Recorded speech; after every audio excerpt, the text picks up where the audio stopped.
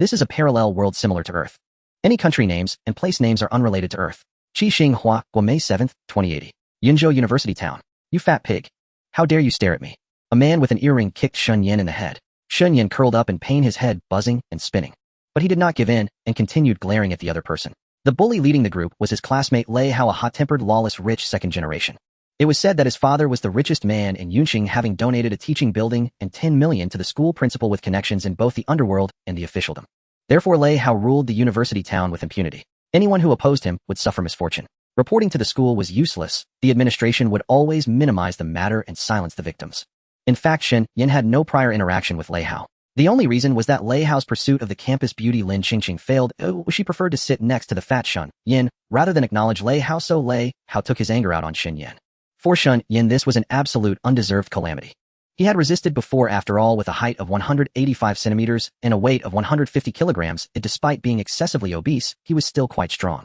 To ordinary people, he was like a human tank. In an unknown fight, two Lei Haos would be no match. However, Lei Hao had a dozen underlings. Outnumbered, Shen Yan was beaten until he lost the ability to fight back. He could not remember how many times this had happened. Whenever Lei Hao was in a bad mood, he would drag Shen Yan to the school restroom and beat him like a human punching bag. Shen Yan was as stubborn as an ox. Every time he was ganged up on, he would fight back desperately until he passed out. Unfortunately, Lei Hao was always protected by his subordinates and came out unscathed. Today he was again insulted by Lei Hao and his underlings, called a fat pig, beaten with fists and feet until he fainted and then locked in a toilet stall. When he regained consciousness, enduring severe pain, he stood up and found the toilet door could not be opened as something was blocking it from outside. It was definitely Lei Hao's doing. As Shen Yan fumbled for his phone, a deafening thunderclap roared as if the whole world was shaking. Immediately after, a strange interface resembling a virtual game appeared before his eyes. Was he hallucinating from the beating? He touched the swollen bump on his head. The intense pain still left him dizzy. Then a strange voice sounded in his ear, announcing to the entire world in the name of a god that the whole world had been transformed into an apocalypse game and 50 of humans would become zombies. The remaining half of the survivors would directly become apocalypse game players, doing their best to survive. Players could avoid zombies, collect food, water, and weapons from various supply points, or obtain loot by hunting zombies. Zombies carried various loot. The stronger the zombie, the richer the loot, ranging from food and water to top-tier equipment and skill books. Then the strange voice told everyone that to celebrate the official start of the game, he was randomly dropping novice gift packs across the country. Limited quantity, first come first served. The novice gift pack could contain various supplies, weapons, and skill books. Shen Yan shook his head, still thinking it was all an illusion. The next moment, a purple orb appeared out of thin air before him. Before he could react, it drilled into his body and vanished. System Fortune smiles. Congratulations, player 369979896, for obtaining the novice grand gift pack. Ding. Player 369979896 has obtained the server-exclusive passive talent skill multiplier of loot drop quantity by 10,000. Player Shen Yan ID 369979896, male, age 20, HP 21100, strength 810, agility 210, intelligence 610, constitution 1010, spirit 410. Talent skill monster loot drop multiplier x10000. Current EXP 0100. You can gain experience by hunting zombies to level up. Just as Shen Yan suspected his head was damaged from the beating and frantically shook his head to dispel the hallucination, screams suddenly erupted outside, one after another. Help! Save me! I don't want to die. Zombies. There are zombies. Get away. Don't come close. My ear. My ear is bitten off. Teacher, help. Zoe has gone crazy. No, don't come near. The miserable sounds were not like hallucinations, mixed with chaotic footsteps, screams of male and female students, and the shouts of a counselor trying to calm students down. A chat window in the lower left corner suddenly appeared with a flood of messages, catching Shen Yan's attention. World channel player 773-933-4457. What the hell? I'm surrounded by zombies. World channel player 1235. Someone tell me this is all an illusion. World channel player 696978. This is not an illusion. Everyone find a safe building to hide and make sure to lock doors and windows. Regional channel player 223-3543. Teachers and students of the business major gather at teaching building No. 3. World channel player 1691699, who got the novice gift pack. What good stuff is inside? World channel player 431115, I got a novice gift pack and got the magic skill water creation. Anyone from Pingzhou, Jiangxing willing to team up? World channel player 431139, I'm also in Pingzhou, Jiangxing. You can create water with magic. Then we won't have water problems. Where can I find you? Regional channel player 369821201, help. Someone save me. Regional channel player 375230303. Zhao Yun, if you see this, please reply. You didn't turn into a zombie, did you? Just as Shen Yan was unable to figure out whether these chat messages were real or illusion, with a splitting headache, a miserable scream suddenly came from the corridor outside the restroom. A male student seemed to be caught by a zombie, and soon the clear sound of chewing flesh and bones could be heard. At the same time, footsteps entered the restroom, moving towards his area. Ugh, a low growl, definitely not the voice of a normal person, very similar to the sounds in zombie movies. The footsteps stopped outside the stall where Shen Yan was, and then came the sound of bang bang, as the door was hit repeatedly, shaking violently. There should be debris piled outside, deliberately placed by Lei Hao and his gang to trap him.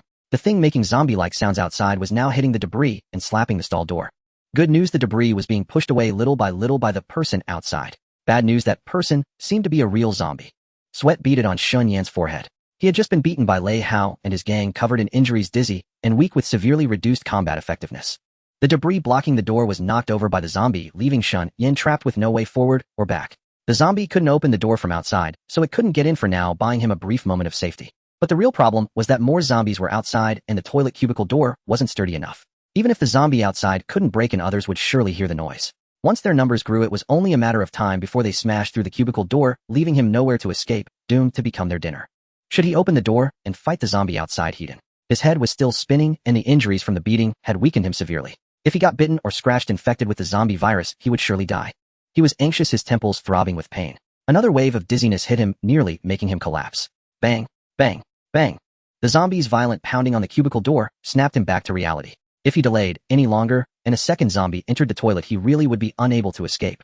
Even though his body was covered in wounds and his head was still dizzy, taking on a zombie alone was risky, but it was still better than waiting to die. Taking a deep breath, Shen Yan mustered his courage. For the sake of survival, he boldly slid open the metal bolt and kicked the door with force. Bam!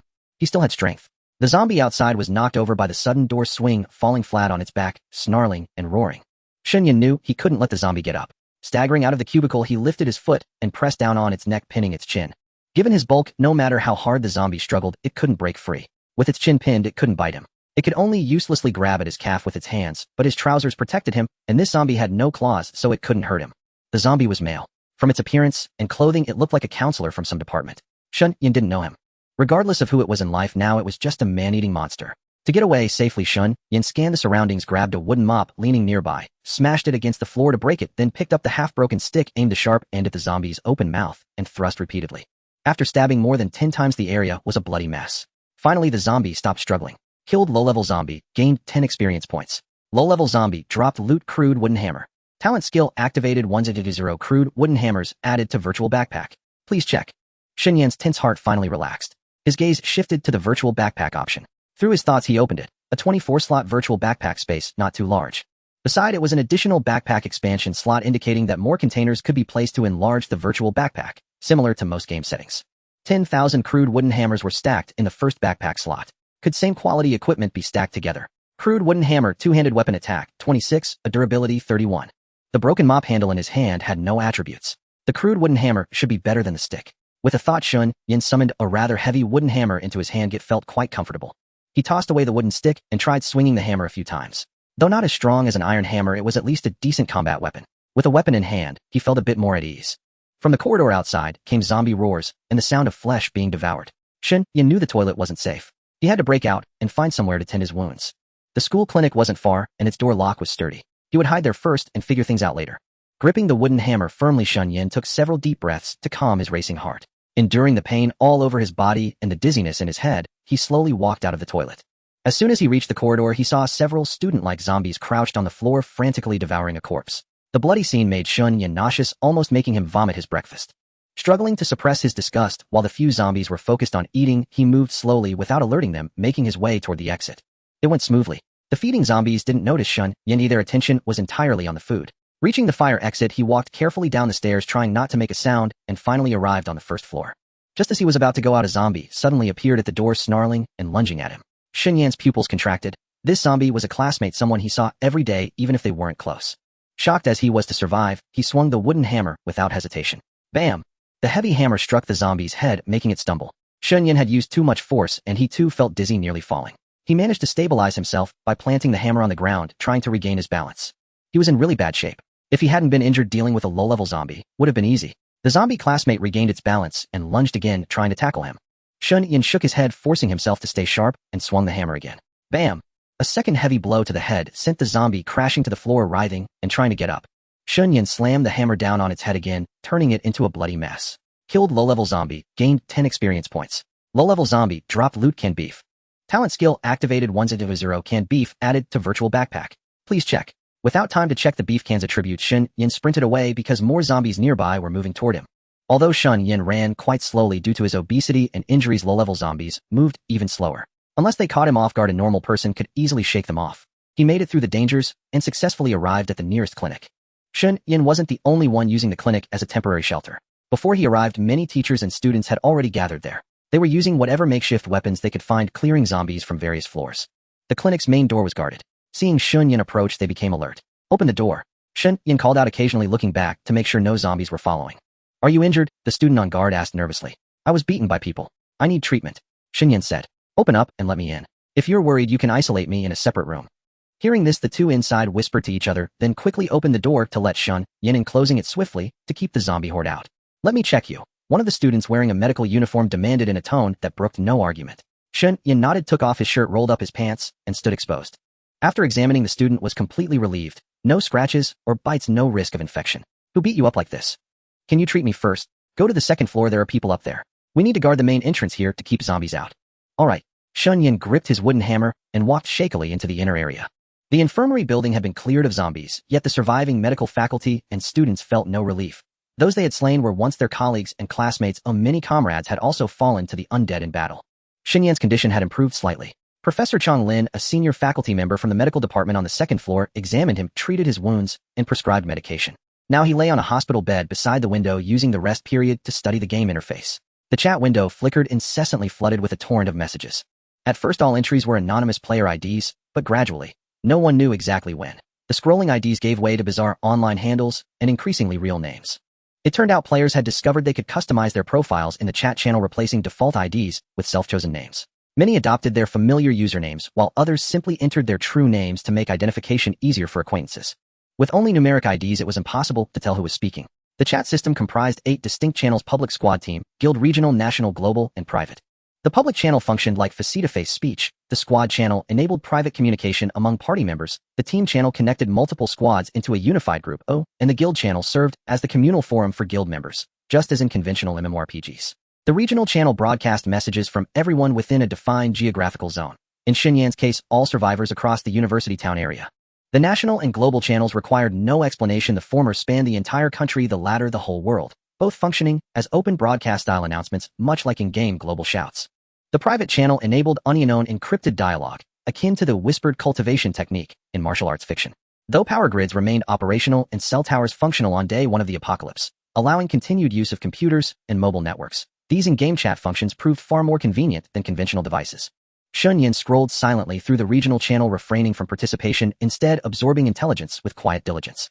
From conversations among surviving faculty and students across University Town, he had pieced together the grim reality. At least 70% of the local population had either turned into zombies or been devoured by them. Fewer than 30% remained alive, scattered across various buildings and hiding. The infirmary where Shen Yan sheltered was one such survivor stronghold. Though some proposed uniting all University Town survivors, the roads between strongholds grew increasingly congested with zombies, and as the sun dipped westward, nightfall loomed. Reluctantly, everyone abandoned the idea of risky expeditions and retreated deeper into their respective refuges. Classmate, a senior medical student, appeared near dinner time. Professor Chong has called a meeting on the 3rd floor. Understood. Shen Yan nodded, rose from his bed, and followed her. All survivors from the infirmary assembled. Professor Chong Lin, revered elder of the medical department, naturally assumed leadership among the gathered faculty and students. Once silence settled, Professor Chong Lin spoke. Friends, I trust you've grasped our dire reality. Though unimaginable, the world has transformed overnight into a survival game. Our very existence now hinges upon unity and collective resolve. We're with you, Professor. Absolutely, we follow your lead. You're the eldest and most esteemed among us. Just tell us what to do. Medical faculty and students voiced their support in unison. Professor Chong Lin nodded gravely. We are one body. If we stand united, no obstacle is insurmountable. First, who among us received a starter pack? Please step forward. Everyone glanced around, curiously scrutinizing their peers. Shen Yan remained impassive, observing quietly. No one received the initial starter pack. Chong Lin asked. I recall 3 beams of light descending upon University Town that day. One landed nearby. Whoever obtained it, please come forward without hesitation. Tell us what your pack contains and how it functions. This knowledge will shape our survival strategy. Does anyone here have a starter pack? A medical student asked aloud. Murmurs rippled through the room. After several minutes passed with no one stepping forward, Chong Lin sighed. It appears the recipient is not among us. I shall contact other safe houses later. They may hold the key. Second, many of you fought zombies today and likely acquired spoils. Beyond medicine, our infirmary suffers critical shortages of food, water, and effective weapons. Please present all items you've obtained. We'll inventory them collectively, then redistribute according to need. Naturally, contributors, faculty, and students alike need not worry. Each item's quality and utility will be recorded and converted into contribution points. Future resource allocation will prioritize those points. Now please, do not hesitate. Lay out everything you've gathered. No sooner had Professor Changlin finished speaking than medical faculty and students complied, instantly retrieving loot from their virtual inventories: loaves of bread, bottled water, biscuits, wooden clubs, iron rods, baseball bats, shields, bracers, helmets, diverse armaments, and armor alike. Students from other departments followed suit, placing their spoils before Changlin. Classmate, what about you? A senior medical student whispered softly beside him. Feeling dozens of eyes turned toward him, Shen Yan produced a wooden mallet and a can of beef. He dared not reveal his unique talent, the 10,000-fold loot multiplier. Lest suspicion ignite unforeseen consequences. Seeing only one weapon and one ration item, no one questioned his contribution. Once the inventory concluded, Changlin exhaled deeply. Our food and water reserves are critically low. Even with strict rationing, we can barely last 2 days. Professor, the cafeteria holds abundant supplies. Someone just announced over the channel that survivors should gather there tonight. A hand shot up. Why not feast well tonight, rest fully, and storm the cafeteria together at dawn? Indeed, we must carry ample medicine and transport essential medical equipment as well. Changlin paused. Does everyone agree? Agreed. Most survivors affirmed enthusiastically. After all, sustenance was paramount. Thirdly, Changlin outlined several additional matters, swiftly reaching consensus. With logistics resolved, rations and water were fairly distributed, and collected weapons assigned to those best suited for combat. Shen Yan raised no objections. He was injured, and avoiding frontline duty was ideal. Moreover, should danger arise, his backpack still held 9,999 wooden mallets. He felt no fear whatsoever. Outside the window, a crimson fog spread, casting the streetlights into an eerie, hellish glow. Within the red mist, the zombies grew even more frenzied, transforming from stumbling corpses into swift, agile beings. No living soul remained on the streets. Survivors hid in buildings, afraid to make a sound. From the intelligence gathered in the global chat, Shen Yan had learned that when the crimson fog first appeared and ordinary humans turned into zombies, they were just as agile. It seemed the fog could make even common zombies terrifyingly formidable. Back then he had been locked in a restroom and hadn't witnessed it firsthand. Only now did he realize this truth. Shen Yan, time to change your bandages. The senior student, pushing a medical cart, brought him back from his reverie. This medical senior, named Liang Yue, was responsible for tending to the wounded. Thank you. To recover quickly, Shen Yan cooperated willingly. Liang Yue changed the bandages with gentle professional care, radiating the brilliance of a medical professional. Yet her face was etched with worry, and she sighed unconsciously. Grateful for her care throughout the day, Shen Yan asked, Senior, why do you sigh? Liang Yu's voice was low. Since the apocalypse began, I haven't been able to contact my parents. I don't know if they're safe. Junior, aren't you worried about your family? Family? Shen Yan shook his head slightly. My mother passed away in an accident while giving birth to me. My father raised me alone. Last July he died of illness. There's no one else. Both your parents are gone. I'm sorry. Liang Yu felt a pang of guilt. How did you cover tuition and living expenses? Scholarships? No, my grades were average, so I never got scholarships. Shen Yan shrugged. My father left me a few million in inheritance, so money wasn't an issue. So you're a rich kid. But now millions in the bank are useless. That's true. As they spoke, they saw Professor Chang posting in the regional channel asking who in the university town had received the beginner's gift pack, what survival items they got, and what spoils the surviving faculty and students had obtained from killing zombies. He urged everyone to share resources, unite to protect all survivors, and await official military rescue. Professor Changlin had considerable prestige in the university town and soon received a response. Regional channel Jiang Yun, Professor, there were 3 beginner gift packs in our university town, and I found one. My item is a pistol called Black Knight, which automatically replenishes 6 bullets daily. Though Shen Yan had never met Jiang Yun, he was familiar with her name. She was the top-ranked campus beauty constantly talked about on the campus network, the dream girl of countless male students. As soon as Jiang Yun spoke, a flood of surviving male and female students chimed in, and the regional channel buzzed with activity. Soon someone named Thunderstorm announced that he had also received a beginner's gift pack. It contained no items, only a skill called 100-fold strength amplification, which could temporarily boost his strength 100 times, making him nearly invincible. With him, no amount of zombies would be a threat. Hearing this, the survivors cheered. With Jiang Yun's Black Knight and Thunderstorm's 100-fold strength amplification, their chances of survival against the zombies increased significantly. Then everyone urged the third recipient of the beginner's gift pack to step forward. Shen Yan remained silent. His ability was indeed powerful. With a 10,000-fold loot multiplier, he could sustain countless people. But the human heart was unpredictable. Without the means to protect himself, revealing his talent to those with ulterior motives could invite immense trouble. After all, not all survivors were good people. If there were malicious individuals among them who knew what they might do to him. He stayed quiet, and after much discussion in the regional channel failed to identify the third person, people began to speculate that the third recipient might have already been devoured by zombies. The next morning sunlight streamed through the window, waking Shen Yan. Outside, the red mist had dissipated, and the zombies had reverted to their stumbling gait. Junior Shen Yan, time to assemble. Liang Yu called softly from outside the door. Chong Lin distributed supplies. After all survivors in the medical building had eaten their fill, the strongest male teachers and students armed themselves, while others packed as many medicines and equipment as possible. Though injured, Shen Yan carried a small pack of medicine and walked with Liang Yu at the rear of the group. Chong Lin led the way, and the team swiftly moved from the medical building toward the cafeteria. Hearing the commotion, nearby zombies converged. The male teachers and students at the front formed a protective formation on both sides, taking down scattered zombies to prevent them from harming their companions. Fortunately, they reached the cafeteria entrance safely. Last night the zombies had roamed the streets without targets, so they had dispersed, and were less concentrated, mostly solitary. Besides their group, survivors from other directions were also emerging. It seemed everyone had the same idea: food was the top priority, and the cafeteria was their greatest hope for survival. Survivors already inside the cafeteria came out to welcome them, guiding everyone in. For now, the survivors in the university town remained relatively united. With Professor Chong Lin and several other respected school leaders taking charge, most faculty and students followed their instructions to survive. Inside the cafeteria, it was quite lively, with a large crowd of survivors bustling about. Junior, where are you going? Liang Yu asked as Shen Yan put down his medicine pack and turned to the right. To the restroom. Shen Yan needed to relieve himself. He walked from the cafeteria hall to the restroom, but as he was about to go, he heard a familiar voice. His expression changed drastically, and he quickly slipped into a stall, locking the door from inside. Brother Hao, your skill is incredible. 100-fold strength boost. One punch can kill a zombie. You're invincible. Exactly. With you around, we have nothing to fear. Too bad Zhang Yang and Xiangzi turned into zombies. Brother Hao, with your power, why listen to those old men? Who in the whole school can stand against you? Except for campus beauty Jiang with her gun, she's a bit dangerous. Who else dares to oppose you? We can trick campus beauty Jiang into giving up her gun. Then with your 100-fold strength and the Black Knight he... Oh, you have a way to get Jiang Yun's Black Knight. Brother Hao, trust me. He'll get that pistol for you. If you can get me the Black Knight, he'll prioritize you for the next top-tier equipment. Thank you, Brother Hao. It was Lei Hao and his lackeys. They had actually survived. From the conversation, it seemed Lei Hao was the one who called himself Lei Bao in the regional channel. Shen Yan's face twisted in shock as he held his breath, making no sound at all. If they discovered he was here, who knew what they might do?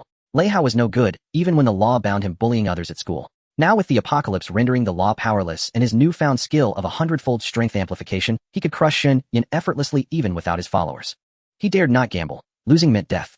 Fortunately, Lei Hao and his men were unaware that Shen Yan was just a step away in the adjacent stall, hearing every word clearly. Brother Hao, Lin Qingqing gave you attitude again. That woman has no idea what's going on. If you ask me now that you're nearly invincible, there's no need to indulge someone so ungrateful. True. I've been too lenient with her. Lei Hao sneered. Who does she think she is, daring to give me dirty looks? Brother Hao, with your power now, you can do whatever you want. Once we trick that campus belle Jiang into giving up her gun, whole dare oppose you. Then everyone will obey you. Not just Lin Qingqing. Jiang and the other beauties will kneel and do your bidding. When that happens, Brother Hao, after you've had your fill, don't forget us brothers. Let us have a taste too. Hee hee. The lackeys snickered lewdly. Don't worry, I won't shortchange you. Lei Hao laughed. Thanks, Brother Hao. Lei Hao and his men, oblivious to anyone else in the restroom, finished their business and left with guffaws. Only after their voices faded completely did Shen Yan emerge. Unshackled by the law, Lei Hao and his lackeys had indeed become more despicable. They dared to target the campus belle, and if they knew he was here, they wouldn't show mercy either. He had to find a way to escape, or he might die at Lei Hao's hands. With his 10,000-fold drop talent, though he was no match for Lei Hao, now gathering enough resources would surely make him stronger. Of course, slinking away without a fight didn't sit well with Shen Yan. So before leaving, he would sabotage Lei Hao's plans and thwart his ambitions. With so many survivors gathered in the cafeteria, Lei Hao couldn't act openly. He'd have to find a chance to lure Jiang Yun's Black Knight away before making his move. Since that was the case, tipping off Jiang Yun about Lei Hao's scheme in advance would ruin his plans. Knowing Lei Hao and his men were here, and that Lei Hao had 100-fold strength amplification, Shen Yan was extremely cautious. He avoided them, staying out of their sight to ensure he wasn't discovered. Luckily, the cafeteria was crowded, and Lei Hao and his lackeys were focused on Jiang Yun, so they didn't notice Shen Yan.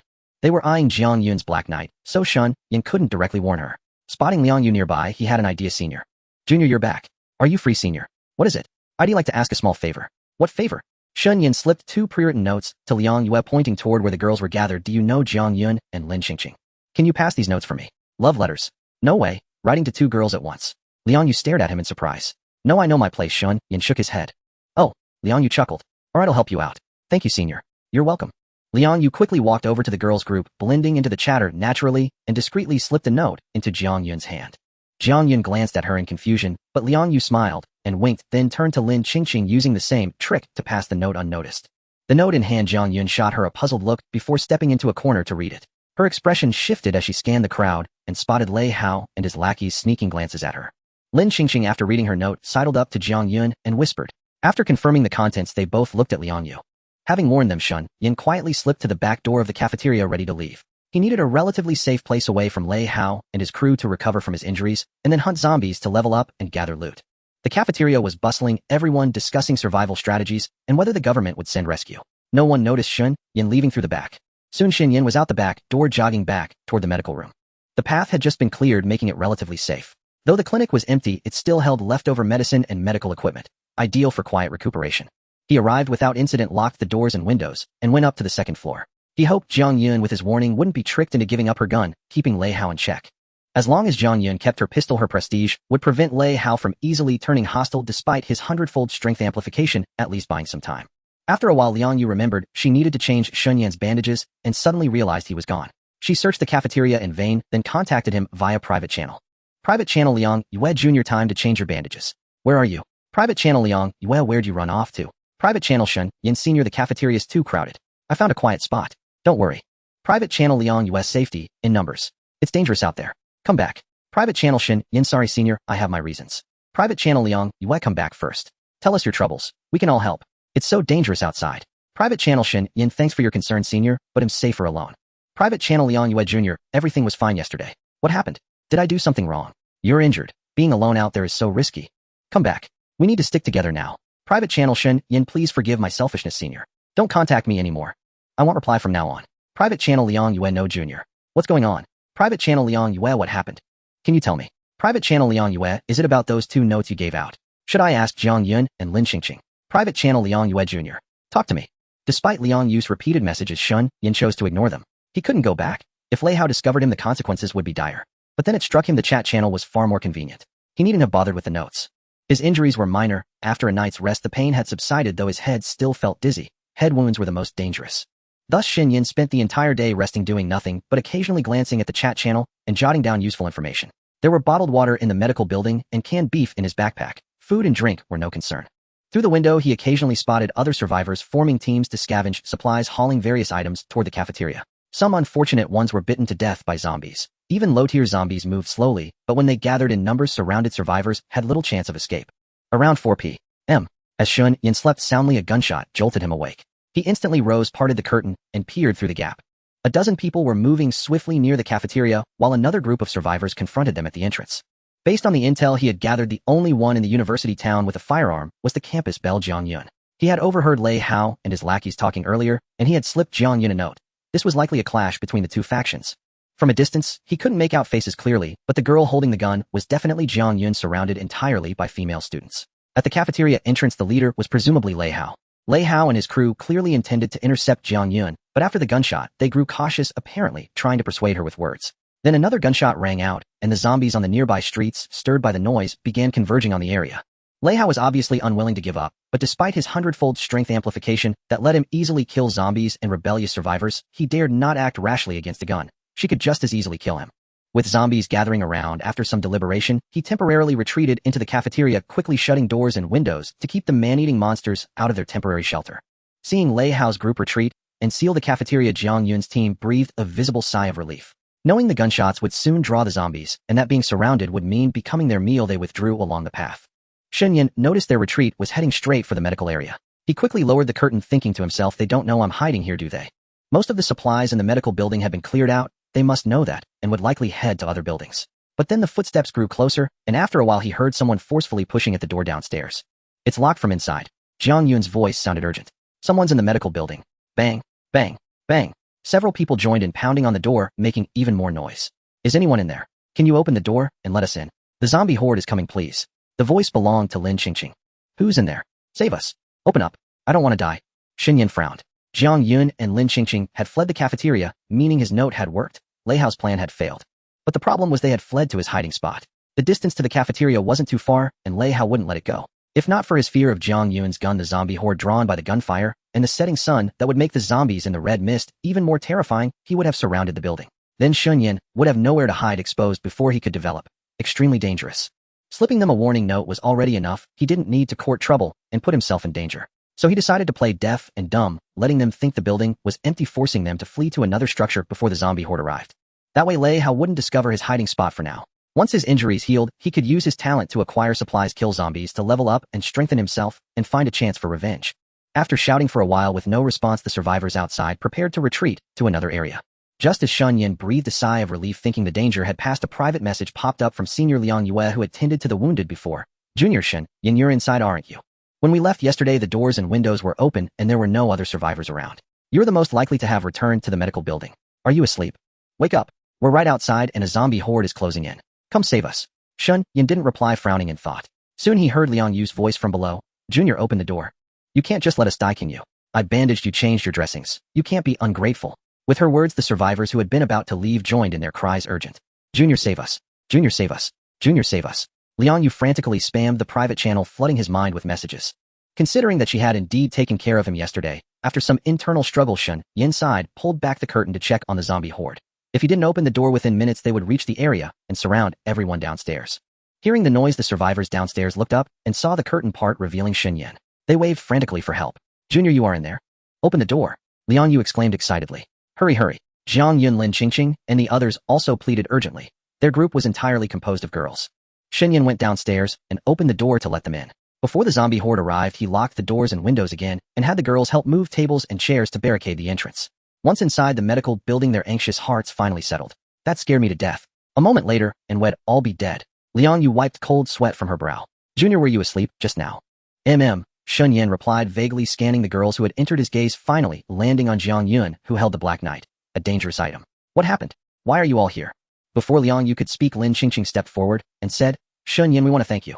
If you hadn't had Senior pass us that note warning us about Lei Hao's scheme, we would have been in deep trouble today. Yes. If you hadn't warned us in advance, my gun might have been tricked away. Without it, Lei Hao's men would have locked us up too. Jiang Yun added. Too. Shen Yan caught the word. So others have been locked up by Lei Hao? That can't be right. You have so many people, and Lei Hao only has a few lackeys. He has a 100-fold strength boost. Many boys wanted to resist, but he threatened them in advance, so to avoid being killed, they ended up aiding him. Now the school leaders and professors are all imprisoned. Without a backbone, the other students have given up resisting. Only we managed to escape. If not for the gun, would have been caught by Lei Hao today too. Jiang Yun sighed. Even before the apocalypse, he abused his family background to do whatever he wanted. Now he's even worse. He wants to turn all the girls into his playthings, making us take turns being his girlfriend. Exactly. Lei Hao is utterly shameless. He's nothing but a beast. I'd say he's worse than a beast. How could someone like him survive? Heaven truly has no eyes. Why didn't he turn into a zombie? Evil truly lingers for 1,000 years. The girls chattered incessantly, united in their condemnation of this despicable man. What are your plans from here? Shen Yan's gaze remained fixed on the Black Knight in Jiang Yun's hand. Though I have a gun, it only generates 6 bullets per day, at most, with a maximum capacity of 6. Whether I use them all or not, the count doesn't increase the next day. Jiang Yun replied. The pistol looks formidable, but it can only fire 6 shots a day. Now Lei Hao has over 100 followers, many of whom are familiar classmates. If he decides to forcefully take it regardless of consequences, once the bullets are spent, him done for. Though I desperately want to rescue the teachers and students he has imprisoned, there's no hope with just a few of us. We can only kill zombies for loot and see if we can enhance our strength, then find an opportunity to deal with Lei Hao later. Since it generates 6 bullets daily, may I inspect the gun's quality? Shen Yan extended his hand. All right. Jiang Yun, innocent as ever, actually handed the gun to Shen Yan. The other girls saw no issue with it. Shen Yan found it rather exasperating. Truly, they were all naive and sweet. Having just experienced Lei Hao's treachery, they still showed no wariness toward him. He took the pistol and examined it closely, and a weapon's information appeared before his eyes. Black Knight, exquisite power 60, range 130 meters, durability 200. Weapon skill, ammo replenishment, automatically replenishes ammunition every 24 hours, maximum capacity 6 rounds. Equipment grades, inferior, common, fine, superior, exquisite, legendary, mythical, a fine piece. This gun can instantly kill low-level zombies and survivors with no need to worry about bullets. 6 rounds replenished daily are more than enough if used sparingly. Alright, give it back. After a moment, Jiang Yun reached out to reclaim the Black Knight. But Shen Yan did not return it. Instead, he stepped back. Senior Jiang Yun, how can you entrust such a crucial weapon to someone so casually? Had I not warned you earlier, this gun would have been swindled by Lei Hao's men. And now you still haven't learned your lesson, handing it over at a single word. With your trusting nature, you'd be counting money for someone who sold you out.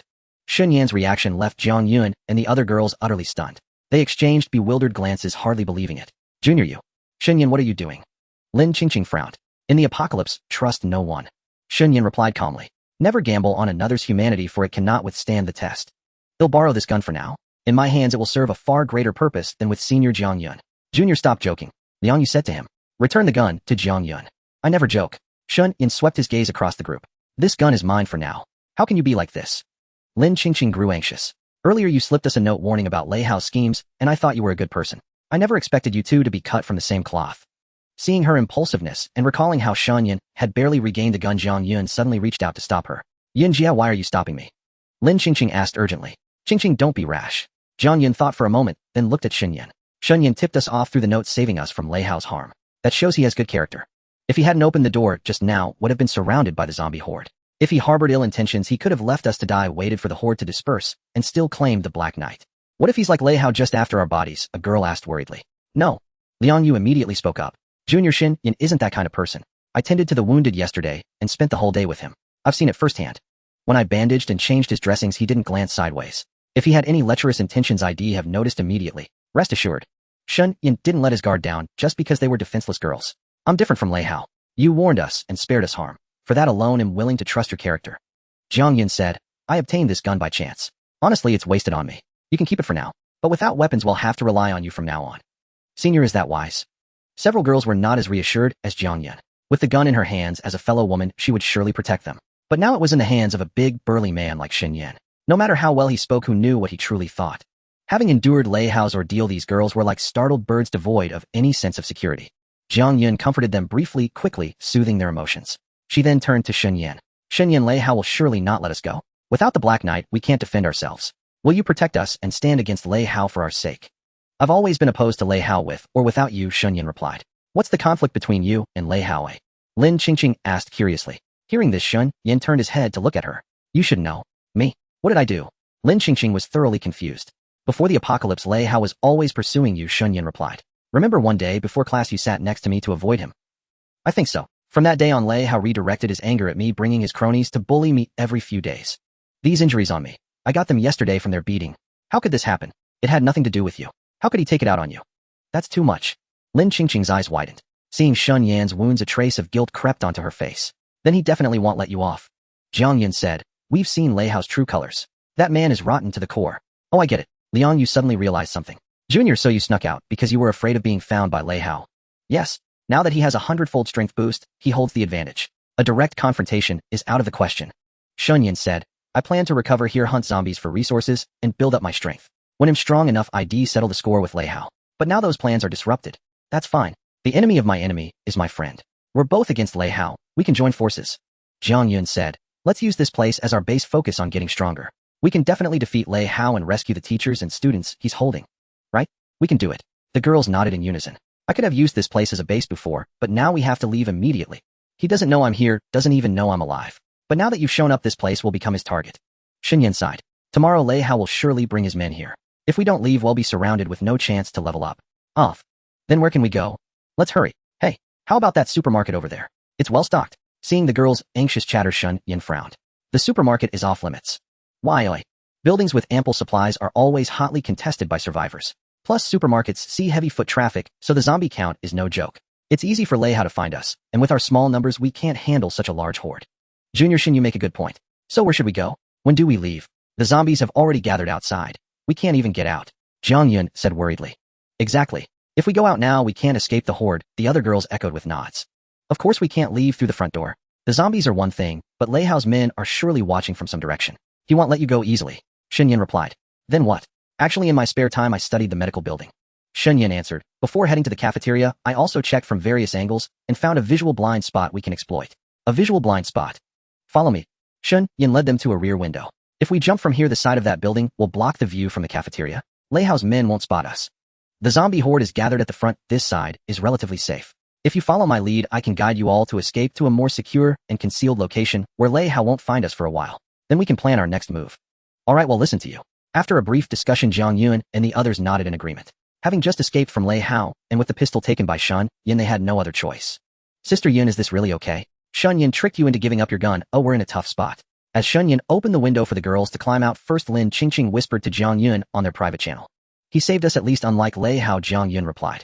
Besides, he's alone. Even if he means harm, with over a dozen of us united, we can turn the tables.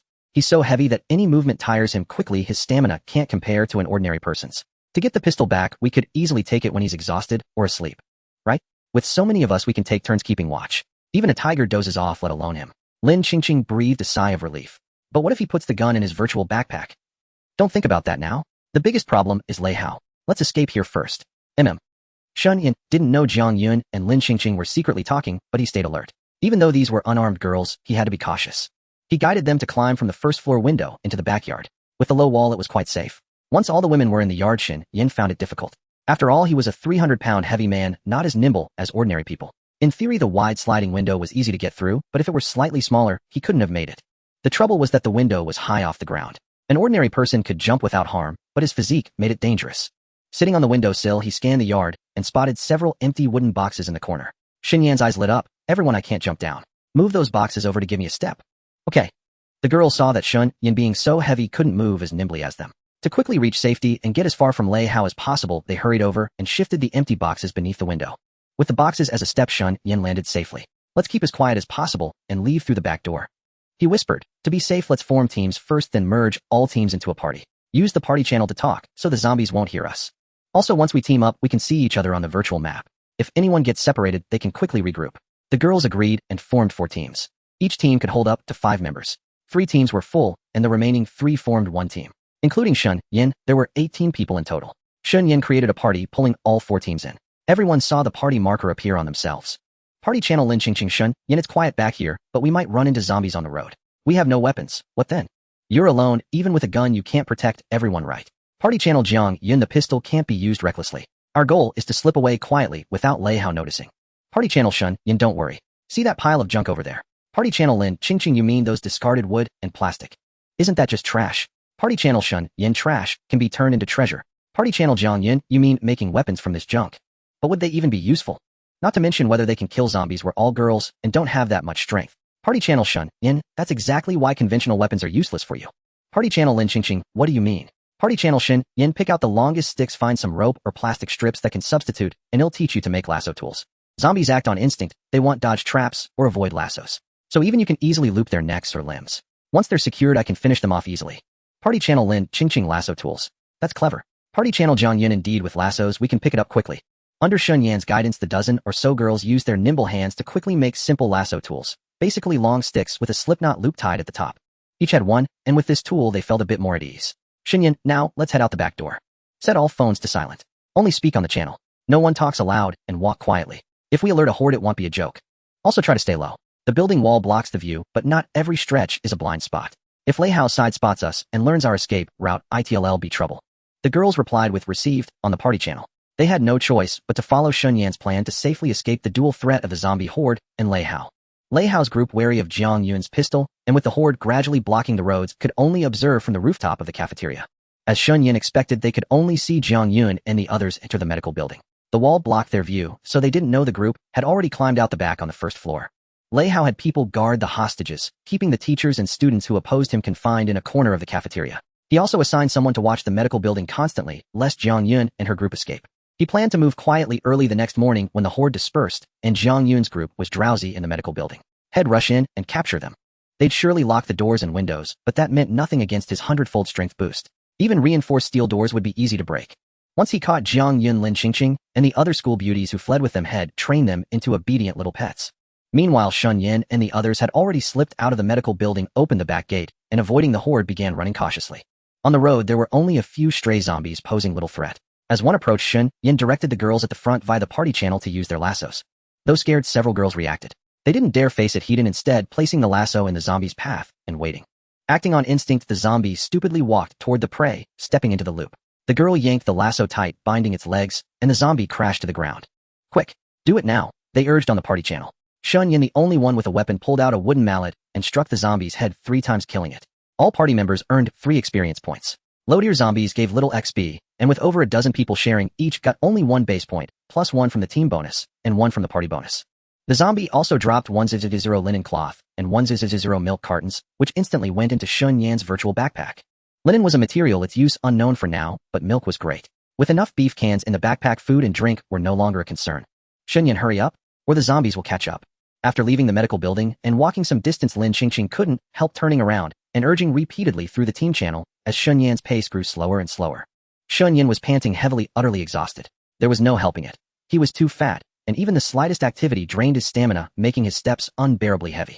It seemed he had to find a way to lose weight, otherwise surviving in this perilous apocalypse would be nearly impossible. Gritting his teeth, he barely managed to keep up with the group, only to encounter 2 more stray zombies ahead, howling as they launched an attack. The girls had grown somewhat accustomed to the situation. Though their movements were still clumsy, they worked together to lasso the 2 zombies, then called out to Shen Yan. Shen Yan stepped forward, swinging his wooden mallet with effort to slay them one by one, granting everyone 6 experience points. The 2 zombies dropped 10,000 dinner knives and 10,000 apples respectively. Though small, the knives were sharp. Tied to long wooden poles, they could be fashioned into makeshift spears, quite effective for killing zombies. As for the apples, they were a fine find too. Eating only canned beef wasn't ideal. Pairing it with fruit provided better nutrition. If only more food would drop, it would be even better. After that, everything went smoothly. They successfully avoided all hordes and wound their way safely to the shelter Shen Yan had chosen, the university auditorium. This venue was used for large events, and when the zombie outbreak struck, the auditorium had been locked, so there were no zombies inside. Though the auditorium had few resources, no food, water, or other daily necessities, it offered enough space for Shen Yan and the others to take refuge. It was also unlikely to be discovered by other survivors, who would naturally prioritize well-stocked places like supermarkets and warehouses.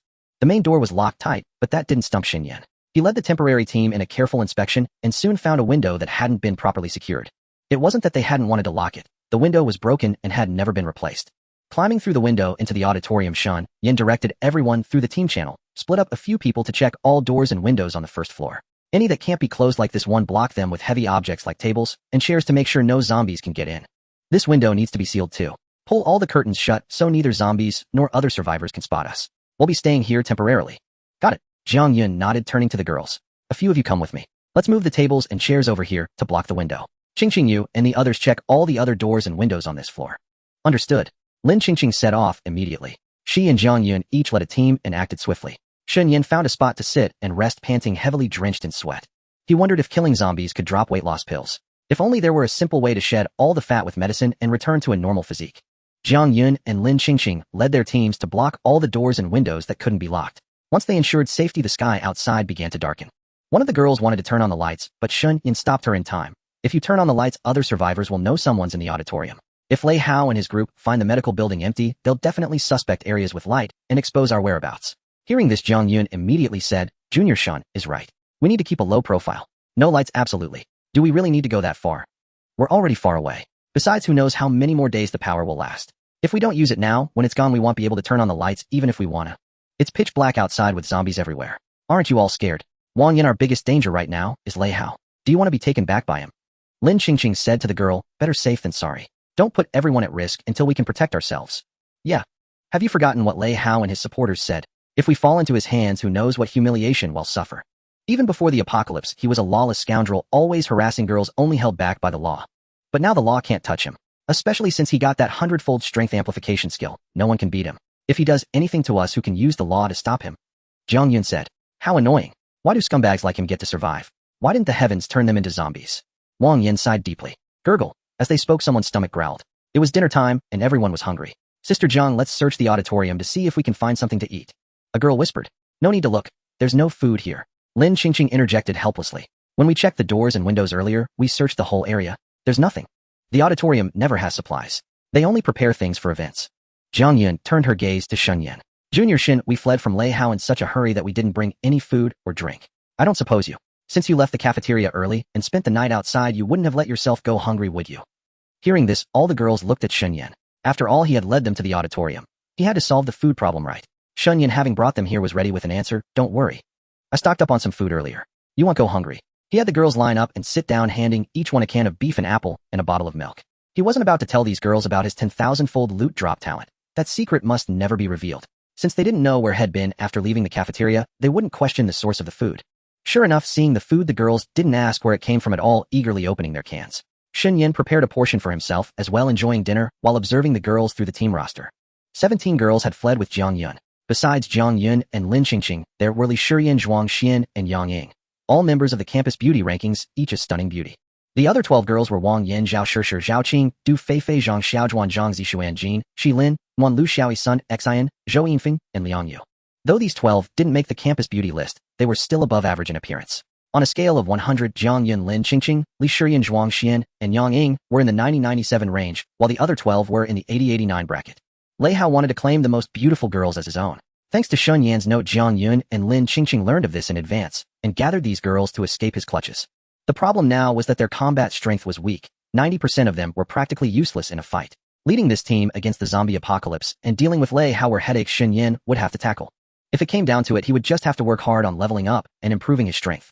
Thankfully, he had the 10,000-fold loot drop talent. If he could get useful items from zombies, even if Lei Hao had 100-fold strength amplification and could kill monsters easily, he might still catch up.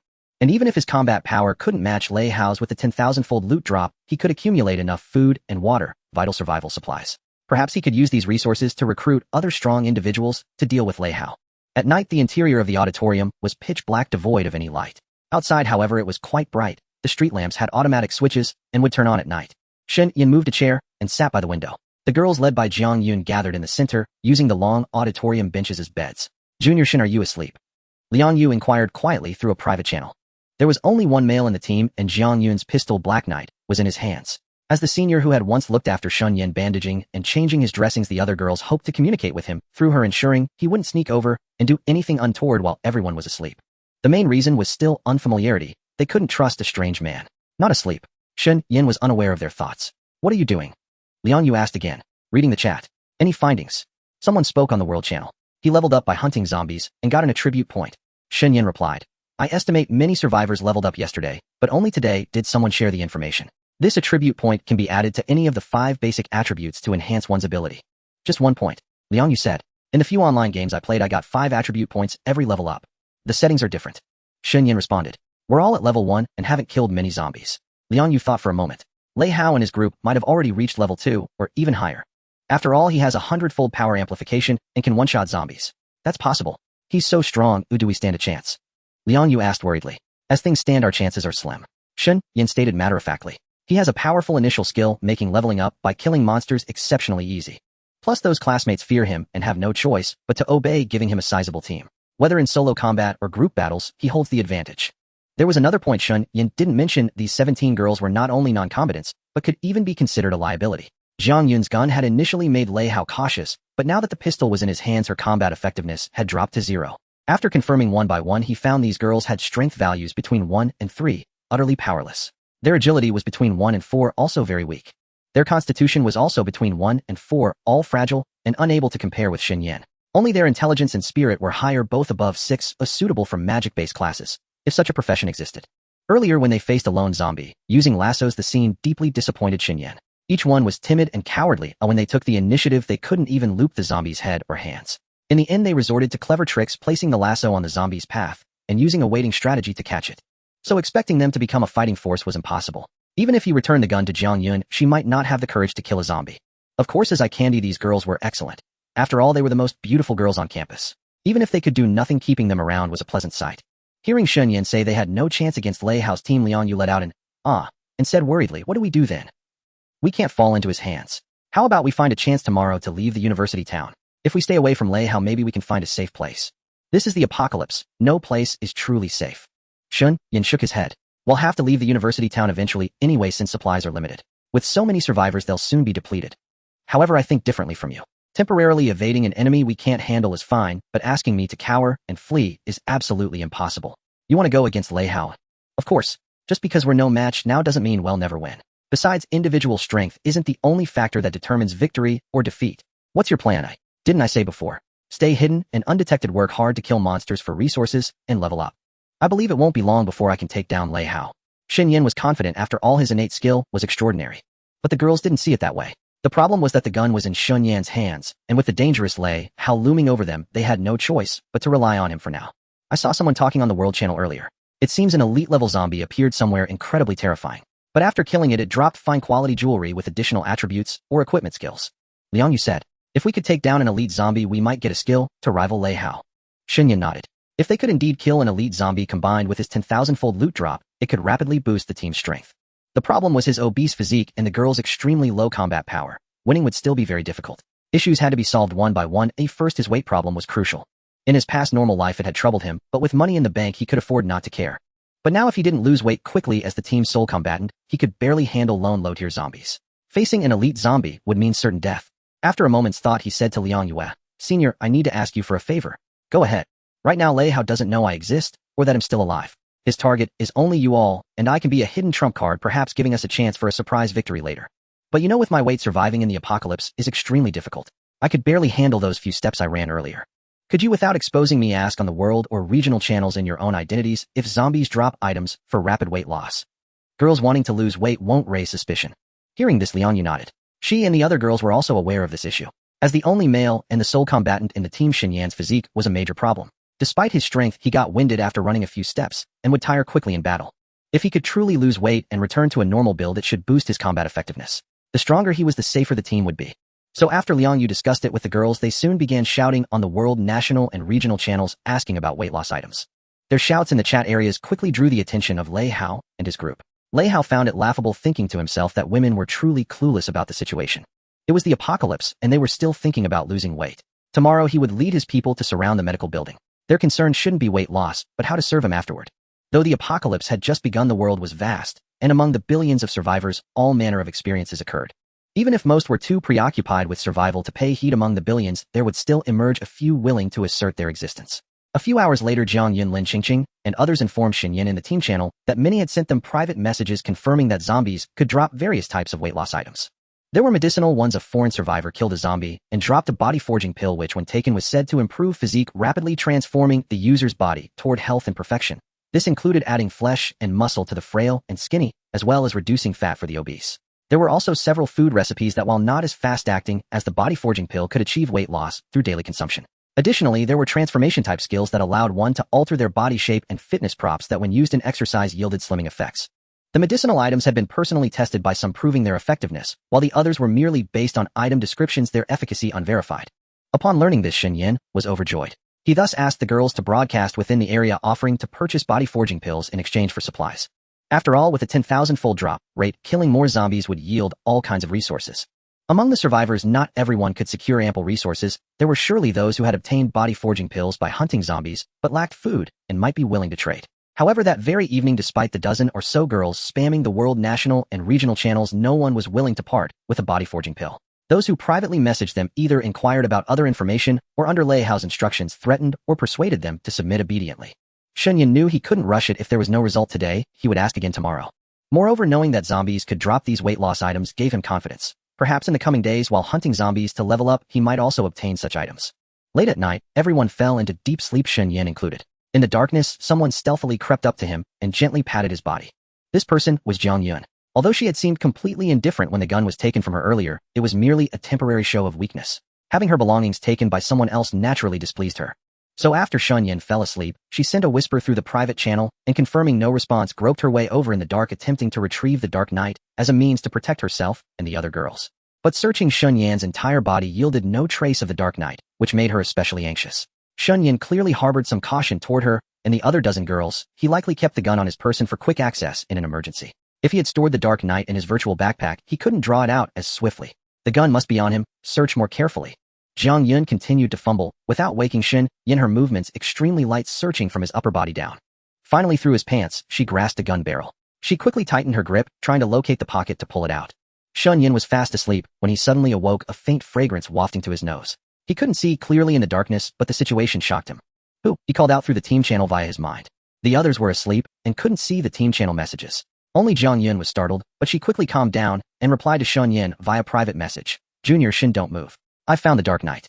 Sorry, it's mine and I can't give it to you. I mean you no harm, I just want my property back. If you act rashly, you'll shoot. Shen Yan's expression turned odd, but in the darkness Jiang Yun couldn't see his speechlessness. Senior, you've got the wrong gun. Trying to trick me again. Jiang Yun didn't believe him. What did you wrap around the Dark Knight? Don't tell me you have another gun besides the Dark Knight. Junior Shen, we share a common enemy. Can we coexist peacefully? He'll take the gun back and promise not to use it against you. Feeling her grip tighten, Shen Yan quickly said, Senior, you really have the wrong gun. Let go. The Dark Knight is in my virtual backpack. Do you think I'm that easy to fool? Jiang Yun frowned. Don't move. It's you who shouldn't move, Shen Yan said, taking the Dark Knight out of his virtual backpack and gently pressing its muzzle against Jiang Yun's head. Feeling the cold muzzle, Jiang Yun's body trembled. The touch on her forehead confirmed instantly that what was pressing against her was a real pistol. The Dark Knight was in Shen Yan's hand. Did he really have a second gun? Had it dropped from a zombie? You really have two pistols? Senior Jiang, let go and go back to sleep. I can pretend nothing happened tonight. No, give me back the Dark Knight, or he'll shoot you with your own gun. Are you sure that gun can shoot people? What is it out of bullets? Don't bluff me. There are plenty of bullets. Hundreds of billions. Hundreds of billions. Jiang Yun suddenly sensed something was off. After a moment's thought, she quickly let go. You. Pervert. Who's the pervert? Explain yourself. Give me back the Dark Knight. Jiang Yun reached up with both hands groping in the dark for the gun in Shen Yan's grasp. What's in my hands is mine. As I said before, what good would this gun do you? Shen Yan said. Do you want me to tear apart all pretense and shoot you? I don't want to kill, especially not a woman, but I won't put myself in danger. If I have no choice even against my will, I'll do anything to survive. Because of the close proximity, Jiang Yun could clearly hear Shen Yan's heartbeat and rapid breathing. In this situation, if she pushed harder, he might actually pull the trigger. Let go now? Go back to sleep. After a moment of inner struggle, Jiang Yun finally relented. Can you promise that after I go back, tonight's events never happened? You want settle scores later. Falling out with you now does me no good. Though you lack combat strength, you share my enemy. I need you to outwardly fool Lei Hao and cooperate with me to eliminate him in secret. Of course, if you insist on mutual destruction, I can change my plans and find another way. I understand. I won't do this again, Jiang Yun replied. Put the gun away, and we'll coexist peacefully and cooperate. That's best. Shen Yan put away the dark night, and Jiang Yun obediently retreated in the dark, returning to her spot among the other girls to sleep. After that, all was peaceful. Early the next morning, the crimson mist dissipated. Lei Hao carefully observed from the top floor of the cafeteria, confirming that the zombie hordes on the surrounding roads had scattered and were not as dense. He immediately gathered his men, leaving a few behind to guard the imprisoned teachers and students, while he led over 30 people out of the cafeteria and advanced swiftly toward the medical building. He hadn't even eaten breakfast, driven by the sole desire to reach his destination as quickly as possible, capture Jiang Yun and the others before they could react, and bring them all back to the shelter. Occasional stray zombies appeared on the road, but Lei Hao was unafraid. He charged forward, activating his 100-fold strength amplification skill and using both fists and feet. These low-tier zombies were utterly powerless against him. A single punch or kick to the head would send them crashing to the ground dead. Hao Gu is amazing. Hao Gu is mighty. Hao Gu is too powerful. The dozens of followers behind him immediately began flattering him, showering him with praise. Lei Hao basked in the adulation, laughing heartily. These zombies are pathetically weak. I can take them out with one punch each. The apocalypse. To me, it's a playground. Exactly. Hao Gu, your skill is incredible. A full minute of 100-fold strength amplification with only a 5-minute cooldown. Even the most powerful enemies would have to submit. We've hit the jackpot following you. We've leveled up to 3 so fast, these zombies are no match for us. Stick with me, and you'll only reap the benefits. I remember everyone who's loyal to me. Let's hurry up. Don't keep the ladies waiting. Yes, sir. They soon arrived at the medical building. Lei Hao made a gesture signaling everyone to be silent, and deployed some men to the rear to ensure no one inside could slip away unnoticed. Then he stepped forward himself, activated his skill for 100-fold strength amplification, and brutally smashed open the door, barging into the building. He and his underlings searched every floor, but found nothing. There was no trace of Jiang Yun, Lin Qingqing, or any of the other girls. Having been full of smug anticipation, already imagining how he would train them after bringing them back, Lei Hao was enraged to find his targets gone without a trace. Not a single woman, not even a mosquito was to be found. He grabbed a subordinate by the collar. Where are they? Didn't you say they went into the medical building and couldn't possibly escape?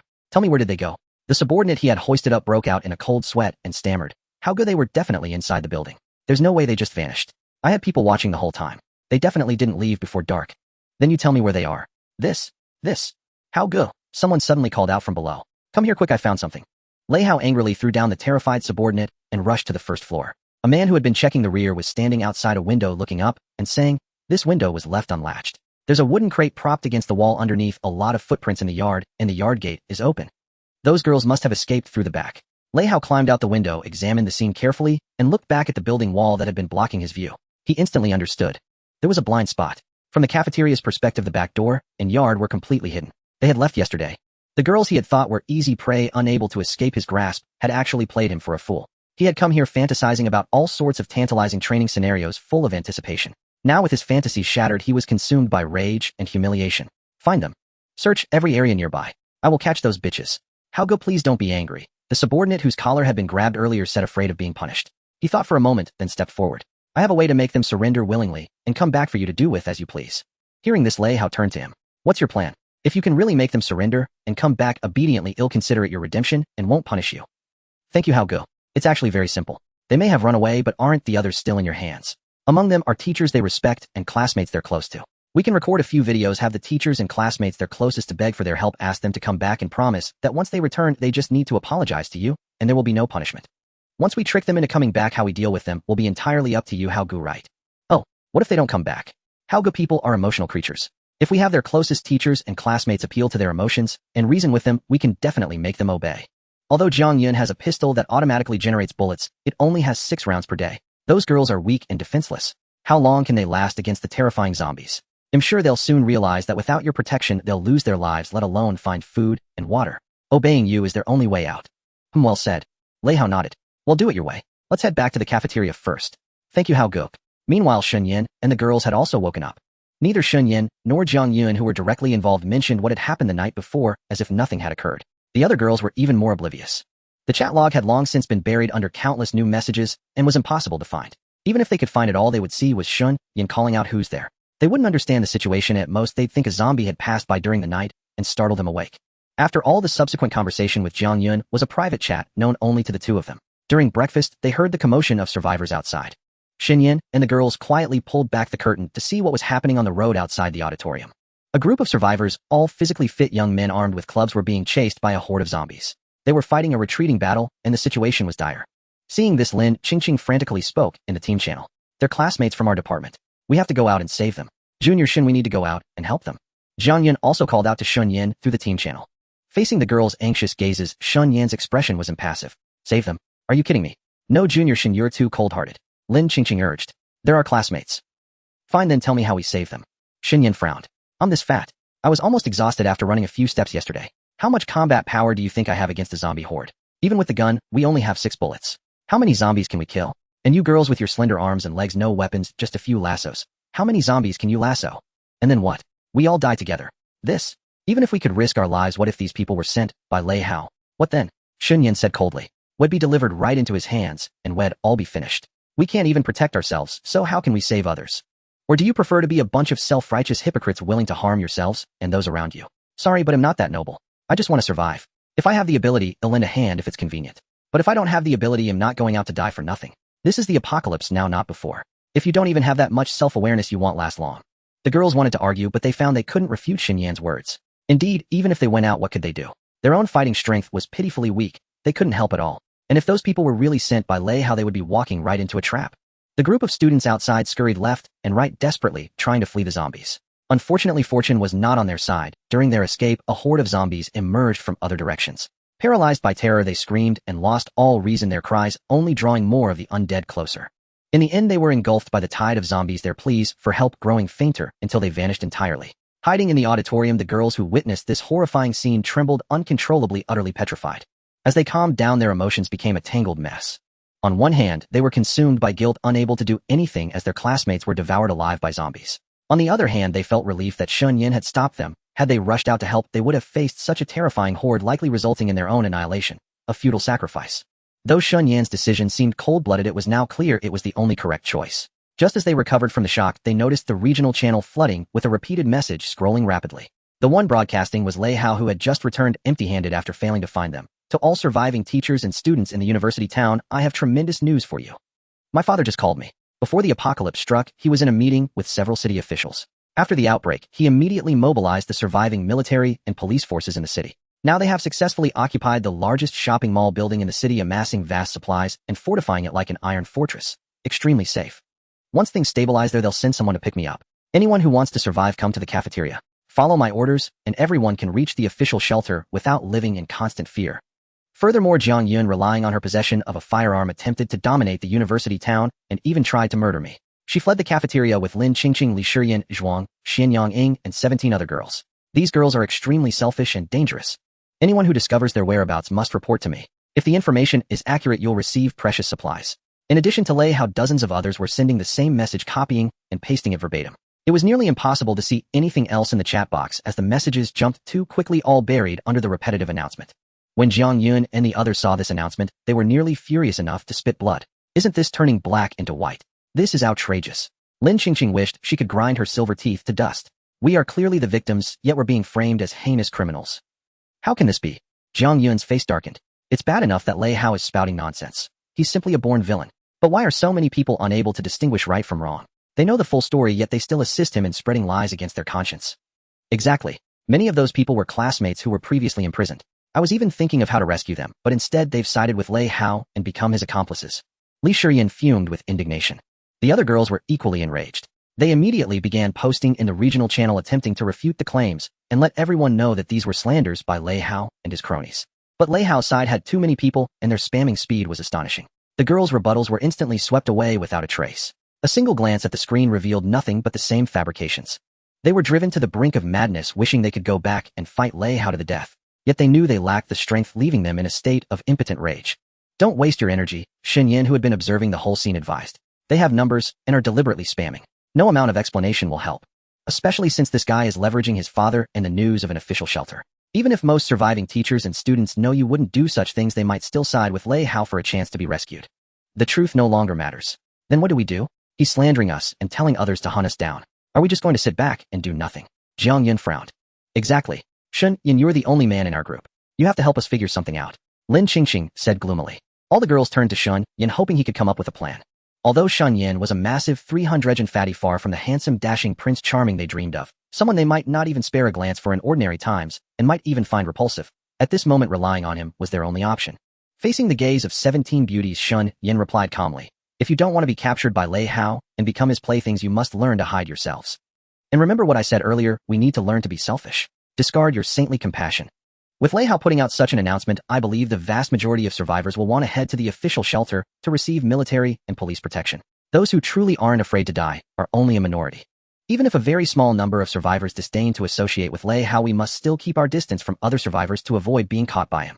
From now on, no matter what happens, don't tell anyone our location or any other important information, even if it's your closest friend or bestie, because you never know under what circumstances they're sending you that message. If they're being threatened by Lei Hao and forced to deceive you once you reveal the temporary shelter's location, everyone will be doomed. But if our good friends or besties are truly being threatened by Lei Hao and their lives are in danger, and if we don't tell the truth, they'll die. Zhang Xiaowan couldn't help interjecting. Which is more important, your bestie's life or the lives of the 18 people here? Shen Yan asked in a deep voice. Besides, no matter how evil Lei Hao is, if he wants all survivors under his control, he won't easily kill those who are compliant and obedient. Otherwise, he won't be able to win over the others. Instead of worrying about others, think about how to protect yourselves without revealing your whereabouts. If any one of you does something foolish, leave immediately to avoid being implicated. You're right. Jiang Yan pondered for a moment and nodded. With Lei Hao stirring things up like this, most of the cowardly teachers and students who see us will likely report us to him in exchange for a chance to go to the official shelter. So we have to avoid all survivors and rely only on ourselves. Lin Qingqing said worriedly. But if that's the case, Lei Hao's power will only grow stronger. How can we possibly stand against him alone? Exactly. What should we do? The dozen or so girls all panicked, chattering noisily in the group channel. After a moment of thought, Shen Yan said to them, given the current situation, we can only hide in the auditorium, try not to be discovered by other survivors, and minimize our outings. But with so many of us, do we have enough food and water? Jiang Yan asked anxiously. Also, if other survivors help Lei Hao search the university town, how long can we hide in the auditorium? Surely someone will pass by here and notice that the doors and windows are all blocked. Therefore, we need to seize the time to enhance our strength to turn the tables on Lei Hao before we are discovered, or to temporarily avoid the spotlight and move to a safer place that is less likely to be found. Shen Yan told them, time is of the essence, we cannot sit idly by.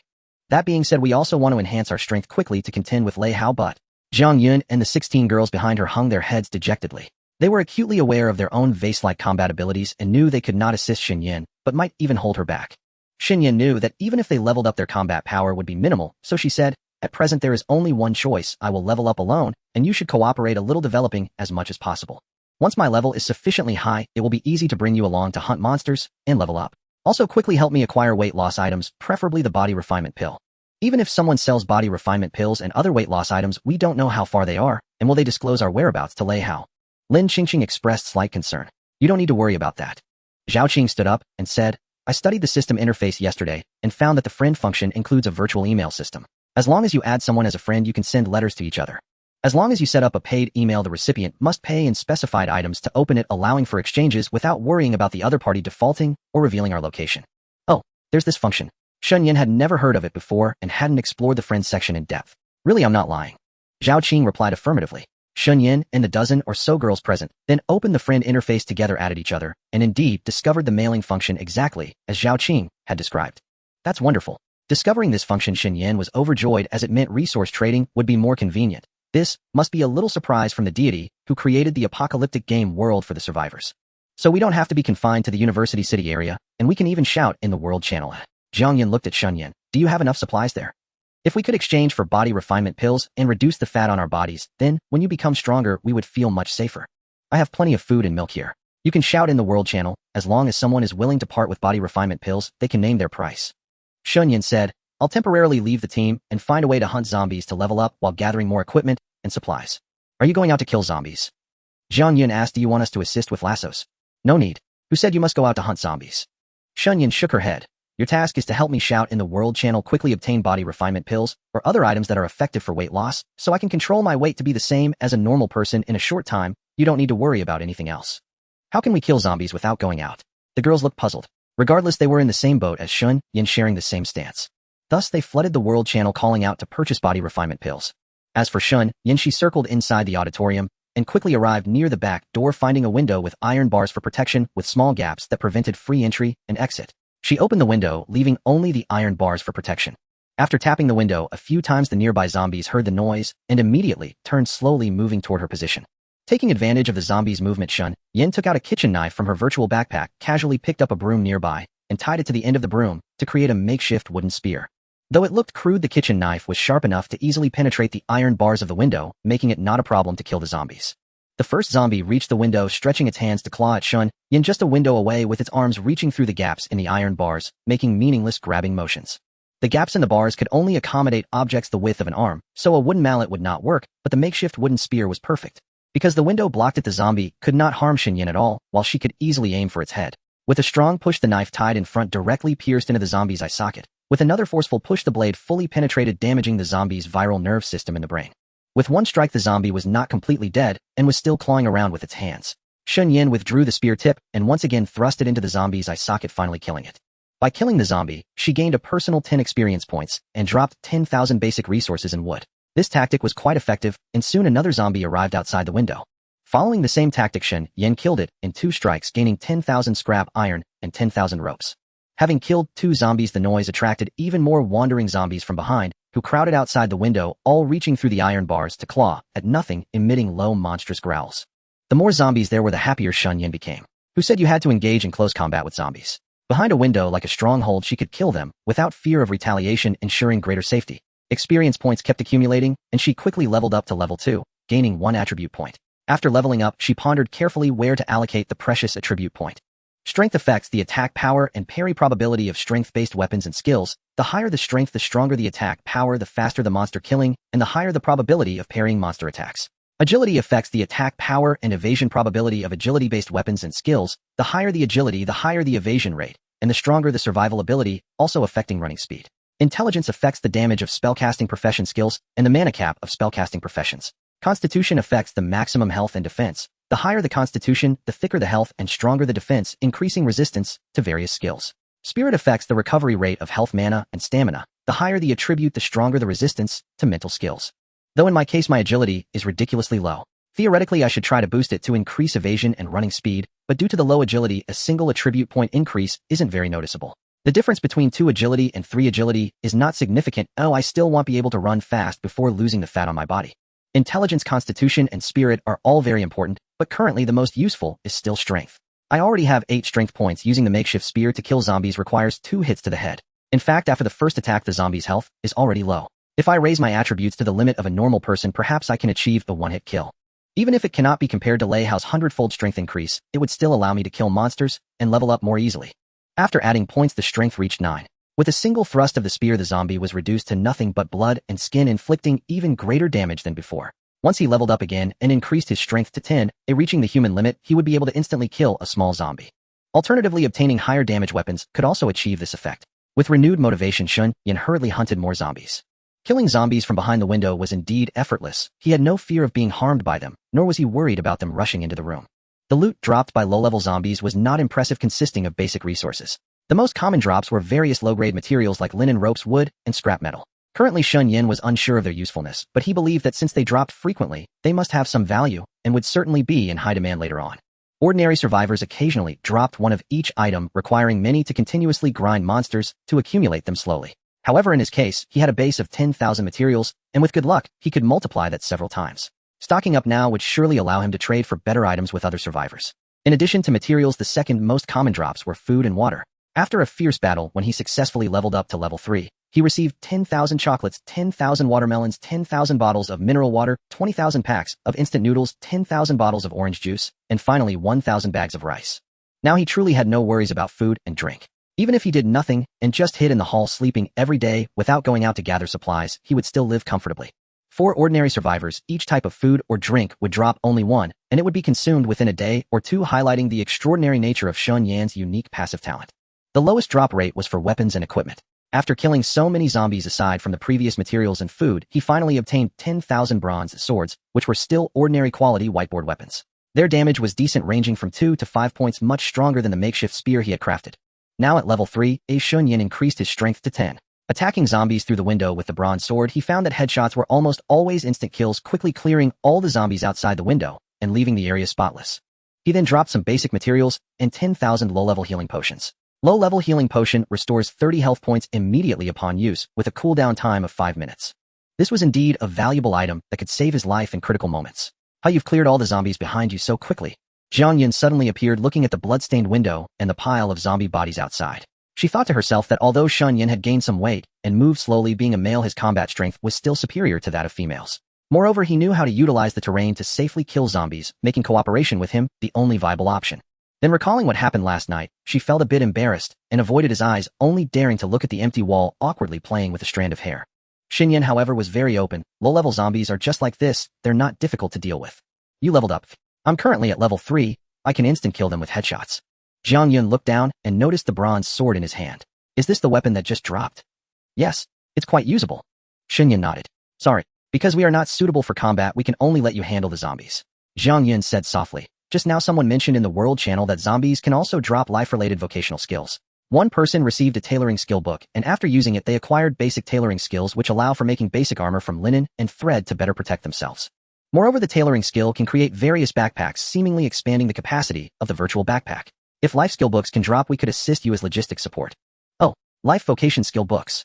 Shen Yan was very interested as his virtual backpack was already filled with many raw materials and other loot. The backpack space was tight, and if he did not find a way to expand it soon, he would have to discard some items.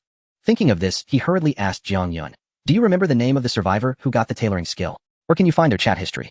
His name is easy to remember, it's 3 meters of sunshine in the north. Jiang Yun replied, why? Are you interested in this person? I'm interested in the extra backpack. Shen Yan immediately opened the social function and input that name in the add friend option with his thoughts, then applied to add them as a friend. The other party did not respond. They were likely too busy with private messages to reply to Shen Yan for now. After all, when the World Channel broadcasts, billions of people can see it. Shen Yan was not the only one interested in them. Many were likely thinking about how to expand their backpack space. You killed dozens of zombies. Did you drop any special loot like items to deal with Lei Hao? Jiang Yun asked softly, as dealing with Lei Hao was the top priority. She hoped Shen Yan could obtain powerful loot to resolve that bad seed. These are all low-level zombies. The probability of dropping high-quality items is minimal. Shen Yan shook his head. This bronze sword is currently the only weapon that has dropped, and it's still a whiteboard one.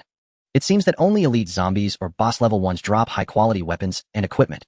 Jiang Yun pondered. Previously, there was a government official in the World Channel who announced that their troops had struggled to kill a large zombie boss, dropping many high-quality equipment and skill books. They called on all survivors to fight bravely, and took the initiative to collect the coordinates of elite and boss zombies wanting to obtain high-quality items, which can only be achieved by challenging them. Not necessarily. What do you mean? Hearing him say this, Jiang Yun asked in confusion. In addition to hunting elite and boss-level zombies, we can also exchange materials with others.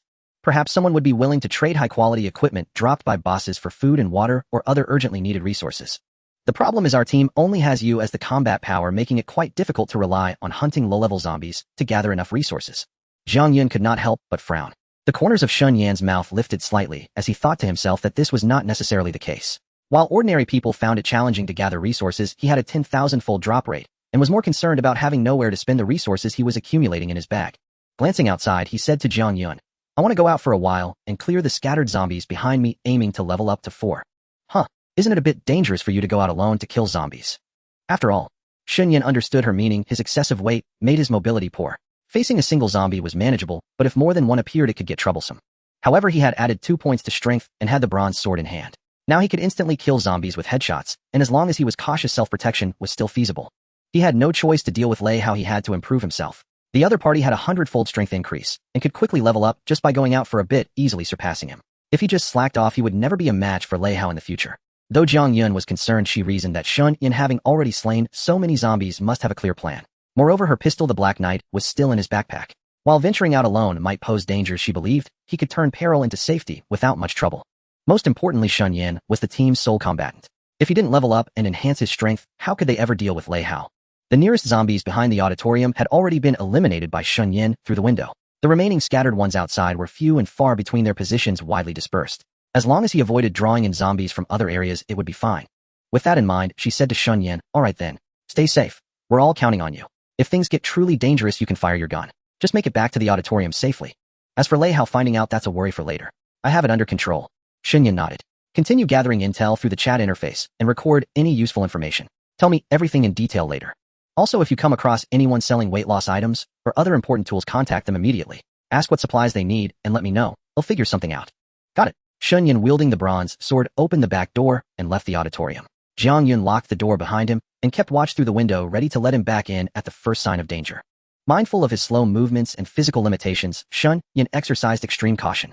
Before engaging, he carefully surveyed the zombie distribution, mapped out the safest combat route, and ensured each encounter would be unknown, avoiding the peril of fighting two or more enemies at once. He first targeted a lone zombie with no companions nearby, creeping toward it cautiously. Once within a certain range, the isolated zombie spotted him and shambled forward. Shen Yan stepped forward to meet it, launching the attack by swinging the bronze sword directly at its head. With a sound like a watermelon splitting open, the sharp bronze blade, empowered by Shen Yan's formidable strength, cleaved the zombie's skull in two. Half the head tumbled to the ground. The zombie died instantly, granting him 10 experience points. The spoils were 10,000 iron nails, yet another basic material. Seeing Shen Yan dispatch the zombie so effortlessly, Jiang Yun's anxiety eased slightly, though she kept her eyes fixed outside, ready to alert him via private message at the slightest disturbance. With sound tactics, Shen Yan safely eliminated several more zombies and slipped into a small room with an open door nearby. Unable to see him inside the building, Jiang Yun grew worried and quickly messaged him. Why did you go inside? What if there are zombies in there and more come to block the door? That's dangerous. Shen Yan replied promptly. Don't worry, I checked. There are no zombies inside. I spotted some supplies here. They'll pack them up and bring them back. Supplies? Yeah, quite a bit of food and water. Might be a temporary storage. With these we won't have to worry about eating and drinking. Shen Yan answered. In truth, the room was empty. He said this to rationalize the multiplied supplies from his loot-doubling talent, without revealing it, avoiding suspicion when the girls later enjoyed the food. Jiang Yun, convinced by his story, was delighted at the prospect of ample food and water freeing them from want. After all, eating canned beef every meal was truly tiresome. After spending some time in the room to legitimize the supplies, Shen Yan emerged to continue hunting lone zombies. Through his efforts, he successfully reached level 4. After careful consideration, his strength and physique were already at human limits. While he could push beyond, it wasn't immediately useful. Intelligence and spirit were also off the table for now. His only weakness was agility, which he needed to address.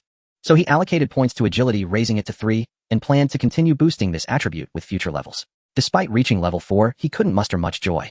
Lei Hao and his lackeys were constantly boasting in the regional chat, flaunting their power. Leading a team to farm zombies, Lei Hao had far outpaced Shen Yan, already at level 7. Lei Hao's team leveled up together. His underlings contributed little, relying on his 100-fold strength boost to dominate. Compared to Shen Yan, he was indeed far stronger. Who could compete with such an overpowered combat skill from the start? Lei Hao's underlings were also around level 7, highlighting a stark power gap. Even with Shen Yan's best efforts, catching up seemed unlikely. He wanted to kill a few more lone zombies to at least reach level 5. But his initial virtual backpack was full with no empty slots. Any more loot would have no place to go. A few items here and there could be managed by discarding low-value ones. However, Shen Yan had tens of thousands of each item stacked up. Even the most basic materials would be painful to abandon in such quantities. Additionally, the girls called out to him through the team chat, saying they'd received a video from Lei Hao and couldn't decide what to do. They hoped he'd return to discuss it. Back at the auditorium, the girls showed him the video that had been sent to their phones. The power and network were still up, and Lei Hao was using this method to pressure them. Because of Shen Yan, the girls had ignored all of Lei Hao's calls in the chat, choosing to disregard him entirely. So Lei Hao escalated, filming a video of him beating the imprisoned teachers and students, showing the girls their suffering. He claimed it was their fault, and that if they remained obstinate, their most respected teachers and close friends would face even harsher punishment. He urged Jiang Yun and the others to return to the cafeteria and apologize. Though Shen Yan had told them to be selfish and protect themselves first, seeing their beloved teachers and best friends brutalized by the wicked Lei Hao filled the girls with guilt and confusion. Thus, they turned to Shen Yan for help, hoping the team's only man could offer guidance. This was Lei Hao's open scheme, exploiting the girls' fragile hearts, making them feel guilty, and using moral blackmail to achieve his ends. Upon returning, Shen Yan confiscated all the girls' phones and declared, "In this team, you have no autonomy. I make all the decisions. There's no need to keep your phones. Soon the power and network will fail, and the chat system will be our only means of communication. The suffering of your most respected teachers and closest friends is all Lei Hao's doing. There's no need to blame yourselves. Even if you went over there, you couldn't save them. Lei Hao won't become kind because you yield. He'll only grow worse. In the end, you'd harm not only yourselves, but also those teachers, students, and me who'd be dragged into it. Now I'm the one imprisoning and controlling you. Blame either Lei Hao or me." The girls understood that Shen Yan wasn't truly trying to trouble them. Rather, he was easing their burden, reducing their guilt and self-blame. Forced to abandon the rescue of other teachers and students, they shifted the responsibility onto him. Some girls who had harbored disdain for his fat pig physique now felt a glimmer of gratitude and appreciation toward him. "Brother Hao, it's been hours, and they haven't responded at all." One of Lei Hao's underlings finally lost his patience. "Are these women truly this heartless?" Those professors always treated them, while giving them as campus beauties, all sorts of privileges. Yet they watched them get beaten without lifting a finger, and now they won't even help their closest friends. That's not right. From what I know of Jiang Yun, she's not that selfish. If her respected professors and good friends were in danger, she would have rushed over immediately. A bystander frowned. Lin Qingqing has a kind heart. She'd step in if she saw someone bullying a small animal. How could she watch her own instructors and best friends get beaten like this and not respond for hours? This is off. Yeah, impossible. In my opinion, they've always been selfish. Their good image was just an act of persona. Lei Hao's men buzzed with discussion, convinced that Jiang Yun and the others' images had crumbled. Everything they thought was beautiful and kind about them was a lie. He had expected to seize control of Jiang Yun and her group, forcing them to surrender obediently. But seeing them remain unmoved by the video, Lei Hao was both surprised and furious at his failed plan. I underestimated them. Indeed, every man for himself. Brother Hao, we've already broadcasted to all the survivors in the university city. Anyone who spots Jiang Yun and her group will report to you. They can't escape. A nearby underling said, since they've abandoned their professors and friends, we can spread the word, expose their hypocritical and selfish true faces. Then more people will be willing to report them. Lei Hao nodded in agreement. Do it. Make sure every survivor in the university city knows their true nature. Also have our people search thoroughly when they go out. Don't miss a single clue. We must find them before we evacuate the university city. Yes. Back in the auditorium with Shen Yan confiscating their phones and explaining the situation, he also provided them with an excuse. Although the girls felt guilty about the professor's classmates and even best friends being beaten and punished by Lei Hao in the video, they knew that obeying him wouldn't save anyone, only trap themselves in a hopeless situation. Now they had no choice but to follow Shen Yan's advice. It was the only way to protect themselves, and perhaps once his strength grew they might have a chance to rescue the captives. Lei Hao was a born villain, committing atrocities both before and after the apocalypse. But he probably wouldn't cross the line and kill the professors and imprison classmates. After all, he was only using these people to threaten them, trying to force their submission and turn them into his slaves. If he realized these hostages were useless, he would eventually give up. Killing respected professors and imprisoned classmates wouldn't achieve his goal. It would only cause panic in the cafeteria shelter and frighten the survivors who had joined him. As Shen Yan said, doing nothing and not responding at all was the true way to save the professors and classmates in the video. Even though they remained silent, they still monitored all the messages on the regional channel. Soon they saw Lei Hao and his men flooding it, spreading the story to all survivors in the university city, slandering their character. The girls tried to deny it in the regional channel, but the opposition had too many people flooding the chat. Their messages were quickly buried, leaving only Lei Hao's narrative visible. They were helpless. Meanwhile, Lei Hao kept shouting through the regional and private chat channels, urging Jiang Yun and the others to give up and obey, saying they couldn't escape and should just admit defeat. The girls were furious. They knew all too well the consequences of submitting to Lei Hao. How could they ever bow down? Shen Yan told them not to waste time on meaningless verbal battles, but to focus on buying body-tempering pills and other useful items. During this time, many people privately messaged them offering to trade body-tempering pills and other goods, but only if they met at a specific location. Shen Yan saw through it immediately and told them to refuse. Anyone insisting on a face-to-face transaction was definitely one of Lei Hao's men trying to lure them into a trap. Since adding a friend allowed them to mail items directly and exchange supplies through letters, it was far more convenient. There was no need for a more troublesome meeting.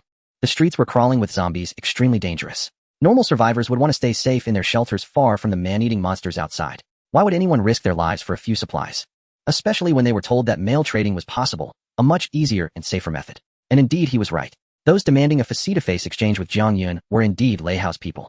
With one plan foiled, Lei Hao saw Jiang Yun and the others persistently calling out to buy body-tempering pills and other supplies. So he threatened some newly arrived classmates from the cafeteria to trick Jiang Yun, Lin Qingqing, and the others. Unexpectedly, their vigilance was so high that they wouldn't take the bait, insisting on mail exchange. Thus, Lei Hao's plan was ruined. It seemed these women were not only beautiful, but also clever, completely different from the impression he had of them. At that moment, the beautiful women received good news. There was still no news about the body-tempering pills, but the survivor, who had learned tailoring, finally replied.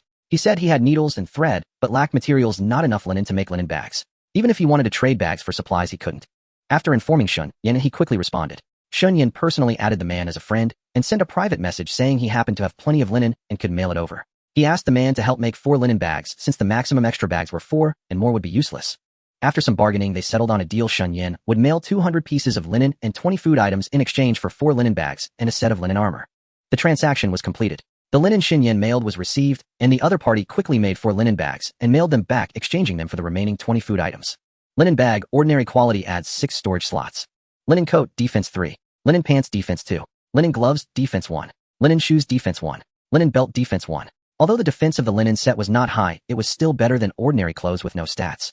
The 4 linen bags added a total of 24 virtual backpack slots, doubling Shen Yan's storage space. But he was not satisfied. With the 10,000-fold drop rate, this storage space would soon be insufficient. He needed containers of higher quality. After lunch, he had intended to continue clearing the nearby straggling zombies to see if he could level up to 5. Unexpectedly, a massive horde of corpses suddenly appeared and halted near the auditorium.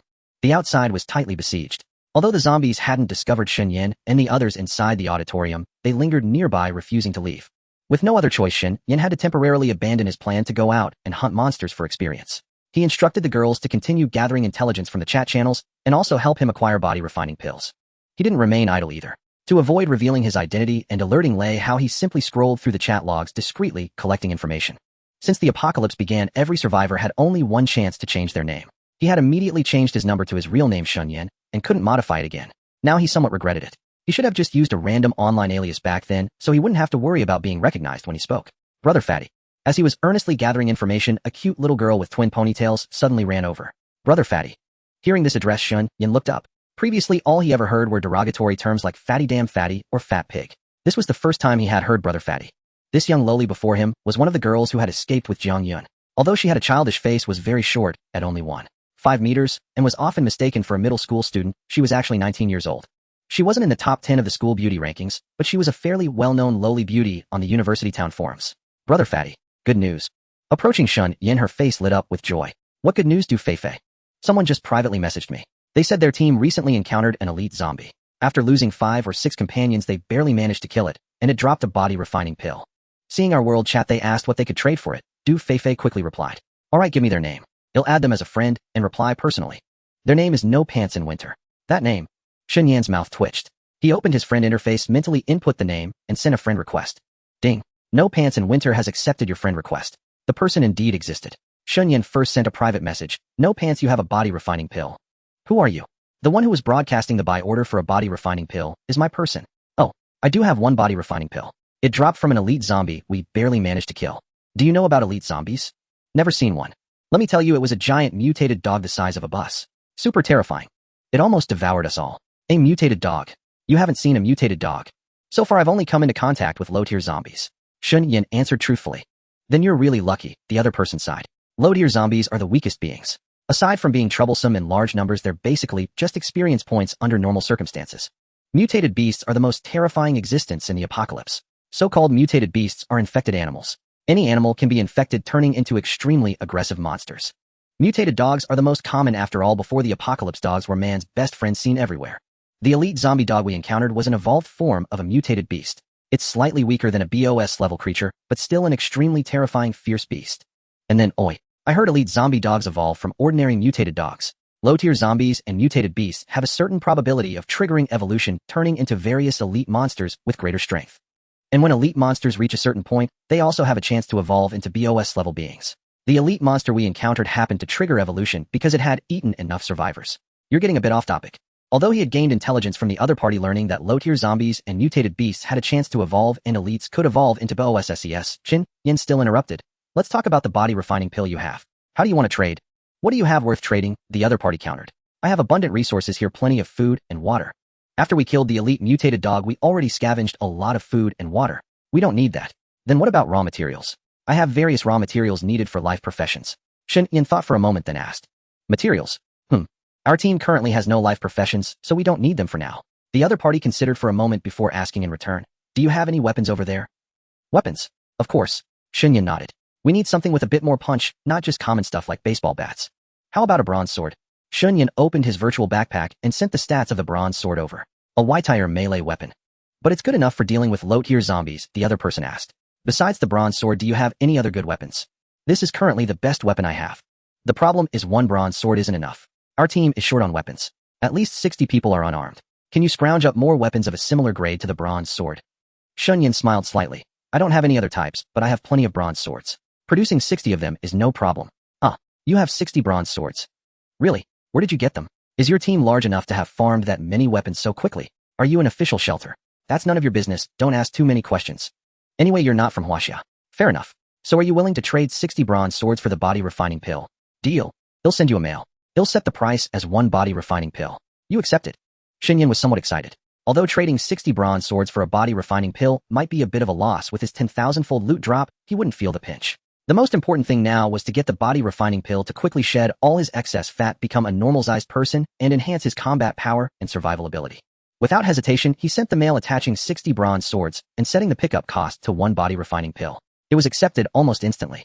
The other party quickly took the bronze swords, and Shen Yan received a system message that he had successfully obtained the body refining pill. So this is the body refining pill, eh? Looking at the marble-sized blue pill he had retrieved from the mail, Shen Yan felt a surge of excitement. He looked up and said to Du Feifei, "Go tell the others that the body refining pill has been obtained.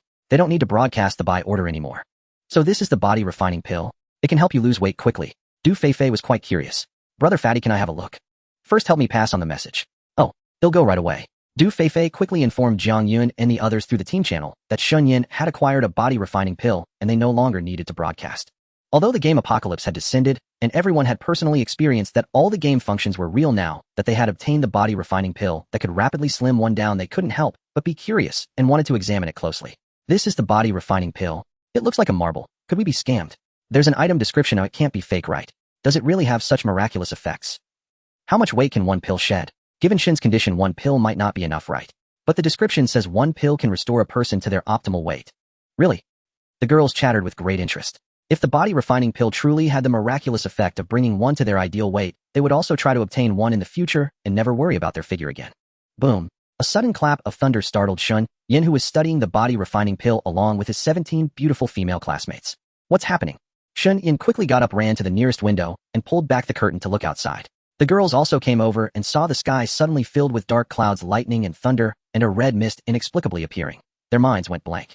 Just moments ago the sky had been clear and the weather perfect. How could it instantly become overcast with thunder and lightning as if a heavy rain was about to fall? Moreover, the red mist appearing in broad daylight was exactly like when the apocalypse first struck. Surely it wouldn't descend twice. As they pondered, raindrops the size of beans suddenly fell from the sky, pelting the ground with a crackling sound. Within less than a minute the rain intensified, pouring down like a torrential deluge. Then it escalated into a torrential downpour with nothing visible except a curtain of water.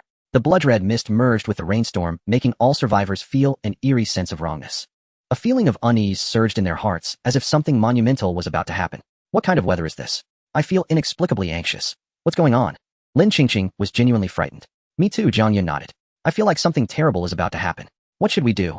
I'm scared. Yang Ying leaned against Jiang Yun. All the girls showed signs of panic at a loss. Shen Yan let the curtain fall. This is definitely off. It feels like something strange is about to happen. Let's not go out today. Everyone stay calm. Luckily we found a temporary warehouse earlier, and we have plenty of food and water to last a long time. Perfect timing. They'll also test the effects of the body refining pill. Then should we keep gathering intel from the chat channels and exchange information with other survivors, asking their thoughts on this bizarre weather? Jiang Yun looked at him. Good. At that moment all channels were in an uproar. This strange rainstorm had enveloped the entire globe, and all survivors were discussing it, sensing something was wrong. Especially since the red mist was growing denser within the rain, adding to the weirdness. Shen Yan also felt a pang of anxiety, but with his current limited abilities he was as insignificant as an ant in the face of the apocalypse, powerless to do anything. So he swallowed the body refining pill and rested in a corner of the hall waiting for the effects to kick in. The girls didn't disturb him. Instead they chatted with other survivors on the channels, studying the strange weather phenomenon together. Though it was still daytime, the oppressive clouds had turned everything pitch black. The girls' phones had been confiscated, so they had no sense of time. They talked until they grew tired, and with nothing else to do, went to sleep early. The night passed without incident. Even the zombies had vanished, not bothering anyone. The next day the dark clouds dispersed, and the red mist disappeared along with them. Oh! A piercing scream shattered the silence, startling all the girls in the hall. What's wrong? What's wrong? What happened? Who's screaming? Everyone come quick. Zhang Zishuan stood by the window, extremely urgent. Jiang Yun, Lin Qingqing, and the others quickly got up and gathered at the window. When Zhang Zishuan pulled back the curtain, everyone's eyes widened in disbelief. After just one night's sleep, the wide open space outside the hall had vanished, and the surrounding buildings were blocked.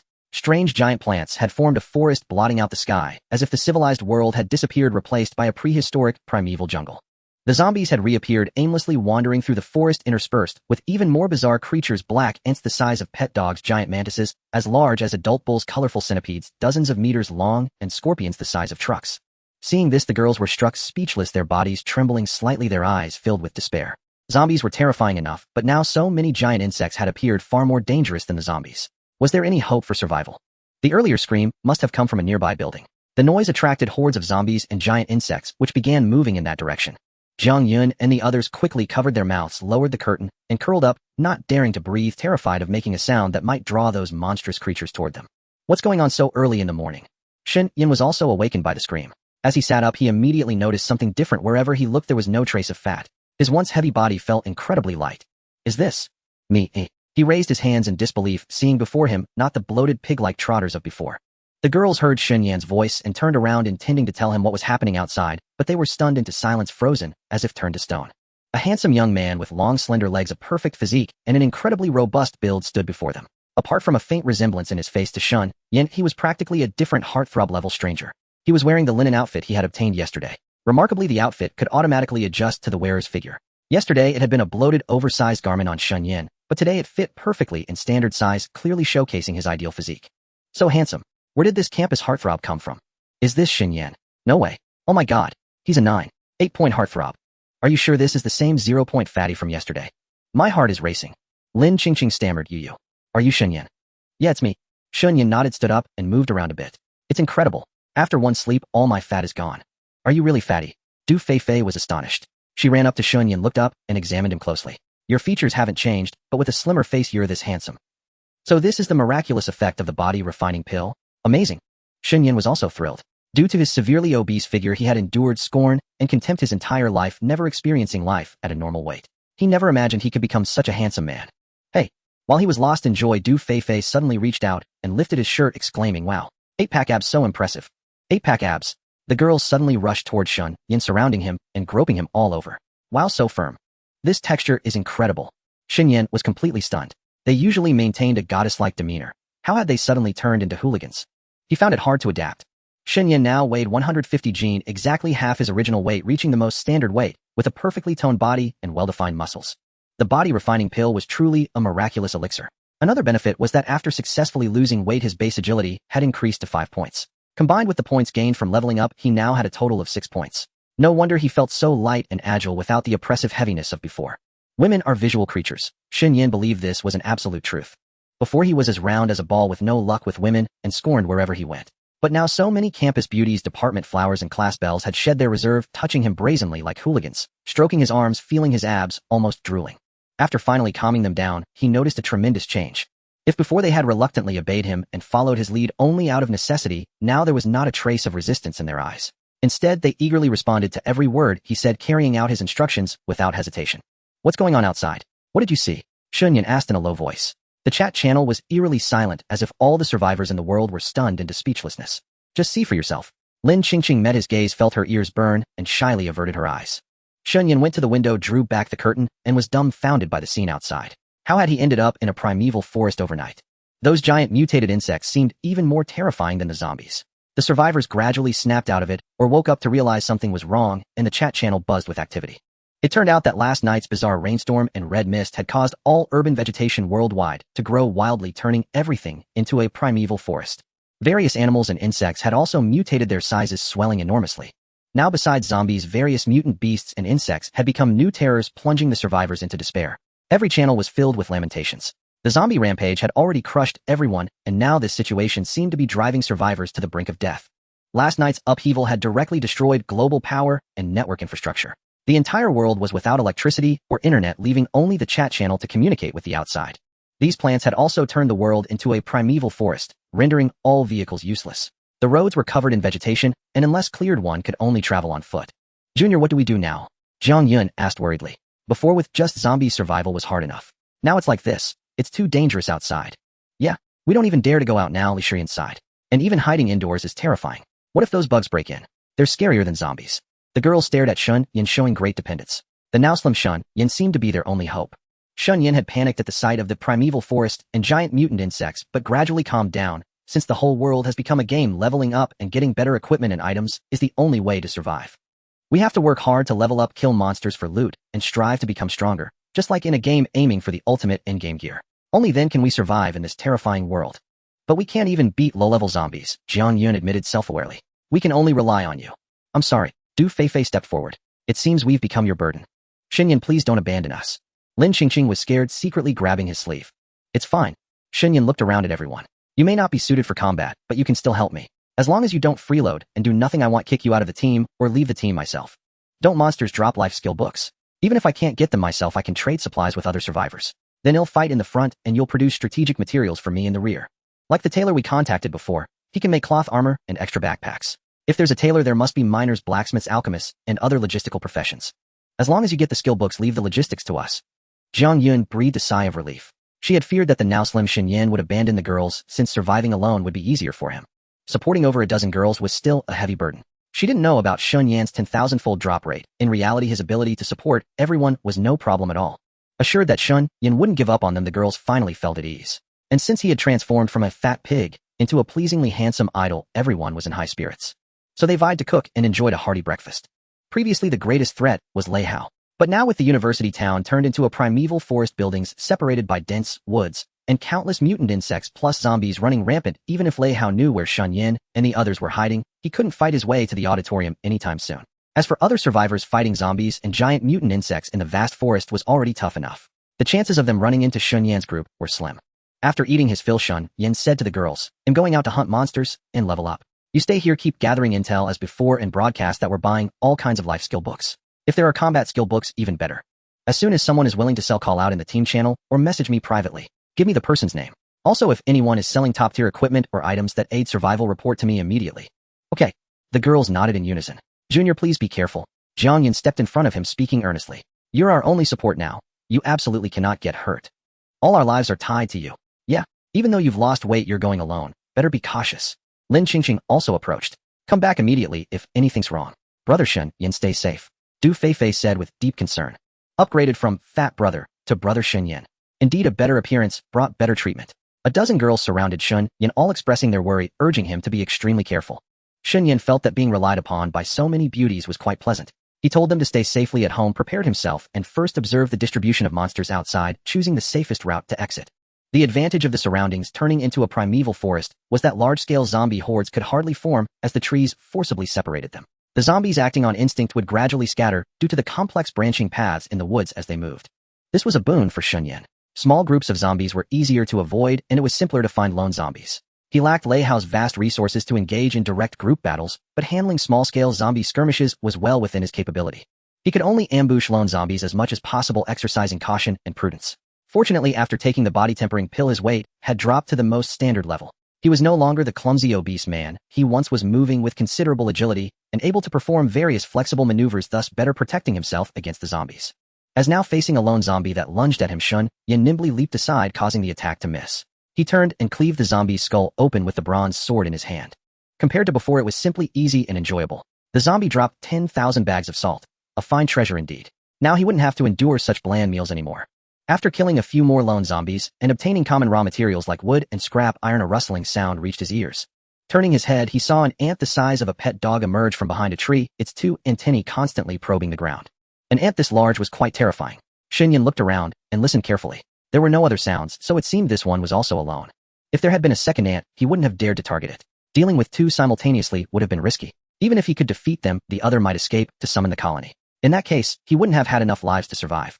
The lone ant also noticed Shen Yan not far away. It curiously approached him, intending to investigate whether the creature before it could become food. It was a scout. Once it found food, it would immediately return to report and summon the colony. Seeing the ant had spotted him, Shen Yan knew he had to kill it on the spot. If the ant escaped and called the colony, he would be doomed. Unlike low-tier zombies, ants were fast and formidable in combat. They could lift objects 50 to 400 times their own body weight. Such terrifying strength was even more fearsome than Lei Hao's 100-fold power enhancement. The giant black ant before him was covered in a sturdy insect carapace, looking anything but easy to handle. Its head bore a pair of sharp mandibles. Shen Yan suspected that a single bite from it could instantly sever his thigh. He couldn't afford to be careless, nor could he attack recklessly. Adopting a combat stance, he paced to keep his distance from the black ant. As the ant curiously observed him, he also studied it closely. Judging from the giant black ant's overall form, the parts encased in insect carapace were likely difficult to breach. The only potential weak point seemed to be the slender waist connecting its thorax and abdomen. Unlike the carapace-covered areas, the ant's waist appeared exceptionally soft. If he could sever it with a single sword stroke, victory might be his. The black ant kept probing with its antennae, and soon scented the fragrance of Shen Yan's flesh. It assumed a combat posture, emitted a strange sound, and charged forward, testing the food's danger level. If it could easily defeat him, it would carry the food back alone. Only if it failed to succeed on its own would it choose to send a signal and summon more companions. Seeing the black ant darting toward him, Shen Yan stepped forward. As it closed in, he suddenly leaped, channeling all his strength into his arms and striking downward with full force. Clang! The bronze sword didn't hit the black ant's waist, but instead landed on its hard back, leaving only a barely perceptible mark. The impact numbed Shen Yan's hand gripping the hilt, and the weapon nearly slipped from his grasp. He had been too hasty and missed the target. Steadying himself quickly, Shen Yan ignored the pain in his hand's tiger mouth, for the black ant had turned and charged at him again. Its sharp mandibles opened and closed rapidly like giant scissors, aiming straight for his thigh. Moreover, this time the black ant leaped, preventing Shen Yan from using his previous tactic. Fortunately, after shedding weight, Shen Yan was exceptionally agile. He executed a sideways dive to evade the attack, then decisively hurled the bronze sword like a throwing weapon, while swiftly pulling another from his virtual backpack. Clang! The thrown bronze sword struck the black ant's abdomen, only to be deflected by its sturdy carapace. Logically, the ant's massive abdomen should have been soft, but these mutated monsters had turned most of their bodies into an indestructible form. Before Shen Yan could catch his breath, the black ant turned and charged at him again. He quickly started running, adjusting his direction, and continuously hurled bronze swords. There were plenty in his backpack anyway. Finally, after several exchanges, one of the bronze swords successfully struck its slender waist, cleaving it in two. Killed mutant soldier ant, gained 20 experience points. Mutant soldier ant dropped mutant insect carapace. Talent skill activated 1/0 mutant insect carapaces stored in virtual backpack. Please check. Mutant soldier ant dropped acid. Talent skill activated 1/0 units of acid stored in virtual backpack. Please check. Mutant soldier ant dropped nectar. Talent skill activated 1/0 units of nectar stored in virtual backpack. Please check. Mutant soldier ant dropped ant head. Talent skill activated 1/0 ant heads stored in virtual backpack. Please check. The experience was twice that of low-tier zombies, which was quite good. Inspecting the loot, the mutant insect carapace was a raw material for crafting equipment, and the acid was essential for making certain items. He didn't know the use of the ant head. It wasn't a raw material, but its description stated it was one of the components for synthesizing a certain item. What delighted Shen Yan was the nectar, a sweet food that could simultaneously increase satiety and hydration, and also served as an important cooking ingredient. Although black ants were more dangerous than low-tier zombies, the 20 experience points were highly tempting. Leveling up faster through hunting ants was a viable path. Most importantly, Shen Yan had gradually mastered the flying sword kill technique against ants. To level up quickly and grow stronger, he needed to repeat this method. The thrown bronze swords could be recovered, and even if weapon durability degraded twice as fast as normal use, it didn't matter. He had plenty and didn't mind the loss. Soon he found another scout soldier ant. First he attracted its attention, led it to a relatively safe location, then used the flying sword kill technique to successfully slay it again. There were many ants in the forest. As long as he stayed away from the nest area, the lone ones on the periphery were easy prey. As the number of lone soldier ants he killed increased, Shen Yan's flying sword kill became second nature. From needing multiple throws initially, he could now casually land a single strike on the ant's slender waist, achieving instant kills. In the midst of battle, he smoothly reached level 5, earning an additional attribute point. He decisively added it to agility, raising it to 7. His strength grew, and dealing with monsters became even easier.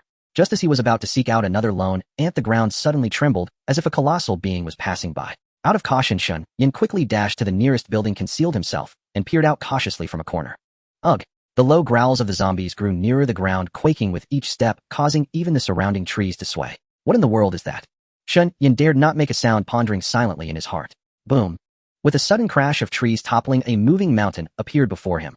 A giant colossal zombie, surrounded by dozens of slightly smaller behemoths, each a miniature giant capable of crushing Shen Yan with ease. Corpse King BOSS level. HP. A boss had actually spawned in this area. Sweat beaded on Shen Yan's forehead. The Corpse King's level and HP were both question marks, indicating an insurmountable gap in strength. Before it, he was nothing but a mere ant, utterly outmatched. If he were to alert this creature, he would be obliterated in an instant. However, he could discern the attributes of those following the Corpse King. Ferocious Guard Elite level 10, HP 1500. Terrifying. Even an elite was beyond his reach. Not only were they 5 levels above him, but their health pool was absurd. He only had 100 HP while the elite had 15 times that. Given their massive size, their footsteps quaked the earth as they followed the Corpse King, and their attack power was undoubtedly devastating. In his current state, being one shot was highly probable. He couldn't afford to provoke them. Had better stay hidden and wait for them to pass. Fortunately, the Corpse King didn't notice Shen Yan hiding in the distance, and slowly led its elite guards in another direction. The path they trod soon became a corridor, as the trees knocked over by the Corpse King automatically fell to either side, forming a wide road. Most of the mutated insects in the vicinity were frightened off, not daring to block the Corpse King's path.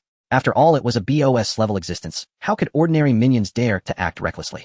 Shen Yan privately messaged Jiang Yun, informing her of the Corpse King's presence nearby, and urging her to keep everyone quiet lest they be discovered.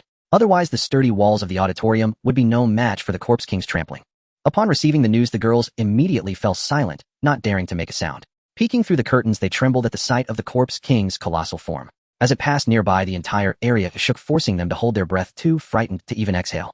Thankfully, the Corpse King gradually moved away to other places, allowing them to finally breathe a sigh of relief. After it left, Shen Yan felt at ease. Emerging from his hiding spot, he prepared to continue searching for lone zombies or ants. However, after a few steps, he noticed something battling in the distance. Creeping stealthily forward, he used the trees for cover and discovered two colossal beings entangled at a spot where trees had collapsed.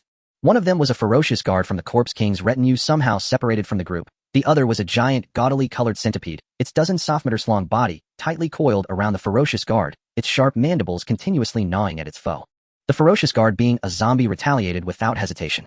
As the centipede bit into its chest, it lowered its head and sank its teeth into the centipede's head. Though the giant centipede's exoskeleton was incredibly hard, the ferocious guard crunched through its armor, leaving both grievously wounded. Venomous Centipede Elite Level 9, HP 1200. So it was an Elite 2, no wonder it could match the ferocious guard blow for blow. But this was the first time had seen monsters fight each other, especially two elites. How was this possible? The lower-level zombies and mutated insects coexisted peacefully, passing each other without incident. Shen Yan observed carefully and soon noticed a collapsed burrow in the area where the two elites were battling. Based on its shape and size, it must have been dug by the venomous centipede. The collapsed area was a footprint of the Corpse King. From this, he deduced that the venomous centipede, enraged by the Corpse King trampling its home, had burst out of its cave to retaliate. However, the Corpse King had already moved on, so it seized the straggling ferocious guard, sparking the fight. As the two elites clashed, the surrounding low-level zombies and mutated insects scattered, not daring to interfere. Shen Yan considered turning away, but seeing the two elites locked in a mutual destruction, a bold idea crossed his mind. When the snipe and the clam grapple, it's the fisherman who profits. Though he couldn't take on an elite alone, he could wait until they were both weakened and on the verge of death. Then he could strike, reaping massive experience points and valuable loot. After all, they were elites. Judging by their attributes alone, the venomous centipede was slightly weaker than the ferocious guard with less HP. But its venom was no joke. Even though the ferocious guard was a zombie, its body was being corroded by the poison, rapidly losing HP and turning green. The two giant monsters exchanged bites, locked in an inextricable struggle. Their health continued to plummet, dropping below 1,000 and still decreasing. Shen Yan didn't dare disturb them and continued to wait in the shadows. After half an hour, both had grown weak. The ferocious guard's HP had fallen to 200 points, and the venomous centipede's HP was down to 167. Their bodies were already mangled, yet they still fought on. Almost there. Keep going. Shen Yan silently cheered for the two monsters, watching them with excitement. Unaware of the aureole waiting behind them, the monsters continued their death struggle. Finally, the ferocious guard's HP dropped to 91 points, and the venomous centipede's HP fell below 30, on the verge of death. Seizing the opportunity, Shen Yan dashed out, hurling his bronze sword with all his might. It struck the spot where the ferocious guard had been gnawing on the venomous centipede, a place devoid of hard shell, and the blade successfully pierced through. 1. The damage was pitifully low, dealing only 1 point. This wouldn't do. Though 30 HP wasn't much, Shen Yan couldn't guarantee he'd land the final blow and secure the kill. What if the venomous centipede was killed by the ferocious guard instead? He'd miss out on the experience and loot. What a waste. In this situation, he decisively took out the Black Knight, a weapon he'd been reluctant to use. It dealt fixed damage, ignoring both the enemy's defense and his own attack. He hadn't used it before for fear of revealing his position to Lei Hao. Now that the entire university town had turned into a primeval forest, and the Corpse King had appeared, even if Lei Hao could pinpoint their team's hiding area from the gunshot, finding him in this chaos wouldn't be easy. Killing two elites would grant a massive amount of experience, allowing him to level up quickly. With luck, he might obtain rare equipment or items, rapidly increasing his strength, and no longer fearing Lei Hao. He pulled the trigger without hesitation. Bang! The shot hit the venomous centipede. 60. A fixed damage number floated above it, and it died on the spot. Though the venomous centipede was dead, its body still tightly coiled around the ferocious guard. Shen Yan fired 2 more shots, hitting the guard, which had only 91 HP left, and killed it as well. The gunfire startled the girls in the auditorium. Unaware of what was happening outside, they panicked. Clearly, Shen Yan had fired his weapon. Had he encountered a situation that left him no choice? Damn it. With the gunshot, Lei Hao and the other survivors could pinpoint their team's hiding area. They were definitely exposed. As they feared, Lei Hao's group did hear the shot and determined its source locking onto that region. However, they couldn't act immediately. The surrounding area was now covered by a sudden forest. Countless mutated insects besieged their shelter, and they had just witnessed the terrifying Corpse King pass by. The two elite monsters dropped a plethora of items, confirming that their loot rates and quality far exceeded those of ordinary mobs. The ferocious guard yielded 10,000 bottles of primary mana potion, 10,000 low-grade crystals, 10,000 fried drumsticks, and 10,000 pieces of green-quality leather armor. The venomous centipede offered even better spoils: 10,000 blue-quality forging blueprints, 10,000 low-grade crystals, 50,000 venom glands, 30,000 mutant insect carapaces, and 10,000 venomous centipede heads. The experience from the two elite monsters allowed Shen Yan to level up 3 consecutive times. He allocated all his attribute points to agility, bringing his strength, agility, and constitution to the peak of normal human limits, vastly enhancing his combat prowess. Inspecting the loot from the two elite monsters, he was overjoyed. Primary mana potion restores 50 mana instantly upon use. Cooldown 5 minutes. With this item, it was certain that magic-based combat classes existed. Jiang Yun and the others possessed decent intelligence attributes. If they could obtain class change items for magic professions, even the slightly timid among them could join the fray. Low-grade crystal only dropped by elite and boss-level monsters. This is a highly valuable raw material and an essential item for class change quests. This item was a precious raw material and a necessary component for class change tasks, undoubtedly of great worth. Normally 2 elite monsters would drop at most 2 crystals, yet Shen Yan had obtained 20,000. Such a vast quantity of a highly demanded item could surely be traded for something valuable. Fried drumstick satiety 30 restores 50 HP over 8 seconds. Previously food only provided satiety. Who knew these dropped drumsticks could both fill the stomach and restore health? Guards leather armor fine defense 55, strength 1, agility 1, durability 100. No level requirement. Comparing the pitiful defense of the full cloth armor set to the stats of this green quality leather armor, Shen Yan promptly equipped it. This was a fine piece of minor treasure for early survival. If offered for sale on the world channel, it would undoubtedly cause a stir and be eagerly sought by countless survivors. Carapace shield forging blueprint refined, learnable only by the blacksmith class. Carapace shield refined defense 100, strength 3, constitution 10, block 5, durability 500. Requirement level 5. Forging materials 15 iron ingots, 2 mutant insect carapaces, 5 acid. With a shield boasting 100 defense coupled with the guard's leather armor, Shen Yan had no fear of minor monster damage. He only needed to be cautious around zombies to avoid bites and infection. Moreover, the blue quality shield added 3 strength and 10 constitution, allowing him to surpass his limits. His base constitution was 10, with each point granting 10 HP, giving him a current health of 100. Adding the shield's extra 10 constitution would raise it to 200, greatly enhancing his survivability. The 5 block might seem modest, but it was actually quite decent. After all, it represented a 5 chance to block, and combined with the base block value from strength, the probability of 1 in a dozen could potentially save his life in a critical moment. However, this blueprint could only be learned by a blacksmith. It would be best to acquire a blacksmith class change tool, have one of the girls in the team change class, and learn the blueprint, and quickly forge top-tier equipment to boost his strength exponentially. Venom gland venom can be extracted from it and applied to weapons or arrows. Attacks have a chance to poison the target, causing continuous bleeding. This was another excellent tool for enhancing combat power, especially against high HP thick-skinned monsters. Poisoning them to death through status effects alone was viable. The mutant insect carapace and venomous centipede head were crafting materials, needless to say. Having fired his gun nearby, zombies and mutant beasts might be drawn by the sound. After securing the loot, Shen Yan wasted no time and retreated decisively. Though it was still early for safety sake, he returned to the auditorium to wait for the commotion outside to subside. As soon as he entered, the girls rushed over with anxious expressions.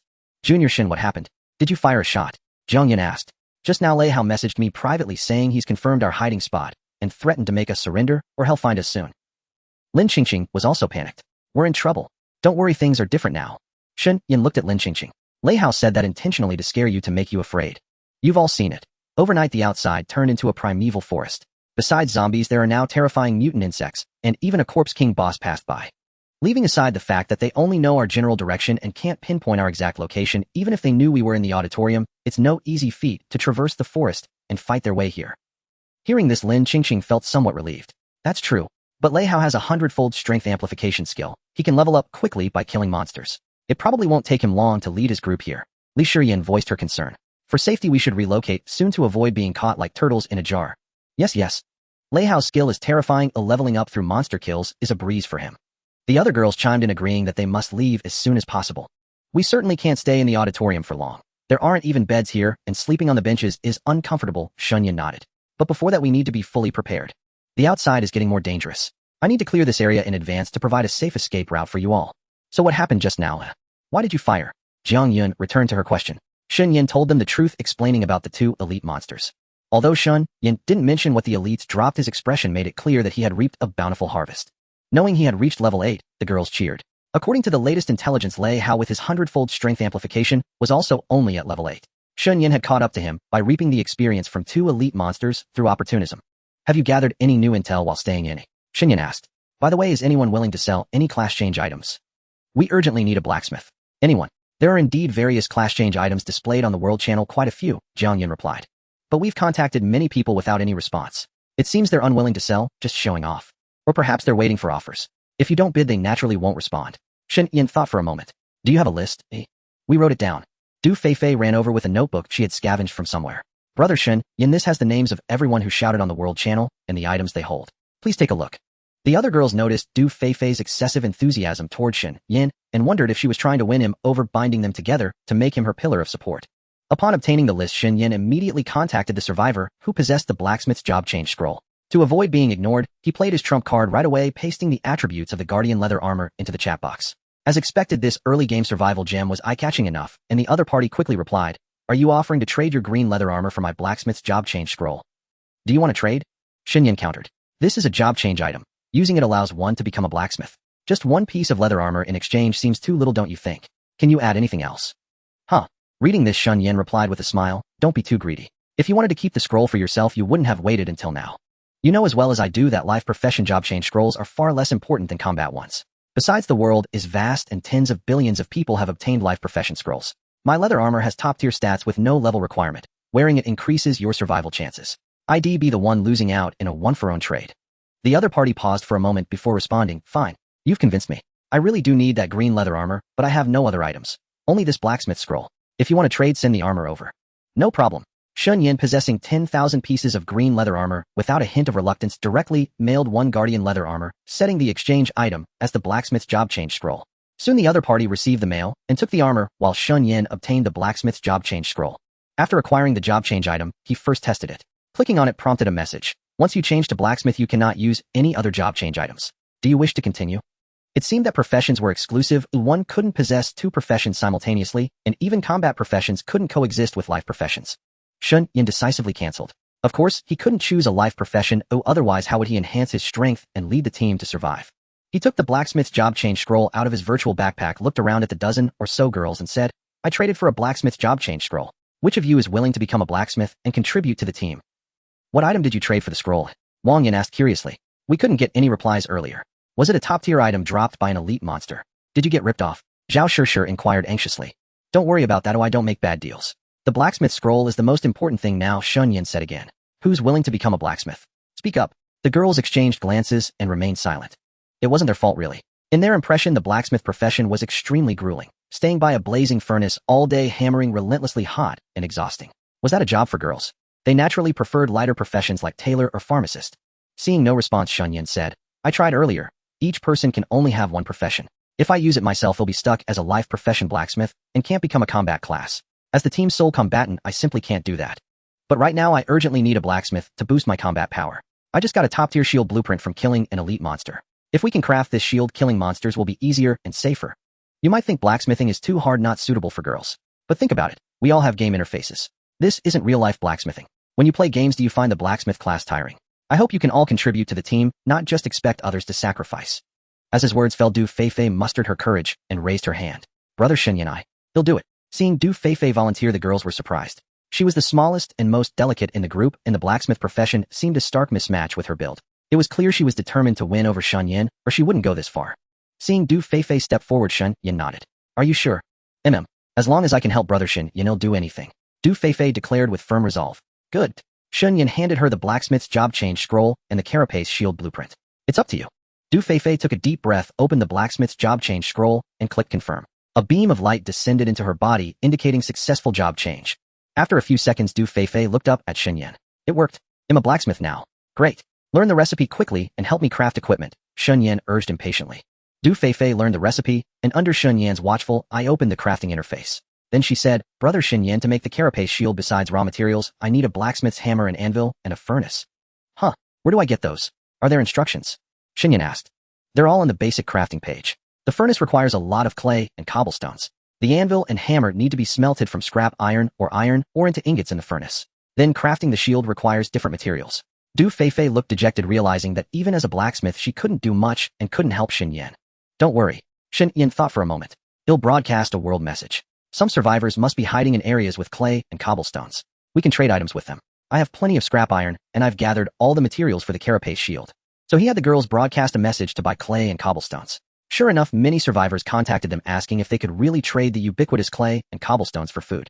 Shen Yan had no shortage of food and quickly closed the deal, obtaining enough materials. Du Feifei then used the materials to craft a furnace in the crafting interface, completing it in a few minutes. She installed the furnace in a corner of the hall against the wall, loaded it with scrap iron, and then turned to Shen Yan as there was no fuel. Shen Yan took a large amount of wood from his virtual backpack and stuffed it into the furnace, instantly igniting a roaring fire. With the furnace ready, Du Feifei got to work. She smelted a large quantity of iron ingots, first crafted the hammer and anvil, then obtained the materials for the carapace shield from Shen Yan. After a period of hammering, she finally completed it. Equipping the carapace shield, Shen Yan's defense soared, and his stamina doubled to 200 points, filling him with delight. He took out a roasted chicken leg to reward Du Feifei. Well done. Blacksmithing isn't that tiring, is it? Du Feifei happily accepted the chicken leg. It's just striking a pose and waiting for the progress bar to finish. It's not tiring at all. It smells so good. Brother Shen Yan, where did this chicken leg come from? Dropped by an elite monster. Just one. Du Feifei turned to look at the other girls who, upon smelling the roasted chicken leg, all showed longing expressions. In this post-apocalyptic world, such food was a rare treat.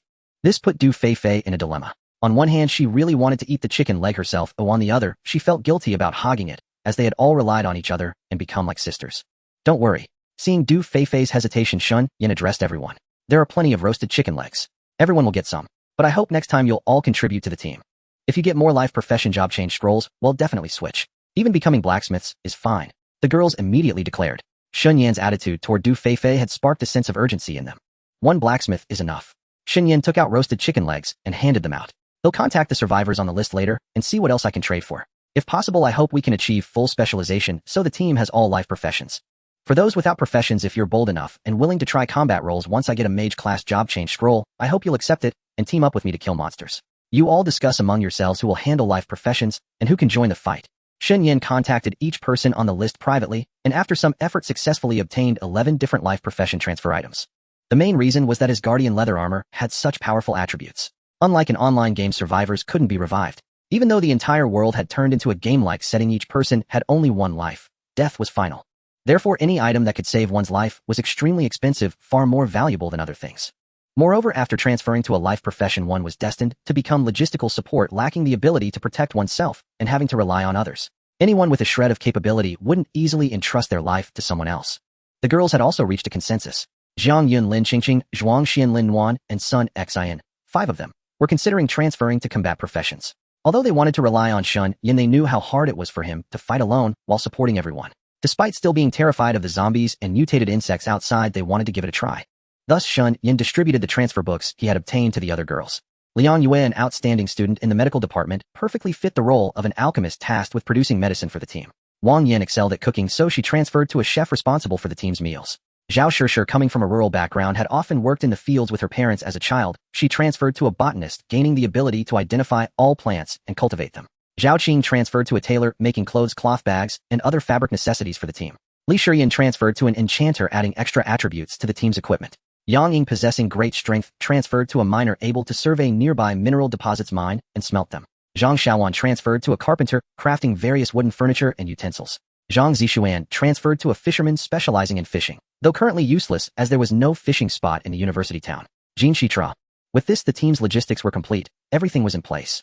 From now on, most supplies could be produced internally, saving a lot of trouble. Cloth armor, leather armor, iron armor, even weapons and jewelry could all be crafted in-house, laying the foundation for future upgrades and equipment changes. After settling the life professions, Shen Yan had the girls continue broadcasting to purchase combat profession transfer items. In contrast, very few were willing to sell combat profession transfer items. After all, once a survivor transferred, their survival ability increased significantly. Even if they had extras, they would prioritize giving them to their companions. Selling to others was far from the best option. It wasn't until evening that a survivor from Z City Nanzhou proactively contacted him, saying he had a warrior transfer quest book and would only trade it for life-saving medical supplies. His team had 7 or 8 people severely injured, including himself. Without treatment, they would soon bleed to death. Shen Yan personally negotiated with him, successfully exchanging 30 primary healing potions and 30 grilled chicken legs for the warrior transfer quest book. In truth, the warrior profession was the most common. About 60% of those announced on the World Channel had transferred to warriors. But now there was no choice. It was already good that someone was selling a transfer book. Fortunately, Shen Yan's attributes perfectly matched the warrior profession, and the blue carapace shield he had just obtained was also the most suitable defensive gear for a warrior. He immediately used the quest book. Combat professions were clearly different from life professions. They required completing a transfer quest. When the girls transferred, they simply used the transfer book and confirmed. But when Shen Yan used the warrior transfer quest book, a different prompt appeared. To transfer to a warrior, you must pass the training. Do you wish to proceed? Without a second thought, he selected yes. A new option appeared before him. Please choose the training intensity. The higher the intensity, the stronger the profession's attributes, and the richer the rewards upon passing. 1. Normal mode consumes 1 low-grade core. 2. Enhanced mode consumes 10 low-grade cores. 3. Super mode consumes 100 low-grade cores. 4. Ultimate mode consumes 1,000 low-grade cores. An ordinary person could only choose normal mode, as low-grade cores were obtained by killing elite or higher monsters, a rare and hard-won resource. Even for a powerful team, finding and successfully killing 10 elite monsters in such a short time to obtain low-grade cores was extremely difficult, let alone the consumption of 100 or even 1,000. It was only due to Shen Yan's luck in obtaining a unique talent, multiplying loot drops by 10,000. that he could choose ultimate mode faster than anyone else among billions of people. Even if other teams were willing to slowly hoard low-grade cores, it would take a long time before they could nurture a combat profession with super or ultimate mode. Since he was transferring, he dared to choose the highest rewards. Shen Yan consumed 1,000 low-grade cores and decisively selected ultimate mode. The next moment, the scenery shifted. He had been standing in the auditorium, but now he found himself in a vast training ground filled with numerous training dummies and various weapon racks. Welcome to the Warrior Ultimate Training Ground. By passing the training course, you will successfully transfer and receive attribute and skill rewards. A voice sounded in his ear. Please choose your preferred weapon and begin the ultimate training course. With his blue shield, Shen Yan selected the sword and shield mode. Although two-handed weapons looked cooler and had stronger combat power, safety was the top priority when facing zombies and dangerous mutated insects. No matter how strong one was, a single bite from a zombie could lead to infection. A shield could largely avoid such danger. The training course wasn't actually dangerous, it was just fighting the training dummies. Those dummies suddenly came to life, surging at Shen Yan from all directions, launching attacks at him. Shen Yan, being overwhelmed, naturally suffered. Despite fighting back desperately, he was soon beaten black and blue. No wonder it was ultimate difficulty. It showed no mercy. Fortunately, players were invincible within the training ground. When their health hit zero, they wouldn't die, but would become weak for a period, recovering to continue fighting. Thus, Shen Yan fought intermittently, gritting his teeth against the encirclement, focusing all his attacks on one dummy at a time. After falling countless times, losing track of how long it took, he finally defeated all targets. Exhausted after finishing, he forced himself to exit the training illusion. To his surprise, despite spending so long in the training illusion, only a second had passed in the real world. Message: player Shen Yan has successfully completed the Ultimate Warrior Transfer Quest. Announced to the entire server. An announcement would let Lei Hao know he was alive. Shen Yan directly chose to disable the server-wide announcement function. Message: congratulations player for becoming an Ultimate Warrior, Strength 20, Agility 5, Constitution 20, Spirit 8. Message: congratulations player for acquiring the skill Ultimate Charge. Message: congratulations player for acquiring the skill Ultimate War Cry. Ultimate Charge: charge at the fastest speed toward an enemy within 10 meters, stunning them for 5 seconds upon impact. Cooldown 1 minute. Ultimate War Cry increases melee attack of all allied units by 25. It reduces melee attack of all enemies within 5 meters by 75. It lasts 1 minute, cooldown 5 minutes. Incredible. Shen Yan was overjoyed to receive the class advancement reward. With such a substantial increase in base attributes, the 20 points of strength doubled his attack power, allowing him to easily dispatch even the minor monsters outside. The 5-point boost to agility significantly enhanced his evasion and movement speed. The 20-point constitution bonus was even more remarkable, boosting his health to 400 points. Compared to other survivors, he was a veritable tank with greatly enhanced defense and resistance. As long as he didn't court death, he was essentially safe. The 8-point spirit increase also restored his energy markedly, improving his survivability. After advancing to the warrior class, he acquired 2 ultimate skills of even greater power. He had seen the stats of Ordinary Charge and War Cry on the World Channel. They paled in comparison to these 2 skills. A normal charge had a range of 8 meters, 2 meters less than the ultimate version, and could only stun the target for 1.5 seconds, or a difference of 3.5 seconds of stun time. Those 3.5 seconds would allow Shen Yan to land 1 or 2 extra attacks, dealing more damage to his target. An ordinary War Cry only boosted his own melee attack by 5 and reduced the damage of surrounding targets by 25, a difference as vast as heaven and earth. Though he was eager to go out and test his skills, the sun was already setting. Soon it would be dark, and once the red mist spread, it would become terrifyingly dangerous. Shen Yan had no desire to court death. The girls all asked if his class advancement had been successful. Shen Yan told them he had successfully advanced to warrior, becoming the first combat class member in their group. However, he didn't tell them he was an ultimate warrior. They still believed he was at the ordinary level, just like everyone else. After Wang Yan advanced to chef, she acquired some initial cooking recipes. Though she could only make the simplest dishes, they were far more fragrant than the meal she had cooked before her advancement. Other recipes needed to be obtained from monster drops, and the ingredients were currently limited, but the initial recipes were sufficient. As they enjoyed dinner, a piece of bad news came through the regional channel. Lei Hao's cafeteria stronghold was suddenly attacked by mutant insects. The attack on Lei Hao would normally be good news for Shen Yan and the girls. However, in a bid to save himself and his followers, Lei Hao pushed the imprisoned professors and students out to face the insect tide. In the end, Lei Hao escaped with most of his people and took temporary shelter in a nearby building. Professor Chang, whom Shen Yan had briefly met in the medical office building, and dozens of other unnamed male and female students lost their lives. Upon hearing this news, Liang Yu fainted on the spot. Professor Chang was her mentor, and many of the dozens of deceased students were from her department and were close to her. The girls were all shocked. Although they were well aware that Lei Hao was a wicked person, they never imagined he could be so evil. This news solidified Shen Yan's resolve. Until he was strong enough to kill Lei Hao, he absolutely could not reveal his identity or let Lei Hao know he existed. He was also determined that once he was strong enough, or whenever he had the chance, he would eliminate Lei Hao without hesitation. He told the girls to reinforce the doors and windows again after dinner, and to ensure they remained quiet, avoiding loud noises to prevent attracting a mutant insect tide like the one that hit Lei Hao's group.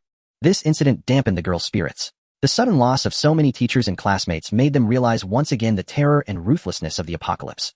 That night Shen Yan had just lain down when he heard someone approaching. Turning his head, he saw Du Feifei carrying a curtain to use as a blanket. Brother Shen Yan, can I sleep in the chair next to you?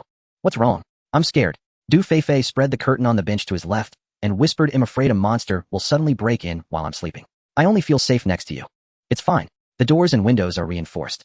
As long as we're quiet, the monsters outside won't find us. Shen Yan comforted her softly. But I'm still scared. Can I sleep here? Her eyes were full of pleading. All right. Shen Yan nodded. Thank you, brother Shen Yan. Du Feifei beamed with joy, lying down on the bench and wrapping herself in the curtain. Her sneaking over had been noticed by the other girls who were all still awake. Lin Qingqing thought to herself, was Du Feifei determined to win Shen Yan over? Though it was none of her business and Du Feifei was free to pursue Shen Yan, he was now everyone's pillar of support. If Du Feifei succeeded and became his girlfriend, would he focus all his attention on her? When danger came, he would surely protect his girlfriend first. Would he end up like Lei Hao, pushing aside those he deemed unimportant to serve as monster bait? No, she couldn't let that happen. Compared to Du Feifei, she was prettier and more considerate. In times of danger, she had to ensure Shen Yan would protect her first. With that thought, she grabbed her own blanket and rushed over to Shen Yan. Shen Yan, I'm scared too. Can I sleep here? She claimed the chair on his other side, putting on a pitiful expression. As you wish. Shen Yan didn't overthink it. Given the news they'd just received, their fear was understandable. Seeing Du Feifei and Lin Qingqing go over, the other girls exchanged glances, quickly grasping their intentions. They were all heavily dependent on Shen Yan. Without him, surviving in this terrifying world would be extremely difficult. So each of them shared a similar thought: they absolutely could not end up like those pushed out as bait in the cafeteria stronghold incident, being the ones he didn't value. One by one they got up and moved over to Shen Yan, settling in around him, seeking his protection. Jiang Yun and Li Shiyan were left exchanging glances. Being the only two left was genuinely frightening. Though they felt it was improper, they eventually followed suit, claiming new beds around Shen Yan. 17 girls formed a circle around Shen Yan, crowding his front, back, left, and right. This was a situation he would never have dared to imagine before. Except for the time Lin Qingqing had sat next to him to avoid Lei Hao. Under normal circumstances, girls rarely appeared around his seat. Du Feifei was somewhat displeased. She had thought the other girls wouldn't come, planning to use the excuse of fear in the dead of night to burrow into Shen Yan's arms, charming him to win over this 9.8-point heartthrob and make him her boyfriend. Even before he used the physique pill, she had found him quite adorable and had harbored such thoughts. Now that Shen Yan had successfully slimmed down and become a heartthrob, she was even more determined. But Lin Qingqing's sudden move, which prompted the other girls to surround Shen Yan, had ruined her chance. She felt a grudge against Lin Qingqing for foiling her plan. At the break of dawn, Shen Yan was roused by faint sobbing. It was Liang Yu, crouched in a corner, wiping away her tears. The other girls were fast asleep, oblivious to her distress. Senior, what's wrong? Tiptoeing out of the encirclement, Shen Yan approached Liang Yu and asked softly, still upset about yesterday. Liang Yu quickly wiped her tears, striving to compose herself. Sorry, did I wake you? It seems you care a lot about Professor Chang and those classmates. The professor was very kind to me, like my own grandpa. He's a wonderful person, Liang Yu sobbed, lifting her head. The classmates in my department were also good to me. Don't be sad. Once we're strong enough, we'll take down Lei Hao and avenge them. Shen Yan gently patted her shoulder. Thank you. Liang Yu leaned into his chest. It's not just grief for the professor and classmates. I woke up thinking about my parents this morning and couldn't hold it in. Can't you reach your aunt and uncle? Liang Yu shook her head, tears welling up again. On the day the apocalypse struck, I called home many times, but no one answered. Later I contacted our neighbor Uncle Zhang, who said my parents had. It seemed Liang Yu's parents were among those who turned into zombies when the apocalypse began. Shen Yan's parents had passed away before the apocalypse, so he deeply understood that sense of loneliness and helplessness. He consoled her softly. It's okay, senior. Be strong. Your parents, Professor Chang and the others. If they're watching from above, they'd surely want you to live well. Whoa. Liang Yu tried to stifle her cries so as not to wake the other sleeping girls. Shen Yan spent some time calming her down, finally soothing her emotions. After crying, having released the pent-up pressure, Liang Yu felt a bit better, but was embarrassed facing Shen Yan. Sorry, Junior, for worrying you. You're already taking care of over a dozen of us girls alone with such a heavy burden, and am adding to your stress.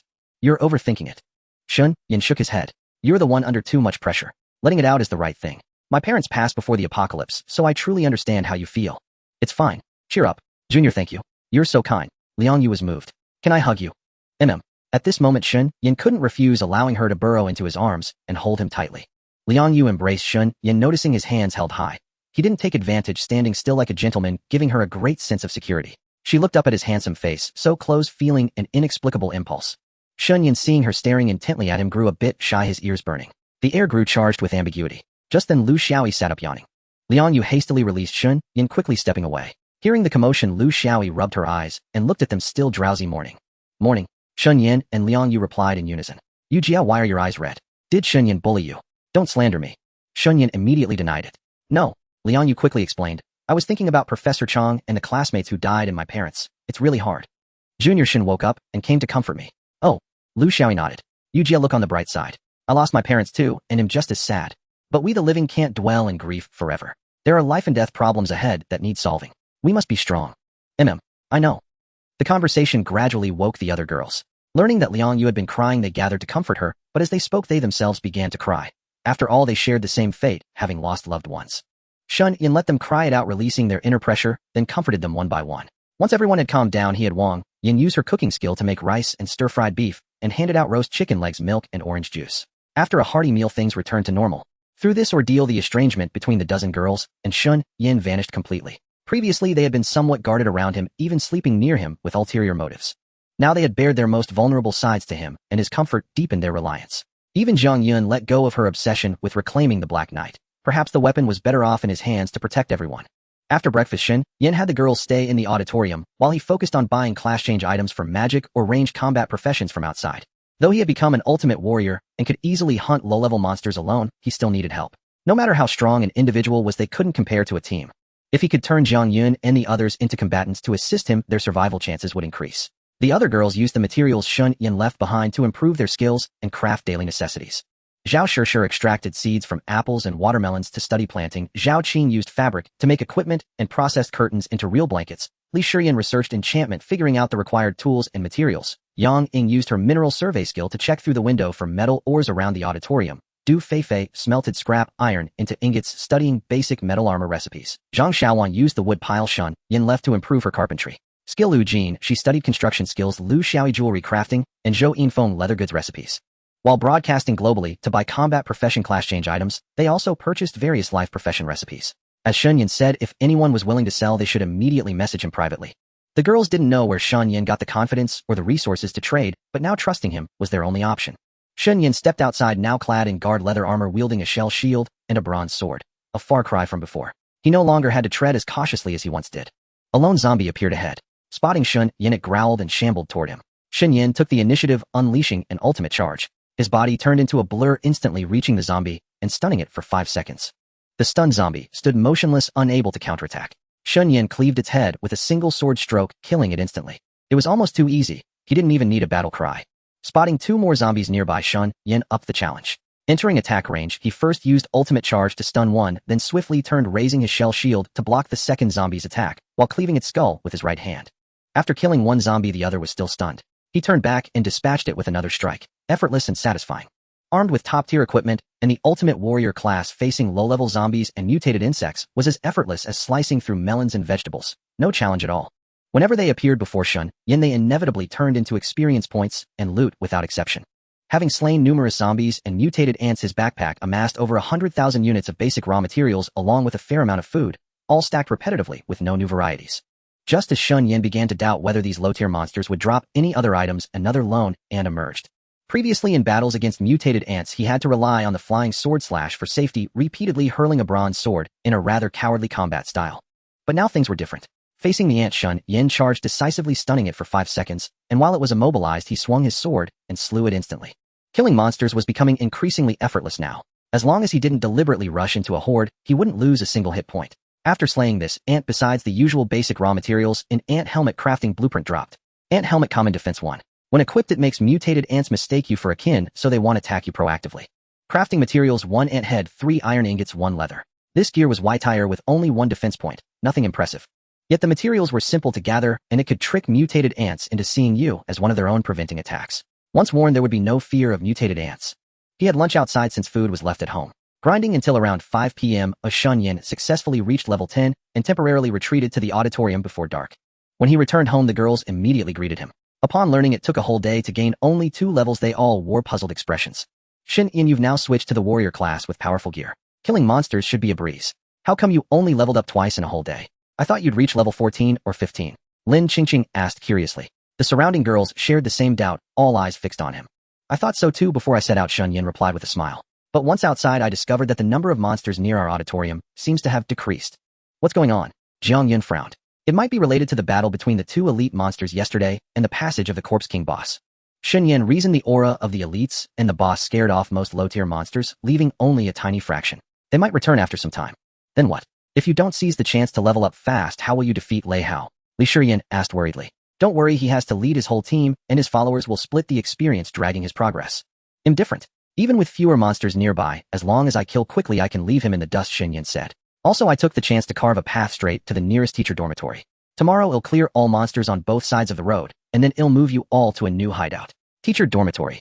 Lin Qingqing's face lit up with surprise. There are beds, various supplies, and even a place to shower there. Can we really move and stay in a better dormitory building tomorrow? As long as there aren't too many monsters inside, I can clear it by nightfall, and you can move right in, Shen Yan affirmed. That's wonderful.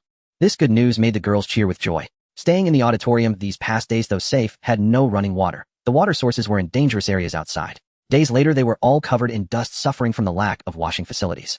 The teacher dormitory had dedicated bathrooms and washrooms along with various daily necessities. Once they arrived, they could enjoy a comfortable bath, sleep on soft beds, and use real blankets at night.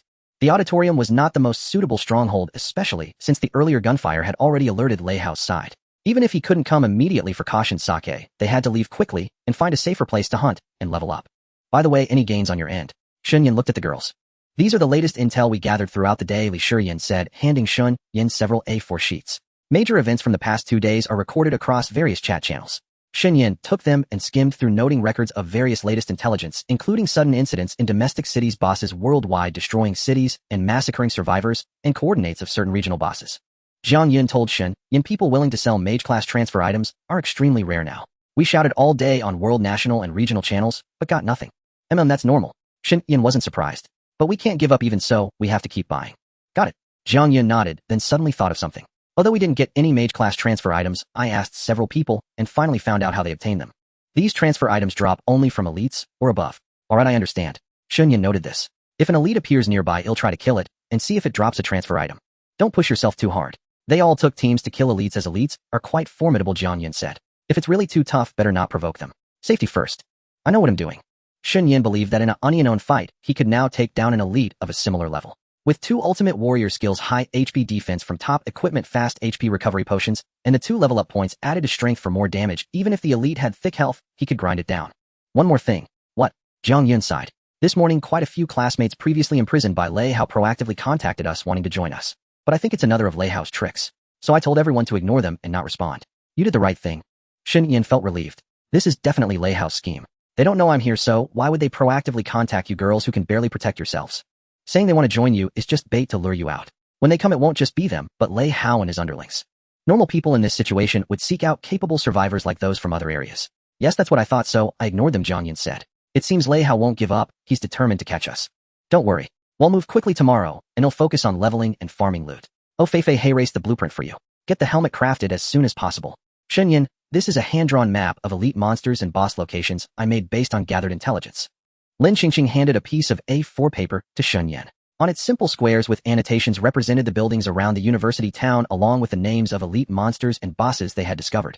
Impressive drawing skills. Shen Yan remarked with surprise. Lin Qingqing had a real talent for drawing. The map was clear at a glance. Drawing is my hobby. Lin Qingqing felt a hint of pride. I compiled the information about elites and bosses from the regional chat over the past few days and marked their specific activity zones. There might be some undiscovered ones, but at least everything we know is here. Well done. Shen Yan acknowledged the efforts of Lin Qingqing and the other girls. With this map, we can easily find nearby elite monsters while leveling up. Brother Shen Yan. Du Feifei also came to claim credit. The ant helmet is ready.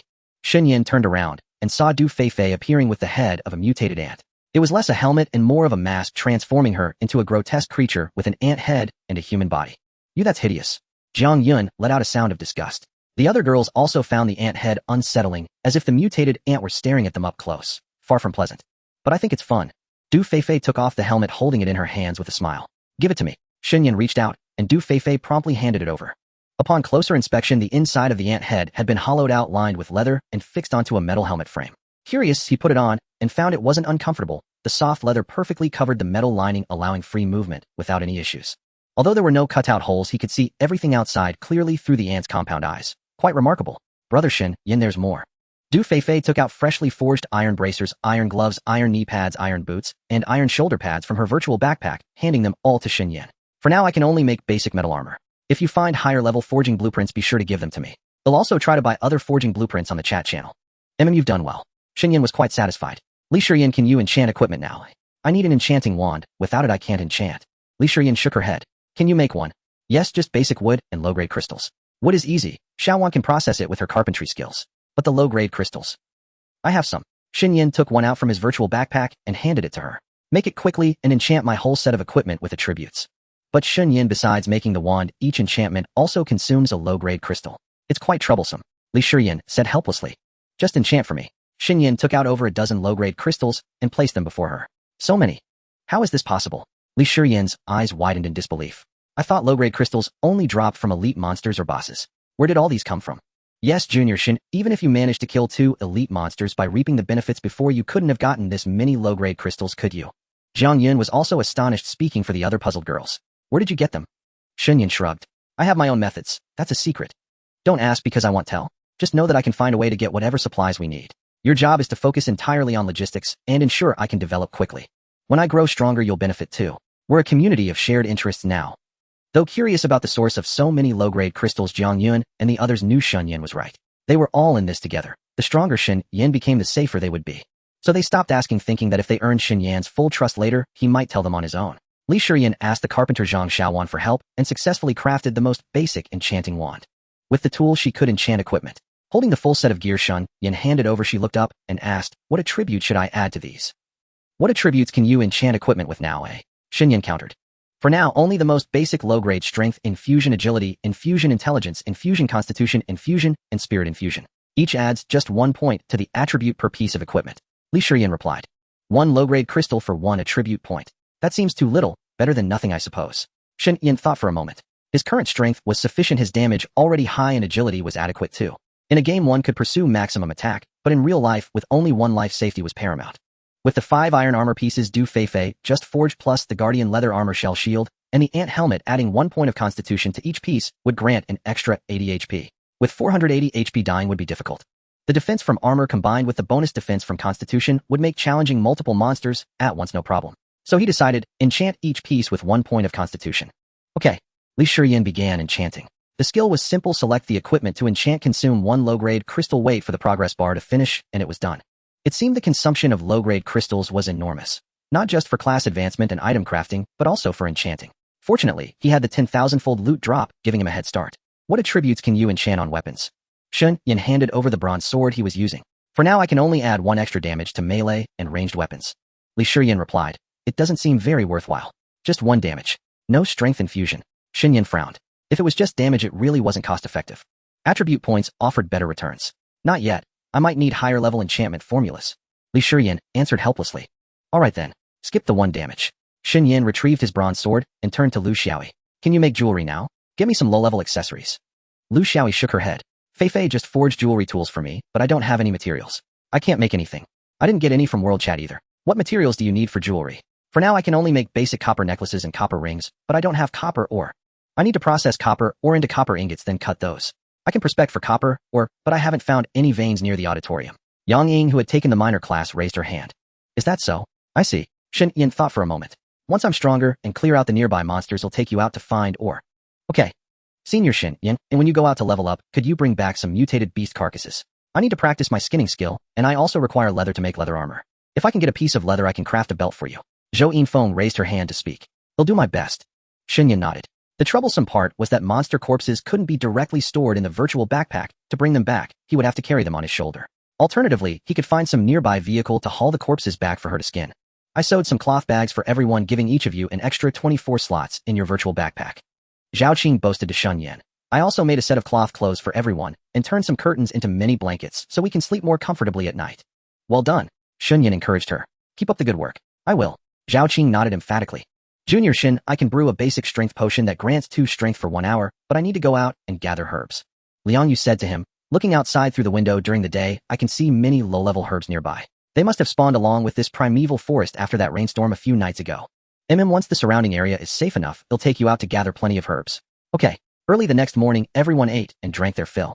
Shen Yan set off alone, heading first to the direction of the teacher's dormitory building for a detailed investigation, clearing any monsters that might appear nearby or inside the building.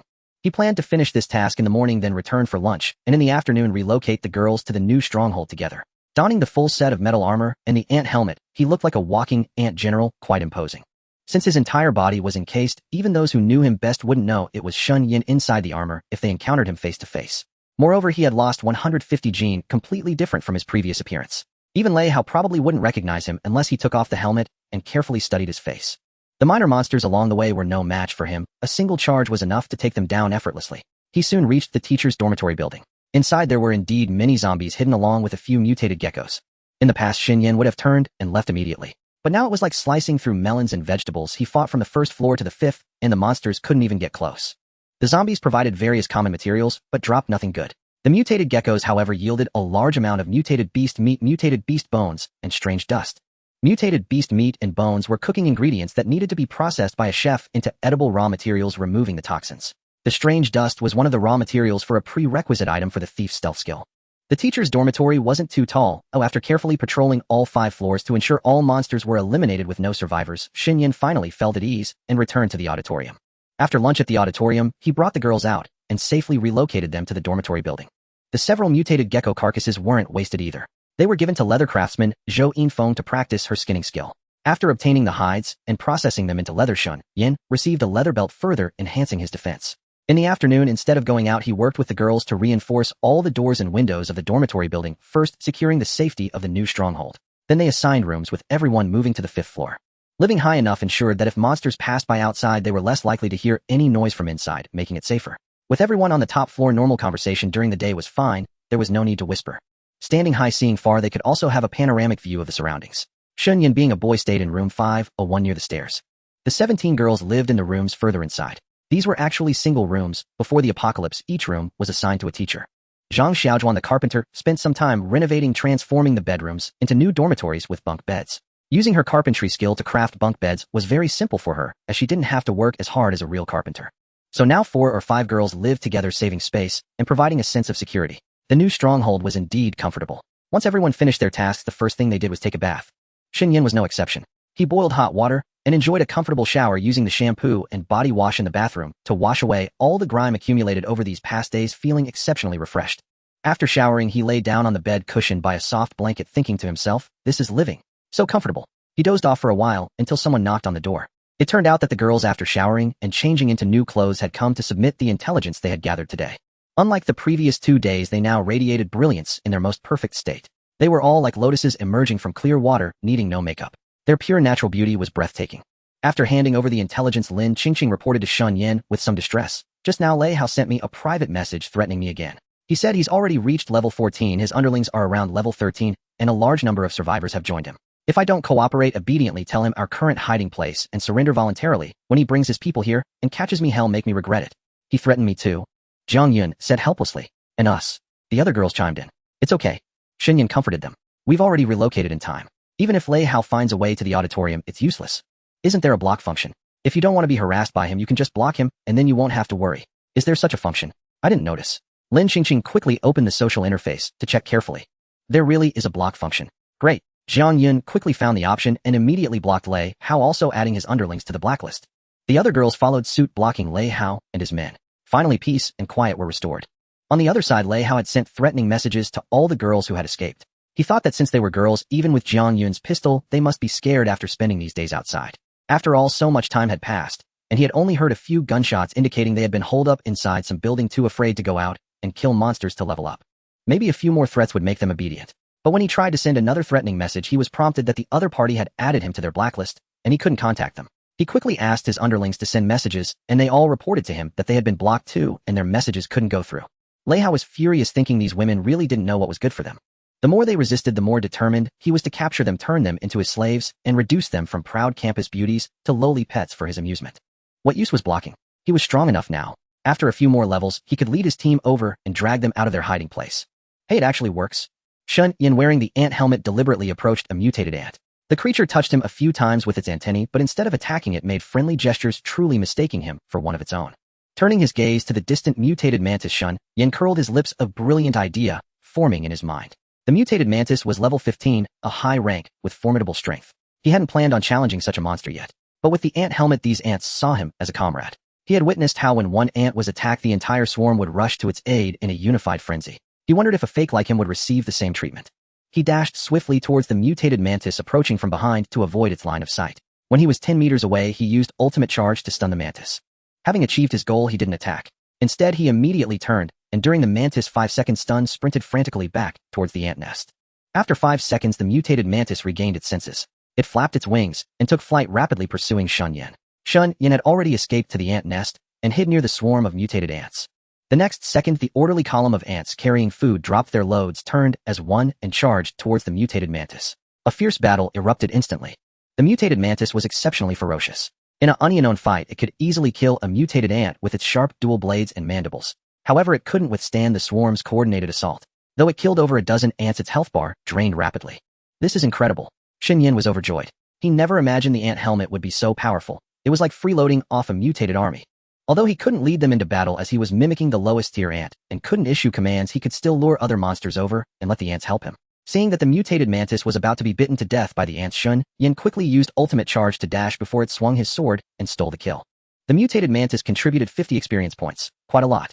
It also dropped 10,000 white quality iron greatswords, 10,000 insect wings, and 10,000 insect eyes. The greatsword dealt 10 to 26 damage, which was quite impressive. Shen Yan didn't consider switching weapons. No matter how high the attack, he couldn't abandon his carapace shield. Survival was still paramount. After killing the mutated mantis, the mutated ant army returned to work, everything as usual. Only a dozen ants were lost dealing with the mantis, and the nest held thousands. Such a terrifying number was more than enough to handle elite monsters. There was an elite monster nearby. If he could lure it over, he could use the ant army to eliminate it. Of course, there were many regular monsters on the way that needed to be cleared first. With his current strength, dealing with regular monsters was no problem. A few of them, he handled himself, cutting them down like slicing melons and vegetables. For larger groups, he couldn't manage alone. He lured them near the ant nest, let the ant army do the work, and delivered the final blow himself, reaping the experience and loot. The mutated ants didn't share the experience or loot, so Shen Yan took it all for himself. It was incredibly satisfying. By the time he had cleared a path, he had leveled up twice, reaching level 12. He allocated 2 attribute points to Constitution, bringing his health to 500 points, another milestone. The elite monster was east of the auditorium, a level 14 mutated scorpion, as large as a truck, looking quite imposing. Shen Yan used ultimate charge to stun it, then turned and ran. After he gained some distance, the elite scorpion woke up and chased him relentlessly, intent on devouring the insolent creature that had dared to provoke it. Because his agility had exceeded the limits of an ordinary person, Shen Yan ran faster than the regular monsters. He reached the ant nest first and quickly hid behind the ant army. The elite scorpion pursued him there and was instantly surrounded by the ant horde. They had detected that their comrade was under attack.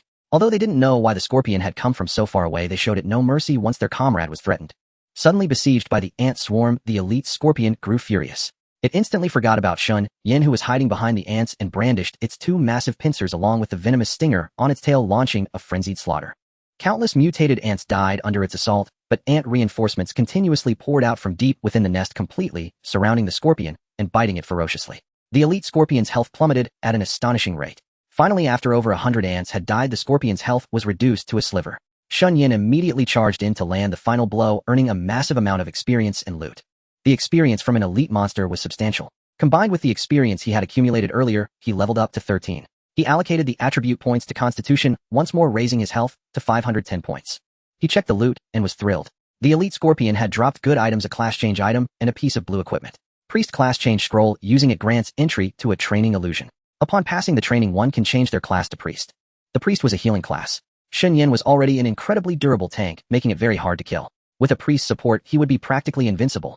Moreover, a healing class was extremely precious in an apocalypse where everyone only had one life. How many good things could he trade for 10,000 priest class change scrolls in his bag? He believed that survivors all over the world would be willing to give anything for a priest class change scroll. Careful necklace find, recovers 12 HP every 10 seconds. Durability 150. Equipment requirement level 10. An auto regen equipment. This was also a great item, especially for Shen Yan. He immediately took one out and put it on. Recovering 12 HP every 10 seconds meant 2 HP per second. It seemed small, but it worked even during battle. That was 72 HP per minute, more than 2 bottles of basic healing potions. Pure profit.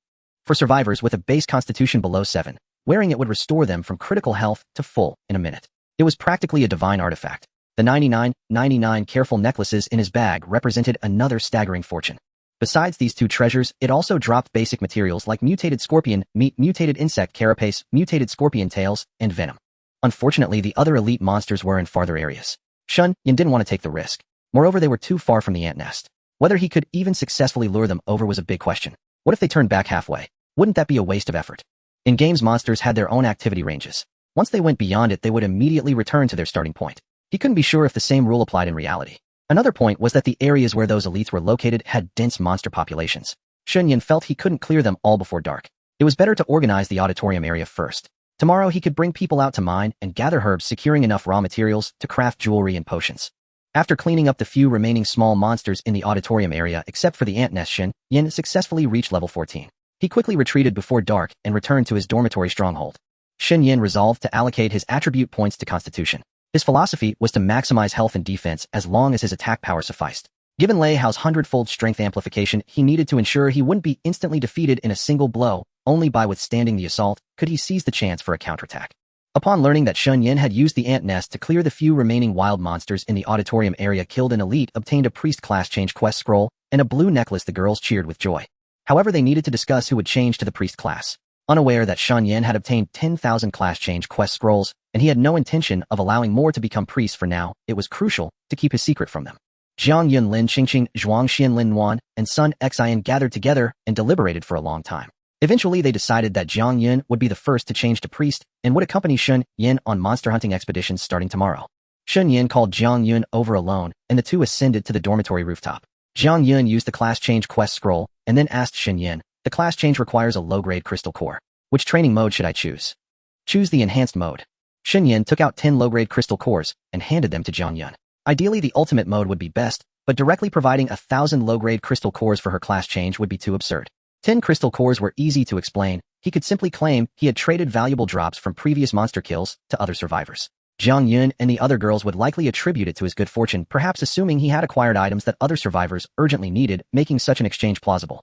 Besides, Shen Yan himself had killed 3 monsters. After all, only Shen Yan knew what loot he had obtained in recent days and what trades he had made with other survivors. Moreover, in Shen Yan's view, a priest need not be overly powerful, as it was a support class. The enhanced mode would suffice. Ordinary survivors could barely obtain the enhanced mode, so cultivating an ultimate priest could wait until later when he had someone trustworthy and had killed enough monsters to produce 1,000 crystal cores without raising suspicion. Jiang Yun harbored no suspicion, merely admiring Shen Yan's prowess. In such a short time, he had traded loot for so many crystal cores. Perhaps other players had yet to recognize the importance of crystal cores, allowing him to exploit the opportunity. She selected the enhanced mode, completed the training, and successfully changed to the priest class, acquiring 2 enhanced skills, enhanced healing and enhanced protective shield. Enhanced healing restores 100 HP to the target over 8 seconds, a no cooldown. Enhanced protective shield envelopes the target in a protective shield that absorbs 200 damage, cooldown 30 seconds. The standard healing restores 80 HP over 8 seconds, so the enhanced version provided an extra 20 points, which was quite commendable. Moreover, the skill had no cooldown, allowing continuous healing as long as mana was sufficient.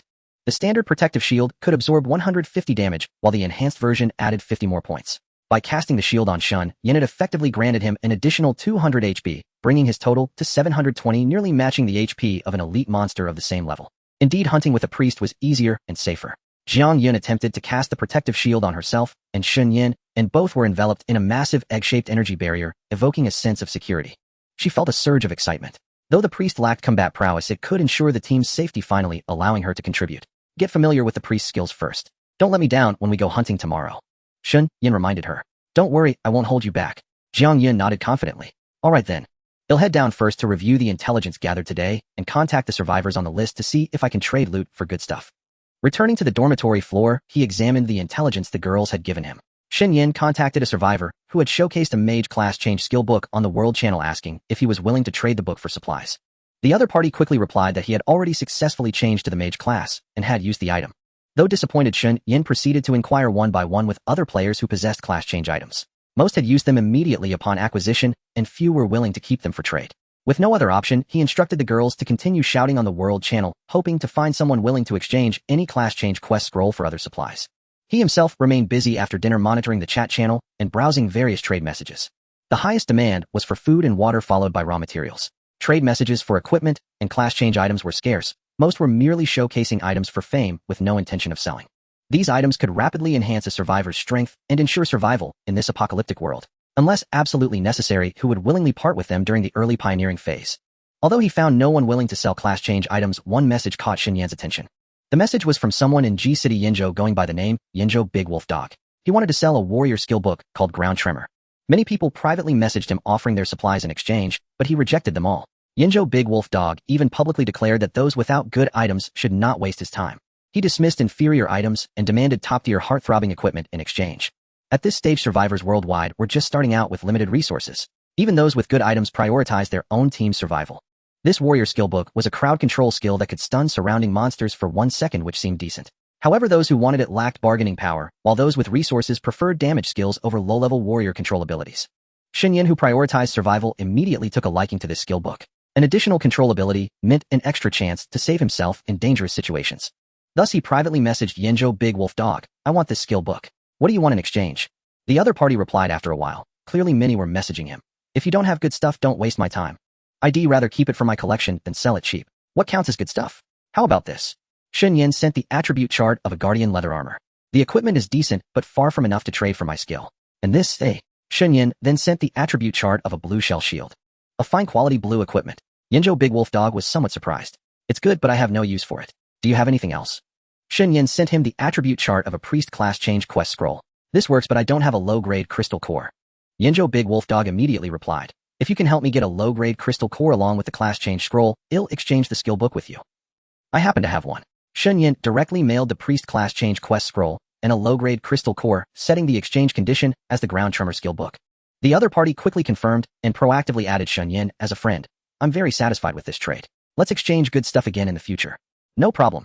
Having obtained the ground tremor skill book, Shen Yan was delighted and immediately used it. Message: "You have used the ground tremor skill book and successfully learned the warrior skill ground tremor. Ground tremor shakes all enemies within a 5-meter radius, stunning them for 1 second, cooldown 5 minutes. Message: as you are an ultimate warrior, ground tremor automatically advances to ultimate ground tremor. Ultimate ground tremor shakes all enemies within a 5-meter radius, stunning them for 5 seconds, cooldown 5 minutes. He hadn't expected the newly learned skill to auto-upgrade. A 5-second stun control was incredibly powerful. Shen Yan was overjoyed. With most of the monsters near the auditorium cleared, Shen Yan's new target was the dormitory area, planning to sweep the vicinity of their residence clean of monsters one by one. As for the ant nest near the auditorium, he intended to keep it so the mutated ants could continue breeding. Perhaps it could be useful later.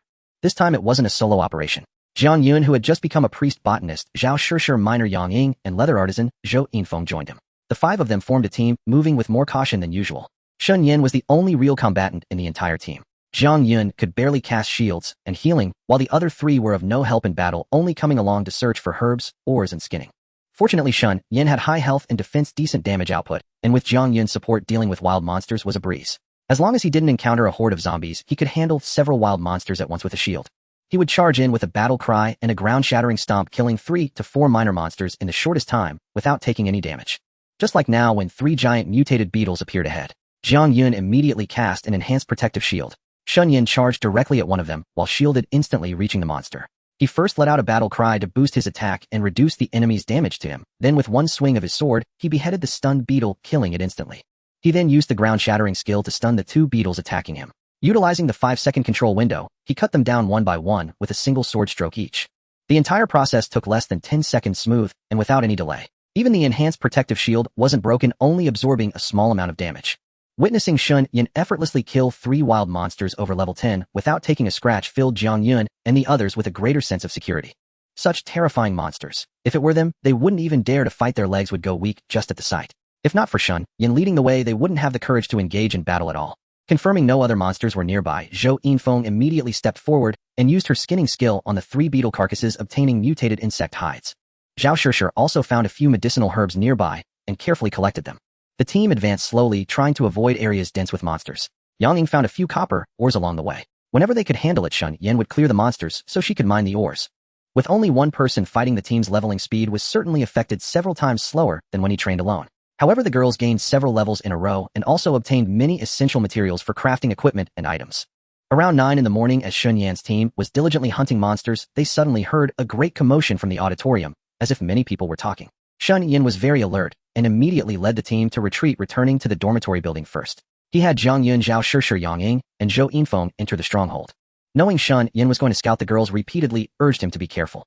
Shen Yan set off alone, detouring around dangerous monster areas, and soon arrived near the auditorium. As expected, he saw a large group of survivors moving about, some of whom were fighting mutated ants. Jiang Jing. Seeing the leader, Shen Yan's pupils contracted as he instantly recognized him. He was one of Lei Hao's lackeys, and every time he was bullied, Jiang Jing was among those who followed Lei Hao and dealt him harsh blows. He hadn't expected Lei Hao's people to find the auditorium so quickly. It was fortunate they had evacuated in advance. Brother Jiang, there's only one ant nest nearby, no other monsters. The scout reported to Jiang Jing. It seems someone cleared this area in advance. They're nearby. Jiang Jing said with certainty. Although the Corpse King might have scared away many wild monsters, this area is too clean. It wouldn't have been easy for Jiang Yun to kill the remaining monsters with just her pistol. Besides that one time, we've hardly heard any gunshots. This means there are other survivors besides them here, and they've joined forces. They don't have the capability to do this on their own. Brother Jiang, the auditorium's doors and windows have been reinforced, and there are traces of survivors having lived inside. Search thoroughly, don't miss any corner. If you find any of the campus beauties, capture them alive. Bring them back, and Brother Hao will reward you handsomely. Yes, these survivors were all students from the university town, now working for Lei Hao. They had found him so quickly. Had Lei Hao already dealt with the Corpse King? No. The Corpse King was terrifyingly powerful. Even if Lei Hao was strong and had many underlings, he couldn't challenge it at this stage. Survivors below level 20 would just be cannon fodder against the Corpse King's level suppression. Lei Hao was probably holed up waiting for the Corpse King to move away, or using some other method to lure it away before he could move freely. Although Jiang Jing had led his men to the auditorium, Shen Yan and his group had left no traces when they evacuated. Plus, the new stronghold was far enough away and surrounded by dense wild monsters, so the enemy couldn't find them in a short time. Now Shen Yan had two choices. One was to silently retreat, hide in the dormitory area without being discovered, continue to play weak and develop in secret until he was strong enough. The other was to find an opportunity to ambush Jiang Jing's team, inflict as much damage as possible, create a false trail to lure them to another area, making Lei Hao's faction mistakenly believe his team was hiding elsewhere, thus buying time. In the past, he would have decisively chosen to play weak and slip away quietly. But now the person before him wasn't Lei Hao, but his underling. Their fighting style was simple, with no one using class skills, indicating they were all ordinary people who hadn't yet changed classes. Shen Yan decided to look for an opportunity. First, he would take revenge on Jiang Jing and make Lei Hao suffer. So he hid in the shadows, watching them, not acting rashly. The girls were all worried, privately messaging Shen Yan to ask about the situation, reminding him to be careful and not act impulsively. Shen Yan told them to rest assured and continued his surveillance. The scattered mutated ants were killed by them. Under Jiang Jing's lead, the survivors avoided the ant nest and entered the auditorium for a thorough search, but found nothing. Jiang Jing ordered the survivors to continue searching the vicinity. Despite clearly finding traces of habitation inside the auditorium, he was unwilling to accept that he hadn't caught any of the campus beauties Lei Hao had specifically ordered to be found. After searching the auditorium, the survivors dispersed to conduct a search in the surrounding forest, suspecting the campus beauties might have escaped early and were hiding in this area.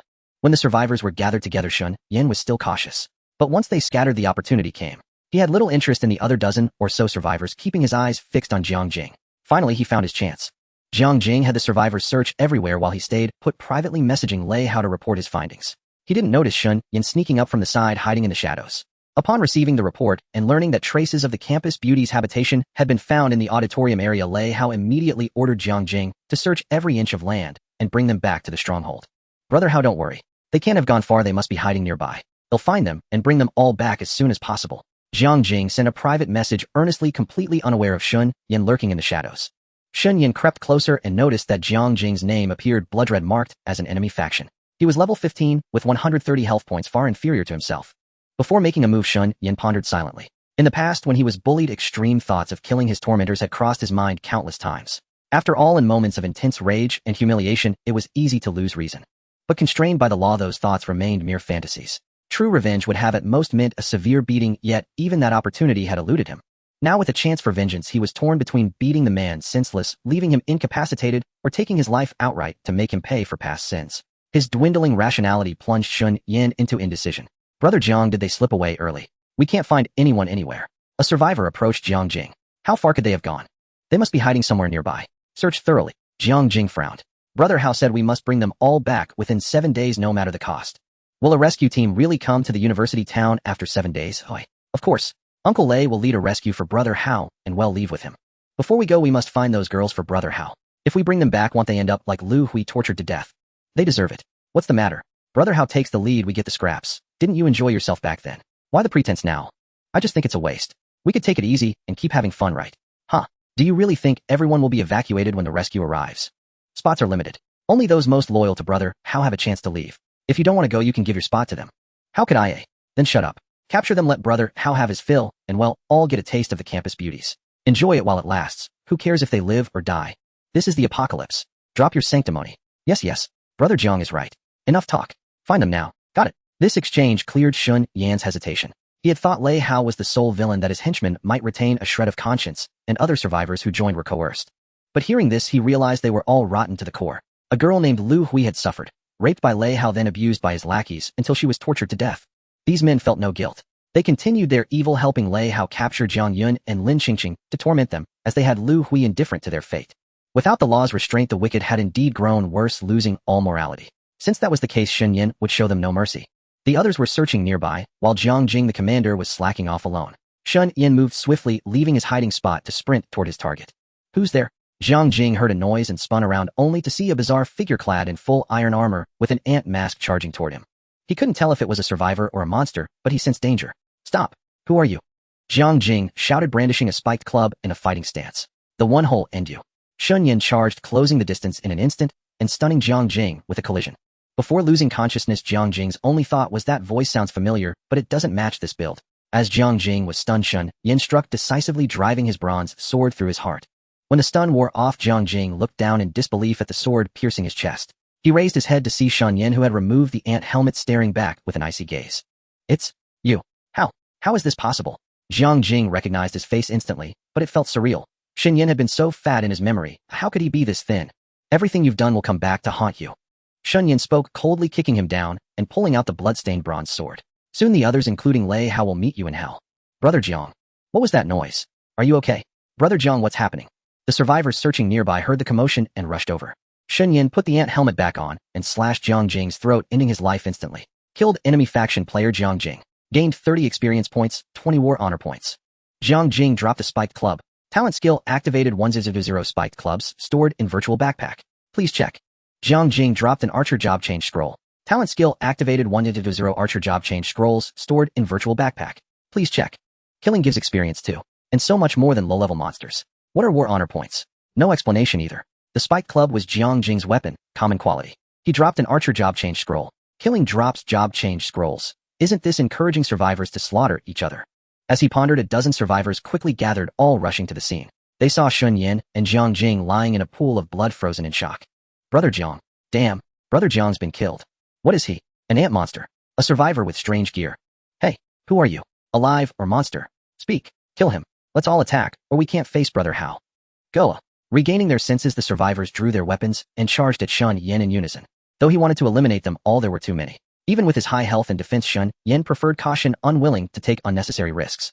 If they had a trick up their sleeve and ganged up on him with a cheap shot, it would be trouble. He had already avenged a part of his grudge by killing Jiang Jing. He decided to create a false lead to mislead them. With that in mind, he turned and sprinted east at astonishing speed. The dormitory building was to the north. His eastward dash drew the dozen survivors in hot pursuit, all determined to catch Jiang Jing's assassin. They naturally assumed he had come from the east, and that Jiang Yun and Lin Qingqing might be hiding there too. Midway through the chase, Shen Yan vanished, and the surrounding swarms of mutated insects forced them to stop. Shen Yan's agility far surpassed theirs, and his speed was no joke. The survivors, having lost their target, exchanged helpless glances and reluctantly withdrew, carrying Jiang Jing's body back to report to Lei Hao. Shen Yan shook off Lei Hao's men and took a detour back to the dormitory building. As soon as he returned to their base, Jiang Yun and the others hurried over, looking anxious. Brother Shen Yan, Lei Hao and his men are spamming the regional channel with curses threatening to make us pay. Du Feifei said, grabbing his arm with worry.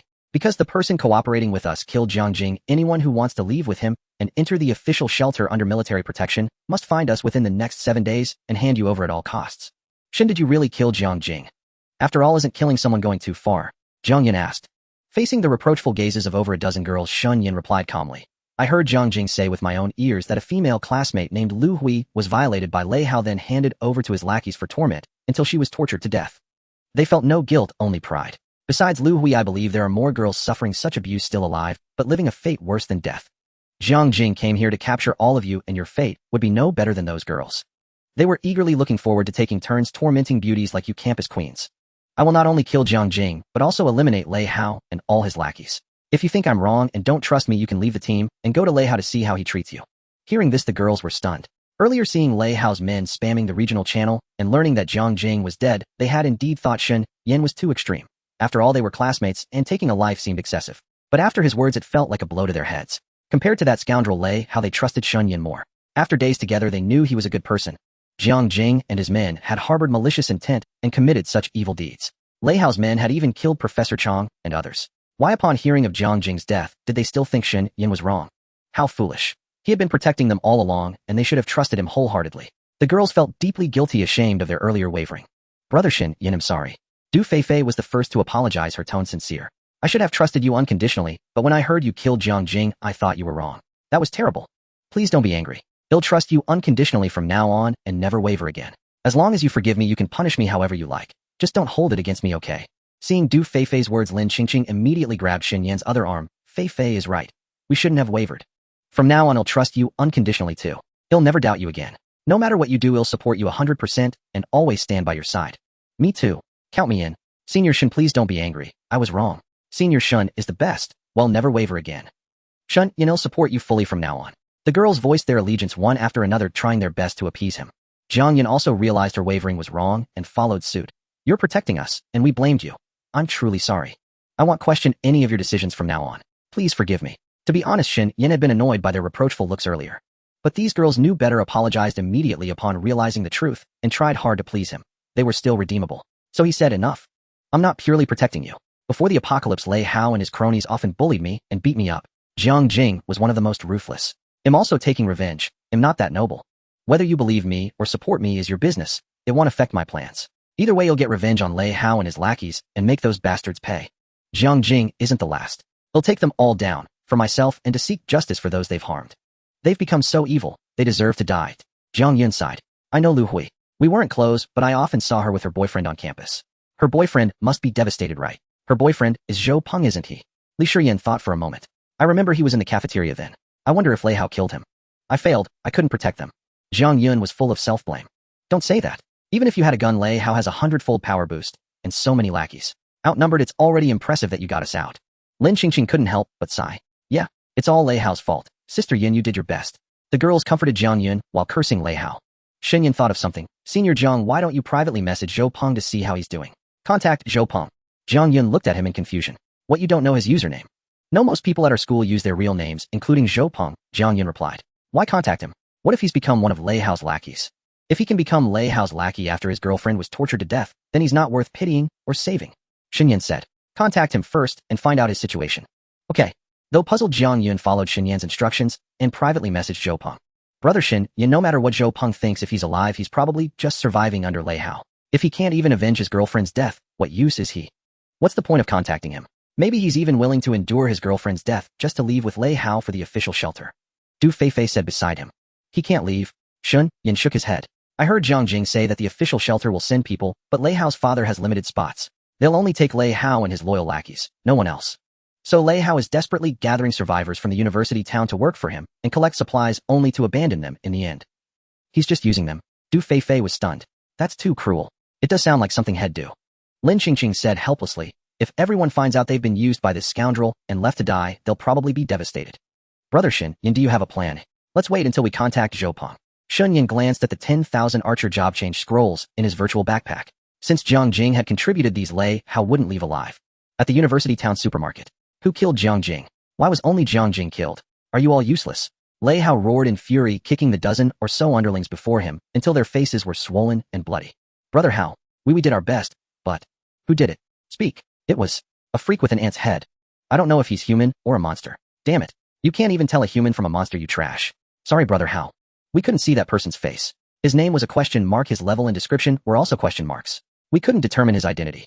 The underling with his head pinned under Lei Hao's foot trembled with fear, terrified of being beaten to death, and answered shakily. Either he's a special monster with a higher level than us, so we can't see his name, or he's carrying a special item that hides his identity. Maybe that ant head is a mask with the function of hiding identity. This guy had guessed correctly. The ant helmet did indeed possess the ability to conceal attributes. Or rather, any mask or helmet that could cover the face had a concealing effect unless you already knew the person's identity or possessed a skill of insight. He was alone, yet he killed Jiang Jing right under your noses. You're all worthless. To Lei Hao, Jiang Jing was a right-hand man, so losing this brother made him somewhat lose his composure. Sorry, Brother Hao. We really did our best. Although we don't know his identity, he appeared in the auditorium area and launched a sneak attack while we were searching for those girls. He's definitely connected to them. It's also possible that one of those girls had a lucky encounter and obtained some powerful equipment or item. Please give us a chance to redeem ourselves. We promise to find that ant monster and capture him and those girls as soon as possible, handing them over to you for personal punishment. It better be so. Lei Hao finally lifted his foot to spare him for the moment, then turned and said, Zhao Yang Yang Long, starting tomorrow you two will lead the teams and join them in the search. You must find that ant-man within 7 days, and most importantly bring Lin Qingqing and the others back to me. Don't worry, Brother Hao. Zhao Liang said with confidence. With Along and me on the case, we guarantee we'll bring them back. Leave Jiang Jing's revenge to us. Whoever dares to touch our brothers, we'll make them pay in blood. You lot, do you know the direction that Ant-Man fled in? Lei Hao looked sideways at the dozen or so underlings. Yes. We know. Don't disappoint me. Yes. We won't disappoint you again. Meanwhile, at the supermarket warehouse. Hurry up and arrange the supplies. Stop dawdling. Don't you want to eat anymore? No slacking. Stop playing dead. Get up. Several students armed with sticks and knives directed their former teachers and classmates, ordering them to carry the supplies collected from outside. If anyone collapsed from weakness, they were brutally kicked. These controlled teachers and students were forced laborers, usually following the team outside to haul back the found supplies. Those who disobeyed were beaten mercilessly, unable to resist. Initially, some tried to escape, but Lei Hao killed one with a single punch, and the rest dared not even think of fleeing again, obediently complying, just to survive. Furthermore, Lei Hao only fed them one meal a day, leaving them all weak and feeble, no match for Lei Hao and his underlings. Even so, whenever danger arose, Lei Hao would immediately use these laborers as human shields to attract monsters, completely disregarding their lives. Now all these people deeply regretted their initial choice. Everyone had thought following Lei Hao would guarantee safety, given his 100-fold strength amplification that allowed him to easily kill monsters, and his well-connected father, who could lead them to an official shelter. Now they didn't even know if they could hold out until the official shelter sent rescue. They were unaware that the quota for entering the official shelter was limited, no matter how much work they did for Lei Hao now, they would ultimately be abandoned. They were merely tools to be used and discarded. After finally managing to store all the supplies in the warehouse, they were allowed to rest, and received a meager dinner that barely filled their stomachs. With no food during the day, everyone was starving. Dinner made things a little better, but they had no choice. They were ordinary people to begin with, and now unable to even eat their fill, they couldn't defeat Lei Hao and his men. Even the lowest level monsters outside could easily kill them, let alone escape, or level up by hunting monsters. Most people were like the Walking Dead, merely surviving. As they ate, a group of lifeless women entered from another side, collected their food, and sat down to eat in silence. These female students didn't have to go out and work, but their lives were even worse than the boys'. They could be taken away by Lei Hao and his underlings at any time to be used as outlets for their frustrations, stripped of all dignity. Those who couldn't endure it had died. Those who remained had endured until now, just to stay alive. Zhou Peng desperately wanted to die, but he swallowed his humiliation and persisted. Though he knew the chance was slim, every time he recalled the image of his girlfriend being humiliated to death, a burning hatred drove him to grit his teeth and hold on, striving to find an opportunity to kill Lei Hao and the other murderers.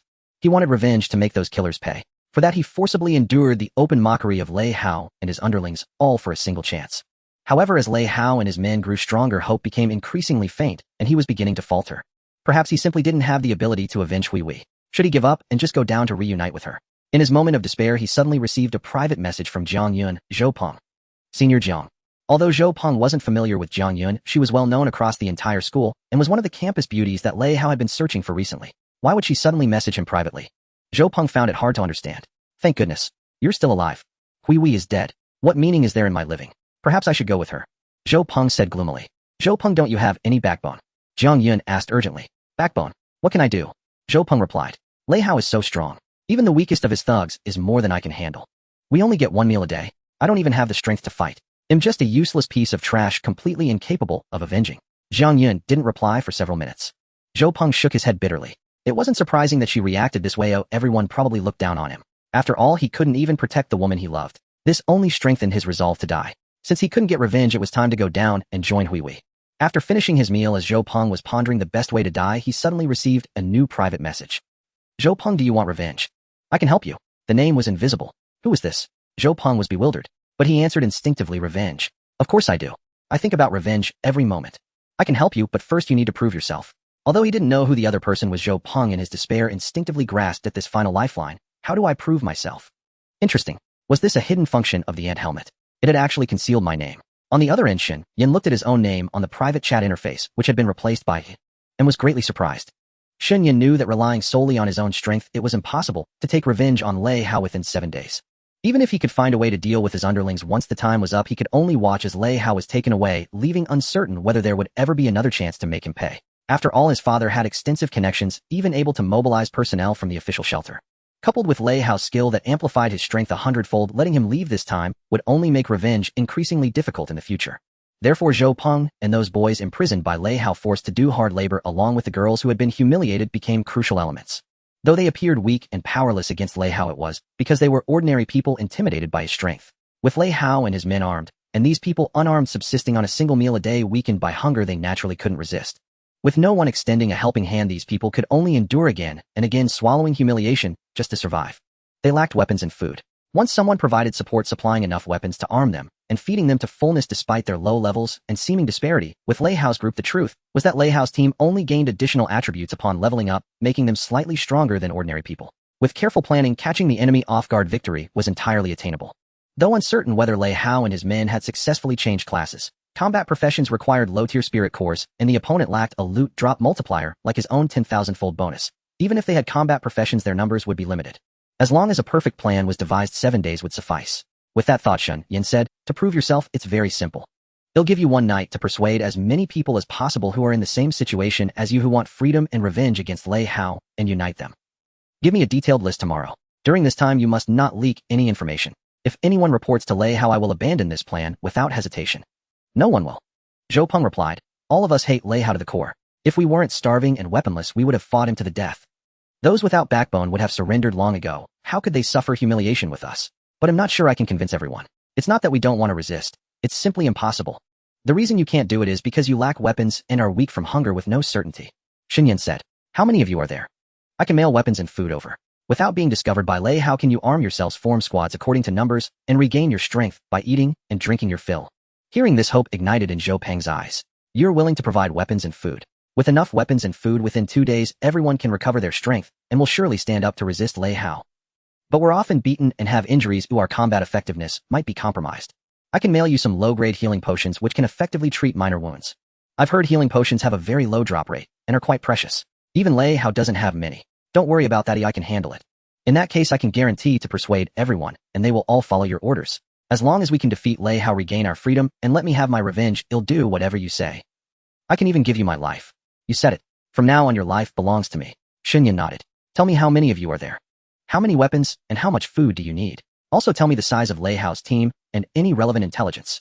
Initially in the cafeteria, aside from the 17 campus beauties who escaped with Zhang Yun and the 59 who gradually joined Lei Hao's team, there were 523 surviving teachers and students gathered together. Later, when danger arose and we abandoned the cafeteria, 372 people were used by Lei Hao as bait to attract monsters, some dead, some fled. Zhou Peng's voice dropped. Afterward, those who tried to escape or resist were killed in conflicts by Lei Hao and his men. Anyway, now those of us barely alive and under his control total 101 people. He didn't mention his girlfriend's death. It was the deepest wound in his heart. He'll give you 101 weapons, ample food, and medicine. Unite these people, secretly form 3 teams. Don't let Lei Hao's men catch on. Rest and recover your bodies these 2 days and await my orders. Also, gather intelligence for me. Every detail about Lei Hao's team's movements, their plans, and other information, and hand it all over to me. I will formulate a perfect plan based on the situation and act at any time. Shen Yan directly mailed weapons, food, water, and medicine. When Zhou Peng received 101 spiked clubs, 100 canned beef, 100 bottles of milk, 100 fried chicken legs, and 500 low-grade healing potions, he could hardly believe it. Such a vast amount of supplies. Even Lei Hao, with his 100-fold strength amplification, formidable power, and over 60 underlings forming groups to hunt monsters and level up daily, couldn't stockpile such an astonishing quantity of resources in such a short time. In other words, this mysterious figure of unknown identity possessed a team dozens of times stronger than Lei Hao's. Otherwise, how could he accumulate such resources and part with them without a second thought? But with such immense power, dealing with Lei Hao should be effortless. Why didn't he crush him directly, instead contacting him, wanting to unite the other students, and use his own hands to deal with Lei Hao through a plan? Could it be that he was testing him, evaluating his abilities? If he passed the test, would he be qualified to join this force? Yes, this is a trial. The hidden big shot must want to test us, understand our potential, and see if we're worth cultivating. He must not disappoint this hidden big shot. He had to complete the task, unite everyone. Not for himself, but for Hui. He would avenge Hui, kill Lei Hao who caused her death, and all those beasts who followed him, sending them to hell. Zhou Peng took a deep breath and began secretly messaging those around him. On the other side, Shen Yan obtained detailed intelligence about Lei Hao's team from Zhou Peng. Currently, Lei Hao's team consisted of 65 people. Excluding Jiang Jing, whom he had killed earlier, this included Lei Hao himself, 6 of his closest cronies who served as minor leaders, and 59 survivors who had joined him over time.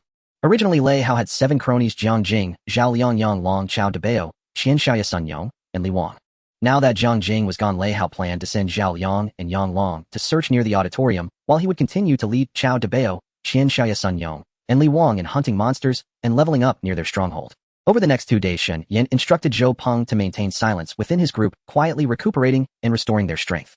He himself led Jiang Yun and the others to grind monsters and level up near the dormitory building. Lin Qingqing also joined the leveling party, as Shen Yan had given her an archer job change scroll, allowing her to undergo training, become an enhanced archer, and acquire the enhanced eagle eye and enhanced barrage skills. Although his backpack held 10,000 archer job change scrolls, he only produced 1, refraining from having the other 3 girls change jobs simultaneously. On one hand, producing so many archer job change scrolls at once would make it difficult to fabricate a convincing excuse for them. On the other hand, he considered that having all 3 other girls become archers would lead to an undesirable overlap of professions. Diversifying the team's roles was paramount to ensuring combat effectiveness.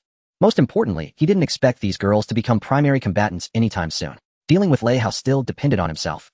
Although Zhao Liang and Yang Long had led people to search the nearby area, Shen Yan was not worried. Having been misled in the wrong direction, their search was futile. Besides being harassed by monsters in that region, they found nothing, utterly unaware that Shen Yan and his group were actually to the north.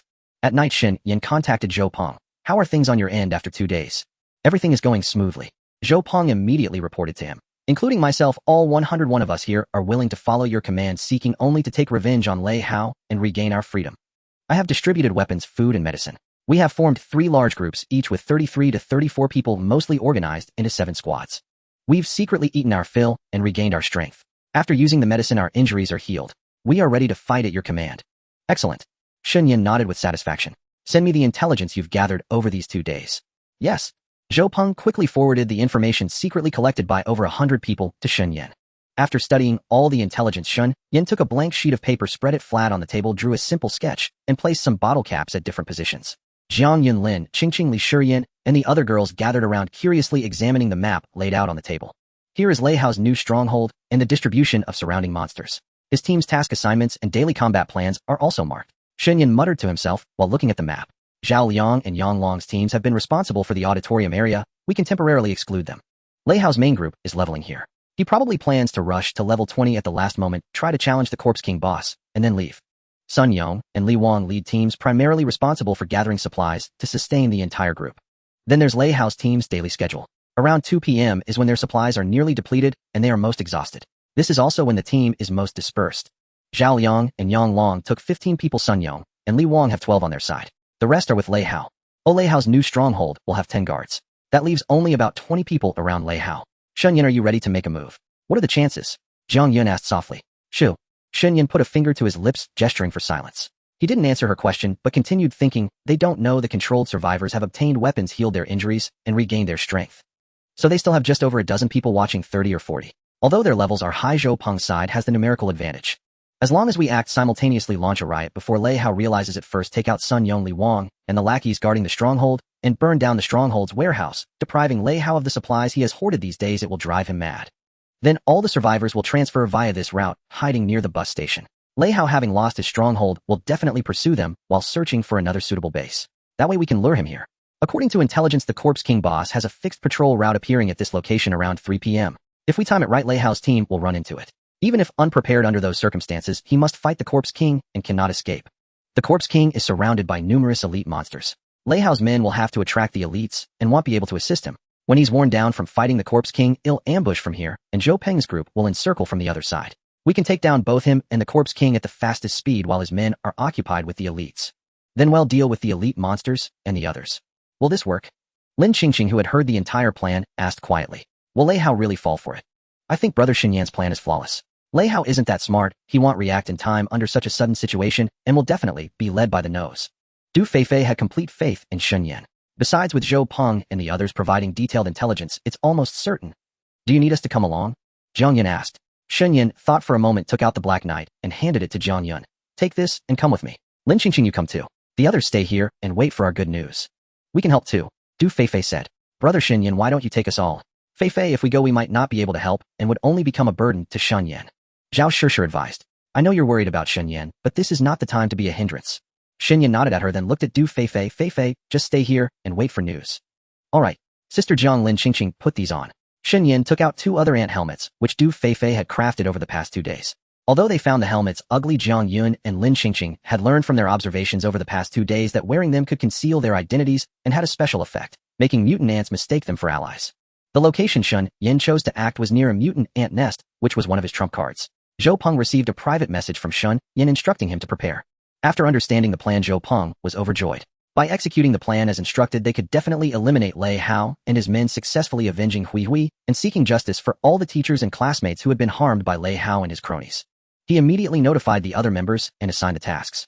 After understanding their tasks, the 101 teachers and students responded one after another, stating they were well prepared and would act in unison at the designated time, ensuring a coordinated 2-pronged attack to complete the mission as quickly as possible. Lei Hao was still unaware that a plan targeting him was being set in motion.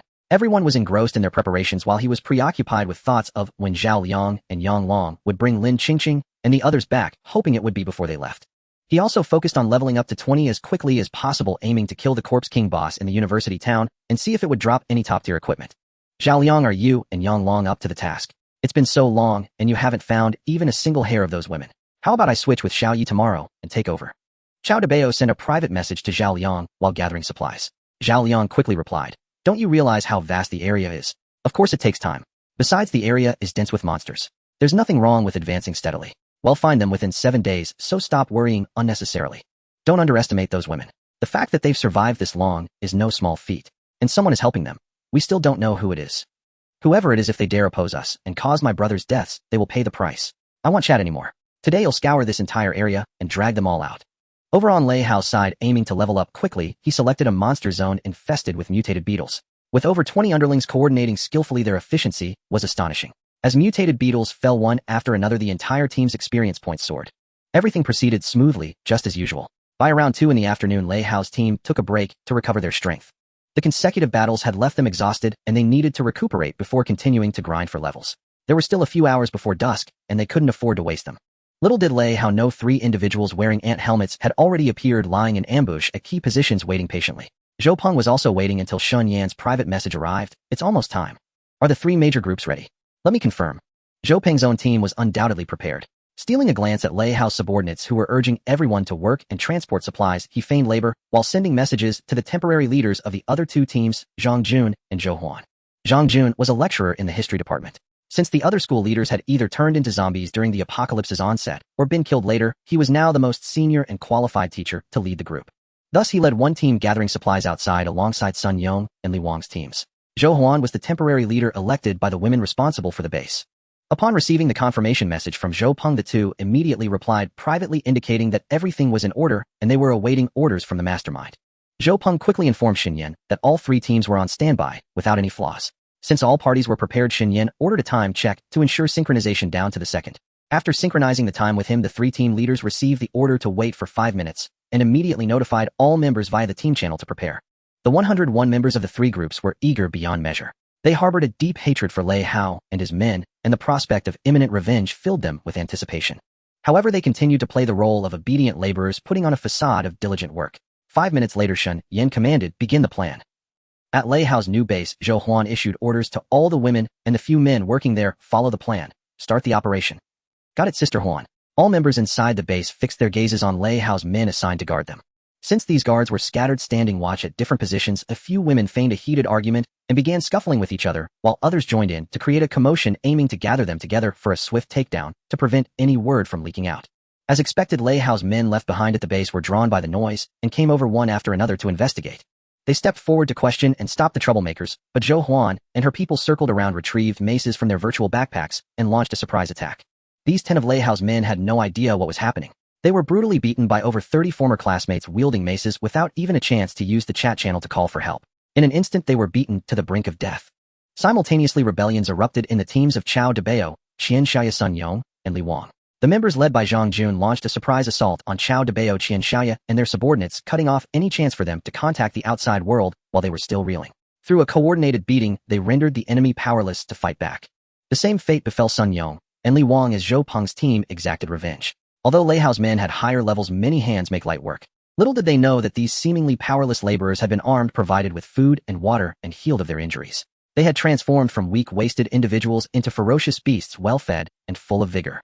The humiliation they had endured and the hatred for Lei Hao and his men became the fuel for their vengeance, unleashing a terrifying force once released. On one hand, the enemy was overconfident and looked down on these inferiors. On the other hand, they were already worn out from fighting monsters not at their peak. Caught off guard by the ambush, they were at a huge disadvantage, leading to their crushing defeat. The members of the 3 teams had accumulated too much hatred. Although they were teachers and students from the same school, Lei Hao and his men had treated them like dirt, caused the deaths of many, and subjected them to endless humiliation and suffering. Now that they finally had a chance for revenge, they gave it their all. The 4 minor leaders, Chao Debao, Qianxia Sun Yong, and Li Wang, along with most of their men, were beaten to death. Only a few were left barely alive, unconscious, and unable to report to Lei Hao. Having successfully captured the base and eliminated the other 2 squads, the 3 temporary leaders quickly reported their results. Learning that the plan was proceeding smoothly, Shen Yan breathed a sigh of relief and continued issuing orders. He instructed Zhou Huan to loot all the supplies in the warehouse, then prepare various flammable materials to burn down the base at a moment's notice, cutting off Lei Hao's retreat. He then directed Zhou Peng and Zhang Jun to act swiftly according to the plan. Zhou Peng was to monitor the zombie king's path to ensure it didn't deviate and arrived at the ambush point on time, while Zhang Jun was to quickly clear nearby buildings and find a temporary base where the three teams could hide. The members executed the orders meticulously, following Shen Yan's plan to the letter. Zhang Jun's team, having accompanied Lei Hao's supply-gathering team daily, naturally knew which nearby areas were relatively safe and suitable as a temporary base. They soon occupied an optimal building capable of hiding over 100 people and reported completion to Shen Yan. Zhou Peng monitored the zombie king from a distance, tracking its path and reporting to Shen Yan in real time. Based on the intelligence, Shen Yan calculated that the time was right and ordered Zhou Huan to start the fire. Upon receiving the order, Zhou Huan had her team ignite all the flammable materials, then urgently evacuated to the temporary base to join Zhang Jun. Lei Hao was oblivious to the unfolding catastrophe, resting to recover while pondering how to efficiently grind monsters and level up in the coming hours. Just then someone suddenly pointed into the distance and shouted, "Brother Hao, it looks like a fire. A massive plume of smoke. It's really burning. Brother Hao, it's coming from our stronghold." Lei Hao was startled. Looking up, he indeed saw thick smoke billowing from the direction of their base, a flicker of panic stirring within him. "What's going on? Brother Hao, our brothers stationed at the stronghold aren't replying to private messages." "Wait, why does it say player does not exist?" "Player does not exist. That means either they changed their name or they're dead. Something's wrong. Brother Hao, something's happened at home." A subordinate, struck by a sudden dread, shouted frantically, "Someone must have attacked the stronghold and killed our people. Who dares to oppose me?" Lei Hao roared in fury, springing to his feet with a jolt. As the current strongest team leader in the university district, blessed with 100-fold power amplification, he never imagined other survivors would dare to lay a hand on him. It was practically a death wish. He immediately sent private messages to Chao Debao, Qian Xiaya Sun Yong, and Li Wang, ordering them to lead their teams back to the stronghold at once. Yet the moment the messages were sent, they were met with the prompt, "Player does not exist." They were dead. How could that be? Impossible. Something was deeply wrong. He tried contacting all four again, but still received the same notification. Suspicious that the chat channel might be glitching, Lei Hao refused to believe they had perished. He attempted to reach Xiao Yang and Yang Long instead, only to find that both replied, promptly agreeing to return immediately. Now Lei Hao's mind buzzed with confusion. If Xiao Yang and Yang Long could reply, it meant that Chao Debao, Qian Xiaya Sun Yong, and Li Wang had truly met with disaster. In a panic, he urgently ordered someone to contact the stronghold and the subordinates who had followed those four, hoping to learn what had happened from them. But every message he sent vanished without a trace, met with utter silence. What was happening? How had it come to this? Lei Hao grew increasingly frantic and quickly commanded, "Return to the stronghold at once." Over 20 subordinates immediately set out, with him rushing back in a flurry. Little did they know they were walking straight into the trap laid by Shen Yan. Zhou Peng reported to him that the corpse king had arrived at the designated location. Shen Yan nodded, having already spotted the distant giant. He ordered Zhou Peng to evacuate at once and regroup, with Zhang Jun, Zhou Huan, and the others at the temporary stronghold, staying hidden for the time being. Lei Hao's team was hastily making their way back to the stronghold when the corpse king moved along its patrol route from the side. The two groups collided at the intersection.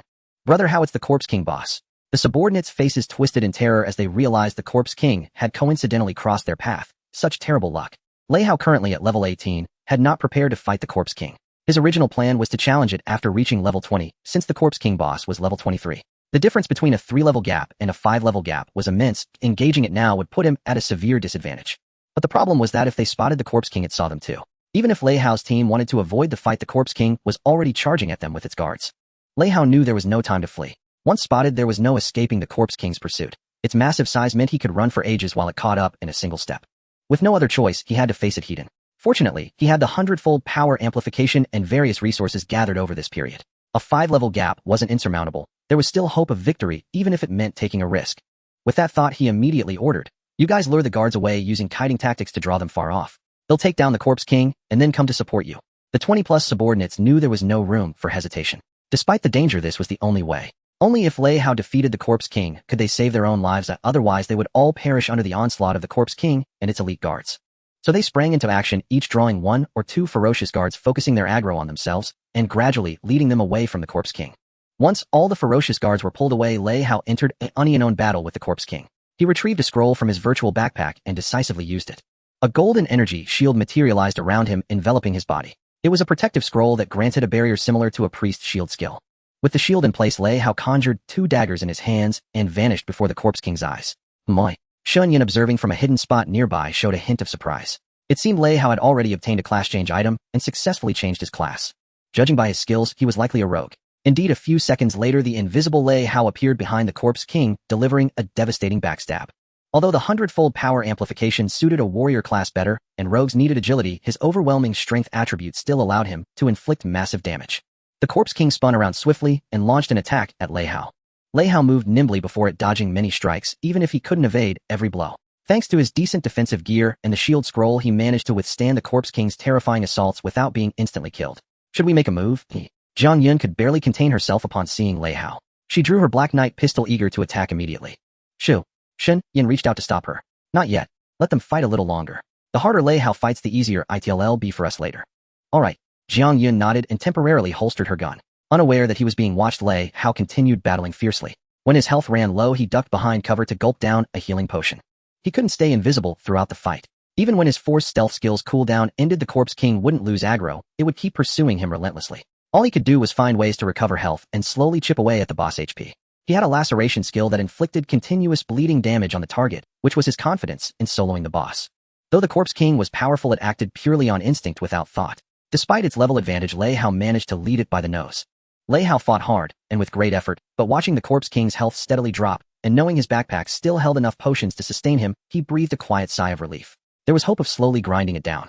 He had originally planned to challenge it at level 20, but killing the Corpse King early wasn't such a bad idea. Once he claimed the Corpse King's experience and the top-tier equipment and items it dropped, anyone who dared oppose him would pay the price. Lei Hao's subordinates proved capable, keeping the elite ferocious guards running circles around the area, with kiting tactics preventing them from interfering with Lei Hao's duel against the Corpse King. As the Corpse King's health dwindled, Jiang Yun nervously tugged at Shen Yan's sleeve. Shen Yan sent her a private message reassuring her to stay calm and keep watching the Corpse King's HP, ready to act at a moment's notice. It must be said that Lei Hao's combat prowess was formidable. As a thief class, he single-handedly took on the Corpse King boss, relying on Bullied status skills to chip away at its health. Victory seemed within reach. Anyone else would have been crushed by the Corpse King long ago. Of course, his hundredfold power amplification played a significant role. He possessed Bullied status skills, and with the amplification his attacks were far from weak. The thief class high agility boosted his evasion and running speed, all contributing to his impending success. Beyond these factors, he likely wielded exceptionally powerful equipment that greatly enhanced his survivability. However, his means of recovery were nearly depleted. He had to end the battle swiftly. Any further delay could invite unforeseen complications. The Corpse King had only over 400 HP left. Of victory was imminent. Applying the bleed status, once more Lei Hao watched the cooldown of his hundredfold power amplification reset. He erupted again, launching a ferocious assault. Junior Shun. Jiang Yun, seeing the Corpse King at critical health, messaged Shen Yan, again her urgency palpable. If Lei Hao finished off the Corpse King, the massive experience points would rocket him up levels, restoring his status to full. He would also claim the top-tier equipment dropped by the boss, making him even more formidable. Shen Yan remained calm. He waited until the Corpse King's health dropped below 400 to around 360 before making his move. Leaping from his hiding spot, he used ultimate charge to stun Lei Hao, who was locked in combat with the boss. Then he employed ultimate war cry to debuff his foe's attributes while messaging Jiang Yun, shoot the Corpse King. Bang, bang, bang. Jiang Yun immediately pulled the trigger. 60. Damage numbers continuously popped above the Corpse King's head as its remaining health dwindled. Finally, as Jiang Yun fired her fifth shot, leaving the Corpse King with a mere 60 HP, Shen Yan swung his blade in a flurry, delivering the fatal finishing blow. The ocean of experience from slaying the Corpse King catapulted him directly to level 20. He allocated all his attribute points to Constitution. The Corpse King dropped 10,000 legendary corpse control manuals, 10,000 excellent quality bloodthirsty cloaks, 10,000 intermediate cores, 10,000 spice-tem recipes, and 10,000 advanced strength enchantment blueprints. Fortunately, before setting out, he had asked the carpenter Zhang Xiaowan to craft a furniture container, a simple wooden box, to store a large amount of raw materials, freeing up his backpack. Otherwise, his virtual pack, with only 48 slots, would have long been overflowing. Without pausing to inspect the loot's properties, Shen Yan immediately turned after killing the Corpse King and swung his bronze sword at Lei Hao, aiming to eliminate him while the stun still held. But as the bronze sword pierced Lei Hao's body, instead of meeting his end, he shattered like a mirror struck by a stone, crashing into countless scattered shards of glass. The next second, a mirror materialized out of thin air 10 meters from Shen Yan. Lei Hao, whom he should have killed, leaped directly from it, his face twisted in rage. Who are you? You dare steal my boss and try to kill me? Have you a death wish? As his words fell, Jiang Yun pulled the trigger, firing the last bullet of the day. Lei Hao suddenly vanished into stealth. His skill cooldown must have ended. The bullet missed, and he disappeared entirely. Though his body was gone, his voice echoed around them. Black Knight. Jiang Yun, it's you. I wondered who this weirdo dressed like an ant was. I underestimated you. A momentary lapse, and you scheming bitches caught me off guard. Lei Hao, you've committed heinous acts, killing so many teachers and classmates. You even tried to come for us. We were only defending ourselves. Jiang Yun glared at the spot where he had vanished, her voice icy. Let's settle this here and now. Since you've delivered yourselves to me, I'll take you all out together. Lei Hao's voice came from all directions, impossible to pinpoint. We can't locate him. What do we do? Sweat beaded on Jiang Yun's forehead as she messaged Shen Yan in worry. Lin Qingqing used enhanced eagle eye. Shen Yan messaged Lin Qingqing. Okay. Lin Qingqing quickly activated her eagle eye skill. An eagle formed of energy coalesced above her head and soared into the sky. Sharing the eagle's vision, she observed the entire area from a god's eye view. Soon she spotted faint traces resembling footprints on the ground, subtle but not beyond the eagle's keen sight. About 10 meters to your right. Shen Yan immediately sprinted to the right and suddenly used the Earthshaker skill. In stealth, Lei Hao planned to bypass the unknown Ant-Man before him and seize Jiang Yun, who was hiding behind. He never expected a ranged control skill. Even though Shen Yan hadn't reached him yet, still several meters away, a sudden stomp plunged him into a daze. Caught in the control, Lei Hao's stealth broke, and he stood swaying in place. Got him. Finish him off. Jiang Yun shouted urgently. If Lei Hao escaped, he would surely seek vicious revenge, causing endless trouble. Without needing her prompting, Shen Yan charged directly at Lei Hao and thrust his bronze sword straight through his heart. Thinking it was over, Lei Hao's body, which should have been dead as a doornail, suddenly transformed into a fireball. With a deafening BOM, it exploded, dealing 200 damage to Shen Yan. Fortunately, Shen Yan now had 580 HP. Any ordinary person would have been killed on the spot by the blast. He also had a shield from Jiang Yun. Combined, the explosion dealt at least 400 to 500 damage, truly terrifying. Without that shield, even as a tank, he would have been in grave danger. Not just Shen Yan, but even Jiang Yun and Lin Qingqing were startled. Jiang Yun immediately cast a new shield on Shen Yan and quickly healed him. Through her eagle eye, Lin Qingqing quickly located Lei Hao, who had teleported to a nearby hiding spot after the explosion, and relayed his coordinates to Shen Yan. Lei Hao wanted to conceal himself until his forced stealth skill cooled down. He never imagined Lin Qingqing's eagle eye had already found him. With the coordinates, Shen Yan wasted no time and sprinted straight toward him. Realizing his hiding spot was exposed, Lei Hao fled in panic, shouting, "I'm under attack. Reinforcements now." He hoped his nearby underlings would come to his aid. His health was low, recovery items were exhausted, the forced stealth skill was on cooldown, and even his 2 precious life-saving tools were spent. Though his underlings heard his cries, none could help. Each was barely managing to kite elite monsters. The elites had no stamina limits and would pursue them relentlessly, while they themselves had finite stamina. They were already at their breaking point, exhausted. Their only hope was that Lei Hao would kill the Corpse King and come to their rescue. Lei Hao shouted several times, but his underlings couldn't assist. In the team channel, they reported that the elite monsters were clinging to them, and they could barely survive, let alone come to him. Sensing danger, his eyes darted around craftily. He called out to the rapidly approaching Shen Yan, "Wait. Friend, what's your relationship with Jiang Yun and the others? There's no conflict between us. Why stand against me for a few women? My father is at the official shelter. He'll bring people in a few days. Cooperate with me, and you can enter the official shelter too. No more living in fear out here." Lei Hao judged from Shen Yan's build that he was a man unlike Jiang Yun and Lin Qingqing behind him, whose feminine curves were distinctly different from Shen Yan's tall and sturdy frame. He certainly couldn't recognize that this was the same person he had repeatedly bullied, even nearly killing in the restroom. After losing weight, Shen Yan looked like a completely different person. Assuming Shen Yan was a temporary ally of those girls, he tried to persuade him. Shen Yan ignored him, raising his shield and charging straight at Lei Hao with his sword. The opponent was a thief class. If he didn't eliminate him, now leaving an enemy who could turn invisible and assassinate him unnoticed would be a constant threat. If the roots are not pulled, the weeds will grow again when the spring wind blows. Mercy to the enemy is cruelty to oneself. Lei Hao was ruthless, having already killed so many innocent teachers and classmates. If spared, he would not show mercy later. Seeing Shen Yan unmoved and charging at him with murderous intent, sweat broke out on Lei Hao's forehead. He was in terrible shape. Skills on cooldown, low health, no recovery items left, and his last survival tool was gone. Facing this obvious warrior in an unknown fight meant certain death. His lackeys were useless, and he couldn't escape from Shen Yan. He could only threaten loudly. "If you dare touch me, my father won't let you off." He holds a high position in the official shelter and can mobilize the army to wipe you out. Think carefully before making a decision you'll regret. Shen Yan continued approaching, assuming a battle stance. Lei Hao shouted frantically, "Stop. We have no grudge against each other. Is it necessary to oppose me for those worthless women? As long as you..." Before he could finish, Shen Yan dashed forward in a single stride and swung his bronze sword with force. Clang! Lei Hao hurriedly raised his weapon to block the strike. His 100-fold power boost had not yet faded, sending Shen Yan stumbling back. He then turned his blade toward Shen Yan's face. Shen Yan immediately raised his shield to block, thrusting his bronze sword again. They exchanged several rounds, but Lei Hao's stamina was low and the 100-fold power boost faded after a few seconds, putting him on the defensive. Realizing the situation was dire, Lei Hao knew continuing would lead to disaster. He feigned an attack to force Shen Yan back, then turned and fled desperately toward the forest. However, Shen Yan's ultimate charge had cooled down. He instantly teleported behind Lei Hao, stunning him for 5 seconds. Taking advantage of the stun, he thrust his sword through his heart from behind. This time Lei Hao had no survival skills left. As the stun wore off, he looked down in disbelief at the bronze sword piercing his chest and sent a private message to his father, "Dad, I don't want to die." Lei Hao's father received the message and frantically asked what was happening, but Lei Hao couldn't reply. Shen Yan pulled out the bronze sword, and Lei Hao collapsed to the ground with a thud, a hole in his body. He looked up at the ant person before him, raised his right hand in vain, trying to speak, but unable to make a sound. Jiang Yun and Lin Qingqing approached, standing on either side of Shen Yan. They looked down at the dying Lei Hao and slowly removed their helmets. Lei Hao stared intensely at Shen Yan. Though he couldn't speak, his eyes constantly asked who he was and why he was killing him. Shen Yan raised both hands, removed his ant helmet, squinted at Lei Hao, and placed his foot on his chest. Lei Hao stared at Shen Yan's face, stunned for a long moment before suddenly recognizing him. An expression of disbelief crossed his face as he raised his trembling right hand and pointed at him, but he couldn't utter a single word before his health dropped to 0, and he breathed his last. Killed enemy faction player Lei Hao gained 100 experience points, 100 war honor points. Your war honor level has increased. Current rank is recruit. Lei Hao dropped substitute mirror.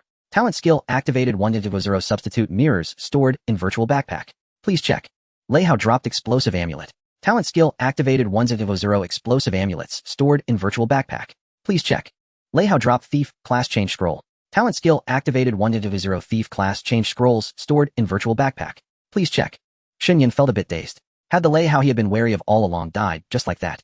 The heavy stone in his heart finally lifted. It was fortunate that he hadn't let Lei Hao grow, or facing a thief with a 100-fold power boost who could strike unnoticed would have been a death sentence. Did we succeed? Lin Qingqing looked at Lei Hao's corpse, then suddenly remembered something. Oh right, his lackeys. Even though Lei Hao is dead, if we don't deal with them, there will be endless trouble. Should we go and finish them off now? Jiang Yan asked. Not yet. Lin Qingqing used eagle eye to check the situation. Let them tangle with the elite monster a bit longer and exhaust their last bit of stamina. Shen Yan instructed, then first check the loot from the Corpse King and Lei Hao.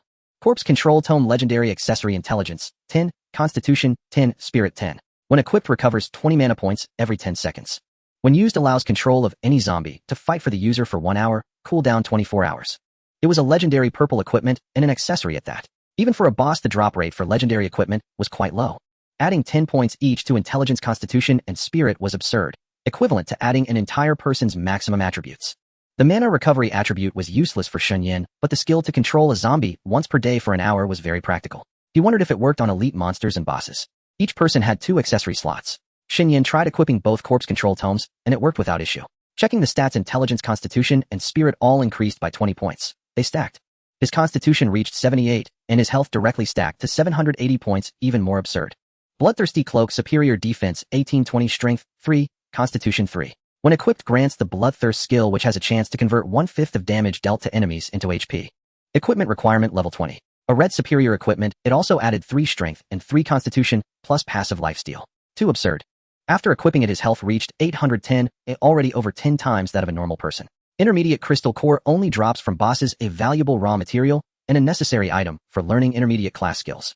The Spiced Ham recipe was a simple cooking blueprint, and the Advanced Strength Enchantment blueprint could enchant equipment to add an extra 3 points of strength. Substitute Mirror Superior Necklace blocks 1 fatal attack and randomly teleports the user 10 meters away. One-time use, the equipment disappears after use. Cooldown 24 hours. Explosive Amulet Superior Accessory, when attack deals triple the damage taken back to the attacker in a violent explosion and instantly teleports the user to a random location 10 meters away. One-time use, the equipment disappears after use, cooldown 24 hours. Were these the survival items Lei Hao had used before? They disappeared after use, so why did they drop when he was killed? 2 superior quality survival items. Likely not something he could have obtained on his own in a short time. They were probably procured through his influential father in the official shelter and sent to him for protection. As for the Thief class change scroll, it was a decent class item. Shen Yan had seen Lei Hao's performance earlier. If not for the ambush, killing a thief would not have been easy. The Substitute Mirror and Explosive Talisman were incredibly powerful life-saving equipment. Although they were single-use items that would be consumed upon use, Shen Yan had a 10,000-fold drop rate, meaning his inventory effectively contained 20,000 extra lives. In times of danger, he could quickly switch equipment and equip these protective items, making death nearly impossible. Even if each item could only be used once per day, that still granted him 2 additional chances to cheat death daily. Combined with his current relentless stacking of Constitution, granting him exceptionally high health and defense, he was virtually invincible as long as he could avoid zombie viruses and other deadly toxins. Lin Qingqing, using her eagle eye ability, kept a constant watch. When Lei Hao's subordinates began to falter, she promptly reported to Shen Yan. Shen Yan acted immediately. He first located the nearest target, and seeing a ferocious elite guard relentlessly pursuing one of them, attempted to use the corpse control manual on it. To his surprise, the corpse control manual was so powerful that it could even successfully control an elite zombie. The ferocious guard, which had been chasing Lei Hao's subordinate, instantly switched sides and became Shen Yan's temporary ally. Secretly pleased, Shen Yan designated the fleeing subordinate of Lei Hao as the target, commanding the ferocious guard to continue the pursuit. He himself gave chase at full speed, closing to within 10 meters before using ultimate charge. Lei Hao's subordinate was stunned and halted in his tracks. The ferocious guard caught up, and its attack landed simultaneously with Shen Yan's. The male student who had sided with Lei Hao was instantly killed on the spot, turning into a small amount of experience points and war honor points, and contributing some basic materials as loot. Having eliminated one, Shen Yan immediately locked onto a second target, commanding the ferocious guard to pursue him. The male student, already being chased by other ferocious guards, found himself trapped from both sides. He frantically called out for surrender, begging Shen Yan to spare his life. Shen Yan did not let him go. He directly ordered the ferocious guard to kill him. After all these people had followed Lei Hao in harming other teachers and classmates, even driving female students to their deaths through humiliation, their pleas for mercy changed nothing. Evil begets evil, one must reap the consequences of the seeds they sow. Using another corpse control manual, he took command of a second ferocious guard. The two massive elite monsters like twin guardian deities followed him as he charged towards the others. My choice back then was right. Thank goodness I became Shen Yan's teammate. Watching the two ferocious guards follow Shen Yan as he unleashed a slaughter, and then glancing at the corpses of Lei Hao and the corpse king at her feet, Jiang Yun felt a surge of relief. Lin Qingqing shared her sentiment. Choosing to stay with Shen Yan was the only way to be this safe. Compared to the other female students who were being subjected to endless humiliation at Lei Hao's stronghold, she felt incredibly fortunate. The third of Lei Hao's men was eliminated. The two ferocious guards under Shen Yan's control then ganged up on an enemy guard. However, he could only control 2 at a time, as his accessory slots were limited, preventing him from equipping a third corpse control manual. With the 2 ferocious guards and Shen Yan himself, the 3-on-1 fight was laughably easy. The enemy ferocious guard had little chance to fight back, being locked down by charge and quake skills. Subjected to a full-force assault from all 3 sides, it quickly dissolved into experience points and loot.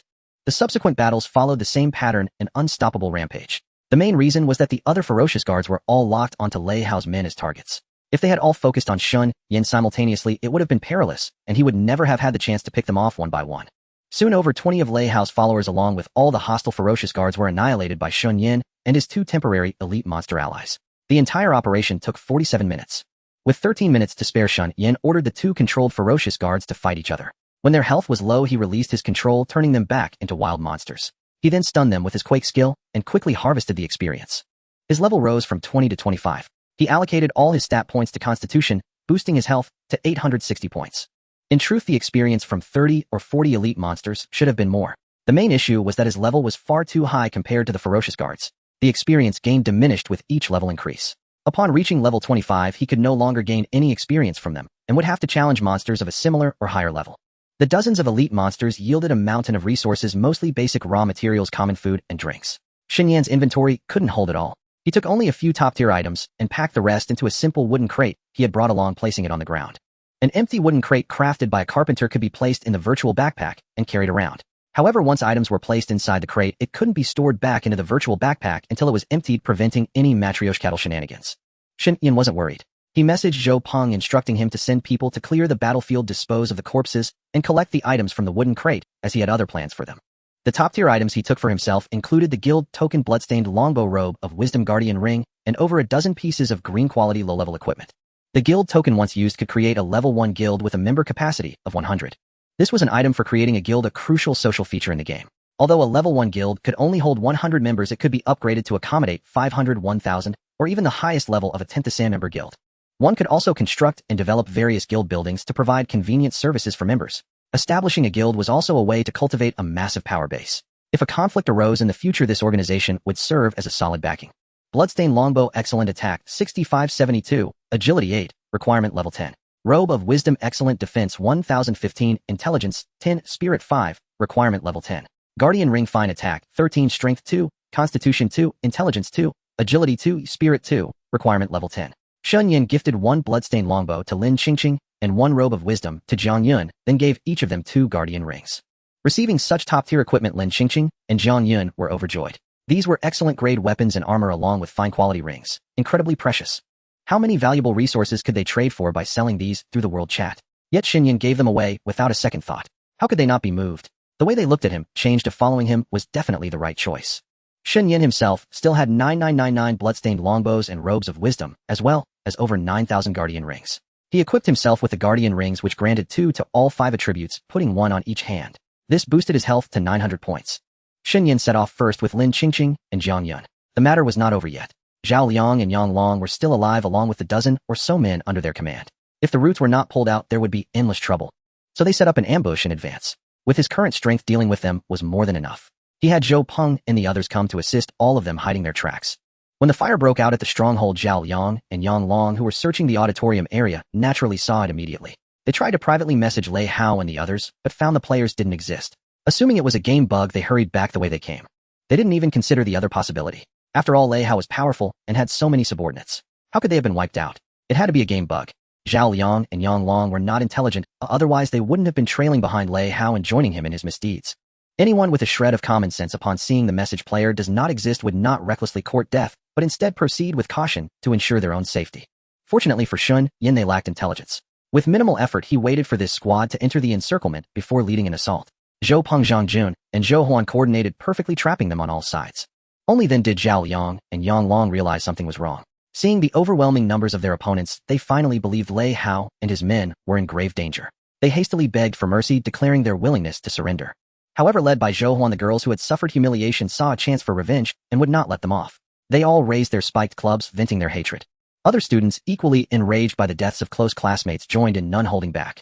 The outcome was predictable. Zhao Liang, Yang Long, and the dozen or so wicked individuals beside them were beaten to death, not a single survivor left. With vengeance achieved, the three teams led by Zhou Peng Zhangjun and Zhou Huan, totaling 101 survivors, turned their gazes toward Shen Yan and his two companions.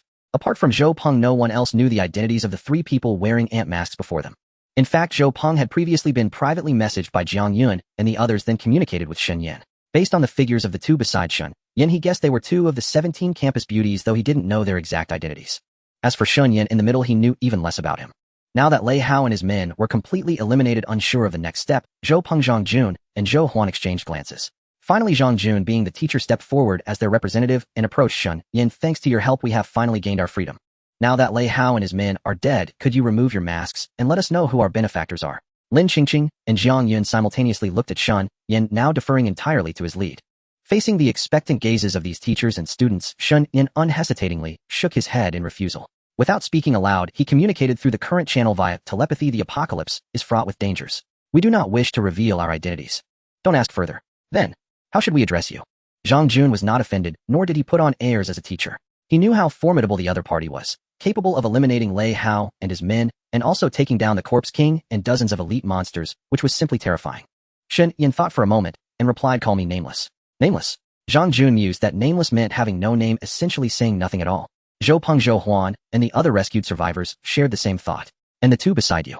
Lin Qingqing and Jiang Yun exchanged a glance, realizing that by not wanting to reveal his identity and having them wear ant masks, Shen Yan had made his intentions clear.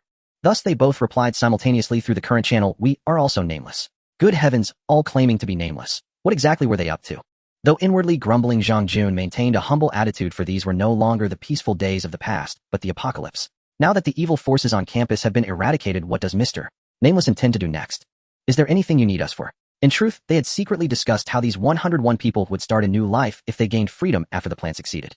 After deliberation, they realized that this unidentified ant person had provided so many weapons to arm their team, and a large amount of food and water, at once demonstrating considerable strength. If they relied on themselves, facing the terrifying monsters outside, their combat power would be limited, the resources they could obtain would be meager, and they might not even be able to sustain themselves. Since this person was hostile to Lei Hao, he couldn't be that bad. As long as he could provide supplies and ensure everyone had food and clothing, working for him was acceptable. After all, compared to being under Lei Hao's control, how much worse could it be? Shen Yan naturally had the intention to recruit them, but out of caution, he decided against immediately revealing his identity or directly bringing them back to the stronghold. On one hand, he needed this force to clear the monsters from the university town. On the other hand, Lei Hao's father had significant influence and would soon arrive at the university town, requiring advanced planning to avoid being caught off guard. With this in mind, he said to Zhang Jun, you now have two choices. 1. Establish your own faction. I won't stop you, and we go our separate ways. 2. Join my camp and work for me. I will provide ample resources to help you quickly enhance your strength, making you a formidable force, unafraid of the monsters outside or villains like Lei Hao. We choose the second. Zhang Jun replied decisively, as they had discussed it beforehand, and the 101 people had already reached a consensus. What should we do? Excellent. Shen Yan nodded. Since you've chosen to join my camp, the only requirement is strict obedience to orders.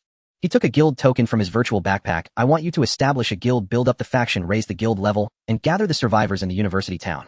Then, who will be the guild leader? Zhang Jun asked. Discuss it among yourselves. Shen Yan replied. Establish the guild as soon as possible, and use the new stronghold you found earlier as a temporary base. I will monitor your progress. Can't you be our leader? After all, we are joining your camp. Do you want me to be honest? I don't trust you yet. Becoming the leader would require revealing my identity. Until I trust you enough, I will not interact with you under my true identity. Shen Yan spoke bluntly. Hearing his frankness, Zhou Peng, Zhang Jun, Zhou Huan, and the other survivors nodded one after another. Though they didn't know who he was, at least he wouldn't deceive them, which was far more upright than Lei Hao. Zhang Jun thought for a moment, all right. We will strive to earn your trust and won't let you down. After all, the other party could provide ample supplies to ensure everyone's meals as well as weapons and various items. Zhou Peng privately messaged Shen Yan, rest assured, until we fully gain your trust we will not ask Jiang Yun or the others for any information about you. Meanwhile, Lin Qingqing and Jiang Yun also privately messaged Shen Yan, we will not reveal your true identity to anyone, you can be at ease. Shen Yan nodded and told Zhang Jun and the others through the current channel, go collect the bodies of Lei Hao and his men and find a place to burn them.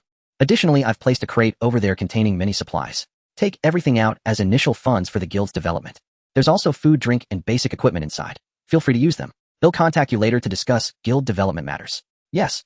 Zhang Jun led the group back to the temporary stronghold while Shen Yan returned to the dormitory with Lin Qingqing and Jiang Yun. Zhang Jun and his companions found the chest left behind by Shen Yan. When they opened it, they were all stunned. Inside the chest were tens of thousands of various raw materials, an astonishing number, along with countless pieces of food, water, and equipment of ordinary or even green quality.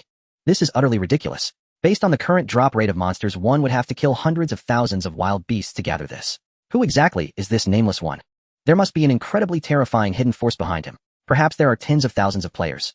This force might be scattered across the country or even the entire globe. The nameless one who appeared this time might be the person in charge of this region. He wanted to establish a branch base in a city for his organization, and Lei Hao's existence happened to be an obstacle. So by taking the opportunity to support us, he conveniently eliminated Lei Hao. It seems this organization has quite the ambition. However, this is a good thing for me. No matter what this organization intends to do, since it possesses such immense power, as long as I cling to this powerful patron, I can survive well in this apocalypse. Most importantly, we won't lack resources at all. We won't have to worry about food and drink in the future, nor endure the humiliation of being ruled by Lei Hao. Zhou Peng's thoughts were similar. He sighed with envy, thinking how lucky those campus beauties would have latched on as such a supreme big shot. He wondered who this person could be, possessing such a terrifying force and able to easily provide so many resources. Back at the temporary stronghold, after taking stock of the supplies, everyone cheered and rejoiced. Everyone had been too oppressed lately, even sinking into despair. Unexpectedly, not only had their vengeance been achieved, but they were also being heavily supported by a mysterious force. With such a vast amount of resources, they could definitely gather other survivors in the university town and become the largest guild in the area. After a collective vote, Zhang Jun was elected as the guild leader and used the item to create the guild. The guild was named a city nameless branch, signifying that this guild belonged not to Zhang Jun nor to anyone present, but to the nameless one who supported them and existed solely to serve him. Everyone was well aware that these supplies were provided by the nameless one. The force behind him couldn't possibly support them for no reason. Since he had avenged them and provided such vast resources, they would pledge their lives to him from now on. With the guild established, Zhang Jun as the leader checked the guild options and found that upgrading the guild required 1 to 0 contribution points. At its current level 1, the guild could only recruit members and appoint elites in management positions. Other functions were not yet unlocked. To earn contribution points, guild members had to actively donate important materials like wood, scrap, iron, cloth, and food. Each donated item earned 1 contribution point. In other words, they first needed to donate 1 to 0 basic materials to successfully upgrade the guild to level 2. Normally, collecting 1000 basic materials was quite difficult, equivalent to killing 1,000 monsters. However, with the vast resources left by the nameless one, this contribution requirement seemed insignificant. Zhang Jun first donated 1 to 0 would, bringing the contribution points to the upgrade threshold, and chose to upgrade the guild. The newly created a city nameless branch had new options appear. First, the member cap was increased to 500. Then guild buildings were unlocked, allowing them to choose a location and designate it as the guild headquarters. With a guild headquarters, all guild members within a 500-meter radius of this building would have their health increased by 30, their attack power and magic attack power increased by 10, and their defense and magic defense increased by 10. This meant that when facing monsters or other players attacking the guild headquarters, all guild members could unleash greater strength. As long as they held their ground, they would definitely have the advantage. Zhang Jun set the temporary stronghold as the guild headquarters, not worrying since they could change it later. With the headquarters established, new options appeared on the building page. They could construct various types of life skill workplaces, such as a guild canteen, guild dormitory, training ground, farmland, ranch, mine, and logging camp. Building them would significantly enhance the production efficiency and leveling speed of various life skills. For example, the guild canteen would double the experience points and skill proficiency gained by chefs when cooking, reduce cooking time, and increase the efficacy and deliciousness of the finished food. Other buildings also had their own effects, all crucial for the guild's logistical support. Each building required a large amount of materials. For instance, the canteen needed 500 stone, 500 wood, and 500 scrap iron. An ordinary guild would need a lot of time to gather these supplies. But Zhang Jun, with his vast resources, directly donated the required materials and built everything possible. Buildings materialized out of thin air around the temporary stronghold, drawing exclamations of surprise from all the members. Upgrading from level 2 to level 3 required 1 to 0 contribution points. By donating the materials for these essential buildings, they had already accumulated enough contribution points. After upgrading to level 3, the guild unlocked the building options for a guild shop and a guild bank. Guild shop allowed them to use guild contribution points to recruit NPCs and then use contribution points to purchase items from these NPCs. The items refreshed daily. The higher the shop's level, the more items were listed and the greater the chance of top-tier items appearing. Guild bank allowed the in-game currency obtained by selling supplies to merchants to be deposited into the bank. The deposits in the bank could be freely withdrawn from any game bank in any country at any location and in any form. Without a second thought, Zhang Jun constructed both buildings. Upgrading from level 3 to level 4 required a staggering 1,000 contribution points. Such a daunting requirement would deter many ordinary guilds. But with the vast resources gifted by the nameless one, Zhang Jun unhesitatingly donated 1,000 raw materials. The level 4 guild unlocked a new building, the defense hall. By constructing the defense hall, they could spend contribution points and materials to hire NPC guards for the guild. The hiring cost varied depending on the NPC's level and strength. The lowest level NPC warriors, mages, and archers each cost 2,000 contribution points. Slightly more advanced ones cost 5,000, 1,000, or 5,000. The highest level general class NPCs could cost hundreds of thousands or even millions of honor points. Zhang Jun was tempted to go all in, donating all materials for contribution points to hire the strongest general. However, considering that these materials were also needed to train life skill players, relying solely on combat players to farm monsters wouldn't sustain the guild. He resisted the temptation. He temporarily hired 20 high-level archers, positioning them around the buildings to stand guard. Whenever zombies or other mutated monsters entered their attack range, these high-level archers would unhesitatingly eliminate them. The level 4 guild had reached its cap and couldn't be upgraded further. Having understood all the guild buildings and their effects, Zhang Jun called out to the nameless one on the regional channel to report the situation. Seeing the call, Shen Yan proactively messaged Zhang Jun privately. The latter immediately and meticulously reported all the guild-related information in great detail. Shen Yan was quite surprised that Zhang Jun had actually established the Wooming branch in City A. He had expected them to choose a more artistic name for their guild, yet they directly adopted his own perfunctory Wooming as the guild's title. However, upon learning from Zhang Jun about the effects of various guild buildings, Shen Yan was even more astonished. The guild shop bank, and especially the defense hall, caught his attention. With a guild shop, not only could he refresh the listed items daily to purchase needed tools, but he could also sell materials obtained from monster hunting to NPC merchants, earning in-game currency. So far, no other way to obtain in-game currency had been discovered, as monster hunting only dropped raw materials and equipment. As a currency for player transactions, in-game coins could greatly improve the current barter system, where prices were often unequal and one party inevitably suffered a loss. As for the defense hall, it could actually recruit combat NPCs. Although these NPCs could only stay at the base and not be taken out to hunt monsters, they were highly effective, at least fully capable of protecting the guild base from monster harassment. Even if they couldn't be taken out, he could still lure nearby monsters to the guild base and let the NPCs deal with them. Shen Yan couldn't reveal his identity, so joining the branch was out of the question. Yet he was eager to have these guild buildings, so he decided to establish a new guild himself. Since Zhang Jun and his group had named themselves the Wooming branch of City A, voluntarily becoming his subsidiary, Wooming would be his guild's name. He of course became the guild leader, while the members included Jiang Yun, Lin Qingqing, and 17 other girls. He pulled them all and donated over 100,000 raw materials and directly upgraded the guild to the maximum level, unlocking all buildings. Afterward, he donated a large amount of supplies to recruit 10 high-level archers, 20 high-level warriors, 10 high-level priests, 10 high-level mages, and 10 high-level thieves.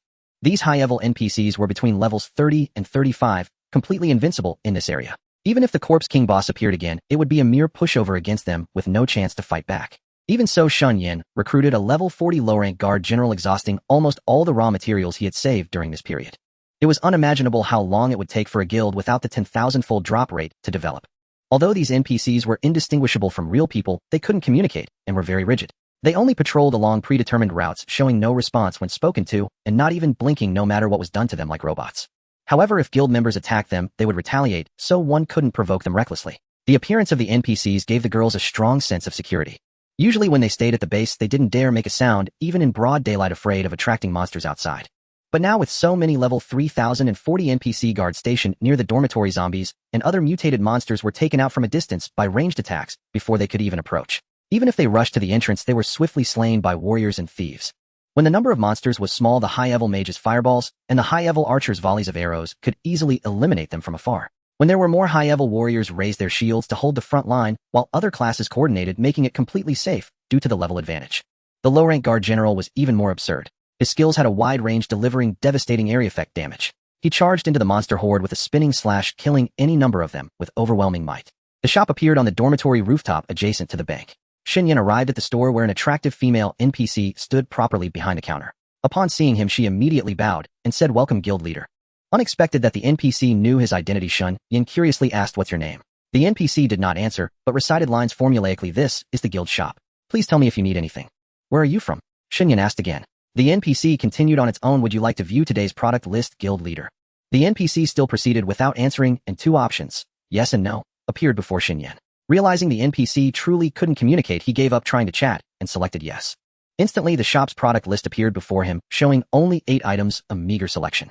The first item was guild uniform design, and the second was guild emblem design. These 2 were marked as fixed while the remaining 6 were random. Among the 6 random items, 3 were basic raw materials, and the other 3 were food, all sold in stacks of 100, with each stack price between 1,000 and 2,000 in-game coins. Shen Yan had no interest in these raw materials and food, as he could easily obtain them by hunting monsters, and each stack he got had 10,000 units. 100 was nothing. Curious about the first 2 fixed items, he checked their descriptions. As the name suggested, these were uniform designs. Designing a guild uniform allowed all guild members to wear matching outfits. The uniform was a cosmetic item, not occupying an equipment slot. Although it provided no stats, it was still important for the guild. The guild emblem was also a cosmetic item that could be equipped alongside the uniform. It had a special function. Upon wearing it, one gained the teleport skill return to guild base, usable once per day with a 24-hour cooldown. This meant that no matter where they were, guild members wearing the emblem could use the skill to teleport back to the base at any time, adding another life-saving ability. The uniform and emblem had numerous preset styles, and custom designs could also be submitted. The uniform design cost 1,000 in-game coins, while the emblem design cost 5,000. Currently, the guild's funds were 0. Donated materials could only be converted into contribution points, and in-game coins had to be donated to be transformed into guild funds. Shen Yan checked the shop's selling function, and all the items in his backpack displayed their buyback prices. Among all items, weapons had the highest buyback price. The bloodstained longbow of excellent quality, previously dropped despite being a low-level level 10 item, had a buyback price of 300 in-game coins each. For comparison, ordinary white weapons were priced at 10 coins, white quality cloth armor at 3 coins, and raw materials were even cheaper, mostly at 1 coin. Shen Yan tried selling 1 bloodstained longbow, and indeed received 300 coins. Then the shop interface displayed the longbow he had just sold with a selling price of 3,000. Truly a heartless merchant. The buyback price was only 1/10 of the selling price. With no other choice, Shen Yan sold 199 more bloodstained longbows, exactly enough to gather 6,000 coins and purchase both the uniform and emblem designs. After all, with the 10,000-fold loot drop, he didn't need to feel regret. After purchasing the 2 services, he could choose preset styles or submit custom designs at any time. Then all guild members could freely claim their own uniforms and emblems. Shen Yan felt that no matter how many preset styles there were, they would inevitably clash with other guilds. So he discussed with the girls to see if anyone understood design to create a unique style for the guild. The 17 girls immediately held a meeting, pooling their efforts to research. After spending an entire day, they finally submitted 2 design drafts. Everyone donned the newly received guild uniforms, as the attire directly affected their appearance.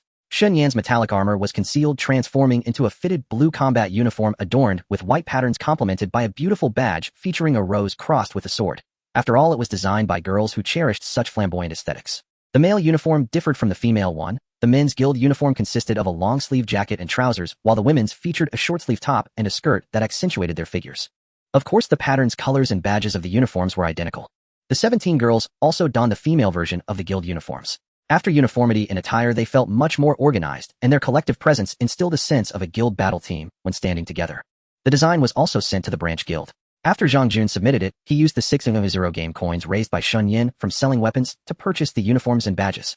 All 101 branch guild members also wore the new uniforms, creating a unified sense of belonging to the team, truly regarding those around them as companions.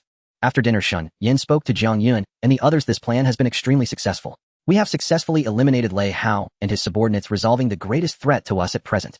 However, we cannot let our guard down, as behind Lei Hao stands a father with extensive connections and power. He is unaware that his son has fallen at our hands, but private messages will reveal the fact of Lei Hao's death. In the coming days, he will certainly send someone over, and it is even possible that he might come himself.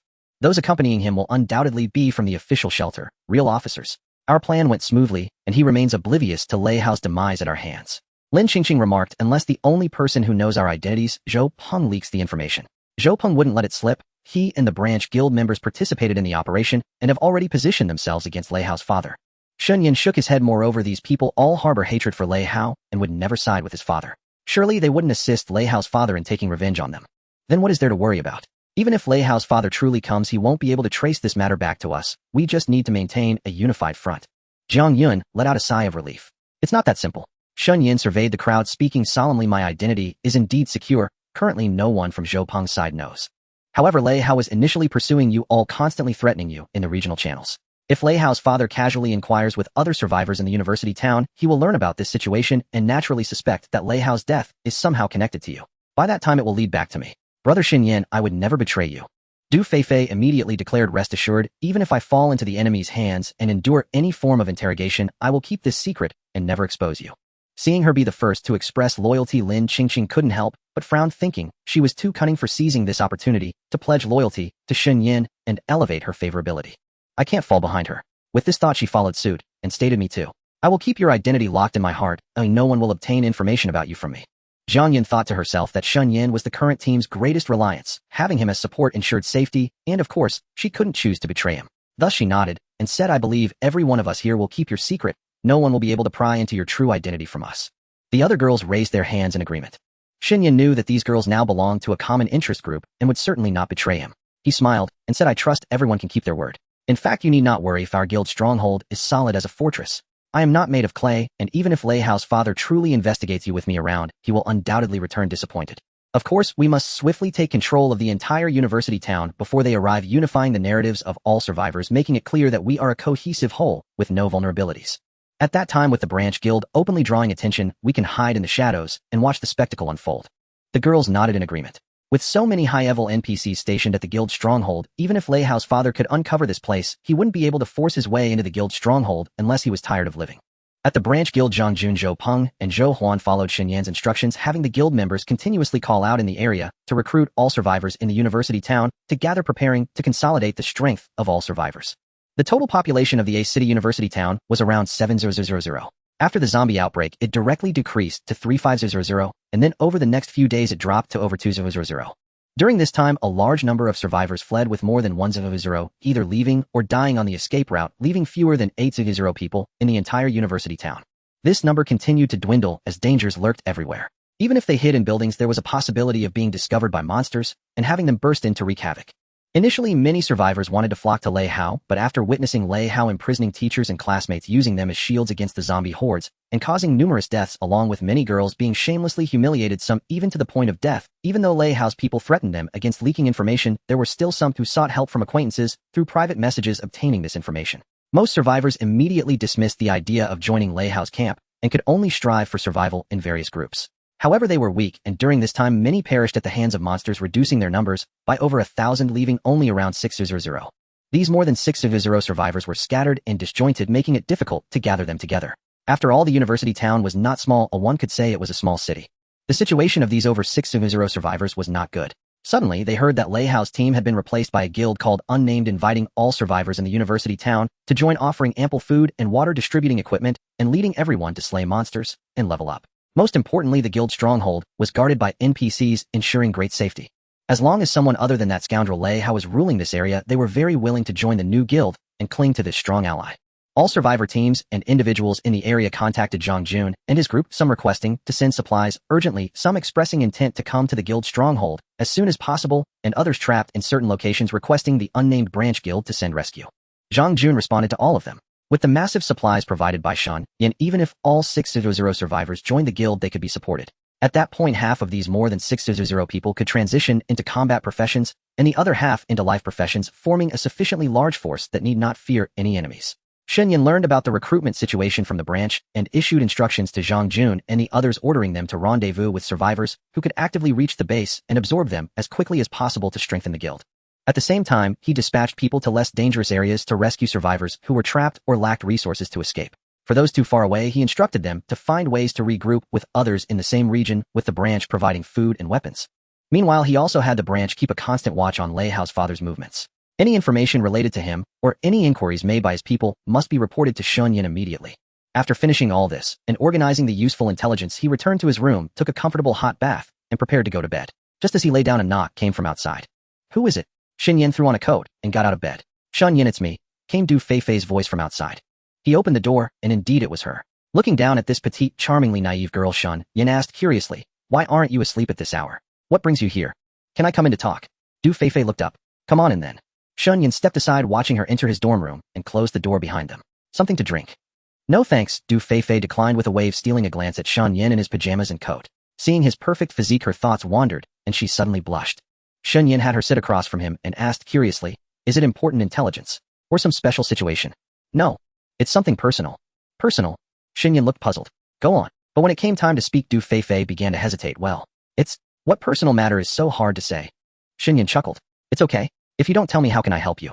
Hearing this, Du Feifei took a deep breath, trying to calm herself. Shen Yan, just speak your mind freely. It's not like I bite. Shen Yan teased. I like you. Du Feifei gathered her courage, stood up, and extended her right hand to him. Can you be my boyfriend and stay with me? Huh. Shen Yan was stunned. He had thought Du Feifei needed his help with something, but instead she suddenly confessed her feelings. It was the first time in his life he had encountered such a situation. After all, he used to be so overweight that girls would either mock him or keep their distance. Shen Yan, I liked you even before you lost weight. Now you're very handsome, but before you were also adorable. Exactly my ideal type. Please accept me and let me be your girlfriend. Du Feifei sincerely implored. A girl actually likes him. Shen Yan's mind went blank. Although Du Feifei wasn't on the school beauty rankings, she was still a rare department beauty, a petite, cute lowly type that many pursued before the apocalypse. Her confession was indeed unexpected. Faced with Du Feifei awaiting his response, Shen Yan thought carefully, unsure how to reply. Seeing that he hadn't responded, Du Feifei prepared to press her advantage. Just as she was about to speak, a frantic knock sounded, and Lin Qingqing's voice came through. Shen Yan, open up. I need to talk to you. Her voice snapped Shen Yan back to reality, so he stood up and said to Du Feifei, let me get the door. Du Feifei grew anxious. She had sensed that Lin Qingqing had been acting strangely lately, as if deliberately sabotaging her chances with Shen Yan. Perhaps she had seen Du Feifei enter his room and was intentionally causing trouble. Seeing that Shen Yan hadn't responded and was about to open the door for Lin Qingqing in a moment of desperation, she suddenly hugged him tightly as he passed by. Shen Yan was bewildered and looked down at her in confusion. Shen Yan, I'm sincere. Du Feifei wrapped her arms around his neck, forcing him to lean closer, and mustered her courage to go for it, pressing her soft lips against his. He hadn't expected this petite girl to be so bold, stealing his first kiss. Shen Yan was even more stunned. Her kissing technique was too inexperienced, clumsily bumping around, hurting his teeth. It was the first intimate contact with a girl in his life. Despite the toothache, Shen Yan's heart raced and his face burned. After the kiss, Du Feifei also blushed deeply, let go of his neck, and turned away in embarrassment, covering her face. Ahem. Well, get the door. Shen Yan rubbed his face, trying to calm down, and went to open the door. Lin Qingqing immediately spotted Du Feifei inside her, back to them, and then glanced at Shen Yan's flushed face, frowning involuntarily. Is something up? Shen Yan tried to speak in a calm tone to avoid arousing suspicion. Lin Qingqing didn't answer. Instead, she extended her right hand, gently wiping the corner of his mouth with her thumb, then observed the lipstick on her finger. Shen Yan was stunned. How could there be a lipstick mark? This. He didn't know how to explain, awkwardly glancing back at Du Feifei. Lin Qingqing rubbed her fingers together as if nothing had happened, then looked at Du Feifei, who was still facing away, and said with a smile, Feifei's sister Yun is looking for you. Huh. Oh, okay. Du Feifei, still holding her burning face, glanced at Shen Yan, and then ran out of the room, shyly disappearing down the hallway. After she left, Shen Yan tried to act as if nothing had happened, assuming Lin Qingqing had come specifically for Du Feifei. If there's nothing else, he'll go to sleep. Wait. Lin Qingqing, however, stepped inside and closed the door behind her. You have something else? Shen Yan asked, puzzled as she approached him. Lin Qingqing smiled, stepped forward, and wrapped her arms around his neck. With her height, this posture was much easier than Du Feifei's. She merely rose on her tiptoes to bring her face close to his. Tell me, who's prettier, Feifei or me? I'm asking you, who is more beautiful, her or me? She whispered close to his ear, her sweet voice tickling his ear. Shen Yan thought to himself, you're in the top 5 of the school beauty rankings, of course you're prettier. Why are you suddenly asking this? Do you like her, or do you like me? Lin Qingqing's breath was like orchid. What's going on with you two? Shen Yan was confused. Today these two beauties had suddenly thrown themselves at him, leaving him baffled. I'm better than her. Lin Qingqing tilted her head back, meeting Shen Yan's eyes. Their hot breaths mingled on each other's faces, the posture extremely intimate. Did you two take the wrong medicine? Shen Yan's heart pounded as he struggled to calm down. Don't agree to her. Lin Qingqing's lips touched his in a kiss, then she pulled back and said softly, be my boyfriend. Stay with me, and you won't regret it. What was happening? Was he having a stroke of luck with romance today? Shen Yan's mind buzzed, unable to believe that the beautiful woman before him had just taken his second kiss. The news of the Nameless Branch's recruitment spread, attracting all the survivors in the university city. After all, the regional channel's announcement from the Nameless Branch stated that joining the guild would grant direct entry into the stronghold protected by NPCs with ample daily food supplies to solve their hunger and thirst. Since the apocalypse, descended survivors had been plagued by the constant worry of finding food and water. The streets were teeming with monsters, making it perilous to search nearby buildings for supplies. Avoiding these creatures was nearly impossible, forcing them into endless battles. Fighting monsters led to casualties. Most survivors, valuing their lives, chose to hide indoors and starve rather than risk combat. Those brave enough to fight either perished in the jaws of monsters or managed to hold their own, hunting and leveling up alone or in groups. However, resources were scarce. Buildings swarming with monsters were too dangerous, leaving only those with fewer creatures as contested grounds for survivors. Consequently, the supplies they could obtain became even more limited. While killing monsters could drop food and water, only Shen Yan enjoyed a 10,000-fold loot multiplier. For other survivors, the chance of obtaining a single food item or drink was slim. Shen Yan could stockpile 10,000 food items and last for ages, but others got just one, barely enough for a single meal. So when they heard that the Nameless branch could provide ample food and water, most survivors couldn't resist the temptation. Songcheng Wusheng and Jiang Erjuan were dormmates. When the apocalypse struck, they were trapped in their student dormitory building. After countless hardships, they finally escaped and came specifically to join the Nameless branch. Though they hadn't yet undergone class advancement, their combat experience was rich. Encountering stray zombies on the road, they swiftly and skillfully dispatched them. I got a bread drop. Exhilarated by the loot, Song Cheng retrieved the freshly obtained food from his virtual backpack. Wu Sheng and Jiang Erjuan immediately rushed over, their eyes fixed on the bread. Their stomachs growled in unison. The last meal they had was 2 nights ago, and hunger had them seeing stars. Quick! Hurry and split it. Wu Sheng urged impatiently. Song Cheng broke the already small bread into 3 pieces, and each devoured their share in a single gulp. The meager portion did nothing to quell their hunger. Wu Sheng asked anxiously, "Is there more?" "Just that one bread, that's all." Song Cheng shrugged. "I'm so hungry." Jiang Erjuan sighed. "I can't hold on much longer." "Hold on a little longer." Song Cheng pointed ahead. "Just past this road, and around the corner, we'll reach our destination." "Do you think this Nameless branch really has that much food, and will let us eat for free?" Wu Sheng asked worriedly. "Could there be a trick?" "I don't care about tricks right now," Jiang Erjuan said, clutching his hollow stomach. "Just let me eat my fill. I'd even die a contented death." "All right, let's go see for ourselves," Song Cheng said softly. "Stay alert on the way. Don't let our efforts go to waste." The 3 of them pulled themselves together and proceeded cautiously along the path. Suddenly, the roar of a motorcycle sounded from behind. Turning around, they saw a bike speeding toward them. The rider exchanged a glance with them, but showed no intention of stopping, zooming past with a whoosh and disappearing at the intersection. "Who's that?" Jiang Erjuan frowned. "In a hurry to die. Probably heading to the Nameless branch too." "Let's speed up," Song Cheng said, quickening his pace with the other 2 following closely. The trio arrived safely at the destination. From a distance, they saw the motorcycle parked at the entrance of a building. The rider removed their helmet and was speaking with a Nameless branch member responsible for reception. Stray zombies wandered by, but NPC guards swiftly appeared and cut them down, instilling a sense of security. "Welcome to the A City Nameless branch temporary stronghold. Please register your information here."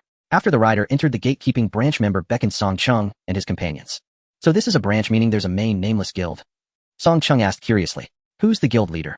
Any special identity? How big is your guild? How many members now?"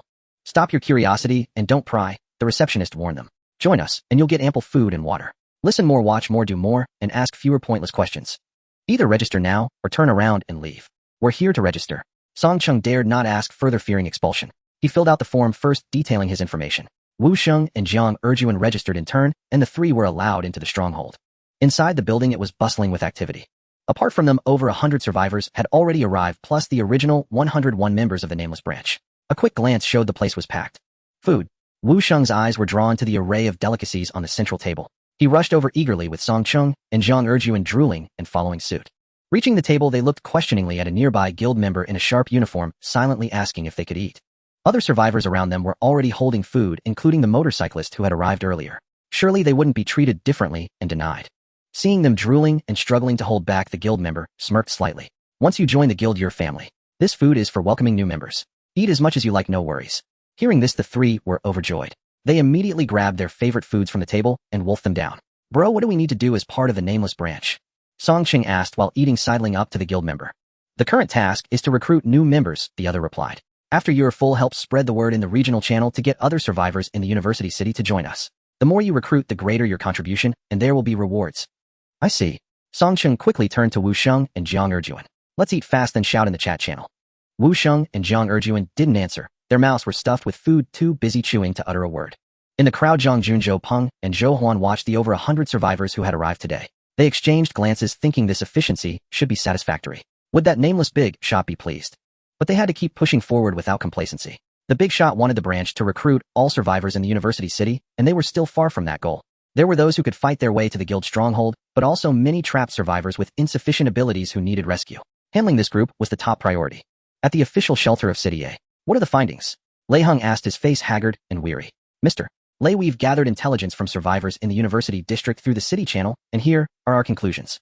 2 individuals in law enforcement uniforms stood before him, reporting respectfully. "Your son Lei Hao unfortunately met his end due to a miscalculation when he challenged the regional boss, the Corpse King, in a tier-skipping battle." "Nonsense." Lei Hao slammed the table upon hearing this, rising to his feet. Hauer may be reckless, but he wouldn't dare to challenge a regional boss beyond his level. He discussed his plan to deal with the Corpse King boss with me, clearly stating he would make thorough preparations. But that's what all the survivors from the university district say. We've questioned many, especially those who lived through the disaster, and their accounts are strikingly consistent. There's something wrong here, Lei Hao said coldly. Perhaps these people deliberately caused Hao's death, and then coordinated their stories to shift the blame. That possibility can't be ruled out. The two officers exchanged glances. I will investigate personally and find the culprit who killed Hao. Lei Hao stood up pacing behind his desk. Who's in charge over at the university district now? A teacher named Zhang Jun. It said he obtained an item to create a guild and established an organization called the City, a nameless branch recruiting all survivors in the area. City, a nameless branch. Lei Hao mused. There must be a backer behind him. How else could an unknown teacher suddenly become a guild leader? And a branch at that. A branch implies a headquarters. Hao's death is either connected to this Zhang Jun or the forces behind him. To obtain a guild creation item so quickly and have the resources to recruit a large number of survivors. This nameless guild is no simple matter. No matter their origins or background, if I find they killed Hao, they will pay the price.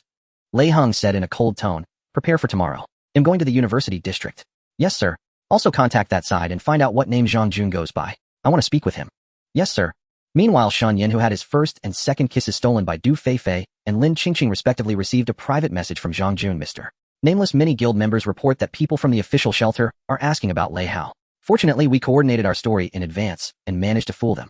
But a man claiming to be Lei Hao's father, Lei Hao, just contacted me. He said he'll fly to the university district tomorrow on an official shelter plane to investigate Lei Hao's death and rescue some survivors to bring back those spots are limited. How should we respond? Are the bodies properly disposed of? Shen Yan asked. Rest assured, Lei Hao and his men's bodies were completely burned. They won't find anything, Zhang Jun replied. Our people are all on the same page, no loopholes. Even if he comes here, he won't find any evidence. Good. But as Lei Hao's father, even without evidence, he won't let this go easily. Shen Yan considered. If he's coming personally, he's suspicious and doesn't believe Lei Hao was killed by the Corpse King boss. Even without evidence, he might still target you, the prime suspects. What should we do? Zhang Jun asked hurriedly. Don't leave the guild grounds easily. Even if he wants to talk, insist on meeting inside the base and lure him in. Make sure to recruit more high-level NPCs. Shen Yan said. If he makes no move, just placate him and send him off. But if he chooses to burn bridges, don't hesitate. Use the NPCs to eliminate him and make sure to leave no loose ends. Understood.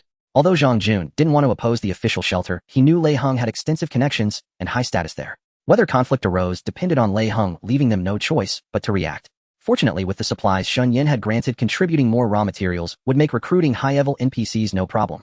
From the moment they dealt with Lei Hao, he and all branch members had aligned with Nameless. Only by holding firm could they have hope. Lei Hao would surely find no truth or evidence regarding Lei Hao's death. If he backed off, the Nameless branch could avoid conflict with the official shelter. But if he attacked without evidence to avenge his son, those high-level NPCs would make him pay the price. Du Feifei left Shen Yan's room and found Zhang Yun asking what she needed. Zhang Yun said she hadn't called her, implying Lin Qingqing had made a mistake. Du Feifei quickly realized Lin Qingqing had done it on purpose. She immediately turned back to Shen Yan's room to confront Lin Qingqing, but ran into her on the way. Angrily, she asked, Lin Qingqing, did you lie to me? Feifei, when did I lie to you? Lin Qingqing asked with a smile. I just asked Yunjie and she didn't tell you to call me. Du Feifei frowned. Why did you trick me into coming? Yunjie didn't call you. Lin Qingqing feigned surprise. Really? Could I have misheard? Cut it out. You did it on purpose. No, why would I trick you? Lin Qingqing shook her head. I must have misheard. Sorry. Really? Seeing her sincere expression with no sign of guilt, Du Feifei wondered if she had misjudged. Feifei, I never lie, Lin Qingqing affirmed. You'd better not be lying to me. Faced with Lin Qingqing's earnest demeanor, Du Feifei had no choice but to let it go. Having kissed Shen Yan earlier, she now felt too embarrassed to return to his room, so she went back to her own. Lin Qingqing, as if nothing had happened, turned and went to sleep. Zhang Yun and the other girls observed their exchange and behavior. Though they didn't know what was said or done in Shen Yan's room, judging by their expressions upon leaving, something had definitely happened. It seemed they had made their move, aiming to claim Shen Yan and become the mistress of this place. Shen Yan was everyone's pillar of support. If one girl won him over, his favor would tilt toward her, focusing on his girlfriend, and the others might be neglected. That was not good news. To prevent this, they had to stop Du Feifei and Lin Qingqing from succeeding. That night, as Shen Yan prepared for bed, he suddenly received private messages from several girls, all sending warm greetings and caring words. This baffled Shen Yan. Why were they suddenly so concerned? Had something happened? He couldn't think of any reason needing their care. Someone on the World Channel was selling a mage class change quest scroll, only willing to trade for an archer or thief one. Shen Yan happened to have both, so after a private chat he agreed to exchange an archer class change quest scroll for it. Then he traded a thief class change quest scroll with another person for a warrior class change quest scroll. Once the items were secured, he promptly had Zhuang Xian change to thief, Lin Wan to warrior, and Sun Xian to mage. With Zhang Yun and Lin Qingqing, the combat squad was formed. Where are we going today? Zhang Yun asked curiously after breakfast, her gaze sweeping over Du Feifei and Lin Qingqing, who were constantly piling food on Shen Yan's plate. They had already begun their covert rivalry. We're heading to the laboratory building. Shen Yan said, picking his teeth with a toothpick. The laboratory building. That seems quite far. There are quite a few monsters nearby. Is it necessary? Lin Wan, who had just changed class and was about to go out for the first time, was naturally afraid of venturing so far from the base. Shen Yan didn't hide the truth. There are survivors trapped in the laboratory building. They sent a distress call to the branch yesterday. Coincidentally, there's an elite monster near the building. We can take it down while rescuing them and see if it drops anything good. Alright. Although the thought of going so far filled them with fear, since Shen Yan had made the decision, the girls could only agree. Zhuangxian Lin Wan's son Xian, you've just changed classes and your levels are too low. Just follow behind the team and soak up experience for now. Don't be foolish and charge ahead, Shen Yan instructed. Lin Qingqing and Jiang Yun will assist me. You can join the fight once your levels catch up. Okay. The three girls replied in unison, secretly sighing with relief. They had been worried about how to handle danger during monster fights, but being able to gain experience from the backlines was exactly what they wanted. Adding Zhao Shishir Yangying and Zhou Yinfeng, the group exceeded the 5-person team limit, so they had to operate as 2 teams and then form a party, allowing everyone to gain experience. Since Shen Yan was already level 25, the wild monsters in the university town area were too low level to contribute any experience to him, so there was no concern about slowing down progress. He could freely boost low-level players. Before departure, everyone was given an ant helmet to equip, concealing their true appearances. When others looked at them, their status bars would only display a string of question marks revealing nothing about their identities. Lin Qingqing's eagle eye skill gradually became more proficient. From a bird's eye view, she could clearly see the distribution of monsters along the road. Archers were indispensable to the team. A single eagle eye skill could mean the difference between life and death. Knowing the locations of monster clusters and patrols minimized the risk of a party wipe. After confirming the monster distribution based on Lin Qingqing's intel, Shen Yan prioritized clearing the smallest groups. With his current 900 HP, his defense far surpassed that of ordinary classes, making monster clearing a simple task. Isolated monsters didn't even have a chance to fight back before him. Even when surrounded by several, he could easily parry and slay them one by one. In fact, these monsters couldn't even break the protective shield Jiang Yun cast on Shen Yan. The level suppression was too severe, just managing to touch him was an achievement. Such was the benefit of a high-level class leading low-level ones, effortless. The girls' experience bars shot up rapidly, making the journey comfortable and carefree.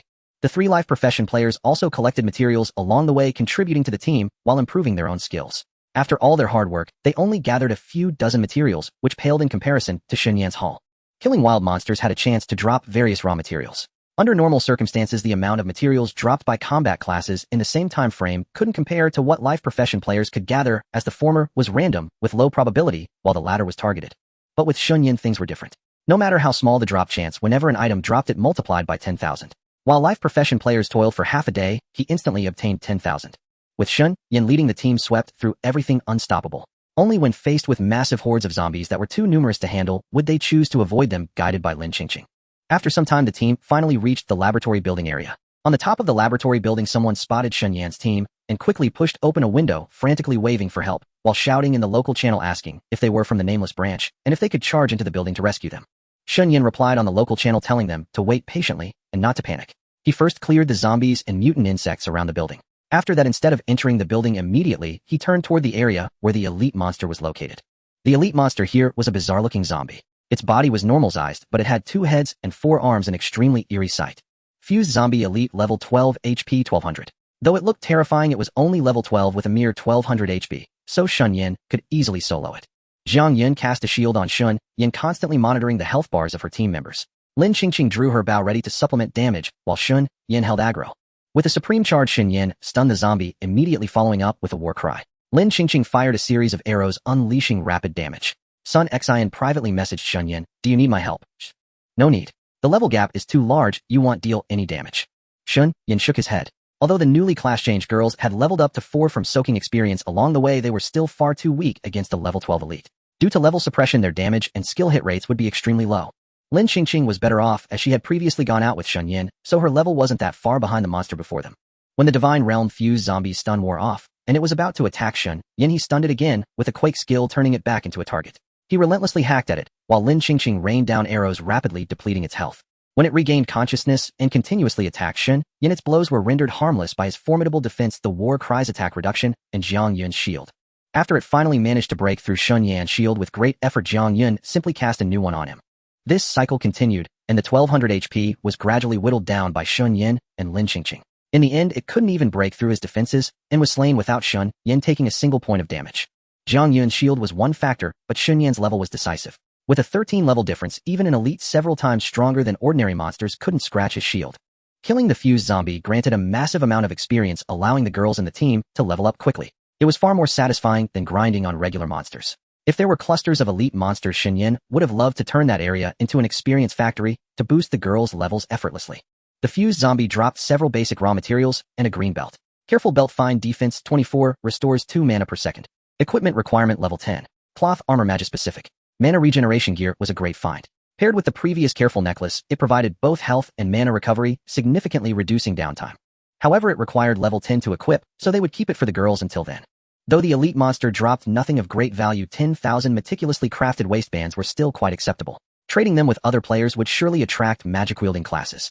After all, magic-wielding classes rely on skills to kill monsters and suffer from severe mana deficiency, unlike warriors who can rely on basic attacks. A mana replenishing belt could boost their efficiency, making leveling faster and easier.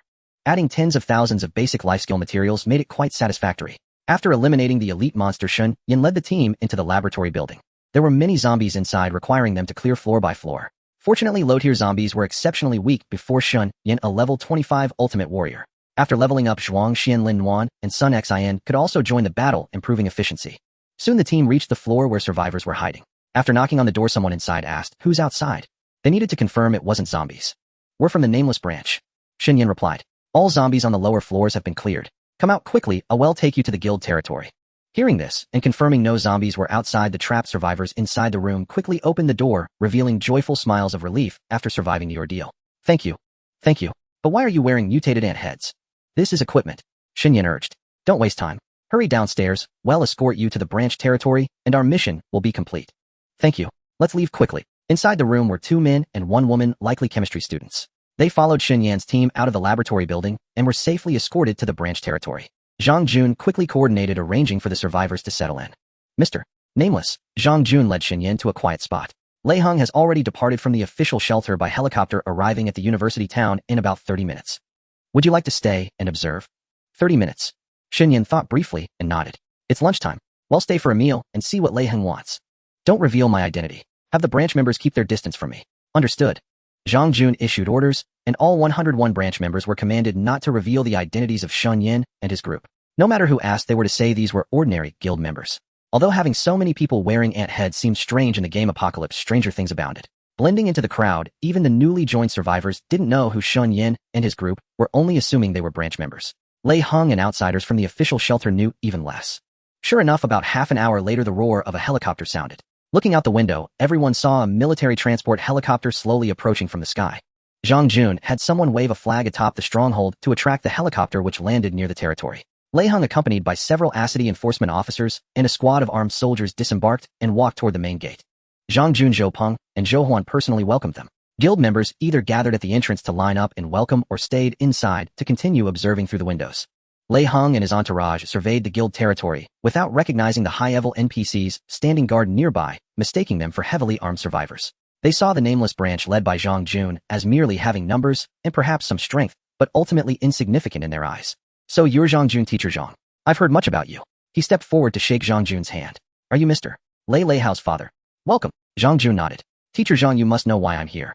After pleasantries, Lei Hao cut to the chase. "Where's my son?" "Mr. Lei, given the current situation, you understand. We were concerned that leaving the bodies would cause them to turn into zombies. To preserve their dignity, we cremated all of them." "What did you say?" Lei Hao's face twisted in fury as he grabbed Zhang Jun's shoulder. "What gave you the right to burn my son's body?" His action was perceived by the patrolling NPCs as an act of hostility toward the guild leader, and they immediately assumed combat stances. The enforcement officers and soldiers behind Lei Hao also raised their weapons, plunging both sides into a standoff. "Stop!" Zhang Jun quickly ordered the NPCs to cease hostile actions and drop their combat stances, then looked at Lei Hao and said, "I've already explained the reason. Didn't you hear, Mr. Lei? Leaving the bodies would cause them to turn into zombies. You wouldn't want to see your own son become a zombie and lose his human dignity, would you? Brother Lei, don't be impulsive." An enforcement officer beside him pulled Lei Hao back and whispered, "We're here to investigate the truth, not to fight meaningless battles. Let's find out the truth first." Lei Hao took several deep breaths, forcing himself to calm down. "Teacher Zhang, my apologies. Howard's death made me lose control." "I understand." Zhang Jun nodded. "In truth, since the apocalypse began, almost all survivors have had their parents, family, and friends turn into zombies. We've all experienced the pain of losing loved ones. The deceased are gone. My condolences, Mr. Lei." "Thank you, Teacher Zhang. May I ask, was my son's death truly due to the Corpse King boss?" "Of course. Everyone here can testify that Lei Hao indeed died in battle against the Corpse King boss. Overconfident, he led his team to challenge a monster beyond their level, losing his life due to a mistake. It's truly regrettable.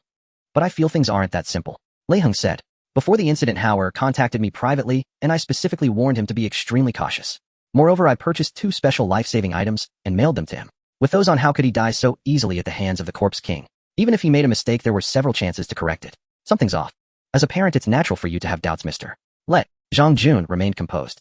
But the truth is, as I've stated, how could all of us here conspire to deceive you? By the way, it's lunchtime. Please let's move to the territory's cafeteria and continue our conversation over a meal. Mr. Lei, those patrolling professionals look hostile. Entering their turf could put us at a disadvantage. The enforcement officer beside him whispered a warning. I know. Lei Hao frowned. But the bodies have been burned, cutting off the clues. To find the truth, we can only start with the witnesses.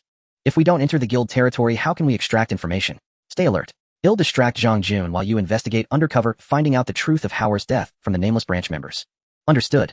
Zhang Jun didn't know what Lei Hao whispered to his companions, but given the situation, he could guess they were seeking clues and investigating the truth from the guild members. Excuse me, I'm Wang Ting from the A City Law Enforcement Team. Could I have a few minutes of your time? Upon entering the nameless branch's compound, Lei Hao followed Zhang Jun and the others to the cafeteria for a meal, but the law enforcement officers accompanying him halted along the way, stopping guild members individually for questioning. The one intercepted by Wang Ting was a female freshman, her expression displeased. I'm going to eat. Just a few words, but won't delay your lunch. Miss, I appreciate your cooperation. Wang Ting wore a gentle smile, maintaining his courtesy. Fine, go ahead and ask. The girl turned around. Miss, do you know Lei Hao? Lei Hao? Who doesn't know him? The girl's eyes blazed with fury. He's nothing but scum, a purebred villain. Hearing this, Wang Ting froze for a second. Scum? A villain? What do you mean by that? Mr. Lei's son might not have been great at his studies, but he seemed like a well-behaved kid, didn't he? After all, Wang Ting had met Lei Hao a few times when he visited the A City Law Enforcement Bureau with his father Lei Hao, and recalled the boy being quite obedient back then. I have nothing to say to you. The girl turned to leave. Wait. Wang Ting quickly stopped her. Miss, could you perhaps elaborate? Would you even believe me if I told you? Our team will definitely verify the facts. Fine. Then I'll just say it straight. The girl spoke to him. Before the apocalypse, Lei Hao was the bully of the university town. Relying on his father's status and influence, he constantly tormented his classmates, leading a gang of lackeys to assault students unprovoked and harass girls. Campus bullying was routine for him, and the list of his victims is endless. Didn't the school step in? Wang Ting frowned momentarily, forgetting his task of investigating Lei Hao's death. Out of fear for his father's position, even the principal dared not intervene, and even actively helped cover up these incidents. Otherwise, would Lei Hao have grown so brazen? The girl sneered. When the apocalypse struck, he became even worse, completely unhinged. When the first 3 novice gift packs appeared at the school, a student was about to claim one when Lei Hao happened by. He ordered his henchmen to break the student's legs and snatch the pack away, thus gaining a 100-fold power boost and growing formidable. That crippled student was left behind and eventually died in the jaws of zombies. How could this be? Wang Ting couldn't believe it. This image of Lei Hao was utterly different from the one he remembered. After gaining that 100-fold power boost, the surviving teachers and students thought he could protect them, so they joined his stronghold. Who could have imagined that, freed from the constraints of law and morality, Lei Hao would turn into a beast, demanding the most beautiful girls in the school serve him? Fortunately, Senior Jiang Yun obtained a novice pack and had a gun, leading over a dozen girls to escape the stronghold. Lei Hao took his anger out on us. The girls who stayed behind and couldn't flee, myself included, were all violated by him and his lackeys. There was a girl named Lu Hui who was literally tortured to death by them. Everyone knows about this, as Zhou Peng from our stronghold was Lu Hu's boyfriend. Go on. Wang Ting's expression grew grave, seeing that she didn't seem to be lying. At the time, the teachers and students in the stronghold couldn't stand it and tried to resist, but Lei Hao and his lackeys were too powerful. Ordinary people stood no chance. Several were killed, and the rest, unable to fight back, were imprisoned by Lei Hao's men. The girl gritted her teeth. Then, when monsters suddenly attacked the stronghold again, Lei Hao and his gang, in order to retreat, used the imprisoned teachers and students as bait, causing many more deaths. He never cared about anyone else's life. To achieve his goals, he would stoop to any evil. Calling him scum or a villain is an understatement. So was his death connected to you? It sounds like you all harbored a deep hatred for him. Wang Ting returned to the main topic. The girl shook her head in denial. Indeed, we wished we could have killed him with our own hands. But we never had the chance. He died in battle against the Corpse King boss, underestimating his opponent and taking him down in mutual destruction. His lackeys were also killed in that fight by the elite monsters beside the Corpse King. Miss, can you vouch for everything you've said? We will conduct a thorough investigation to uncover the truth. Wang Ting said sternly. Even in the apocalypse, our law enforcement team will uphold the law. If you want to uphold the law, you should pursue justice for the crimes Lei Hao committed instead of aiding the oppressor and making trouble for us on behalf of his father. The girl retorted. I've said all I need to. I'm off to the cafeteria. Goodbye. Wang Ting proceeded to question other members, and the answers were largely the same. Everyone labeled Lei Hao as scum and a villain, claiming he had caused the deaths of many innocent teachers and students, including the esteemed Professor Chang. The accounts of him bullying girls and causing Lu Hu's death were also corroborated from multiple sources. The findings of his other colleagues were entirely consistent, leaving Wang Ting heavy-hearted. It seemed Lei Hao was not as well-behaved as he had appeared. Having previously shared a good rapport with Lei Hao, he had been particularly sympathetic to his grief over losing his son, turning a blind eye to some of his outrageous remarks and actions, thinking he would calm down eventually. Now it was clear the matter was far more complicated. He shared his discovery with the accompanying law enforcement captain Meng Chong, hoping to speak with Lei Hao face-to-face. But to his surprise, Meng Chong instructed him to focus solely on investigating the cause of Lei Hao's death and not to stir up additional trouble. The other officers all heeded Meng Chong being his loyal followers and shared his stance. A sense of powerlessness left Wang Ting feeling agitated. It was evident that Meng Chong was in cahoots with Lei Hao. It seemed he was the black sheep of the law enforcement team, having secretly taken bribes from Lei Hao. The officers and soldiers dispatched from the A City Defense Force garrison had likely also taken favors from Lei Hao. Unfortunately, in this post-apocalyptic world, reporting them would be futile. While Wang Ting was wrestling with his dilemma, Shen Yan and his group were also stopped on their way to the cafeteria. Several soldiers in uniform armed with live ammunition demanded their full cooperation in revealing the truth about Lei Hao's death. Shen Yan was rather surprised. He had only come to watch the spectacle, never expecting the investigation to land on him. He wondered what their reaction would be if they knew Lei Hao had actually died by his hand. Of course, he had no intention of revealing the truth, so he deliberately acted highly cooperative, using the same script to insist that Lei Hao had perished in mutual destruction with the Corpse King boss. Since everyone was sticking to the same story, no matter how much Lei Hao's men investigated, they would find nothing and uncover no evidence. The blocking soldiers also questioned Jiang Yun and the others and naturally received identical answers. Finding no leads, the soldiers had no choice but to let Shen Yan and his group go, though. Before leaving, they demanded that the group remove their helmets, only to be refused. Outside, they would have unhesitatingly taken matters into their own hands and forcibly removed the masks. But being within the Nameless Branch's compound on someone else's turf, they couldn't act rashly. Ultimately, they had to let them leave without further hassle. During the meal, Lei Hao racked his brains trying to extract useful information from Zhang Jun. However, Zhang Jun and his people were watertight, insisting that Lei Hao had perished alongside the Corpse King in battle.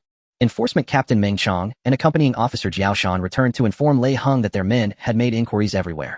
Although they suspected Lei Hao's death was not so straightforward. After all, everyone here made no secret of their hatred for him. They found no evidence. Everyone insisted he died fighting the Corpse King. Lei Hao was furious. They slander my son wantonly. Since he's dead and can't speak for himself, he can't defend himself, can he? What died fighting the Corpse King?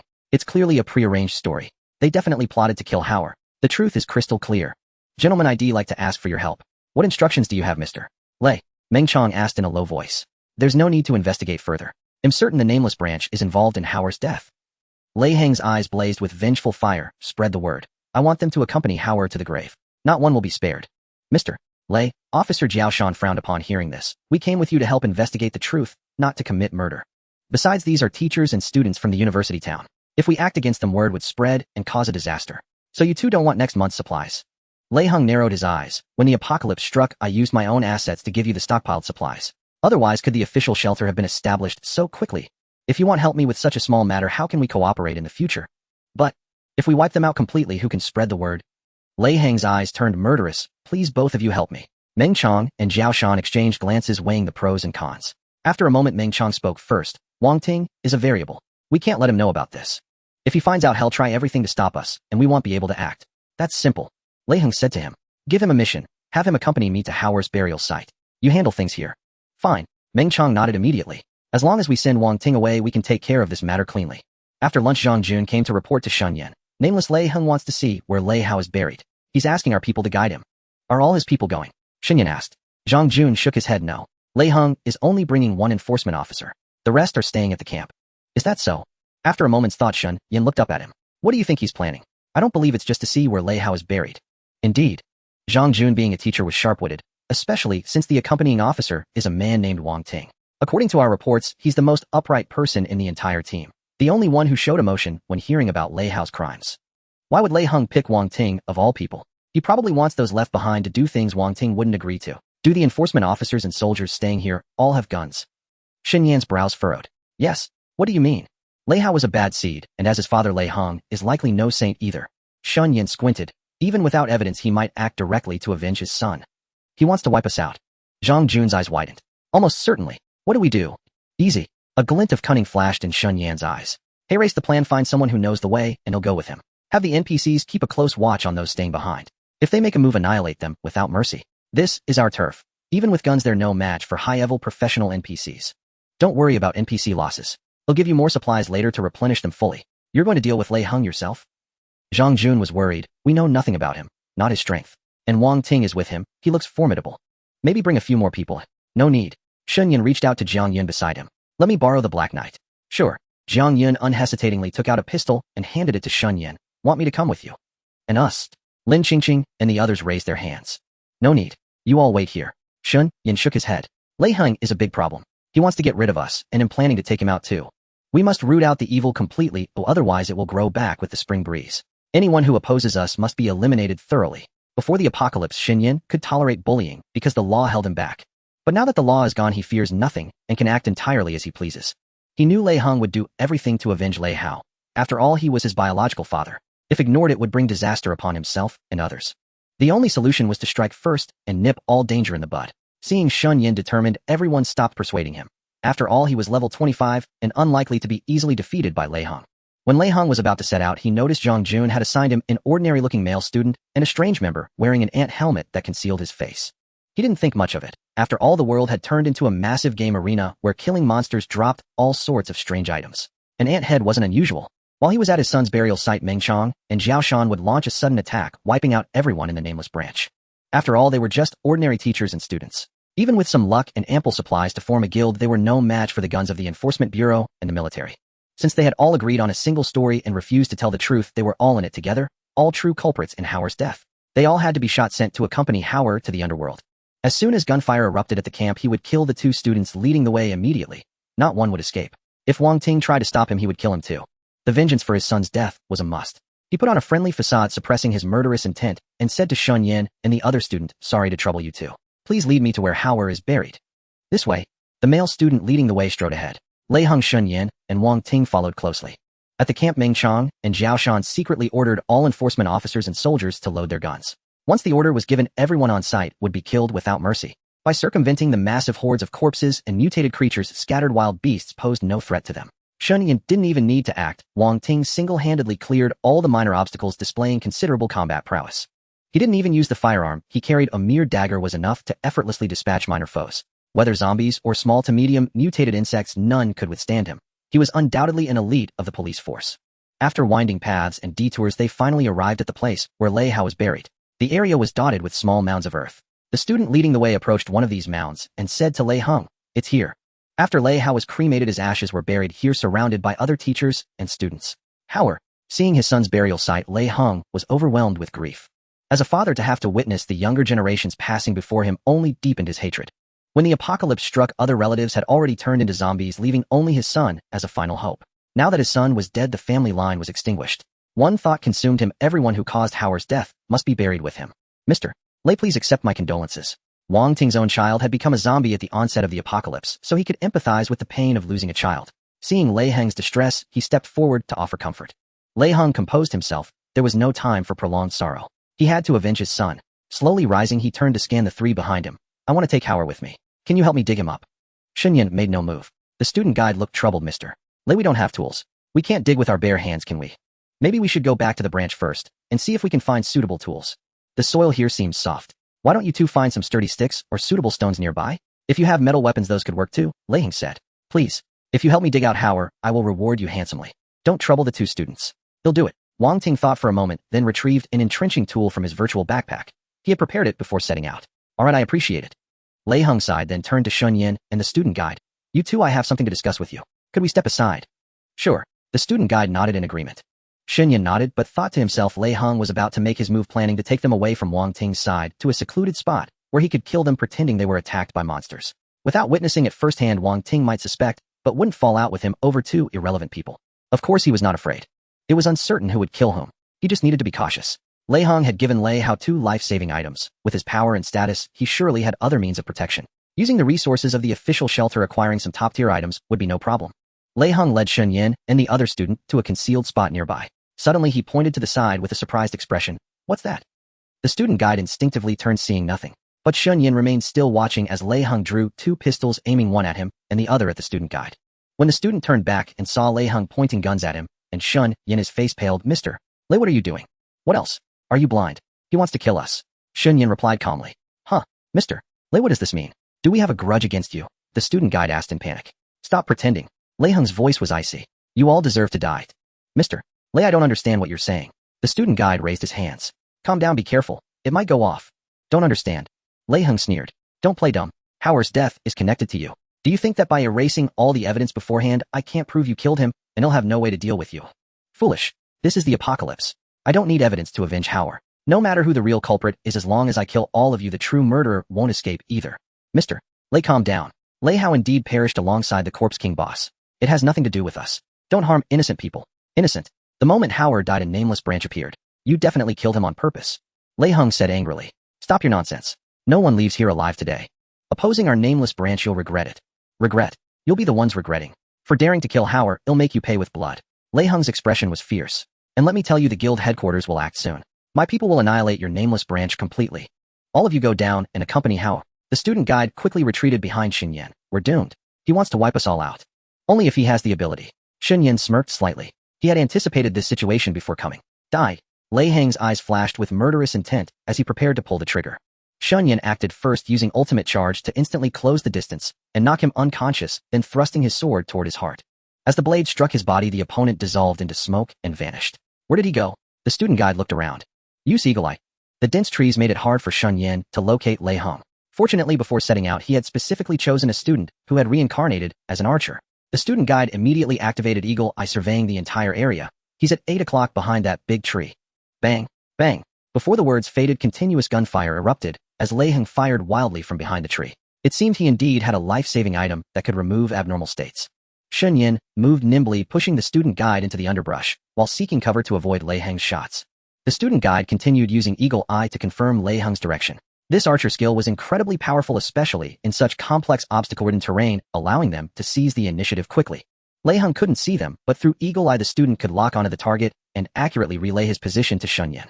Wang Ting was digging when he suddenly heard gunshots. Unsure of what was happening, he quickly put away the entrenching tool and rushed toward the sound.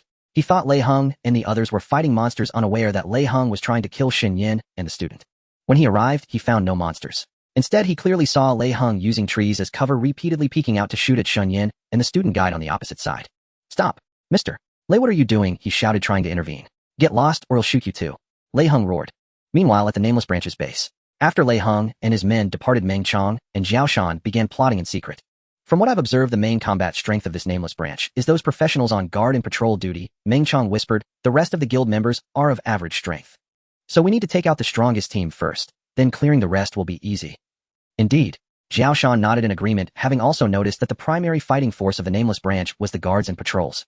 Little did they know these were actually high-level NPCs that had been recruited. Before they made their move, Zhang Jun, Zhou Peng, and Zhou Huan had already prepared in advance, deliberately using the excuse of a lunch break to send the other members away, presenting a weakness to the enemy, making them believe they could easily dispose of these NPCs and then handle the rest. It was a trap. High-level NPCs were not to be compared with ordinary survivors. Their health and combat prowess were terrifying, and they were of high levels. Underestimating them would surely lead to disaster. Meng Chong's men were responsible for scouting, ensuring no other guild members were nearby to provide immediate support, then informing Zhao Shan's men to prepare. When gunfire erupted outside, they knew Lei Hao had made his move, and it was time for their own operation. As expected, they soon received orders from Lei Hao to annihilate the entire Nameless Branch as quickly as possible, leaving no survivors. Zhao Shan immediately ordered his subordinates to launch a surprise attack, opening fire on the high-level NPC team of the Nameless Branch. Unbeknownst to them, a high-level hunter among the NPCs had been keeping watch with an eagle eye the entire time, alerting the team before they acted. Priests swiftly cast shields on their comrades, rendering the bullets harmless as they struck the barriers. Then the warrior squad emerged, each using charge to lock onto different targets, stunning Zhao Shan's men one by one. Hidden archers loosed rapid arrows, while mages conjured fireballs, hurling them furiously at the enemy. Suffering casualties, Zhao Shan realized these were no ordinary survivors. This was a trap. He quickly sent word to Meng Chong, urging him to retreat, with his men regroup nearby and devise a new plan. However, a large group of rogues shadowed them, appearing out of stealth as they retreated. First, they used cheap shot to immobilize their targets, then swiftly attacked, finishing off those with low health. The remaining were surrounded, leaving Meng Chong and Zhao Shan with no way out. In desperation, they resorted to throwing grenades, killing a number of NPCs. Of course, they were also injured by the explosions. Thinking they could escape, they were intercepted by yet another group of rogues as they neared the helicopter. Falling into despair, the two ordered their remaining men to raise their hands and surrender to save their own lives. But these NPCs had been ordered to eliminate all enemies. A surrender was not an option. Receiving no response they hoped for, Meng Chong and Zhao Shan were slaughtered by the high-level NPC rogues. In their despair, their entire force wiped out. Zhang Jun tallied the losses. The high-level NPC squad had been decimated, with over half killed by the enemy's grenades. Modern weapons were indeed terrifying, especially explosives like grenades and bombs whose damage was so immense that even high-level NPCs couldn't withstand them. Meanwhile, Shen Yan was locked in a standoff with Lei Hao. Wang Ting attempted to mediate only to be threatened by Lei Hao, leaving him caught in a dilemma. Lei Hao claimed he was avenging his son, but there was no evidence, and the two before him might not be the killers. If he didn't stop this, wouldn't he be complicit in harming the innocent?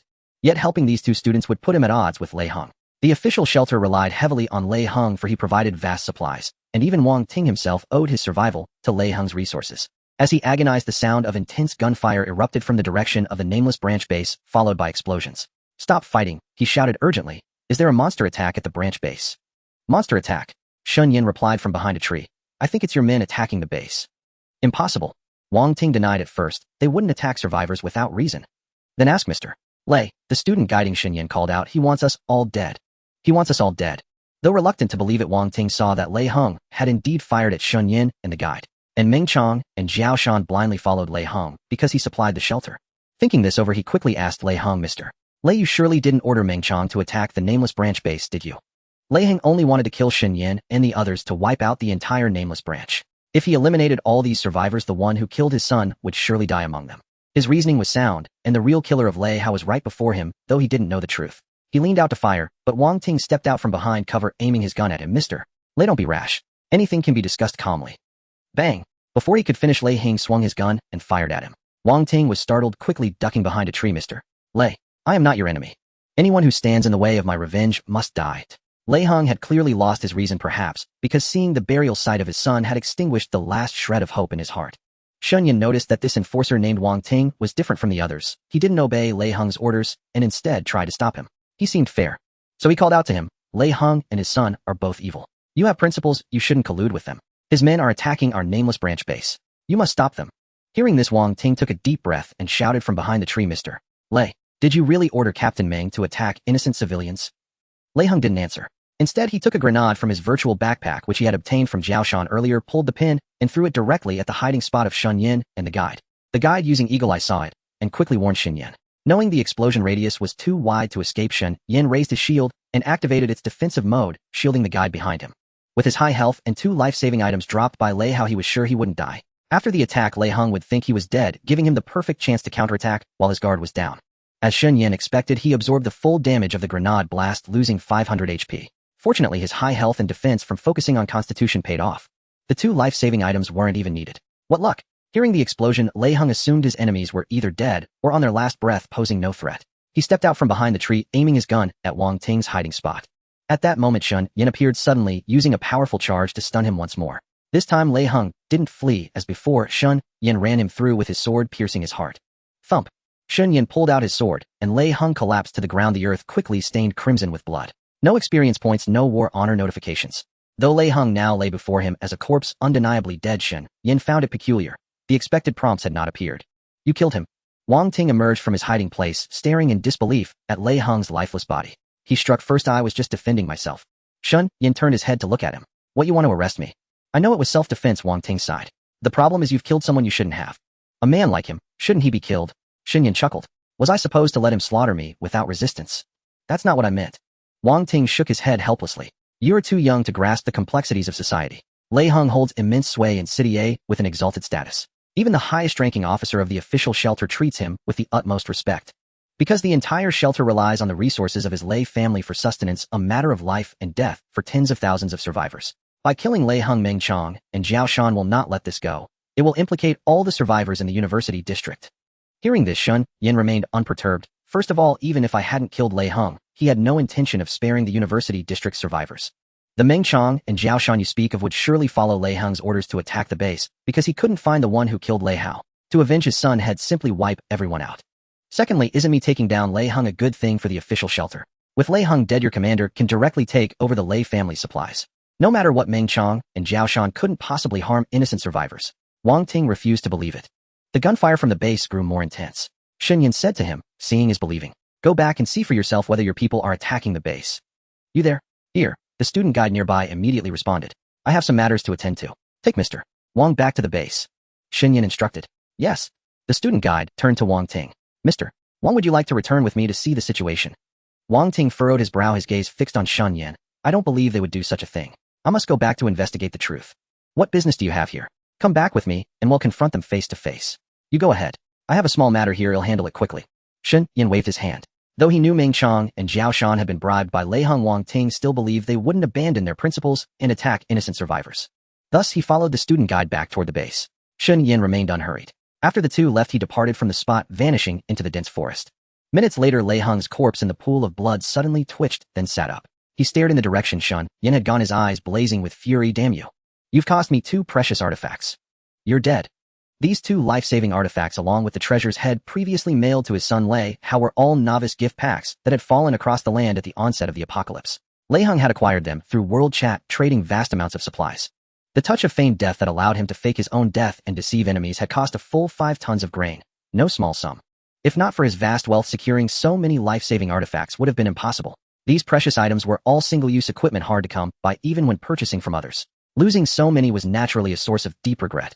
The firearm he had equipped was taken by Shen Yan during his feigned death, but Lei Hong still had weapons in his virtual backpack. At the official shelter, he could exchange resources for all sorts of advanced arms. Since he had come for revenge, he was well prepared. He had overheard the conversation between Shen Yan and Wang Ting while in his feigned death state. Though he didn't know what that strange figure in the ant helmet intended, since Shen Yan was alone and believed him dead, it was the perfect chance for a sneak attack and counterkill. Wang Ting and the other student returning to the base would also be taken out by Meng Chang and his men. Today his hour's revenge would surely be achieved. Clutching a more powerful submachine gun, Lei Hong moved as quietly as possible, stealthily searching for Shen Yan's trail. Shen Yan had no other business, he had merely used that as an excuse. In truth, he had slipped into the woods early, found a hiding spot, and deliberately lay in ambush. As expected, Lei Hong had not been killed. The absence of experience points and war honor was indeed suspicious. Shen Yan had hidden himself in advance, directly consuming food to restore health. By the time Lei Hong reached his hiding area, his HP was fully recovered. His charge skill was still on cooldown, yet he felt no urgency. Lei Hong advanced slowly along Shen Yan's footprints, his finger resting on the trigger, ready to fire at the slightest disturbance, highly vigilant. What he hadn't anticipated was that Shen Yan possessed a ranged area effect attack that didn't require close proximity to unleash. Thus, as he passed the bush where Shen Yan was hiding, though at a distance, he was struck in his extreme wariness by a ground tremor and fell into a state of unconsciousness. Seizing the moment while Lei Hong was stunned, Shen Yan rushed out, immediately snatching the submachine gun, kicking him to the ground, and pinning him down with a foot. He aimed the muzzle at Lei Hong's face. Recovering from the stun, Lei Hong found himself once again in a hopeless situation, roaring inwardly, "This is unfair. Why does this damned brat have so many control skills? Don't shoot. Young friend, there's a misunderstanding here." At a complete disadvantage, Lei Hong quickly lowered his posture. "Let's talk. You and Lei Hao are truly father and son." Shen Yan looked down at him, his voice cold. "Both purebred villains. Once the shackles of law are gone, you become the most evil of beings. You wanted to kill all the guild members, and now that you can't beat me, you call it a misunderstanding. Do you take me for a 3-year-old? Though he couldn't see Shen Yan's true face, judging by his voice, he seemed to be a student around Lei Hao's age. Lei Hong quickly said, "Young friend, my actions were indeed improper, but put yourself in my shoes. Hauer was innocently killed, and knowing the murderer was right here, I had no way to expose him. To avenge Hauer, I had to resort to such extreme measures, or I couldn't face his spirit in heaven." Hilarious. Lei Hao going to heaven? Not a chance. A scumbag like him is 100% bound for hell. And you talk about his spirit. Shen Yan's voice dripped with sarcasm. Though seething, Lei Hong forced a smile and said, "Young friend, I hold immense power and a vast network at the official shelter. Let's make peace, and I'll take you there. The living conditions are dozens of times better than here, and you'll have military protection, safe enough. There, just mention my name, and you can walk tall. I can walk tall here too." Shen Yan laughed. "And I don't need to borrow your authority. Listen to me. Hauer is dead, and now I have no family left. It's a waste of the Lei family's resources. How about this? Become my adopted son, come to the shelter, and you can use the family's resources as you wish." Ha ha ha. Hearing this, Shen Yan couldn't help but burst into laughter. "Take me as your adopted son. What a ridiculous idea. Forget that a scumbag like you isn't fit to be my godfather. If Lei Hao found out, he'd crawl out of his urn in a rage to settle the score with you." "What do you mean?" "It means," Shen Yan removed his ant helmet with one hand, revealing his face, and said with a squinting smile, "The one who killed Lei Hao is right before your eyes, and soon you'll be reunited with your son in the underworld." "Was it you who killed Hao?" Lei Hong's pupils contracted, a surge of hatred instantly welling up within him. "Weren't you looking for me? I've come to you myself, so you want die with your eyes open, not even knowing who your enemy is." Shen Yan shrugged. "Go down to the underworld and cry with Lei Hao. It's you. It was actually you. Why did you kill Hao? What grudge did you have?" Lei Hong nearly ground his teeth to dust. "Indeed. What grudge did Lei Hao and I have?" Shen Yan sneered. "All along I had no dealings with him. We were from 2 different worlds. Yet because he failed to win over the school beauty, he took his anger out on me simply because she would rather sit beside me than be near him. So childish. This is the result of your excessive indulgence, isn't it? You'd kill him for this. Are you even human?" "Heh. For this very reason before the apocalypse came I was bullied endlessly by Lei Hao, beaten black and blue every time. To finish my studies I swallowed my pride, thinking Lei Hao would soon turn his attention to others and leave me alone. Shen Yan said, "Who would have thought that the last beating would nearly kill me? Even that I could forgive. But after the apocalypse descended with no morals or laws to restrain him, Lei Hao treated human life like dirt. Even the esteemed professor and former classmates fell victim to his cruelty, killed one after another by his hand. If he ever found out that I saved the school beauty he coveted so desperately, he would surely come for my life. And that's exactly what he did. What choice did I have? He wanted to kill me. Was I supposed to just stand there and die? You and your son are very much alike. You want to kill others, yet you blame them for not willingly accepting death, for daring to resist. So Hao really died by your hand." Lei Heng's expression suddenly shifted. "Good lad. There are roads in heaven you refuse to take, the gates of hell you barge right in. Today I will avenge Hao and make you atone for your sins in hell." "Seems you don't understand the situation," Shen Yan laughed. "The way things stand, you're the one who dies. You're the one who doesn't understand." Lei Hong revealed a cruel grin. "When the apocalypse came, I knew starter packs were dropping all over the world. I hoarded them in bulk, trading supplies for treasures. Did you really think you had the upper hand and could beat me? I was just lulling you into a false sense of security. You think you can kill me? Die. Be buried with Hao." Shen Yan pulled the trigger without hesitation. The moment the gunshot rang out, he saw Lei Hong struck by the bullet turn into sand and vanish. The next second, another gunshot echoed and a bullet pierced his back. 50. The damage was 10 points lower than the Black Knight's. The searing pain made Shen Yan break out in a cold sweat. He quickly turned and unleashed a burst of fire from his submachine gun. Lei Hong dodged swiftly, casually tossing a grenade. Boom. The grenade exploded. Shen Yan blocked with his shield, his health dropping to half. Rat-a-tat. Before he could react, another submachine gun appeared in Lei Hong's hand, and he began firing wildly. Dodge or take the damage. Shen Yan made a quick judgment and soon reached a decision. He gritted his teeth and stood his ground, letting the bullets rain upon him, watching himself get riddled like a beehive. Seeing him turned into a sieve by bullets, Lei Hong was ecstatic, thinking to himself, "How your father has finally avenged you." But the moment he let his guard down, Shen Yan, who should have been dead, suddenly shattered and vanished. Thizes. Lei Hong's eyes bulged. "Isn't this the protective item I prepared for Hao? How does he have it?" Before he could react, Shen Yan appeared behind him and pulled the trigger. Rat-a-tat. This time, caught off guard, Lei Hong couldn't dodge and was turned into a sieve by Shen Yan, collapsing with disbelief in his eyes. "You've already used up 2 life-saving moves," Shen Yan said, looking down at Lei Hong lying in a pool of blood. "Based on the intel I have, such abilities are usually attached to necklaces or accessories, usable once a day with a 24-hour cooldown. Now, let's bet whether your last accessory has this function. You deserve to die." Lei Hong's eyes burned with boundless hatred as he stared at him. "Seems you don't have a third life-saving skill."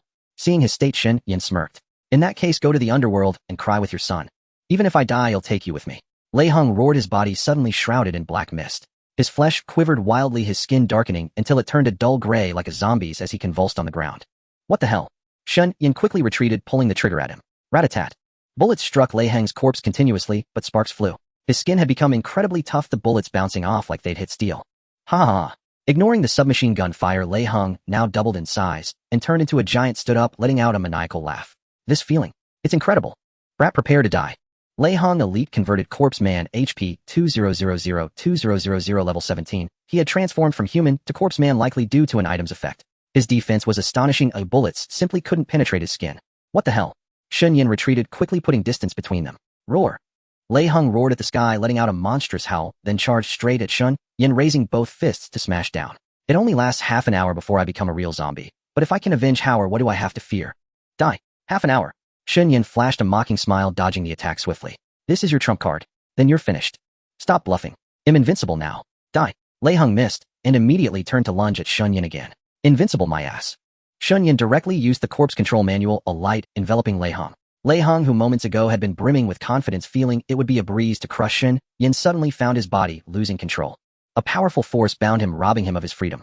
Fear surged within him. No. What have you done to me? Impossible. I'm invincible. I gave up my humanity. I can't be controlled by anyone. Impossible. If you hadn't given up your humanity, I wouldn't be able to control you. Shen Yan shrugged with a laugh. You really asked for it. No, this can't be. Move. I must avenge Hao. I must take revenge. Lei Hong struggled wildly, roaring to the sky. Save your strength. You're done for. Shen Yan walked up to him, looking up at his massive form. You said you can last half an hour. Too bad I can control you even longer. Even if you're impervious to blades and bullets, it's useless. Damn it. Damn it. Damn it. Lei Hong raged. He'll kill you. He'll kill you. Give it a rest. Shen Yan shook his head. Half an hour. Perfect for putting you to good use. There's an elite monster nearby. Let you create some residual value. Consider it atonement for your sins. No. Lei Hong's humiliated roar echoed through the forest. Hurry. Move faster. Otherwise we won't make it in time. Wang Ting was quite anxious seeing the guide student wearing a carefree expression, thinking to himself, there are gunshots coming from over there, and you don't seem worried at all. The guide student laughed and said, you should be anxious, but I am not worried at all. Our nameless guild has the strongest defense, and once your people take action, they will certainly be wiped out. You, like the previous student, believe that the people from our official shelter will listen to Lei Heng's orders and act against innocent survivors. Wang Ting frowned. No matter how incompetent Meng Chong and Zhao Shan are, they still have their bottom line. They would never do such a thing. It must be that the guild's base was attacked by monsters, and they were only assisting in the defense. You are an idealist viewing things too optimistically. The bottom line is meant to be crossed. Besides, just because you have a bottom line doesn't mean they do too. The truth will be clear when we return to the base. Move faster and don't delay. Wang Ting urged repeatedly. When the two returned to the base, the gunfire had long since ceased. From a distance they saw Zhang Jun, Zhou Peng, and Zhou Huan. They were busy cleaning up the scene with blood flowing like a river near the entrance and piles of bodies like small hills. Seeing the guide student and Wang Ting appear, Zhang Jun immediately became vigilant. After all, Wang Ting was also from the official shelter. However, the patrolling high-level NPCs did not react to Wang Ting. They only attacked threats to the guild's base and units hostile to guild members or NPCs. Wang Ting approached the entrance wanting to ask what had happened, but saw the bodies of Meng Chong, Jiao Shan, and others. Aside from himself and Lei Hong, all the teammates were dead. There were also 6 bodies of nameless guild members who were actually NPCs, and his expression changed instantly. What happened here? Recalling what Shen Yan and the guide student had said earlier, could it be that Meng Chong and Jiao Shan really followed Lei Heng's orders to cross their bottom line and act against innocent survivors? But why were they all dead while the other side only lost 6 people? After all, Meng Chong and Jiao Shan led the elite law enforcement officers and truly elite soldiers from City 8, battle-hardened, each armed to the teeth, with powerful firearms, easily able to combat hordes of zombies. How could they suffer such losses and be completely annihilated? Seeing that the NPCs did not attack Wang Ting, it indicated that the other side had no hostile intentions. Zhang Jun stepped forward to explain, Mr. Wang, after you few left, the people from the official shelter suddenly attacked us, claiming it was under Lei Heng's orders to eliminate all members of the Nameless Guild. With no other choice, we could only defend passively and launch a counterattack. I also want to ask what is going on with your official shelter. The Nameless Guild has not provoked you. Impossible. This can't be true. Wang Ting shook his head in denial, unable to believe it. No matter what, Meng Chong and Jiao Shan would never do such a thing. Look at this. Zhang Jun had someone bring over a mobile phone. Although the network was down and there was no power supply, someone had used a portable charger to power it, allowing the basic video recording function to work. Once the portable charger runs out of power, there will be no way to continue unless a generator is found. The phone contained footage recorded by guild members of the conflict.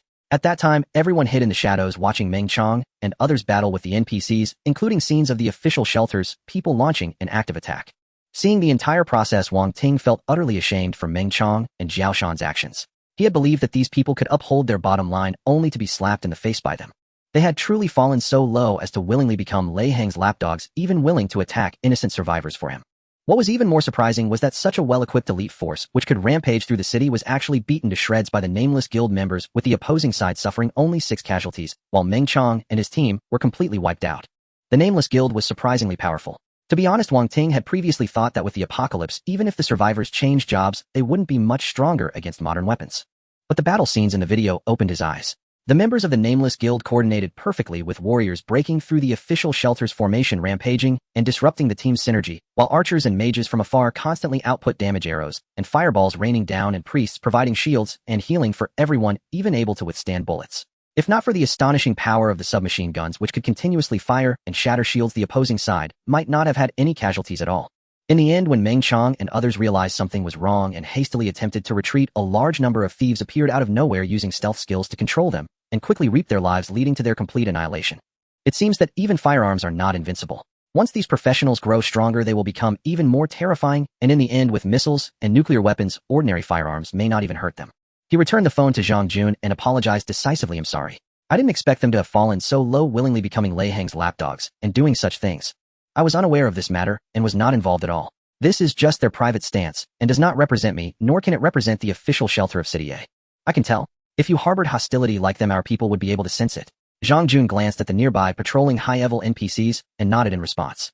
Hostility? How do you sense that?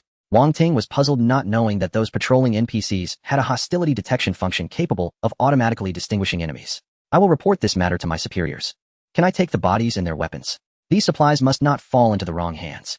If they are lost, I cannot take responsibility for that. The bodies and weapons can be taken, but your people actively attacked and killed our 6 members. This matter must be accounted for.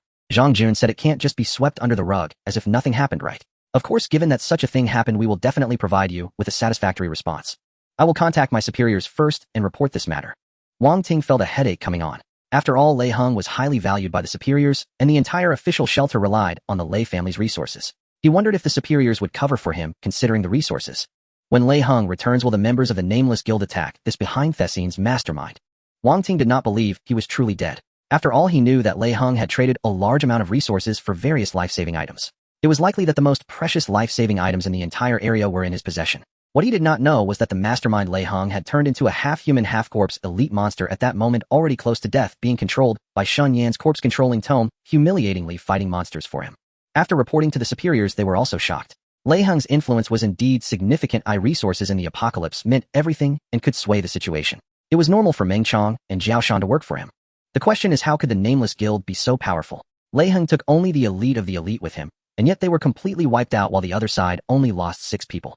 This was just the branch. How powerful could the Nameless headquarters be? Where did this force even come from? The elite corpse soldier transformed from Lei Hong possessed high attack and defense, making him quite formidable. Compared to the elite monster of this area, the Blazing Guard, he was even more superior. The Blazing Guard was a peculiar elite zombie. Its flesh and blood were highly flammable, and its entire body was enveloped in scorching flames blazing fiercely. Normally, a zombie would quickly burn to a crisp, yet its body remained intact, without any damage. These flames seemed ineffective against itself, only burning nearby plants, other zombies, and survivors. When Lei Hong fought this elite zombie, he was also scorched by its flames, continuously losing health. However, the Blazing Guard had only 1000 health points and low defense. Under the pincer attack from Lei Hong and Shen Yan, its health quickly dwindled, and it eventually collapsed, its flames gradually extinguishing. Unfortunately, Shen Yan's level was too high to gain any experience. The Blazing Guard contributed 4 items to Shen Yan: a low-grade crystal core, a warrior class change scroll, a basic defense potion formula, and a green-quality horse-slaying blade. The class change scroll was a valuable find, even though warriors were the most common class. The basic defense potion formula could be given to Liang Yu to learn how to craft. A single basic potion could increase defense by 50 points, making Shen Yan tougher and more capable of tanking monsters. Horse-slaying blade, excellent attack, 1018, strength 3, agility 2, equipment requirement level 14. This weapon was far superior to the bronze sword with bonuses to strength and agility, so he equipped it without hesitation. Well done. Obtaining the spoils, Shen Yan patted Lei Hong on the shoulder. Thanks to you, we took down this elite monster so easily. But time had not yet run out, and Lei Hong, still retaining human thoughts and a clear mind, was utterly infuriated. To avenge his son, he had used his last trump card, willingly transforming into a corpse soldier at the cost of his life, to kill his enemy. Yet now he had become a puppet under his foe's control, unable to exact revenge, and forced to slay monsters for him. It was maddening. Bastard. Kill me. If you have the guts, kill me. He wished he could crush the young man before him with a single punch, but his body was beyond his command. What's the rush? Soon you'll become a real zombie, and I won't even need to lift a finger, Shen Yan laughed. There's still time. Help me slay more wild monsters and gather materials and items. When the control time is up, as an elite monster, killing you will yield even better loot. Hopefully you'll drop the life-saving items you used earlier. Though becoming a zombie, that one doesn't count. Unable to avenge his son, forced to fight for his son's murderer, and ultimately doomed to be slain by him for top-tier drops. Lei Hong grew more furious, with each thought utterly frantic, yet powerless. Nothing could be more maddening than this situation. Shen Yan led him around the area, attracting zombies and mutated insects to fight. With his ultimate warrior combat prowess, the horse-slaying blade boosting his attack, and the aid of the elite monster, they cut through enemies like slicing melons and vegetables. Various raw materials, food, and low-tier equipment continuously entered his backpack. After an hour, his virtual backpack was nearly overflowing with gains. Midway, Lei Hong had fully transformed into a zombie, his human consciousness erased. When the control effect wore off, he immediately attacked Shen Yan. Shen Yan was well prepared, counting down the seconds as he entered a combat stance. The moment control was lost, he launched an ultimate charge, stunning the opponent, then slashed wildly. Seeing the 5-second stun about to end, he used another skill, ground tremor, to keep Lei Hong unconscious, then quickly created distance, switching to a submachine gun and firing relentlessly. Recovering from the stun, Lei Hong charged at Shen Yan on instinct, raising both fists to slam down fiercely.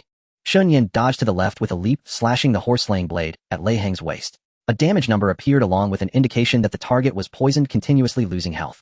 Before the battle, he had applied extracted venom to the blade, making the chance of poisoning the target quite high. Lei Hong turned and threw another punch like an enraged gorilla, roaring loudly as he attacked. Unable to evade, Shen Yan quickly raised his shield. Luckily, a block was triggered, negating the damage and even staggering the opponent back a step. But Lei Hong immediately followed with a second punch. This time, though Shen Yan blocked with his shield, he still lost 35 HP. With ample health, he remained calm. He swung his blade at Lei Hong's neck, the sharp edge cutting a gash in the tough skin, but failing to decapitate him. After all, as an elite monster, it was vastly different from low-tier zombies. With Shen Yan's current strength, decapitating low-tier zombies for an instant kill was effortless. But to behead an elite, or even a boss, he needed to wear down their health bar to the minimum. Boom. Lei Hong's attacks came like a storm, another devastating punch. Shen Yan swiftly dodged, seizing an opening to land 2 consecutive slashes on the side, then leaped sideways before Lei Hao could turn and attack. Creating distance, he used his just refreshed ultimate charge, stunning the enemy again, then switched to the submachine gun for another burst of fire. At this stage, the submachine gun dealt more damage than low-tier weapons, primarily due to its continuous fire, allowing many bullets to be fired within 5 seconds. A stun target couldn't dodge, which was another advantage. With this tactic repeated several times, Lei Hao's health was depleted, and Shen Yan finally decapitated him, achieving a successful kill. After Lei Hao, now a zombie, was slain, he dropped Mist Pendant, Quicksand Disc, Mysterious Monocle, Angry Pauldron, Crafting Blueprint, and Sharp Lumber Axe. Mist Pendant Superior Necklace negates 1 fatal attack, causing the body to dissolve into mist and reform. One-time use item disappears after use. Cooldown 24 hours. Quicksand Disc Superior Accessory negates 1 fatal attack, teleporting the user to another location as quicksand. One-time use item disappears after use. Cooldown 24 hours. These were the 2 life-saving items Lei Hao had used earlier, and they had successfully dropped. Quite fortunate. Thus, Shen Yan now had at least 4 types of life-saving items.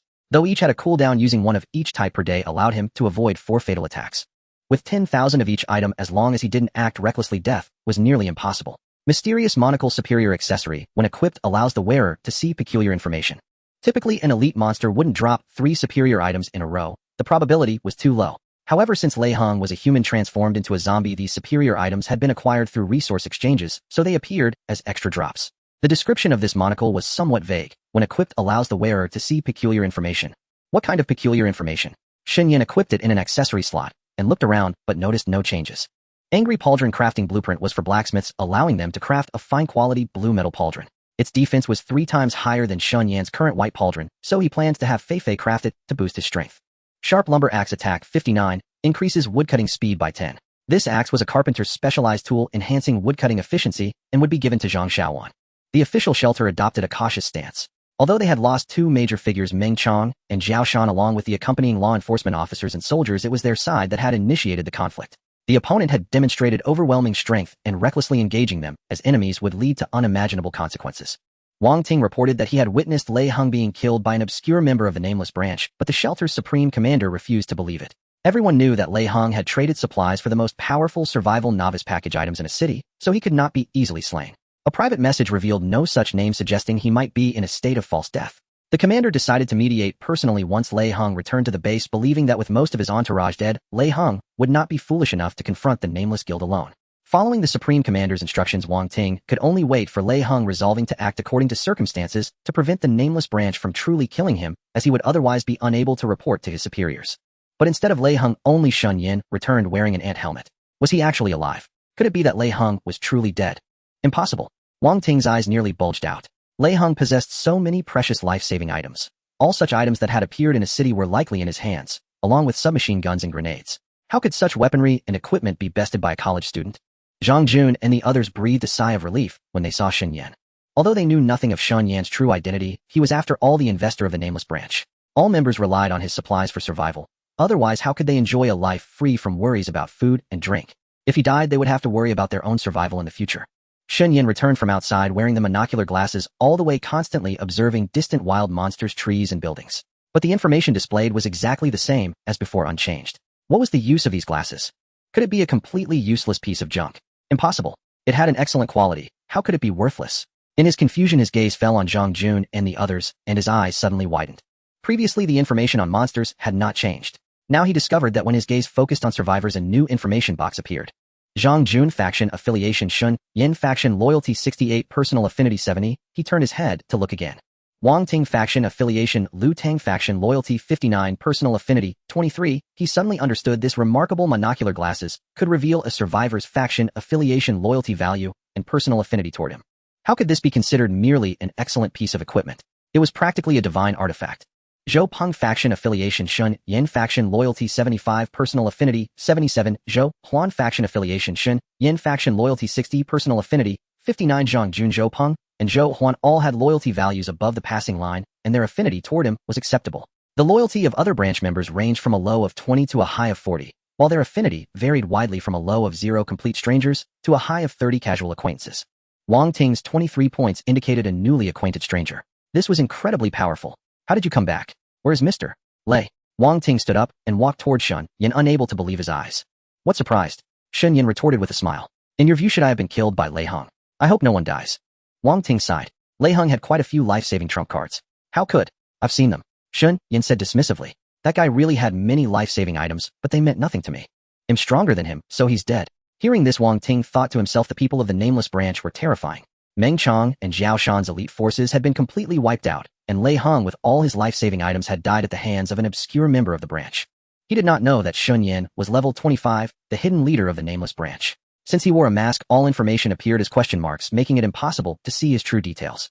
Zhang Jun said to him, the one who returned is our man. The culprit has been executed. This is good, now we can discuss the next steps rationally.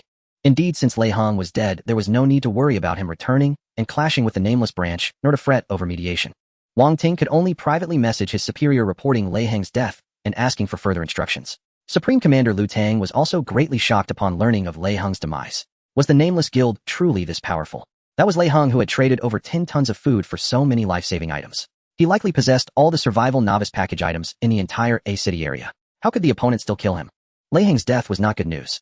After all, the official shelter relied on the supplies Lei Hao had hoarded to barely survive and sustain the many survivors within. Without Lei Hao's resource supply, living conditions would plummet. Apart from Lei Hao, no one knew where his resource stockpile was. Even with a full-scale search, it would take a long time to find that batch of supplies. But he was already dead and could not be revived. They could not afford to make enemies with the Nameless Guild over Lei Hao, adding to their troubles. Lu Tang decisively ordered Wang Ting to apologize to the Nameless Guild on his behalf, stating that the official shelter had no knowledge of Lei Hang's plan and would have stopped him if they had known. He hoped the other side would not stand opposed to the official shelter because of this, as both were striving to survive in the apocalypse, and mutual cooperation was the best option. Zhang Jun did not reveal Shen Yan's nameless identity and privately messaged him to ask for his stance. Shen Yan told him that the Nameless Guild had no need to stand against the official shelter. Making friends was better than making enemies, especially since this incident was entirely Lei Hang's doing and the opponent had been completely eliminated. Zhang Jun conveyed Shen Yan's intentions, resolving the misunderstanding with the official shelter through Wang Ting. With Lei Hao and his entourage all dead, Wang Ting prepared to return to the official shelter. Before leaving, he asked Zhang Jun if the Nameless Branch would be willing to move to the official shelter. Previously, Shen Yan had thought joining the official shelter was a good idea. But after the Lei Hao incident, he realized that although the shelter's leader Lu Tang and Wang Ting were decent people, there were also villains like Meng Chong and Zhao Shan who would stop at nothing for gain. Moreover, living under someone else's roof meant a lack of freedom. So he privately messaged Zhang Jun to decline the invitation. Of course, there were still many survivors in the university town. If people from other schools wanted to go to the official shelter, he would not stop them.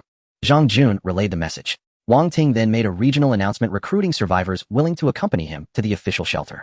Many responded quickly, stating their specific locations and waiting for Wang Ting to pick them up. He had a helicopter, so rescuing survivors was relatively easy for him. Shen Yan's refusal to join the official shelter did not mean he had no desire to leave the university district. This area was likely the newbie zone of the apocalypse game, where monsters were generally low level. At level 25, he could no longer gain any experience points here. His only option was to first help those around him level up, gather more resources, and then head to a new map when the time was right. Currently, in the preparation phase, plans must be made based on leveling progress. Jiang Yun and the others gathered ready to continue hunting monsters with him in the afternoon to level up. A glance at their latest stats showed their loyalty and affection values were significantly higher than Zhang Jun and the others. Jiang Yun had a loyalty of 80 and personal affection of 70, Zhuang Xian loyalty 70, affection 66, Lin Wan loyalty 73, affection 79, Sun Xian loyalty 86, affection 81, Zhao Shishir loyalty 64, affection 71, Yang Ying both loyalty and affection at 68, Zhou Yinfeng loyalty 65, affection 67. After all, they had spent days together and were much closer than Zhang Jun and the others. Having faced life and death together, their dependence on Shen Yan caused their loyalty and affection values to rise swiftly. What was hard to believe was that Lin Qingqing's loyalty to Shen Yan had reached 90 points and her affection value was an astonishing 92. A value above 90 signified unwavering devotion. This baffled Shen Yan. He and Lin Qingqing didn't have such a foundation of feelings, did they? He didn't know that it was because of Du Feifei that Lin Qingqing feared being abandoned or neglected. To continue receiving his protection, she engaged in self-persuasion. After all, a fragile woman like her would be close to death if left behind. During leveling, when a monster lunged at Jiang Yun, Shen Yan blocked it to protect her. He noticed Jiang Yun's loyalty increased by 1 point to 81, and her affection rose from 70 to 71. It seemed that casual gestures could also boost their loyalty and affection. Returning to the base before dark, he checked on the girls at home. Most had loyalty and affection values between 50 and 60. The more daily interaction they had, the higher the numbers, the less contact, the lower the values. When he saw Du Feifei, he could hardly believe his eyes. Lin Qingqing had already shocked him with her incredibly high stats, but she was instantly overshadowed by Du Feifei. Du Feifei faction allegiance, Shen Yan faction loyalty 100 max, personal affection 99. This was simply too absurd. Her loyalty to him was maxed out. a deathly loyalist who would never betray him. Moreover, her personal affection was at 99, just 1 point shy of the maximum. Could everything she had said to him before have been true? Shen Yan big brother. Du Feifei used to deliberately avoid everyone, but now in front of them all she dove straight into Shen Yan's arms, hugging him with a delighted face. Welcome home. Hey hey hey. Lin Qingqing's face immediately soured. She pulled Du Feifei out of Shen Yan's arms. Aren't you embarrassed doing this in front of so many people, eh? Mind your own business. Du Feifei rolled her eyes at her. I like being close to Shen Yan big brother. Go away. Shen Yan is exhausted from killing monsters outside. Don't disturb his rest. Lin Qingqing blocked Du Feifei, preventing her from having her way. I want to disturb Shen Yan big brother. I can give him a massage to relieve his fatigue. You know how to massage? You're a blacksmith with no sense of force. Don't hurt Shen Yan. Nonsense. I would never hurt Shen Yan big brother. The two women bickered nearby while the other girls watched the drama with amusement, stealing glances at Shen Yan. Du Feifei and Lin Qingqing's rivalry for his favor was out in the open, creating a sense of crisis among the other girls who thought they should step up their game. While Du Feifei was occupied by Lin Qingqing, Shen Yan called Zhang Xiaowan aside and gave her the lumberjack axe he had looted earlier. Thank you. Zhang Xiaowan put away the axe, thanking him with a smile, but her faction loyalty and affection values didn't change. Shen Yan thought for a moment and quickly understood. Zhang Xiaowan had been assigned the job of carpenter not out of passion, but because it was a task he had given her. She was merely complying. So giving her the lumberjack axe, which increased logging efficiency, was meaningless to her. She wouldn't be happy about improved efficiency in a job she disliked. With this in mind, Shen Yan decided to test his theory. He took a small cake out of his virtual backpack. This small cake had dropped from a monster and was classified as a sweet food. This is for you. A cake. Zhang Zijuan's face lit up with surprise as she took it from his hand. Is this really for me? Yes. You've been working hard lately. This is a reward. Shen Yan nodded with a smile. Don't tell the others. This is just for you. Thank you. Zhang Xiaowan took a bite, and her brow instantly relaxed. Strawberry flavor. I love strawberries. Shen Yan quickly checked her stats. Her loyalty had been 58 and affection 60. Now her loyalty had risen to 60 and her affection to 62. So it was indeed possible to boost them through this method. Excellent. As long as he interacted more with them, he could maximize their loyalty and affection, eliminating any worry of betrayal. That evening, Shen Yan met with Du Feifei alone and gave her the blueprint for the rage pauldrons. As expected, her affection didn't change. She had also been assigned the blacksmith role. It wasn't something she liked. Previously, giving the primary defense potion recipe to Liang Yu had increased both her loyalty and affection by 1 point each. It was easy to tell whether someone liked their assigned profession. Nevertheless, she still forged the rage pauldrons for Shen Yan as quickly as possible to boost his defense without any carelessness. After seeing her loyalty and affection stats, Shen Yan's attitude towards Du Feifei changed completely. Honestly, he had been somewhat insecure before. He used to be a fat kid only ever mocked and insulted, never imagining a girl could like him. Du Feifei was the first to confess to him to be truly loyal to him and to love him completely. She was also the one he had shared his first kiss with. Understanding her feelings, Shen Yan no longer hesitated. Shen Yan big brother, you've been so good to me today. Du Feifei could clearly feel the shift in his attitude. After finishing the pauldrons for him, she hugged him proactively when no one was around. Feifei, I will always be good to you from now on, Shen Yan said, returning her embrace. Overjoyed, Du Feifei pulled his head down and initiated a kiss for the second time. Shen Yan didn't resist. He lowered his head and pressed his lips to hers. This time she performed much better, at least not bumping into his teeth like the first time. They kissed with their eyes closed, holding each other for a long while before parting. Du Feifei was almost breathless. When she opened her eyes, her gaze at Shen Yan was full of longing. Shen Yan big brother, are you willing to accept me now and let me be your girlfriend? Isn't it obvious enough? Shen Yan laughed and gently tapped her nose with his finger. I'm so happy. Du Feifei hugged him tightly, as if she wanted to melt into his embrace. Her affection value didn't increase. Agreeing to let her be his girlfriend, he could feel her genuine joy. So why wouldn't that last point go up? Shen Yan fell into deep thought. After confirming their relationship, Du Feifei could hardly bear to leave Shen Yan's side, wanting to be with him at all times. Just then a knock on the door pulled her back to reality, and she asked irritably, who is it? It's me, came Lin Qingqing's voice from outside. You again, eh? Du Feifei let go of Shen Yan, hurried over to open the door, and blocked Lin Qingqing with her body, saying, It's so late, what do you want with brother Shen Yan? Don't you know there are boundaries between men and women? Aren't you in Shen Yan's room too, with the door closed? Lin Qingqing replied, calmly smiling. That's different. Du Feifei puffed out her chest, declaring, Now brother Shen Yan is my boyfriend, so outsiders should leave. Oh. Lin Qingqing tilted her head to look at Shen Yan, smiling as she asked, Shen Yan, is that true? Shen Yan nodded. Did you hear that? Du Feifei, seeing Shen Yan's acknowledgement, felt delighted. You are not allowed to come over at night anymore. Be mindful of appearances. She expected Lin Qingqing to be flustered, but to her surprise Lin Qingqing remained unfazed and smiled, saying, Shen Yan, if you let her be your girlfriend, you might as well choose me. What are you saying? Du Feifei got anxious. Saying such things in front of me, don't you have any shame? Du Feifei, what do you think this is, eh? It's the end of the world now, no one knows when they might die. It's too ridiculous to bind oneself by the rules before the apocalypse. Lin Qingqing pushed her aside and stepped into the room, walking up to Shen Yan, saying, Shen Yan, I am different from her. If you let me be your girlfriend, it doesn't matter how many other women you have as long as you treat me well. I won't be jealous, and it'll help you manage the relationships between them, so you won't have any worries. With your abilities, there's no need to be tied down by her losing a whole forest. Besides, isn't it unpleasant to smell such strong jealousy every day? Brother Shen Yan, don't listen to her. Du Feifei panicked. If she can do it, I can too. If she can't do it, I can. I'm not jealous at all. If you're not jealous, why are you stopping me? If it's for Shen Yan, you shouldn't be showing off to me, but should welcome me and be on good terms with me instead.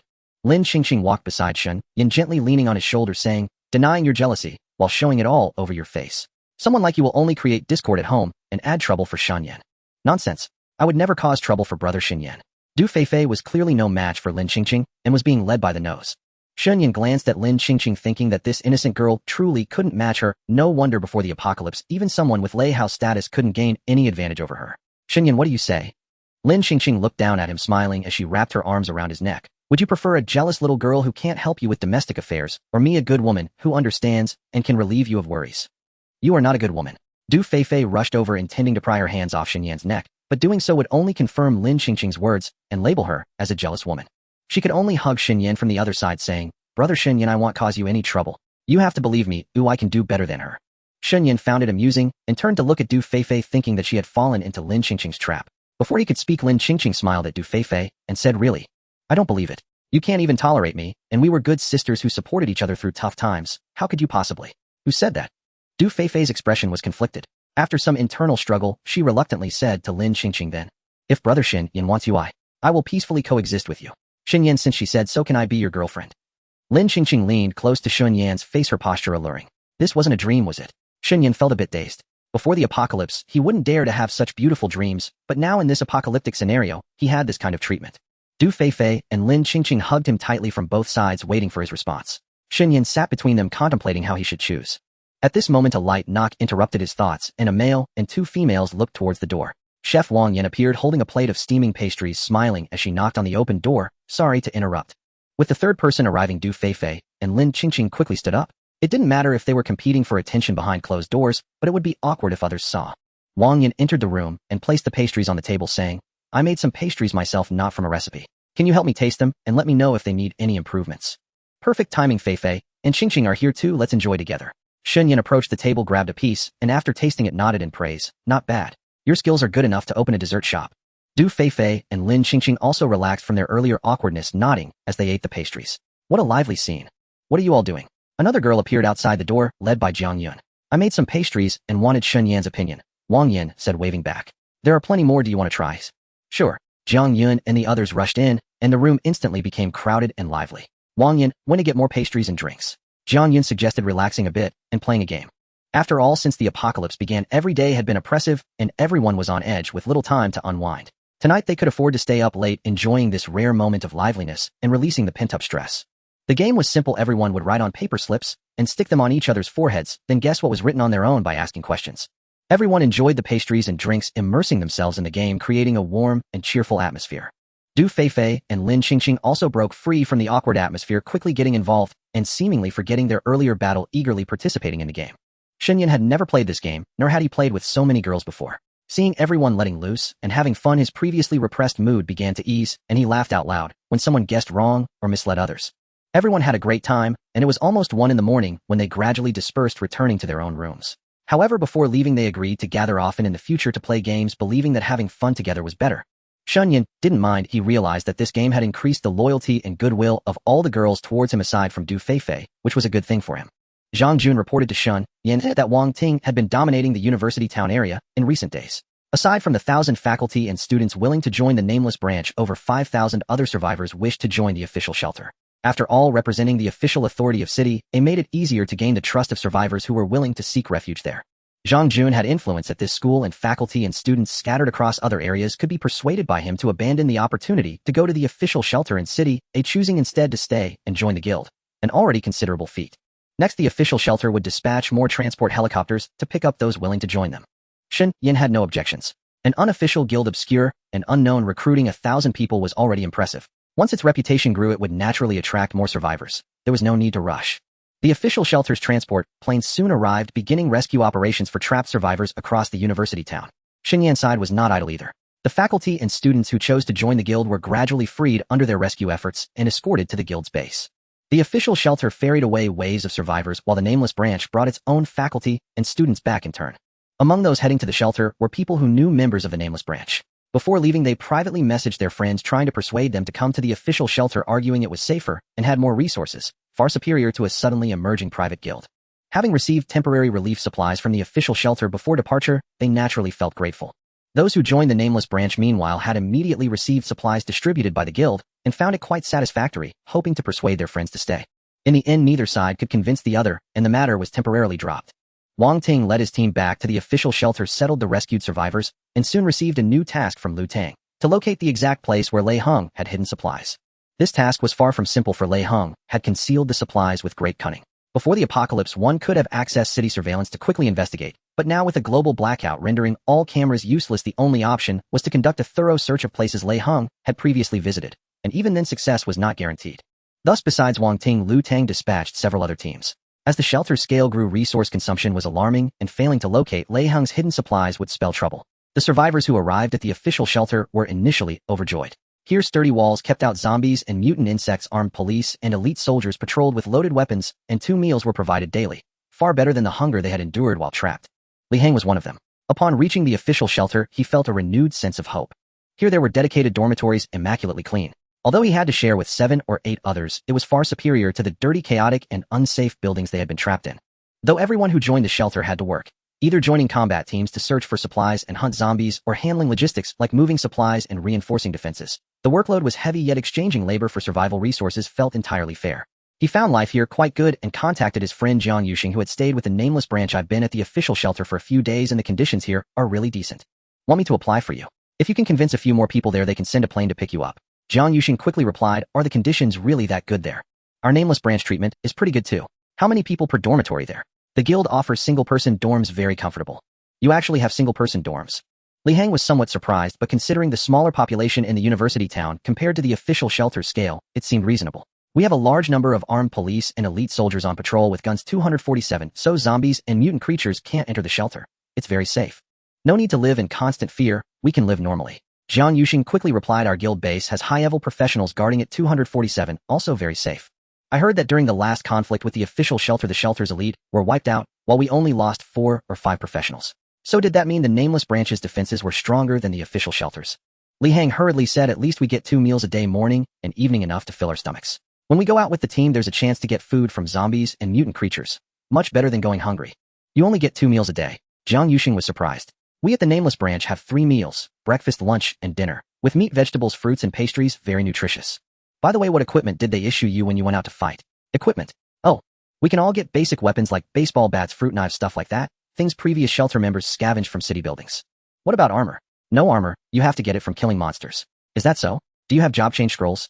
Something that precious. How could it be given out for free? You have to gather enough items or raw materials from killing monsters to exchange with the shelter. So the official shelter's treatment isn't that great either. Jiang Yuxing said. If you had stayed with me back, then you could have gotten a free job change scroll and basic weapons and armor for your class. Let me tell you, after joining the guild, we all received free job change scrolls. I'm a warrior, and I got an extra bronze sword and a full set of basic low-quality metal armor. Even the low-level core needed for the job change was given out for free. Impossible. Even the official shelter can't manage that. How does some obscure private guild have so many supplies? And they give it away for free. Lei Hao didn't believe it.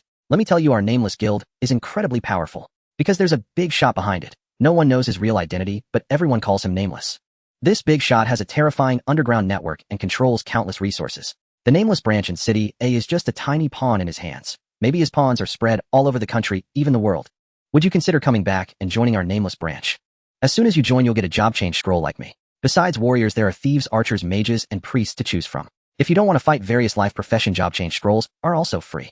We usually level up near the guild entrance, no need to go far. Any zombies or mutant creatures that come by are easily killed by high-level professionals. You can just hang around and leech experience points. It's awesome. Was it true or false? Lei Hao was filled with regret. If only he had known the nameless branch had such good conditions, he would never have boarded that official shelter plane. Junior Shen, great news. Jiang Yun found Shen Yan and placed 5 pieces of equipment before him. Shen Yan turned to look and was instantly stunned. Jiang Yun had somehow acquired a white-collar secretary uniform.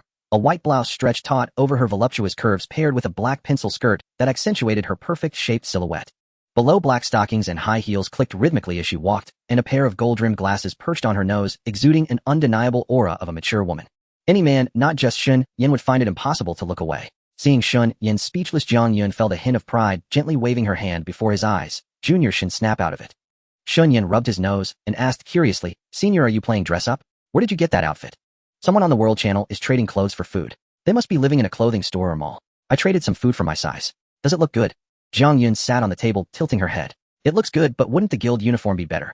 This is just ordinary clothing, not a costume. You can't equip other armor with it. Shen Yan reminded her. Only costumes can change appearance without removing armor. They'll only wear this at home. They'll definitely change when I go out. Jiang Yun laughed. Oh, so Senior, you wore this just for me. Just tell me if you like it, okay? It's alright, I guess. Shen Yan said that, but secretly what man wouldn't be captivated? It was far too alluring. Especially those long legs wrapped in black stockings. No other woman in the base could compare. Junior, you're being a bit insincere. Jiang Yun saw through his pretense, a smirk curling on her lips. Alright, take a look at these new pieces of equipment. We finally traded for the blueprints and Fei Fei worked overtime to craft them for you. Jiang Yun was in high spirits. Her loyalty and affection values had increased again, now at 85 and 76 points respectively. Shen Yan inspected the equipment. They were all set pieces: wrath bracers, wrath gloves, wrath belt, wrath leg guards, and wrath greaves. These pieces belonged to the same set as the wrath pauldrons he already had. Equipping them would activate set bonuses. The wrath set's defense was vastly superior to plain armor. Li Shiyan had already enchanted them, significantly boosting their stats. 2 wrath pieces granted an additional 50 defense, 3 pieces added 10 attack power, 4 pieces provided a passive 2 HP regeneration per second, 5 pieces added 5 strength, and 6 pieces added 10 constitution. Shen Yan's defense had multiplied several times over, his attack power was higher, and his health had reached 1,000 points. Excellent. With the wrath set, my monster killing efficiency will be even greater. Shen Yan was quite satisfied. Jiang Yun said with a smile, unfortunately the wrath helm and wrath chest piece aren't for sale yet. We've been broadcasting on the World Channel for days, but no one's replied. Maybe the blueprints for those 2 pieces have a low drop rate, and we haven't seen the finished products either. It's fine. Shen Yan laughed. For now, the ant helmet is the best option. It's still the top choice for maintaining mystery and hiding one's identity. As for the chest piece, well, keep buying. It'd be great if we can get it, but if not, it doesn't matter. Our stats are good enough. Don't worry, we're still broadcasting on the World Channel. As soon as someone sells the blueprint, well, snap it up. Jiang Yun tucked a strand of hair behind her ear. Junior Shen, any other tasks you want me to handle? Secretary Jiang will get it done. Secretary Jiang. The infamous saying, when there's work the secretary does it. When there's no work you do, the secretary flashed through Shen Yan's mind, sending a thrill through him. Though he wanted to be a devoted man, these campus beauties were just too seductive, each with their own unique charm. He couldn't resist. Especially Jiang Yun. Her looks alone were unbeatable, and with this act she could steal any man's soul. Though she couldn't read minds, Jiang Yun could tell from Shen Yan's expression what he was thinking. She walked behind him and gently massaged his temples with her fingers. Junior Shen remembered to come to Secretary Jiang for anything from now on. Shen Yan enjoyed it.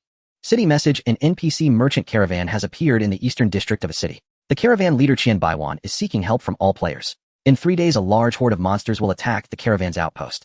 Players are invited to join the defense of the caravan outpost. During the defense, players will earn double experience points for killing monsters, a 100 increase in drop rate, and substantial favor with the merchants. If the outpost defense succeeds, the Qian Baiwan caravan will successfully establish itself in a city, unlocking free trade for all. If the defense fails, Qian Baiwan will die and the NPC caravan will vanish. The sudden system message made both Shen Yan and Jiang Yun stand up. Is this a system-issued player event? Jiang Yun asked in surprise. What's going on? Free trade for everyone. Shen Yan pondered. This is huge. The World Channel is in chaos. It seems it's not just a city. Every major city around the globe with survivors has received this event notification. Jiang Yun reminded him. With the arrival of NPC merchants, the currency system opens to everyone. The caravan outpost will become a key hub for players to gather and trade freely, Shen Yan said. I expect the NPC merchants will also sell basic supplies, increasing the survival rate for ordinary survivors. Just then, Zhou Peng privately messaged Shen Yan about the same matter, asking if the guild would participate. If they needed to prepare in advance.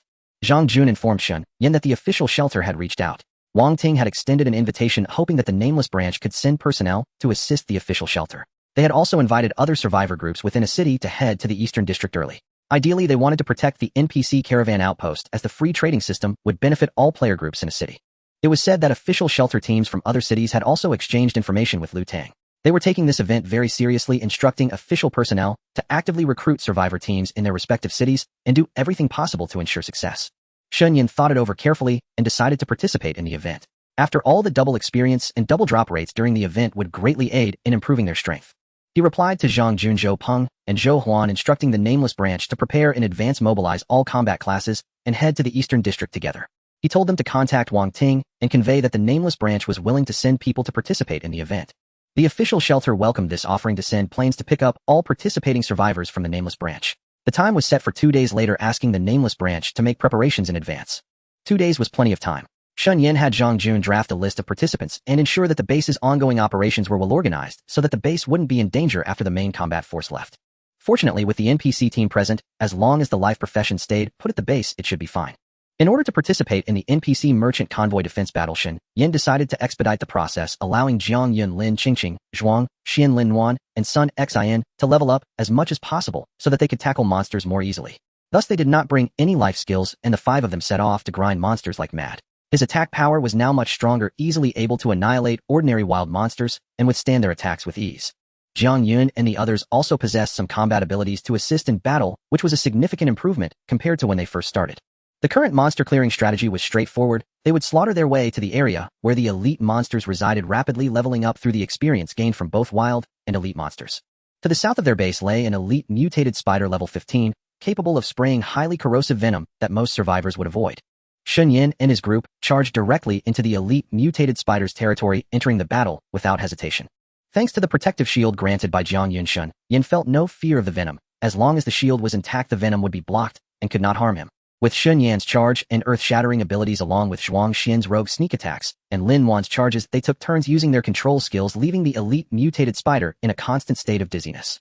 Lin Qingqing and Sun Xin unleashed their full-ranged output, desperately dealing damage, while Jiang Yun continuously cast shields on everyone. The team's cooperation significantly boosted their combat power, quickly defeating the elite monster. Shen Yan activated the captain mode, distributing all loot himself to maximize his gains, multiplying it tenfold.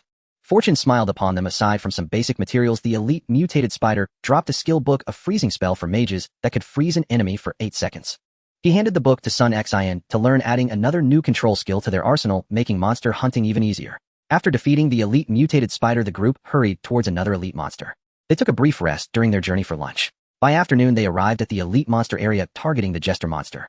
The so-called jester monster had a face resembling a clown with no signs of makeup, having mutated to possess a round nose, dark circles, and a gaping maw, making it an incredibly grotesque zombie. Upon first seeing the jester monster, both Shen Yan and the girls accompanying him were startled. It was level 30, and they nearly feared total annihilation, given that Shen Yan was only level 25, while the others were around level 10. However, once the battle commenced, they discovered that despite the jester monster's level 30, it was no match for Shen Yan's team, which was significantly lower in level, and began to retreat. Easily dispatching the jester monster, they witnessed its body disintegrate, and its level appeared to shrink, reducing to level 15. Shen Yan and the others were baffled, unable to comprehend the situation. Upon inspecting the loot, they found a special equipment piece, Disguise Mask. Disguise Mask Normal can change the real information that others observe about you, including name, attributes, and level. Seeing the equipment's attributes, Shen Yan couldn't help but scoff. Normal. This is practically a divine artifact. How can it possibly be of normal quality? Truly outrageous. Even though the mask looked hideous, resembling an ugly clown face, it could be hidden, meaning that even while wearing it, Shen Yan could appear with his true appearance. It was far superior to the ant helmet, which merely concealed information. This mask directly modified the information, allowing others to see false intelligence. After wearing the mask, Shen Yan discovered an additional disguise information panel, allowing him to freely change his name, profession, attributes, and level. Choosing to hide the mask while keeping his name as Shen Yan, he changed his profession to ordinary warrior and his level to 10, turning to wave at Jiang Yun and the others, calling them over. Take a look at my information panel. The girls focused intently, revealing puzzled expressions. Shen, why has your level dropped? You were just level 25, and now you're level 10. What happened? Jiang Yun asked with concern. Did you get cursed while fighting monsters? Lin Qingqing looked worried. What do we do if your level dropped this much? Can we still safely return to the base? Zhuang Xian asked, a bit flustered. This item was truly useful. After testing it, Shen Yan was particularly satisfied with its effects and modified his attributes for them to look again. This time they saw Shen Yan's name change to unnamed, and his level jumped to 40, their eyes nearly popping out. What on earth is happening? Your information is constantly changing. Jiang Yun and the others asked in confusion. This is a disguise item that dropped from the monsters we just defeated, Shen Yan replied. Honestly, once worn, it allows you to modify your information at will, effectively deceiving others. I tried it. There's a limit to how much you can change your level, a maximum upward adjustment of 30 levels or downward adjustment of 30 levels. So your level hasn't actually decreased, it just looks that way after disguise, preventing others from seeing your real stats. Lin Qingqing asked in surprise. Exactly. But what's the use? Lin Wan wondered. The uses are extensive. Shen Yan smiled. Now no one knows my true identity. On the surface, I'm a level 10 Shen Yan, and no one will equate me with the level 25 unnamed. In front of strangers, I can use other names to disguise myself further. So you want to return to everyone's sight under the identity of Shen Yan, but others think your level is low, allowing you to act discreetly. Zhang Yun's eyes lit up. Exactly. Since Lei Hao and Lei Hao are no longer around, there's no external threat. I can openly use my identity to participate in world discussions and communicate with other survivors without anyone discovering the identity of unnamed. The level 10 me won't attract attention, allowing me to act discreetly. That makes sense. Zhang Yun and the others nodded in agreement. The displayed information after disguise was modified while the real strength remained unchanged and unaffected. Shen Yan continued to grind monsters with them, planning to return to the base before dark. Zhang Jun had arranged the plane pickup time with the official shelter and relayed it to Shen Yan's team. Shen Yan told Zhang Yun, when the plane arrives tomorrow, you take them over first. Inform Zhang Jun and Zhou Peng that Unnamed has sent you out, and you are the captain acting alongside the branch members. What about you? Zhang Yun inquired. I will temporarily pass the guild leader position to Fei Fei and have her guard the base. Then I'll disguise myself as a lone survivor and join the branch, temporarily traveling with you and their team. Remember not to reveal anything and don't communicate with me in front of others. Why make it so complicated? What's the point? Lin Qingqing asked, puzzled. I can use another identity to investigate the branch members up close and see if they are trustworthy. Shen Yan chuckled. In the dense forest, two male college students ran frantically, their faces etched with terror. A giant mutated beetle was in hot pursuit, closing in on them. Zhao Jin, I can't run anymore. You go on, I'll hold it off, one of them shouted to his companion as he stopped. No. You'll be devoured. It's better for one to be eaten than both of us to die. Lian, hurry to the nameless branch. After you change your class and level up, avenge me. No. You go, I'll lure it away. If you don't leave now, we'll both die here. Go. How can I abandon you and flee alone, brother? Then we die together. Good brother. Let's fight it. Clutching wooden clubs as if steeled by a shared resolve, they charged at the giant mutated beetle. Despite their fierce appearance, the next second Zhao Jin was sent flying by the giant beetle. Zhao Jin. Lian cried out in alarm. Are you alright? Of course not. I think my leg is broken. Zhao Jin lay on the ground, unable to move. Watch out. As his words faded, Lian was also flung by the beetle. He was luckier, battered, but unbroken. Zhao Jin was level 3, Lian level 4, but this giant beetle was level 7. They were outmatched. Seeing the beetle prepare to strike again, Lian abandoned all resistance. It was futile. It seemed today was their day to die. Since the apocalypse began, they had grown accustomed to death. Teachers and classmates perishing before their eyes, devoured by zombies or hunted by mutant creatures. They had thought joining the nameless branch would ensure their safety, taking every precaution to avoid monster hotspots. Yet just as they neared their destination, this giant beetle found them. Escape seemed impossible. At the critical moment, a voice shouted, "Get down." Lian instinctively dropped to the ground. As he did, an apple flew through the air, striking the giant beetle directly in the eye. SSS. The beetle, distracted, turned its head to see who had attacked it. A short-haired man clad in metal armor approached, a heavy shield in his left hand and a bronze sword in his right. He let out a whistle at the giant beetle. Who was this? Zhao Jin and Lian exchanged glances. Having fled from a neighboring school, they knew nothing of this area. The giant beetle perceived the newcomer's action as a challenge. Sensing he was the greatest threat among the three, it pivoted its 6 legs, skittering rapidly as it charged. This was, of course, Shen Yan. He had intended to find a spot to feign being trapped by monsters seeking help from the nameless branch to infiltrate the guild. While scouting for a suitable location, he stumbled upon Zhao Jin and Lian being chased by the beetle. They were likely heading to the branch anyway. Rescuing them would allow him to blend into their group, saving him the trouble of waiting for rescue. Careful. This beetle has incredible strength. Lian warned, fearing their only hope would be crushed. At level 25, Shen Yan was hardly threatened by a mere level 7 minion. But disguised as a level 10 warrior, he couldn't instantly kill it. So he raised his shield to defend. Bang! The beetle rammed into him at full speed. Zhao Jin and Lian, seeing Shen Yan block instead of dodging, closed their eyes in despair, thinking, is this a joke? How could he possibly withstand such terrifying force? They squinted, expecting screams or the sound of a body flying away, but heard nothing. Cautiously, they opened their eyes. To their astonishment, Shen Yan stood unmoved, having held the giant beetle at bay with his shield. No wonder. He now had 48 points of strength, nearly 5 times the human limit. The level 7 beetle had only 20 strength points. Lethal to ordinary humans it was, but a trivial nuisance to Shen Yan. What are you waiting for? If you're not hurt, come help. Shen Yan called to Lian. I've stacked all my points on constitution, so my defense is high, but my attack is embarrassingly weak. I can't kill it alone. Alright. Unaware of Shen Yan's hidden power, Lian mustered his courage, ran over, and began attacking the beetle from behind as Shen Yan held it off. Shen Yan deliberately struck the beetle's impenetrable shell with his bronze sword, idling and using no real force. If he targeted its head, he could kill it instantly, but he played it low-key, putting on a show. Still, he held its aggro firmly. As a warrior class, he naturally drew the beetle's attention more than the unclassed Lian. With Shen Yan maintaining the beetle's focus, they attacked from front and back, wearing down its HP until they finally slew it. Grateful for their narrow escape, Zhao Jin and Lian's affection for Shen Yan soared by 50 points, elevating them from complete strangers to friends. Brother, words cannot express our gratitude, Lian said, helping Zhao Jin over. We came from the neighboring Architecture Institute, heading for the nameless branch base. My friend's leg is broken. Could you do us another favor? I'm headed to the nameless branch too, it's on my way.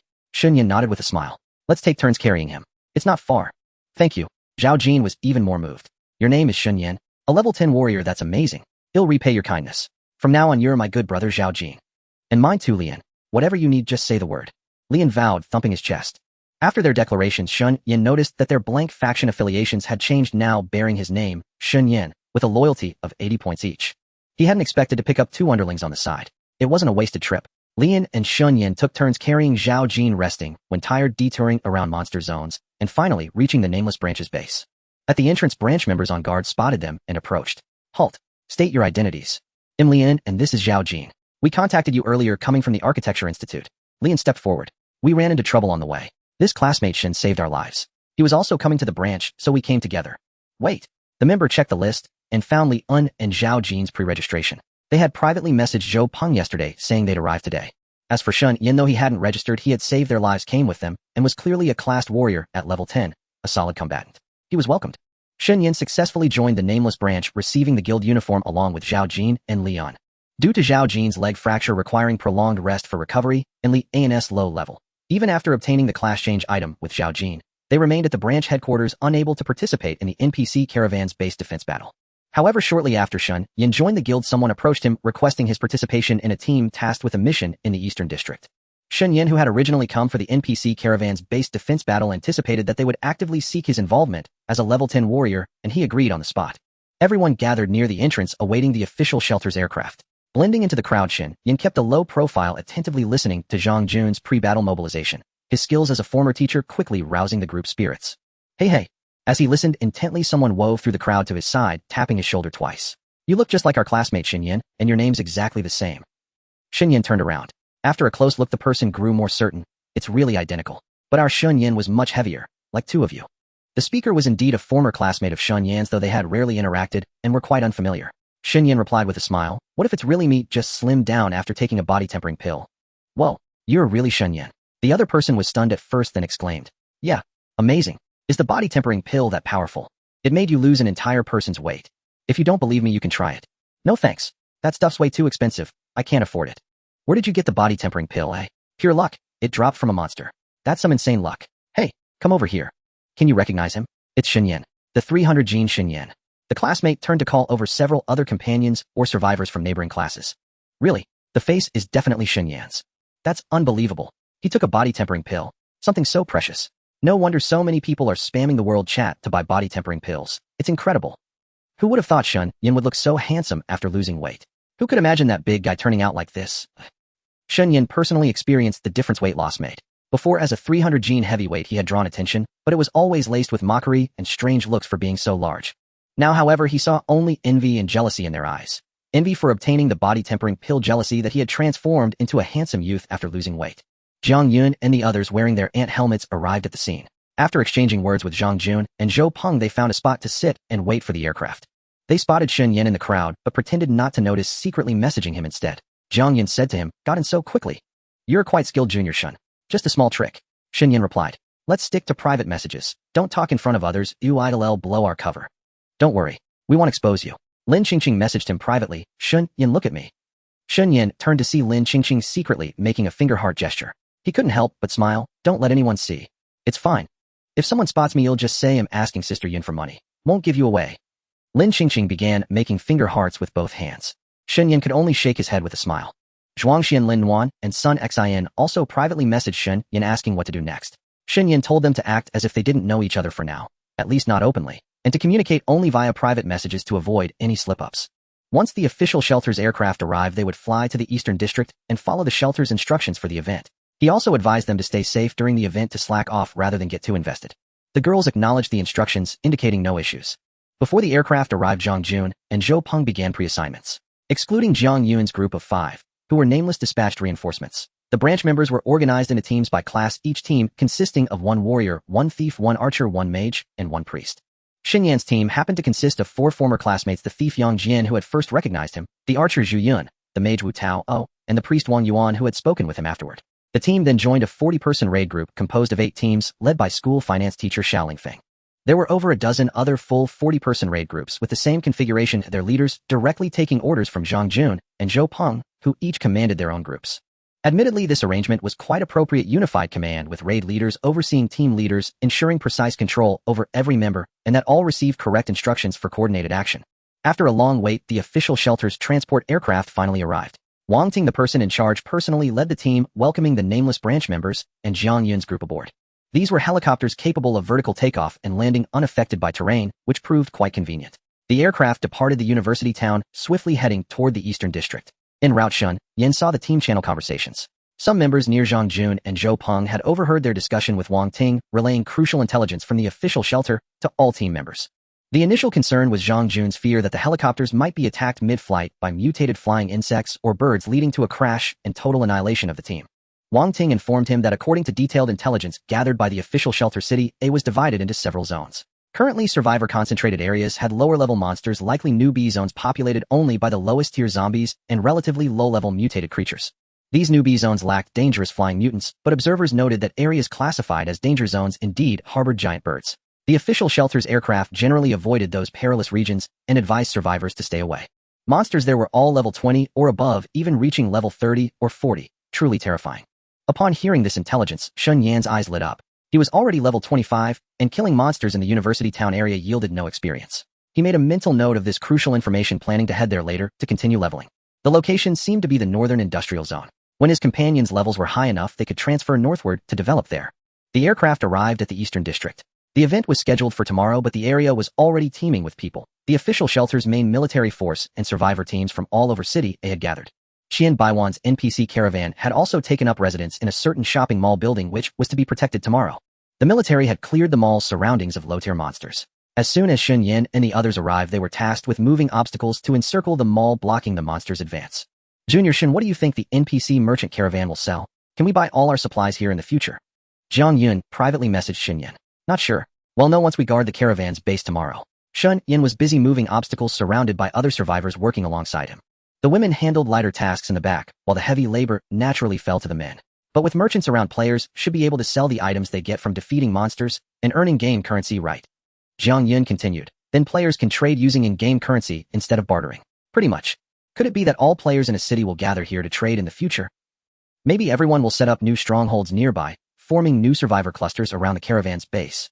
Definitely. The area around the caravan base will develop rapidly. Then should we move our base and relocate the guild here? The monster levels around the university district are too low, we can't stay there forever. Even without the caravan base, would need to move. Shen Yan replied. Moving here makes trading easier and gives us quick access to the North City. 2 birds with 1 stone. Then we need to find the best spot for a base before anyone else. Of course, after tomorrow's event, I'll scout the area. Alright, let's pause. I need to use the restroom. Where's the restroom? I need to go too. There's a public restroom on the left side of the building. Didn't you know?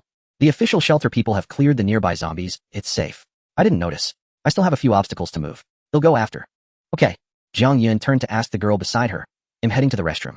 Anyone else? Me? I need to go too. Zhuang Xian immediately stood up. The 2 girls set down their work, holding hands as they left.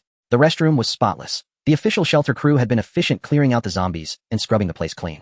After using the restroom, Jiang Yun and Zhuang Xian came out to wash their hands. 2 men emerged from the men's side, their eyes fixated on the women's alluring figures. They deliberately approached, washing their hands at the sinks on either side of Jiang Yun and Zhuang Xian, striking up a conversation. Ladies, you have amazing figures. Why hide them under those ugly ant masks?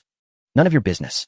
Jiang Yun frowned, disgusted by their lecherous stares. If we become friends, then it's our business, isn't it?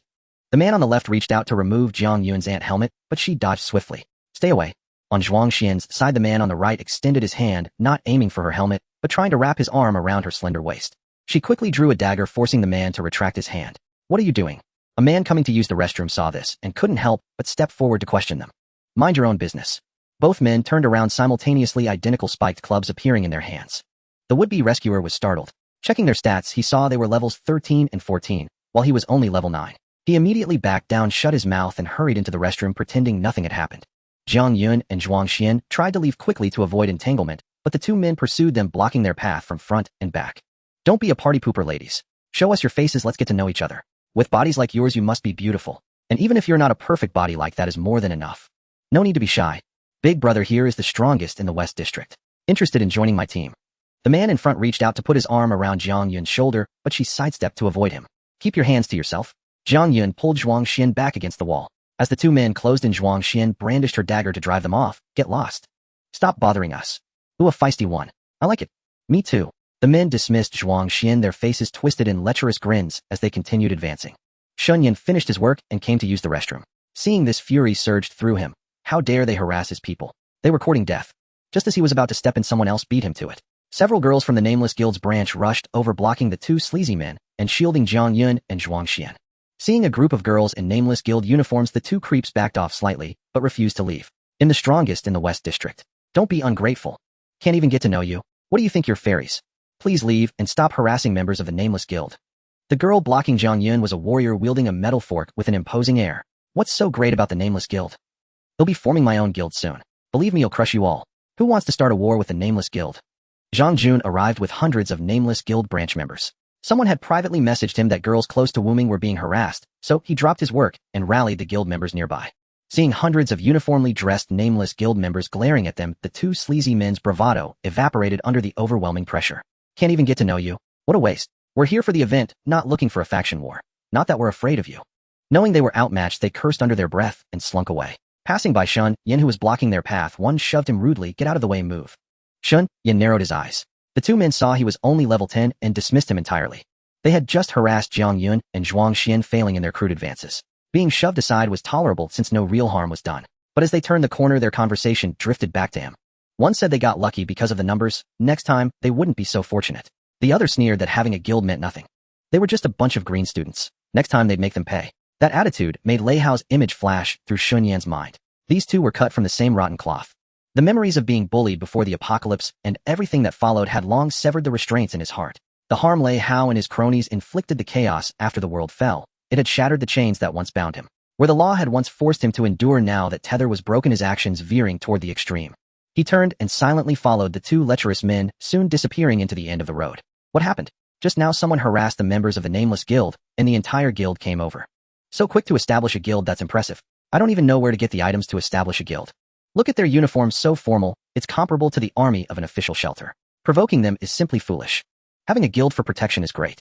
I wonder if they are accepting new members. Do you want to join the Nameless Guild? Should we go over and ask what their recruitment criteria are? Meanwhile, the survivors discussing the earlier incident were unaware of the new events happening in the distance. The two self-proclaimed strongest survivors of the West City, after leaving the restroom, did not return to their work area, but instead turned into an empty passage, taking out cigarettes and lighting them to start smoking. So what if they have a guild? Well, kill them sooner or later. But there are so many of them, we only have a few dozen in total. What good is having a lot of people? We need to use our brains now. What do you want to do? The Nameless Guild isn't about numbers. Oh, we should let them take the lead. When it comes to facing monsters, the more of their members that die, the better. Good idea. Just don't let those girls die. Such good figures can't go to waste. We're in dire need of women at our base. We must get our hands on them. Then we can enjoy ourselves every day. Hee hee. What are you two chatting about? So happy, can I join? Shen Yan entered the passage, his face displaying a charming smile. The two lewd men turned their heads simultaneously, seeing that it was the level 10 warrior who had blocked their way, immediately revealing disdainful expressions. The man on the left took a deep drag, exhaling a large cloud of smoke with a smirk. Kid, do you have something to say? Just one person coming over to seek death. You think this is still a lawful society? We're not good people. What? Do you want to fight? Come any closer, and I swear I'll smash you to pieces with my wolf fawn club. Oh, you really want to die? His equipment isn't bad. Oh, let's just kill him and strip him clean. Then let's do it. A fool would pass up an opportunity presented right to his doorstep. The two lewd men discarded their cigarettes and raised their wolf fawn clubs. The man on the left used a battle roar, boosting both his and his partner's attack power, and then they charged forward, appearing in front of Shen Yan. The wolf fawn club struck Shen Yan, dealing 20 and 30 damage respectively. In their eyes, Shen Yan's false information indicated he had only 100 HP, another hit would take him down. However, Shen Yan actually had 1000 HP and still had 950 left. Taking advantage of Shen Yan's momentary daze, they struck again, inflicting an additional 50 damage, thinking he was dead, only to find that their opponent, who should have dropped to 0 HP and died, was still standing and had returned to normal from his dazed state. Upon regaining consciousness, Shen Yan immediately used ultimate earthquake, stunning both men, and then unleashed ultimate battle roar, rapidly increasing his attack power, followed by a swing of his battle blade. Critical hit. 209. A horrifying damage number appeared above the man's head. He was unlucky, as Shen Yan's first strike triggered an extremely low probability critical hit, and with only 200 HP, he was instantly killed. Shen Yan then attacked the second person, dealing 101 damage with his first strike, followed by 80 on the second, leaving him with only 19 HP.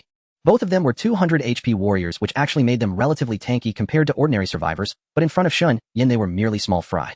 Before the second man could recover, Shen Yan swiftly executed a third strike, successfully killing him. The gap between ordinary warriors and ultimate warriors was far too large, especially since Shen Yan had the earthquake skill, which stunned longer than theirs. You have killed the opposing faction player Jiang Hui, gaining 120 experience points and 100 war honor points. Jiang Hui dropped the warrior class transfer quest item. Talent skill activated. 1000 warrior class transfer quest items have been added to your virtual backpack. Please check. Jiang Hui dropped an initial stage crystal core. Talent skill activated. 1000 initial stage crystal cores have been added to your virtual backpack. Please check. Jiang Hui dropped a wolf fawn club. Talent skill activated. 1000 wolf fawn clubs have been added to your virtual backpack. Please check. You have killed the opposing faction player Liang Ping, gaining 110 experience points and 90 war honor points. Liang Ping dropped a wolf fawn club. Talent skill activated. 1000 wolf fawn clubs have been added to your virtual backpack. Please check. Liang Ping dropped the rogue skill book days. Talent skill activated. 1000 copies of days have been added to your virtual backpack. Please check. Liang Ping dropped the archer skill book long shot. Talent skill activated. 1000 copies of long shot have been added to your virtual backpack. Please check. It turns out the two who were taken down were named Jiang Hui and Liang Ping. The items they dropped included the best skills days and long shot. Days allows rogues to use it on humanoid creatures while in stealth mode, stunning them for 35 seconds, and any attack will break the stun state. This control skill is extremely useful. Although it only works on humanoid creatures and lasts for 35 seconds, it is incredibly powerful. Long shot increases the archer's range by 50 meters. The description is very simple, just increases the range by 50 meters. For archers, adding 50 meters to their range is very useful. The farther you shoot, the easier it is to kite monsters. It's the same in battles with other players. If they haven't even reached you, they might be shot dead by you directly, grabbing the loot and leaving without hesitation. Several minutes later, someone noticed that Jiang Hui and Liang Ping had not appeared and began searching around. They found the bodies in the passage and quickly reported to the head of the official shelter. The law enforcement officers of the official shelter immediately investigated the bodies, ruling out the possibility of being killed by monsters. From the wounds on the bodies, they concluded that a powerful melee class had killed the two in a very short time, and at the time of their deaths, they made no attempt to resist. Could a powerful warrior have infiltrated the base? But why would he kill Jiang Hui and Liang Ping? Because these two had conflicts with the Nameless Guild before their deaths, the officials sent people to inquire with Zhang Jun and Zhou Peng about the matter, asking what the guild members were doing at that time. After a thorough investigation, they found no alibis, and the suspects included several level 10 warriors, among them Shen Yan. But the problem is none of them could have easily killed level 13 or level 14 targets in such a short time. Tomorrow is the event day. The official shelter cannot let the investigation into the Nameless Guild affect the event. Moreover, compared to other player factions, the Nameless Guild is the strongest and has the most members. At this critical juncture, they cannot afford to clash with them and can only temporarily set it aside. Early the next morning, firecrackers resounded in unison, their crackling and popping echoing deafeningly. What's going on? What happened? Startled awake, Shen Yan found the members of the Nameless branch all by the window, cursing loudly at the bustling commercial building outside. What are they doing so early? Shen Yan turned to ask his temporary teammates. Yang Zhangwo replied helplessly, NPCs are causing trouble. That guy named Qian Baiwan said he's celebrating the official opening by setting off firecrackers. Now all the zombie hordes and mutant creatures in the vicinity have heard the noise. They'll probably be here soon. I get it now. All these monsters in this event are lured by the NPCs just to mess with us. Zhu Yin took out her bow and arrow. Time to head out. We've got a busy day ahead. If I'd known the NPCs would be this treacherous, I wouldn't have come. Wu Tao fumed with irritation. Teacher Zhang is calling us. Let's go, Wang Yuan urged. Shen Yan followed them and soon arrived outside for the assembly.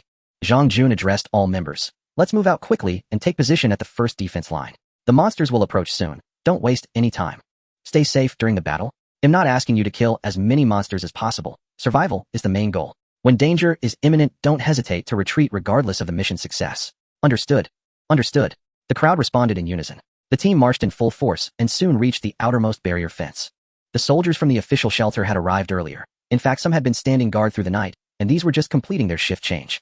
This event was of great importance, so Lu Tang, the highest current authority of the A City official shelter, came personally. Seeing the Nameless branch arrive, he immediately stepped forward to welcome them. Welcome, teachers and students of the Nameless Guild. Please take your positions at once. The monsters will arrive any moment. We cannot waste time. Everyone form up quickly. Zhang Jun nodded to Lu Tang, then commanded, warriors, move to the front of the barrier fence and block all entrances with your shields as our defense line. Thieves follow closely and enter stealth.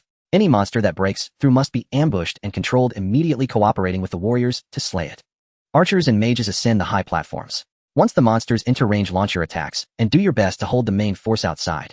Priests, keep an eye on your assigned warriors, and thieves, apply shields to them in time and remember to heal. The students immediately sprang into action, following Zhang Jun's instructions to take their respective positions. Zhang Yun and her group of 5 also joined in. Shi Lin, Xingqing, and Sun Xin climbed the high platform hastily built by yesterday's survivors, converging with other ranged classes. Lin Wan as a warrior went to Shen Yan's side to raise her shield alongside him, while Zhuang Xian followed closely behind Lin Wan, standing near Shen Yan as well. You two be careful. Shen Yan messaged them privately. If things go wrong, I'll use Tremor to control the monsters and buy you a chance to retreat. Alright. The two women felt reassured being beside Shen Yan. The official shelter and the Nameless Guild took their positions first, followed by other survivor teams from various parts of a city who quickly deployed their own defensive formations. At that moment, the entrance to the commercial building opened.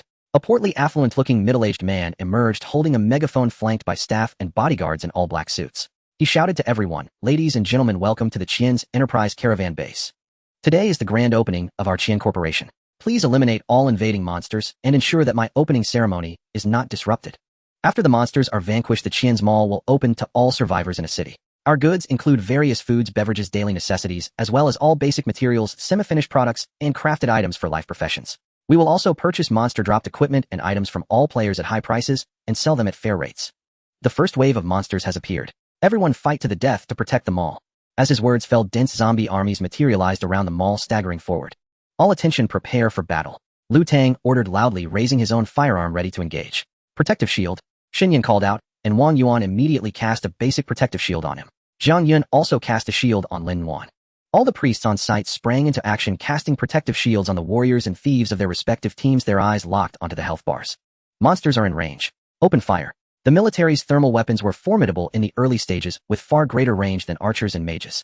After all, archers and mages only possessed basic skills at this point with short range and low power. They would only rise to prominence in the mid to late game, though they were still much stronger than other classes. The cannons brought by the official shelter fired first. Shells rained down among the zombie army, sending limbs and flesh flying through the air. Behind the barrier fence, soldiers raised their guns and opened fire their long-range rifles, achieving devastating effects. Countless zombies were slain by cannon fire and bullets, the soldiers' experience points flooding the screen in a frenzy. As the horde drew closer, Zhang Jun and the leaders of other survivor groups immediately ordered their ranged classes, archers, mages, and the like, to join the fray, unleashing a storm of arrows and fireballs into the zombie ranks. The first wave of the zombie assault was completely annihilated by the soldiers' thermal weapons and the ranged classes' interception, leaving the melee classes without a chance to act. Even so, the survivors dared not let their guard down, for the second wave of the zombie horde soon arrived. This time, in addition to low-tier zombies, there were some elite monsters mixed in, including flame guards, frost guards, and venom guards, mutant zombies capable of ranged attacks. The flame guards could spew fire, the frost guards could unleash ice arrows, and the venom guards could spit poison darts, striking the warriors at the front line. Fortunately, all warriors raised their shields in defense, supported by the priest's protective barriers, and the barrier fence built the day before blocked most of the attacks. The second wave was also safely repelled without any casualties. By the third wave, trouble arrived. In addition to low-tier zombies and a few elite mutant zombies, the horde now contained a massive number of mutated insects. Leading the charge were countless giant red fire ants and giant black ants surging like a tide. Following behind were terrifying creatures such as giant scorpions, giant centipedes, giant beetles, and giant mantises. Shen Yan wasn't worried about Jiang Yun and her group. They all wore ant helmets, so those giant red fire ants and giant black ants likely wouldn't attack them. They only needed to watch out for the zombies and other mutant insects behind. This wave was a tough fight. Had it not been for the pre-built obstacles, the survivors' formation might have been shattered. Fortunately, they managed to defend successfully without suffering major losses. By the fourth wave, real trouble struck. Among the zombie army, the number of elite mutants increased, and a large number of giant mantises and flying giant beetles appeared. The obstacles on the first defense line were of little use against them. After over 2 hours of relentless battle, the fourth wave of the zombie horde was finally annihilated. Qian Baiwan addressed all the survivors on site. "Thank you all for fighting with all your might to defend the mall. There is exactly 1 hour before the next wave arrives. Please resupply and rest." Everyone breathed a sigh of relief, sitting down on the spot to eat, drink, and replenish arrows and mana for the ranged classes. Casualties occurred in this wave. At the official shelter, 3 police officers and 3 elite soldiers were killed. Combined with other survivor teams from a city, a total of 23 melee fighters had perished. The Nameless Guild suffered no deaths, but several members were injured and were receiving treatment from the priests. Zhang Jun was worried. If the fourth wave was this difficult, more dangerous monsters might appear later. He quickly called out in the guild channel, urging everyone to prioritize their safety. Within the hour, everyone ate and drank their fill. The wounded were healed, and their conditions were fully restored. Due to the double experience points and the staggering number of monsters in the previous battles, all other players on site had leveled up twice, except for Shen Yan, whose level was too high to gain experience. This significantly boosted the overall combat power of the survivor teams. The gaps that appeared in the first defense line were promptly repaired. When the time came, Qian Baiwan shouted again, "The fifth wave of monsters has arrived. Everyone into battle." The fifth wave of monsters appeared. The number of low-tier zombies was halved while the number of elite zombies doubled. The level of the mutated creatures had also risen from the initial 18 to the current 411, posing an ever-increasing threat. This time, everyone was locked in a bitter struggle. The soldiers from the official shelter fired desperately, bombarded the approaching zombies with artillery, and used bombs to block their advance. Archers and mages also unleashed their full power, pouring everything they had into the fight. The warriors fought at the front lines using their shields to hold the monsters back, coordinating with the rogues to defend the position with their lives. Shen Yan, relatively at ease, was coasting through the battle. After all, as a level 25 existence, these low-level monsters before him could not even breach his defenses. After successfully holding this wave, the survivor teams resupplied on site. During the battle, Shen Yan had cooperated with his teammates to kill an elite zombie. By rolling for the loot, he obtained a blue fine quality tailoring pattern for cloth armor. Wisdom gloves pattern, fine defense 2035, intelligence 12, durability 150. Materials required for crafting silk X5, fine needle thread X1, tough spider silk X1. Learnable by Taylor. This was magical equipment. He planned to give it to Zhao Qing to learn, so she could craft wisdom gloves. This would empower all the magic-using classes in the guild. The 12 points of intelligence would increase their damage output, and also provide 120 mana points. The sixth wave consisted of similar monster types, but their levels had increased to 512, making them even stronger. After a fierce battle, the first defense perimeter was breached and rendered useless by the monsters. Liu Tang quickly issued orders. The soldiers from the official shelter were to hold the monsters at bay, covering the retreat of the other survivor teams as they swiftly fell back to the second line of defense. Once they had successfully retreated, the soldiers followed closely behind. Everyone continued to hold the line at the second defense, finally managing to eliminate all enemies after a grueling struggle. When the casualties were tallied, the combined survivor teams had suffered a staggering 159 dead. The Nameless Guild's branch also lost 7 warriors and 2 rogues in the battle. Zhang Jun was filled with self-reproach. As a teacher, watching his students die was an agony he could hardly bear. But he knew the apocalypse was this cruel. The NPC merchant caravan was too important. For others to have a better chance at survival, sacrifices had to be made.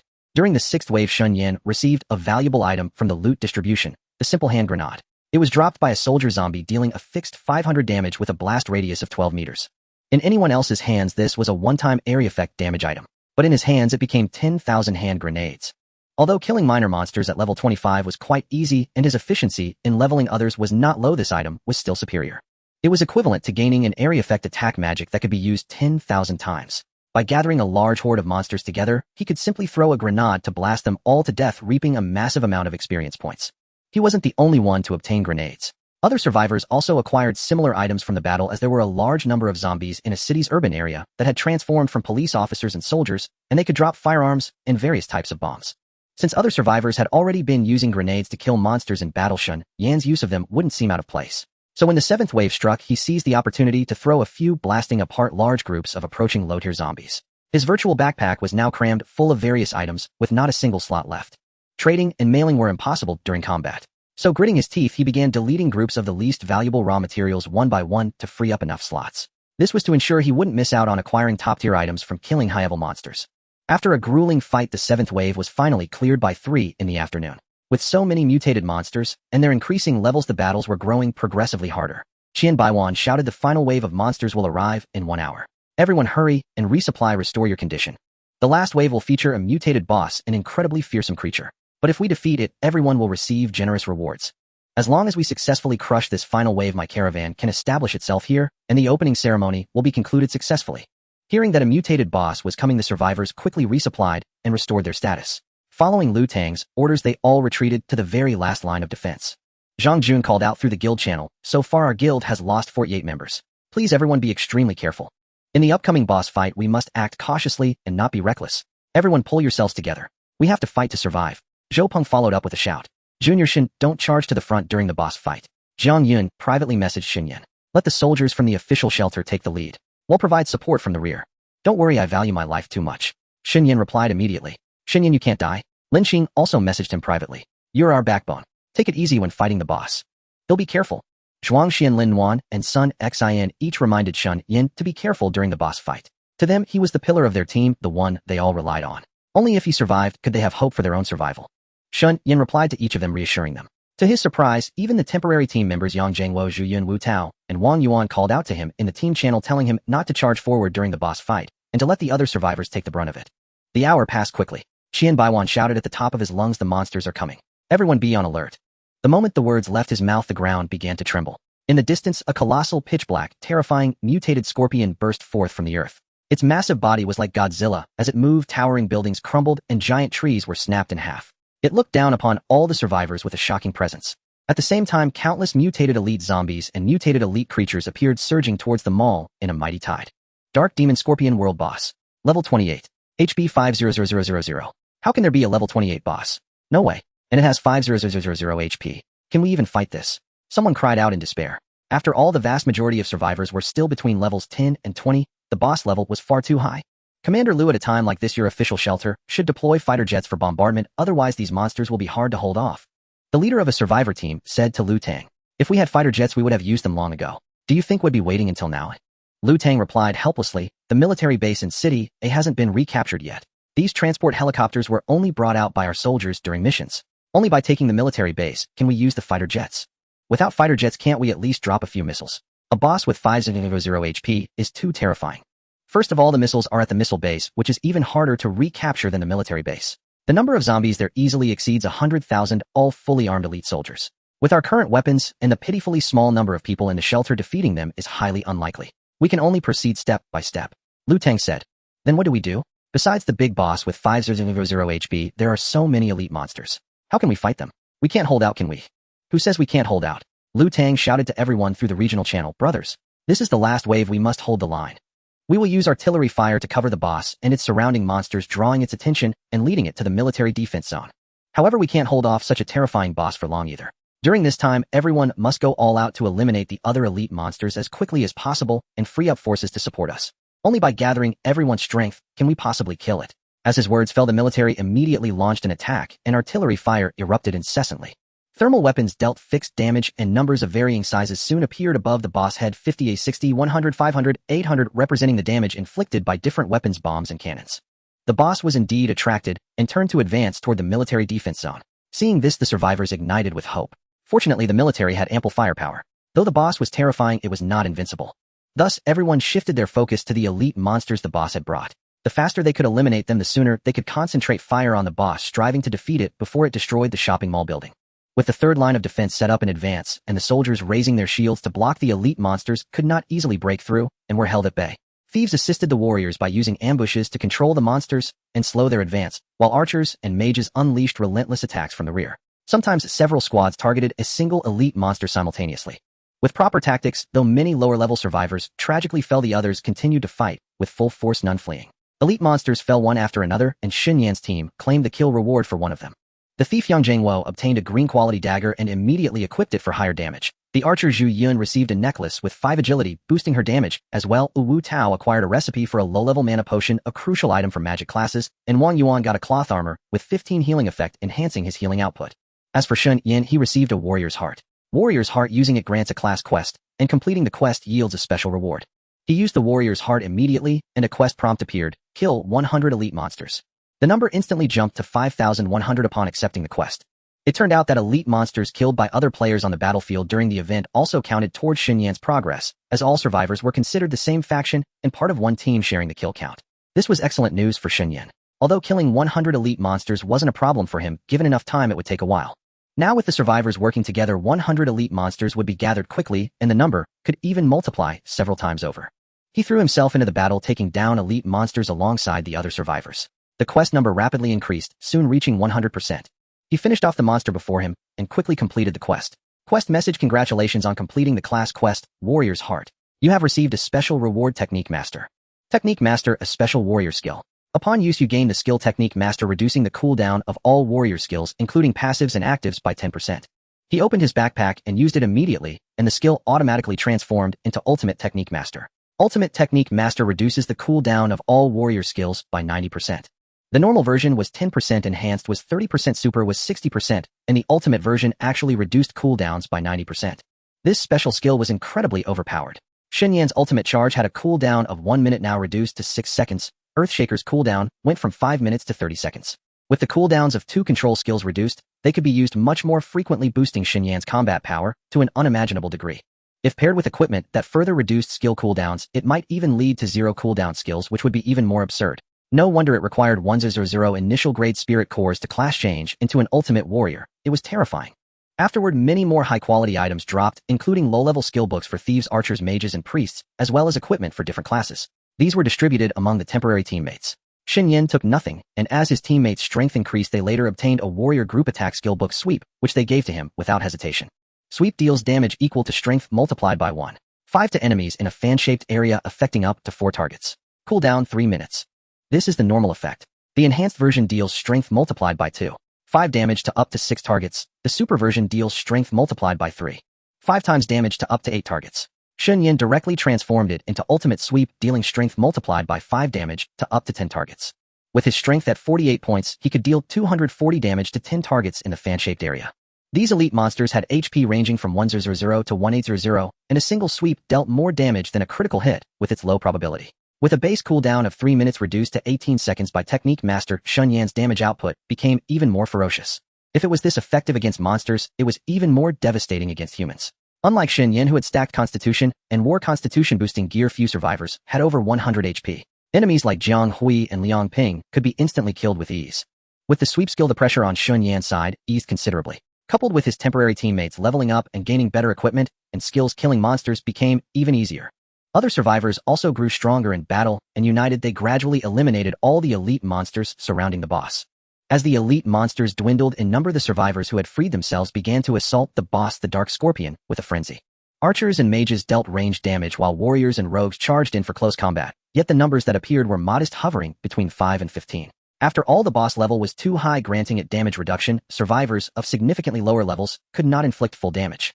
Fortunately, the sheer number of survivors, 10 to 20,000 in total, meant that even if each could only land a single point of damage, a single round of attacks would still amount to 10 to 20,000, let alone 10 times that.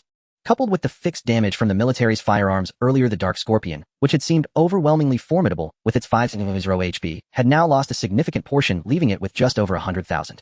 Shen Yan also charged forward, only to discover that the boss was immune to abnormal status effects. Despite the multitude of skills used against it, it neither suffered from stun, poison, slow, nor burn. Only direct damage could affect it. Meanwhile, the boss area effect skill instantly poisoned all nearby survivors, causing them to lose 2 HP per second for 30 seconds. Had it not been for the priest in the rear casting shields and healing frantically, the survivors would have suffered heavy casualties. The Dark Scorpion's single target attack was even more absurd, dealing over 200 damage even without a critical hit. With a critical hit, it was utterly devastating. Even with a priest's shield, ordinary survivors could not withstand a single blow. Only a tank like Shen Yan could endure it. Many elite soldiers from the official shelters had already fallen to the Dark Scorpion's attacks, along with numerous members from other survivor teams. Thus, Liu Tang ordered that all but those with high health and defense should retreat immediately, and that the priests should focus on the warriors tanking the boss, ideally with multiple priests serving a single warrior. Shen Yan adjusted his false information. During the battle, his team members had leveled up several times, and he could not remain at level 10. He changed it to level 15, increased his health to 300, and with the priest's shield, it was only natural for him to stand before the boss. Beside him were several other warriors, all of whom had invested in Constitution and were the main tanks for their respective teams. They worked in perfect sync, taking turns to draw the boss aggro. With melee fighters engaging, the military could no longer use artillery or bombs, and could only fire guns, significantly reducing their damage output. However, in coordination with ranged classes like archers and mages, they continued to chip away at the boss health. The Dark Scorpion's HP dropped from over 100,000 to 90,000, then to 80,000, 70,000. When its health fell to 30,000, hope glimmered among the survivors. Who could have predicted that just as the Dark Scorpion seemed on the verge of defeat, it would unleash a heal skill, surging from 30,000 HP back to 130,000. Damn, that's just cheap. The boss can heal itself. 100,000 in one go. Is it insane? No matter. We have numbers. Focus fire again. Don't be afraid. It's normal for a boss to heal. A mere 100,000 will be gone in no time. The survivors intensified their assault, reducing the Dark Scorpion's health once more from 130,000 to below 100,000. Unexpectedly, when the boss HP dropped to 40,000 this time, it used heal again, skyrocketing to 140,000. The vast majority of survivors erupted in curses and expletives. Yet the attacks did not cease. Damage numbers still danced wildly above the boss head. Fortunately, it only healed twice and did not continue. By the time the number of fallen survivors exceeded 1,000, the Dark Scorpion finally collapsed, transforming into an astronomically vast amount of experience points that propelled every standing survivor to around level 20. Most jumped 4 to 5 levels, an utterly absurd feat. Each survivor who lived received a victory gift pack, which upon use granted 1 to 3 random items. Shen Yan's false level also reached 20, but his actual level rose from 25 to 28. He allocated the 3 points gained from leveling up to strength. After all, his health now stood at 1,000, and he possessed 4 types of life-saving items. As long as he didn't court death, he could survive any scenario, so it was time to boost strength and increase the damage of his sweep skill. After the Dark Scorpion fell, the NPC merchant Qian Baiwan announced loudly, "All monsters have been eliminated. The grand opening ceremony is a resounding success. I hereby declare the Qian's Emporium officially open. All survivors may enter the mall building to conduct trade with us." Although the Emporium's grounds had been successfully defended, the loss of over 1,000 lives left most survivors in low spirits, unable to find joy in the victory.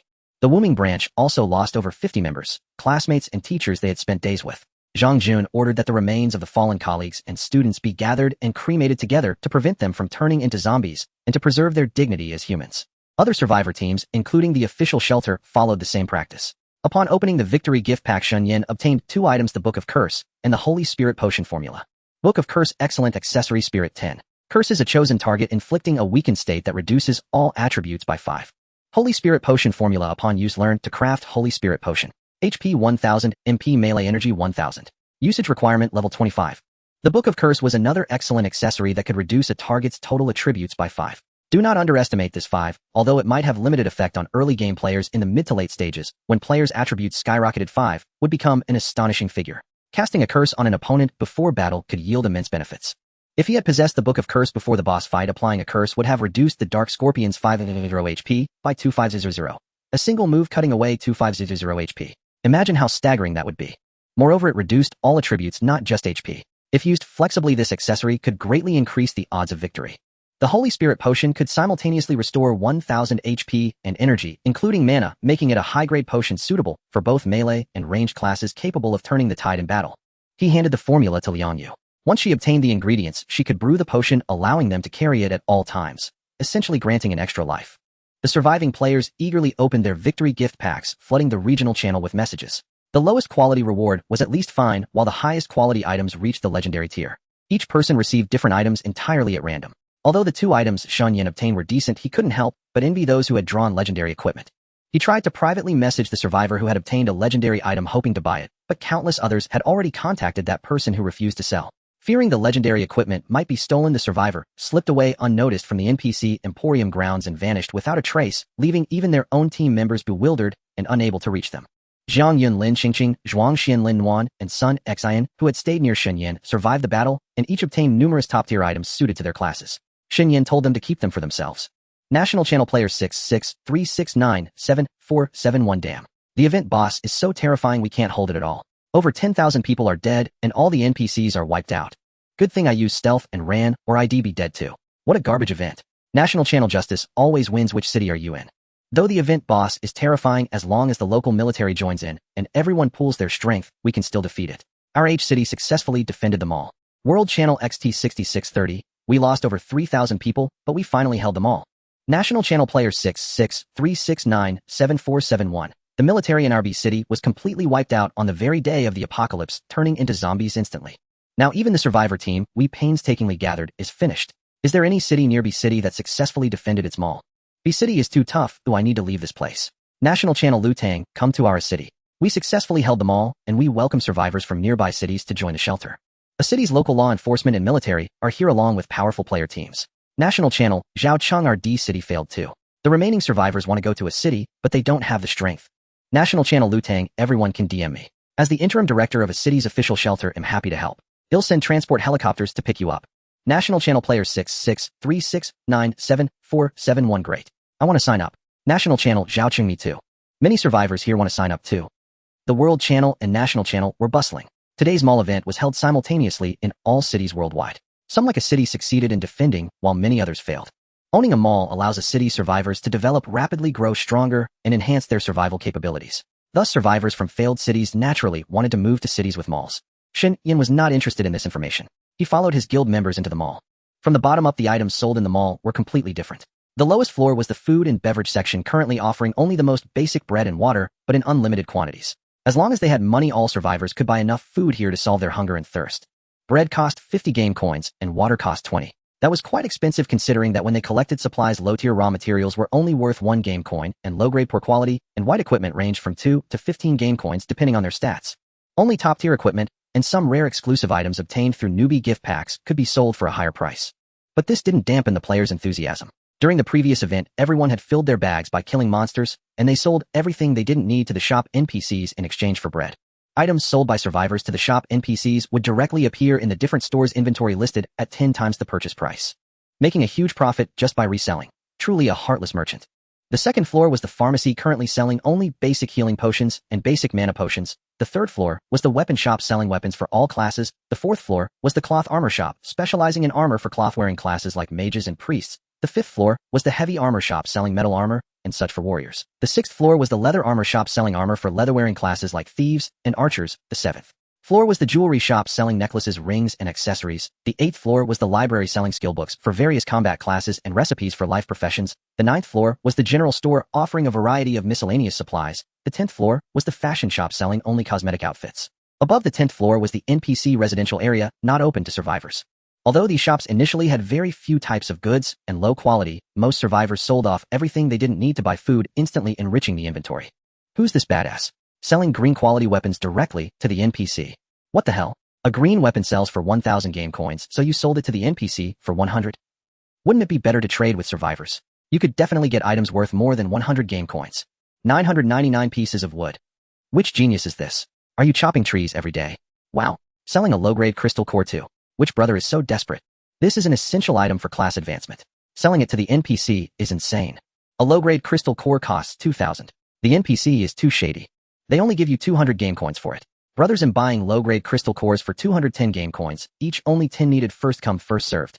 Do you even have that many game coins? I do. I just cleared my bag and made 5,000. Wow, a big spender. Clearing my whole bag only got me 3,500 game coins. The regional channel was very lively. While everyone was calling the survivor with 5,000 game coins a big spender, Shen Yan secretly transferred 1 game coins each to Jiang Yun Lin Qingqing, Zhuang, Xian Lin Nuan, and Sun Xian, telling them to go shopping and buy whatever they wanted. He himself, carrying a large amount of game coins, moved towards the floors that interested him. These game coins were earned before departure from the guild merchant. Shen Yan had so many items that he casually took a few sets of unused weapons from the warehouse to sell, netting millions of funds. After a quick walk around, although items sold by players were listed, none caught Shen Yan's attention. It wasn't until he reached the 8th floor library that he saw something he desired. First was the skill book shop. It had the warrior's basic skills, furious roar and shield defense, the thief's assassination art and pickpocketing, the archer's poison arrow and hunting trap, the mage's explosion and magic bread, and the priest's detoxification and remove curse. The skill books were not cheap, each costing 1,000. The survivor, previously called a big spender, could barely afford 5 with all his money. Without hesitation, Shen Yan bought every class skill book in the shop. Damn, where did the skill books go? I just scraped together 1,000 game coins. Who's so heartless? Damn it. My explosion spell. No way. How much money did all those skill books cost? 10 of each type were listed, each 1,000. That's 1,000. There are 10 skill types in total, so that's 1,000 times 10 1,000 game coins. Who's so rich? Impossible. The richest guy only had 5,000 after clearing his bag. Hey, is this a bug? You NPCs, come explain. Dear customer, all transactions in the Qian's Mall are fair and just. There are no errors. Tell me, who bought all the skill books? I can't believe anyone could spend 1,000. Even the strongest can't save that much, can they? Sorry, client information cannot be disclosed. It's a matter of principle. So who bought the skill books? Can you at least make a sound? Are you going to resell them at a markup? We won't accept outrageous prices. The survivors thought someone was trying to scalp for more money, but Shen Yan ignored them. After buying the skill books, he crouched in a corner. Furious Roar increases personal strength by 10 points for 5 minutes with a cooldown of 4 minutes. Sturdy Shield Defense provides the warrior with a sturdy shield armor absorbing 50 damage points for 1 minute with a cooldown of 5 minutes.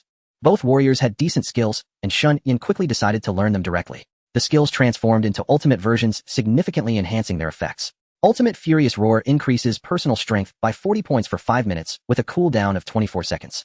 Ultimate Sturdy Shield Defense. The ultimate warrior provides sturdy shield armor that absorbs 400 damage points for 1 minute with a cooldown of 30 seconds.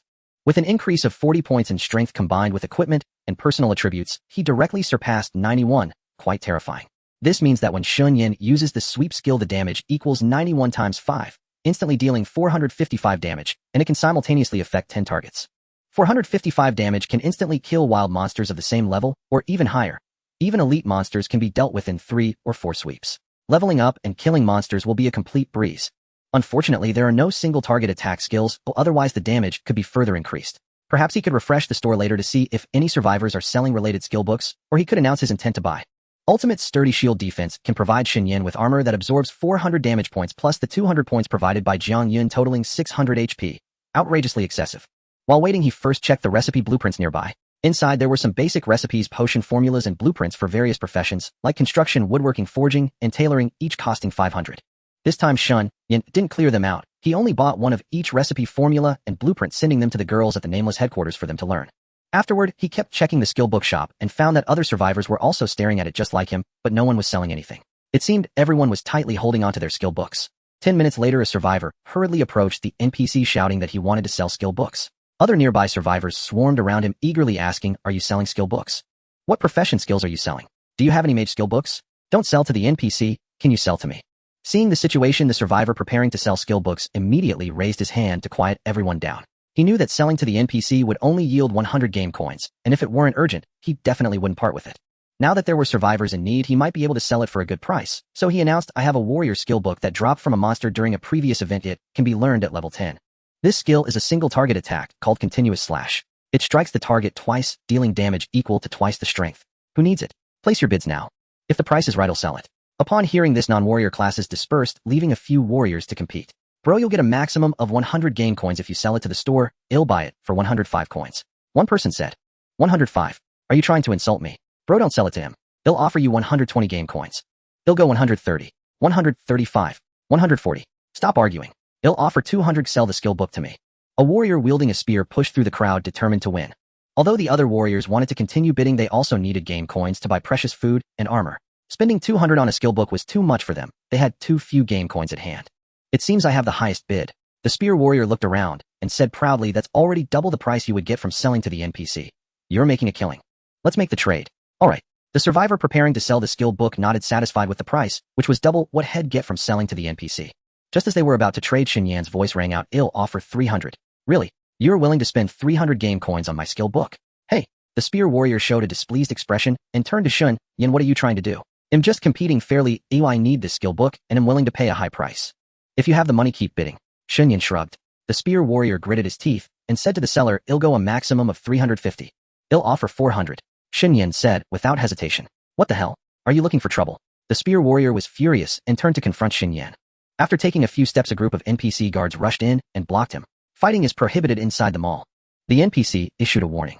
Upon realizing these guards were all over level 40, the spear warrior immediately backed down. Sorry. He then shot Shen Yan a fierce glare. Kid, I'll remember you. If you have the guts, let's settle this outside. The winner takes the skill book. TCH, I can buy it right now. Shen Yan waved to the survivor, selling the skill book. Trade with me. He'll pay 400 game coins immediately. Alright. The seller was certainly happy and quickly made the trade with Shen Yan. Shen Yan paid 400 game coins and successfully acquired continuous slash. The spear warrior saw the deal go through and looked at Shen Yan as if he were dead. Very well. You dared to intercept me, you'll regret it. Just try not to leave the mall for the rest of your life. Ignoring him, Shen Yan directly learned continuous slash. Continuous slash evolved into ultimate continuous slash, striking the target twice and dealing damage equal to 10 times his strength.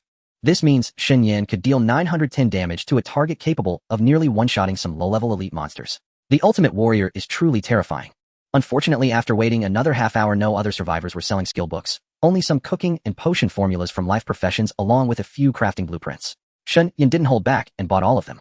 While he was contemplating what to buy next, Jiang Yun suddenly sent a private message. Junior, hurry to the 9th floor. There are a lot of special items for sale. They'll be there right away. Shen Yan hurriedly left the library and headed straight for the 9th floor. The 9th floor grocery store was busier than other floors, with countless survivors gathered, simply a sea of people. In front of the NPC, he browsed the list of goods and found indeed a large number of special items probably sold in by the survivors. What caught Jiang Yun, Lin Qingqing, and others' interest were the toy-like crafts. Even in the apocalypse, girls couldn't shake their habit of liking cute items. Then there were some stylish bags, which were not the luxurious bags used in daily life, but rather containers resembling game-specific backpacks. These bags had 8 slots better than the previous fabric bags and were more fashionable, but the price was outrageous. Each bag cost 2,000 game coins, enough to buy 2 skill books.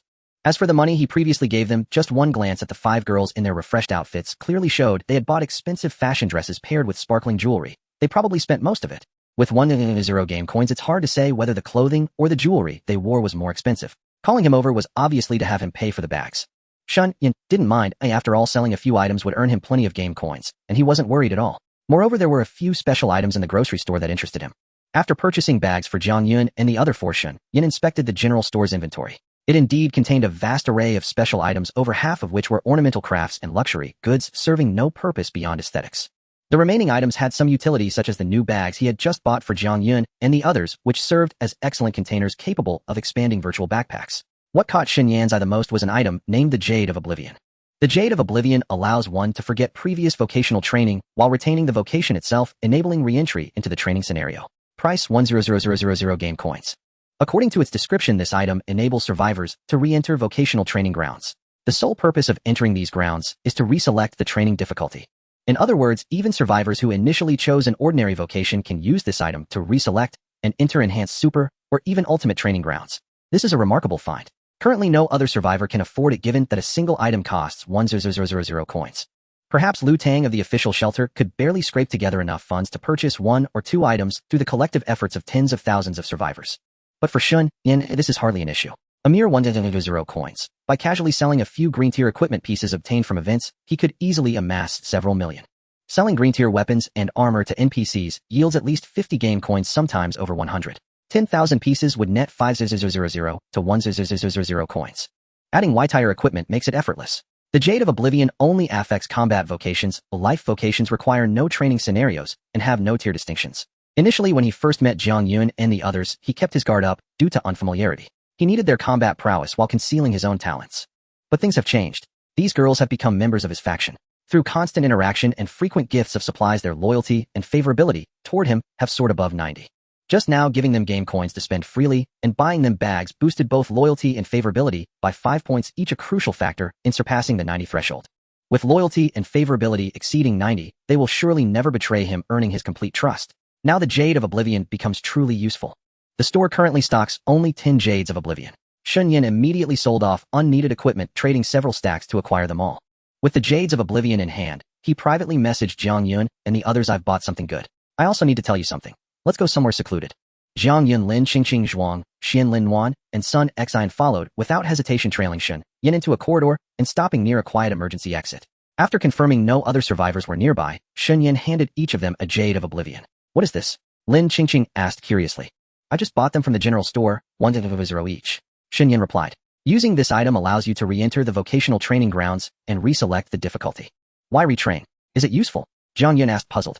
"You all have enhanced vocations now which are stronger than ordinary ones, but that's not enough." Shen Yan explained, "To be honest, I didn't know you well before and kept my guard up, so I only gave you enhanced vocations. But after spending this time together, I've found I can trust you completely. Now that I have this item, I hope you can all transfer to ultimate vocations." "Ultimate vocations?" The girls chorused, looking at him in confusion. "Actually, I myself am an ultimate warrior. I've been hiding my strength all along." Shen Yan said, "Ultimate vocations unleash the greatest combat power. Compared to enhanced ones, the difference is like heaven and earth. You're an ultimate warrior. I recall entering the ultimate training grounds requires 1000 low-grade spirit cores." Jiang Yun's eyes widened. "Right? Where did you get so many low-grade spirit cores?" Lin Qingqing asked, puzzled. Zhuang, Xian Lin Wan, and Sun Xian were equally astonished, staring at him with questioning looks. "To tell you the truth, remember the 3 novice gift packs at the university town at the start? I took the last one. I won't go into details, but I can tell you that my rate of acquiring supplies from killing monsters is far faster than normal survivors. So supplies come very easily to me, including low-grade spirit cores," Shen Yan said. "In fact, I've stockpiled a large number of low-grade spirit cores, and this event's monster kills dropped many more. A few thousand are nothing to me." With that, he traded with the girls, giving each 100 low-grade spirit cores. Upon receiving the cores, the 5 girls were stunned speechless, as these items were extremely precious, essential materials for vocation transfers, and heavily demanded by enchantment and several other life vocations. "So you want us to retrain and all become ultimate vocations?" Jiang Yan asked. "Isn't the investment a bit too much?" "Not at all." Shen Yan laughed. "This expense is nothing to me. Once you grow stronger, you can help me even more. They'll keep watch here, you hurry up and retrain." Jiang Yun and the other 5 were now absolutely loyal to Shen Yan. They understood that initial secrecy and caution were natural given their unfamiliarity. After all, Jiang Yun had once tried to steal back the gun from him. Now Shen Yan's candidness showed he considered them his own, which was a good thing. Moreover, he had gifted them such expensive items to transfer to ultimate vocations. Without hesitation, the 5 used the Jades of Oblivion to re-enter vocational training, and indeed a difficulty selection screen appeared. This time, everyone chose the ultimate vocation and entered the training grounds to strive. No matter how long they spent in the training scenario, they all returned to reality after 1 second. Upon returning, they had indeed transformed from enhanced vocations to ultimate vocations with vastly improved attributes and enhanced skills. Jiang Yun's ultimate barrier, which previously absorbed 200 damage, could now absorb 100 points, a staggering leap. No matter who she shielded, they became a tank. Her healing spells also grew powerful, restoring several times the previous health in a short time, proving decisive in prolonged battles.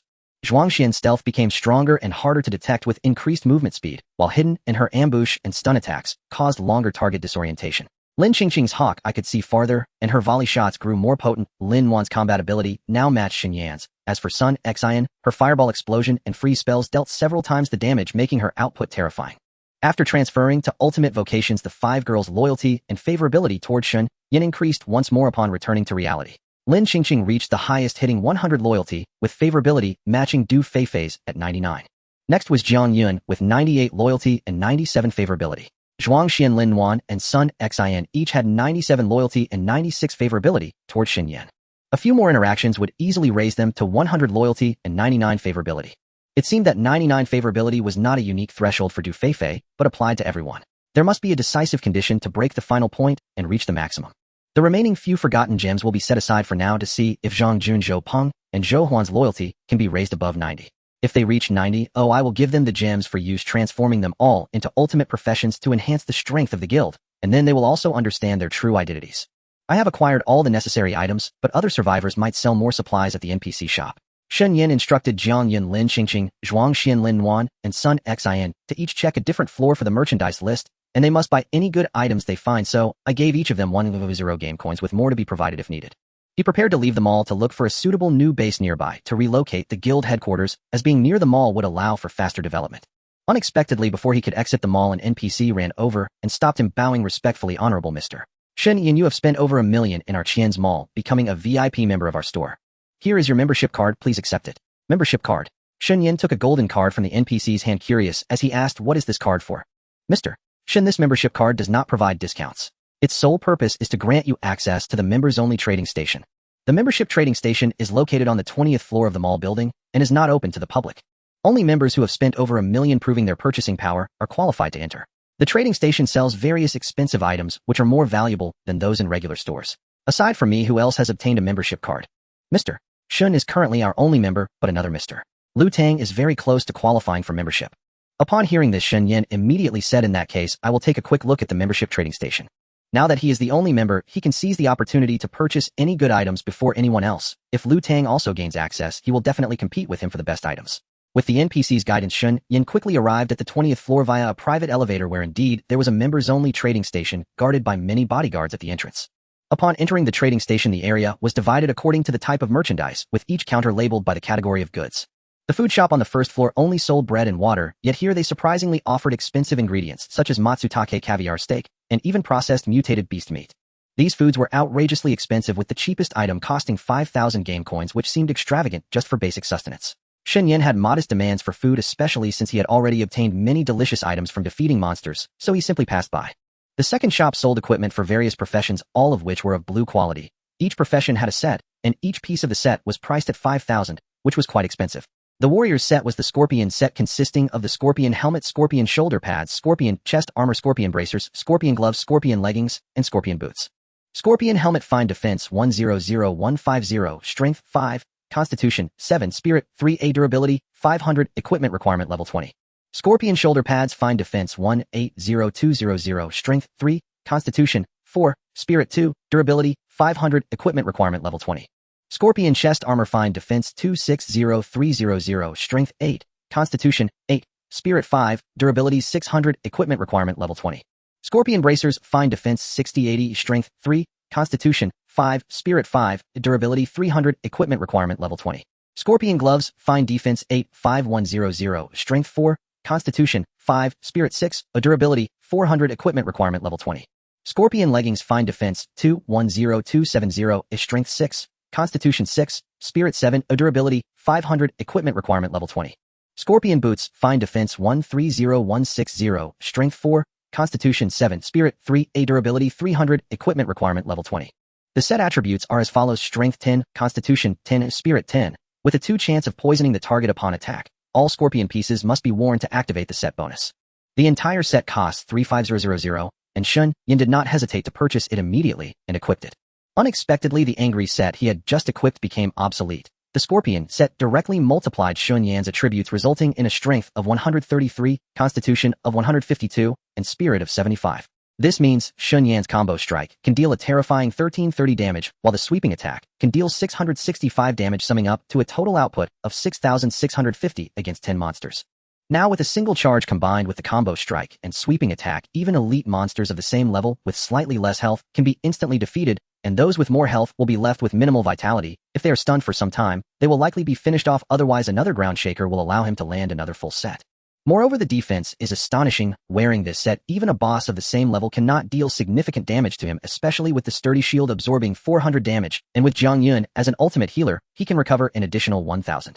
With such high constitution, his health reached 1520 points, and with the shield it totals to 2920, comparable to a wild boss.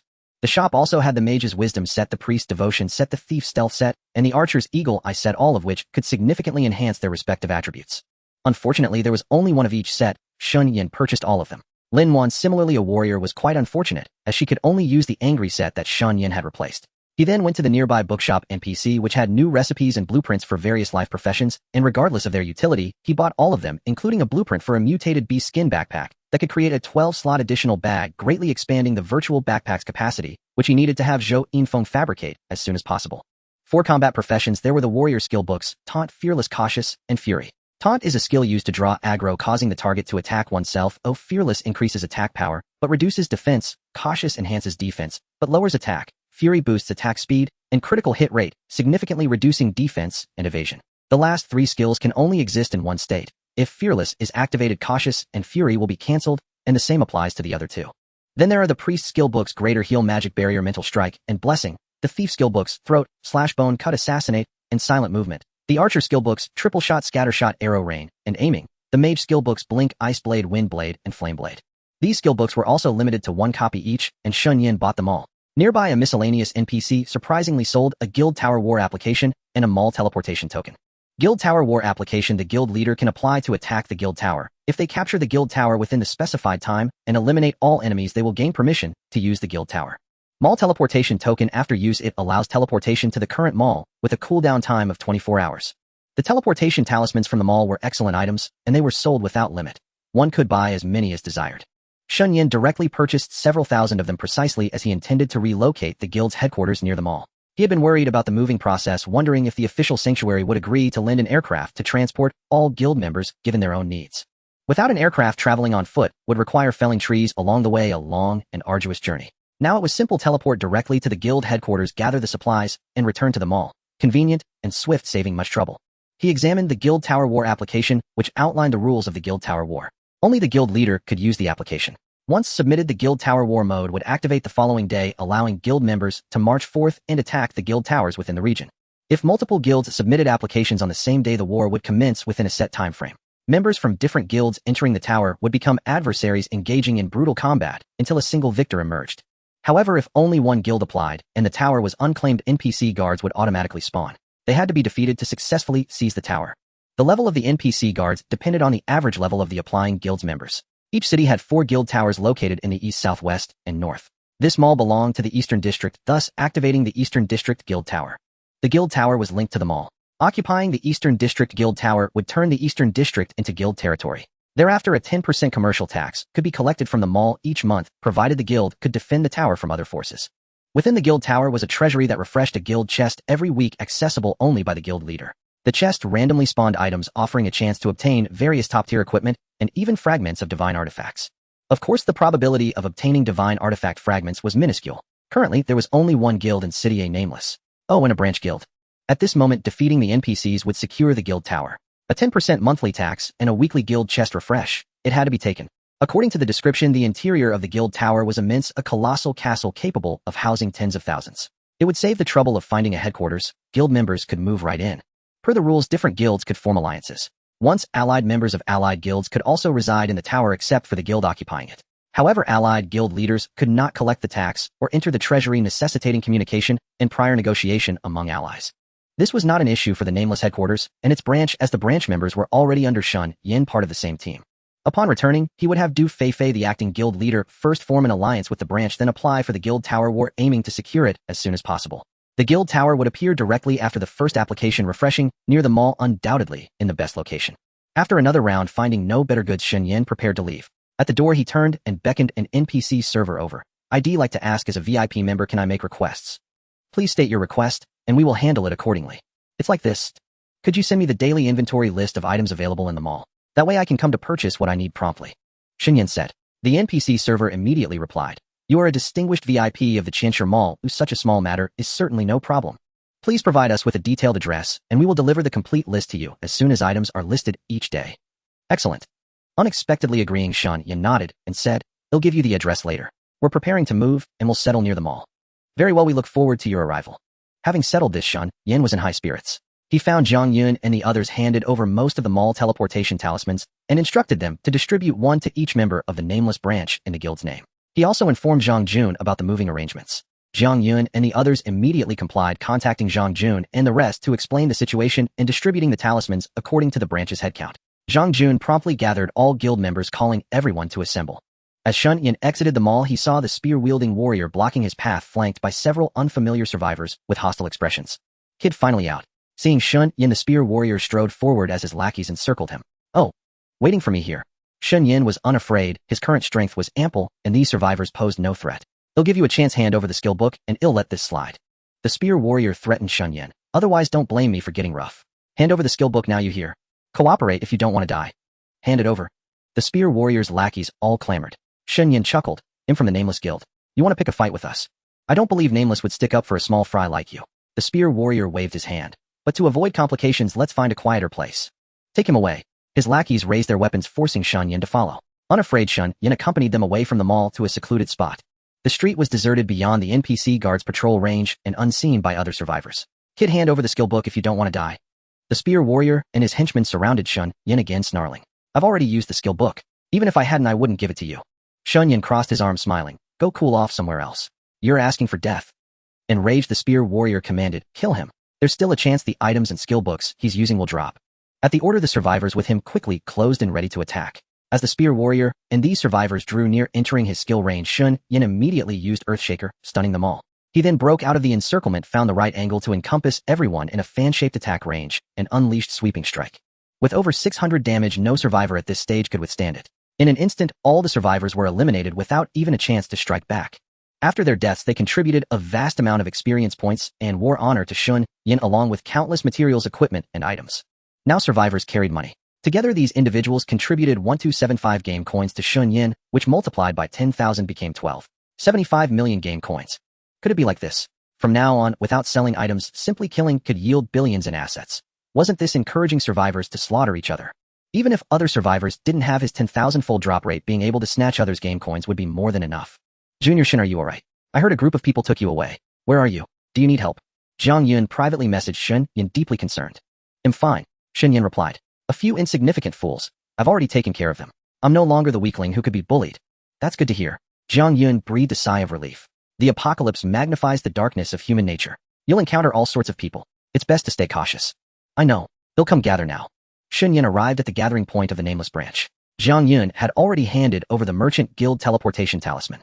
With Zhang Jun and the others present, he addressed all guild members. I just received instructions from Nameless. Headquarters is distributing a precious Merchant Guild teleportation talisman to every branch member.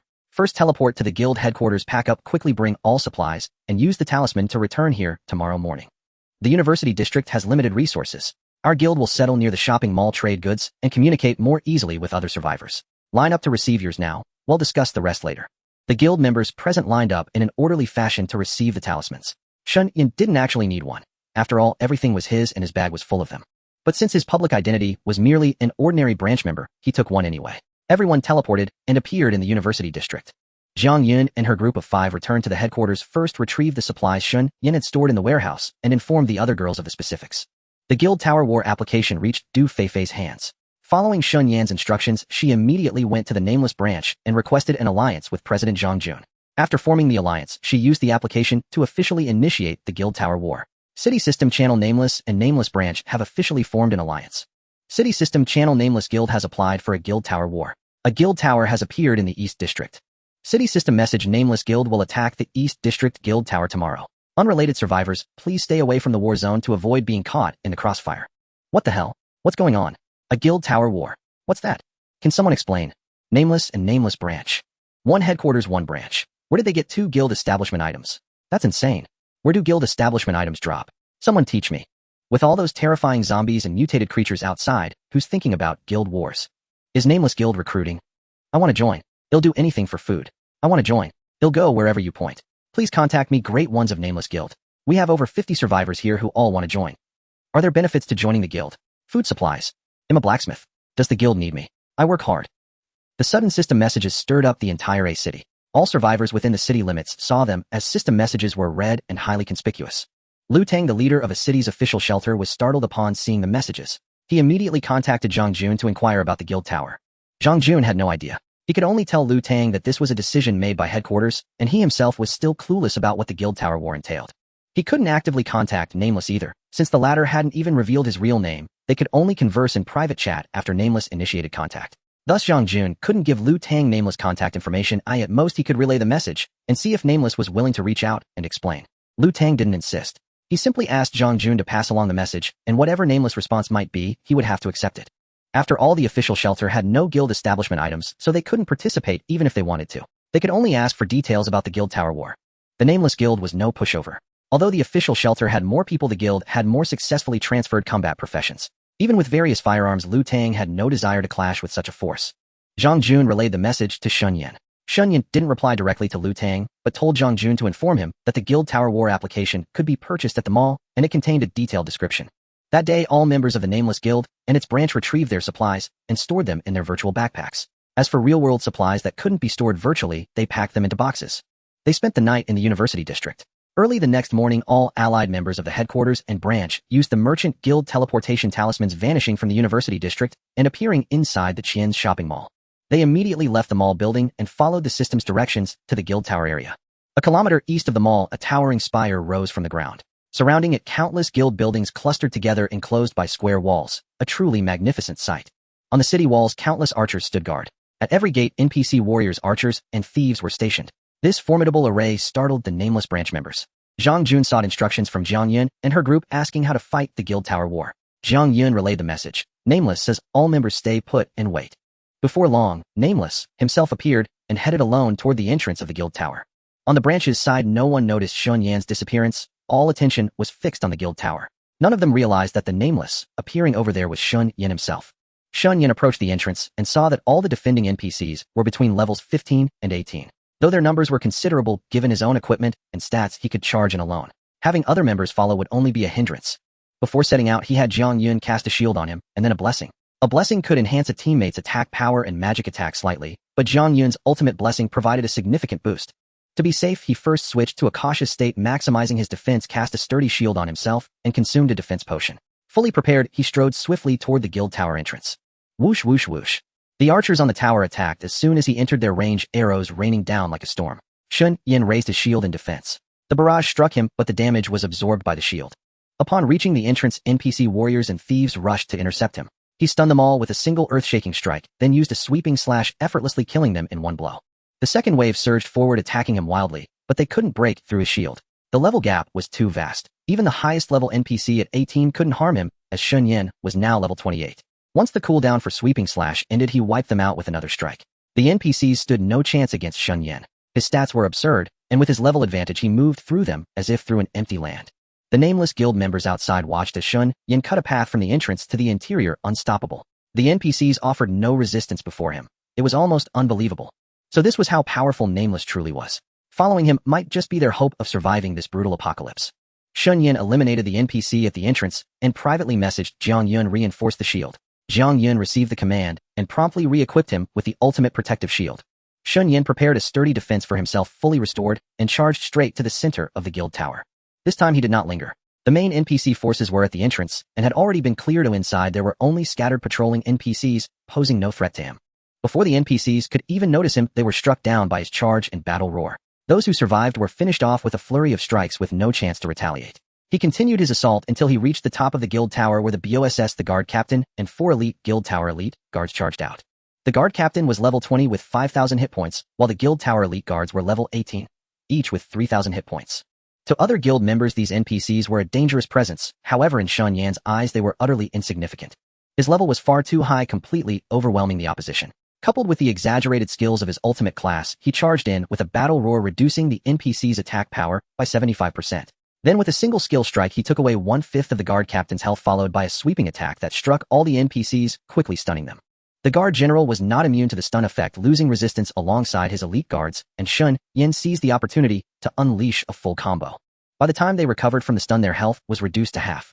The boss and elite guards launched frantic attacks. However, due to level suppression, their damage to Shen Yan was limited. After a series of successful blocks, they barely broke his protective shield, but Shen Yan reinforced his sturdy defense once more, making it a torment for the NPCs. Once Shen Yan unleashed his final sweeping attack, the guard captain and the 4 elite guards could no longer withstand the onslaught and fell simultaneously. There were no experience points or loot drops. It seemed that the NPCs in the guild tower were different from the wild monsters outside. City Channel: the unnamed guild defeated the guards and successfully occupied the guild tower. City Channel: the unnamed guild has incorporated the eastern district of City A into its management and can now collect taxes from the district's marketplace. City Channel: the unnamed guild's monster killing experience within City A has increased by 20 and the loot drop rate has risen by 10. Wow, is it really this amazing? The unnamed guild is about to take off. We can collect taxes from the marketplace, generating huge monthly income. We're going to get rich. Is the president of the unnamed guild here? I want to join. Are there any high-ranking guild members with recruitment permissions? I want to join the unnamed guild. I want to join. Requesting membership. With a 20 increase in monster killing experience and a 10 boost in loot drops, this benefit is too powerful. Please accept me into the unnamed guild. Every survivor in City A witnessed the announcement. Unexpectedly, it was not the official shelter that first established a guild and seized territory, but rather an unnamed guild founded by someone unknown. The members of the unnamed guild cheered exuberantly, worshipping their leader unnamed. In the guild tower, there were so many powerful NPC guards. While all members could potentially face casualties if they charged in together, he alone dashed in recklessly, effortlessly taking down even the tower's boss. In an instant, the loyalty of the unnamed guild and its sub-guild members surged dramatically, and their favorability toward Shen Yan rose rapidly. After seizing the building, Shen Yan privately messaged Du Feifei and others, instructing them to lead the sub-guild members into the guild tower area. Du Feifei conveyed Shen Yan's orders, and the members of the unnamed guild headquarters directly moved into the tower. Each floor contained rooms, making it the core area of the guild tower, while the top of the tower housed the treasure vault, a vital location for weekly treasure chest refreshes. Under Zhang Jun's leadership, the sub-guild members settled in the buildings surrounding the tower, equipped with all necessary facilities. Lu Tang personally congratulated Shen Yan and sought information about the guild tower from this unnamed, asking where the guild construction items could be purchased or obtained. Shen Yan informed Lu Tang that killing the Corpse King and its elite monsters had a chance to drop the guild construction items. In return for this information, Lu Tang promised that any survivors within City A wishing to join the unnamed guild, including those who previously joined the official shelter, should not be obstructed and must be allowed to enter freely. Previously, Shen Yan was wary of the official shelter, but now Lu Tang's faction feared Shen Yan. Thus, Lu Tang agreed to the request, ordering all law enforcement officers and soldiers within the shelter not to obstruct survivors seeking to join the unnamed guild. Although the official shelter possessed powerful modern firearms, they had already expended a massive amount of ammunition during previous events.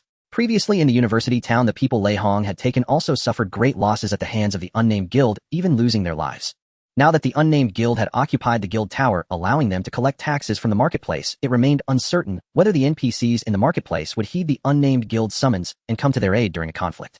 Moreover, with the unnamed guild's occupation of the guild tower, the announcement triggered countless survivors' admiration. Should they clash with the unnamed guild now, they would stand against the majority of survivors. Furthermore, the number of members transferring to combat classes within the unnamed guild was also quite astonishing. Their overall strength was arguably equal to, or even superior to, that of the official shelter.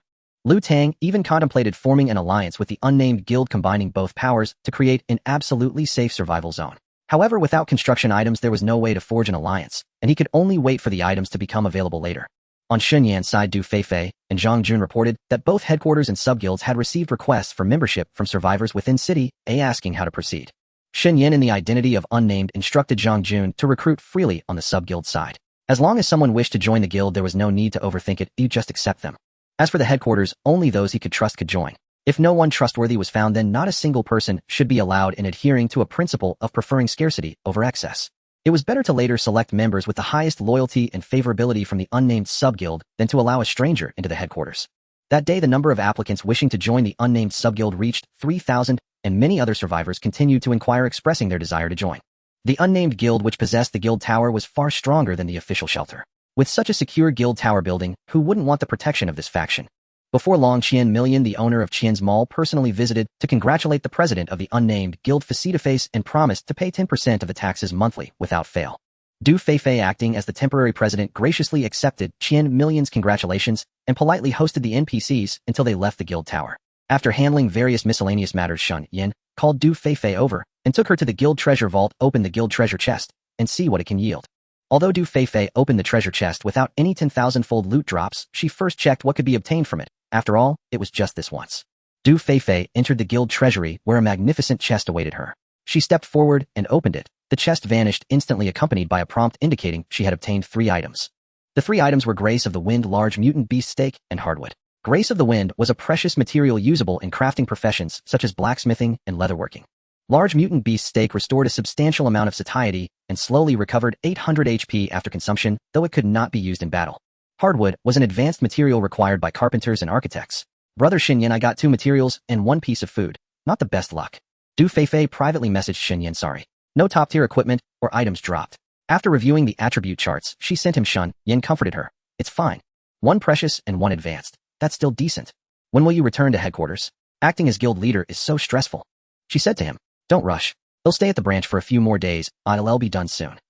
Shen Yan replied. There's nothing urgent at headquarters anyway. Focus on practicing your life skills. Don't hold back on spending. Feel free to take materials from the warehouse, and if that's not enough, buy from the shop. He'll deposit some game currency in the warehouse for your daily use. Oh, then hurry up with the branch matters and come back soon. Understood. That evening a celebration banquet was held inside the guild tower hosted by Zhang Jun, Zhou Peng, and Zhou Huan. On one hand it welcomed new members, survivors who had eagerly signed up after hearing news of the guild tower war. Those near the marketplace came over, including some from the official shelter who had relocated from the university district, among them Lei Hao, a friend of Jiang Yuxing.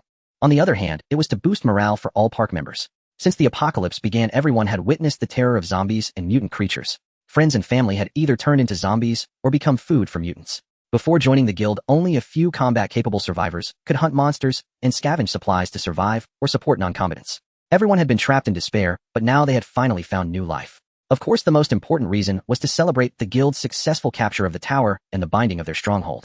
The guild tower was sufficiently secure. After the stronghold was bound, the previously recruited NPCs appeared guarding and patrolling around the clock to ensure no monsters could approach.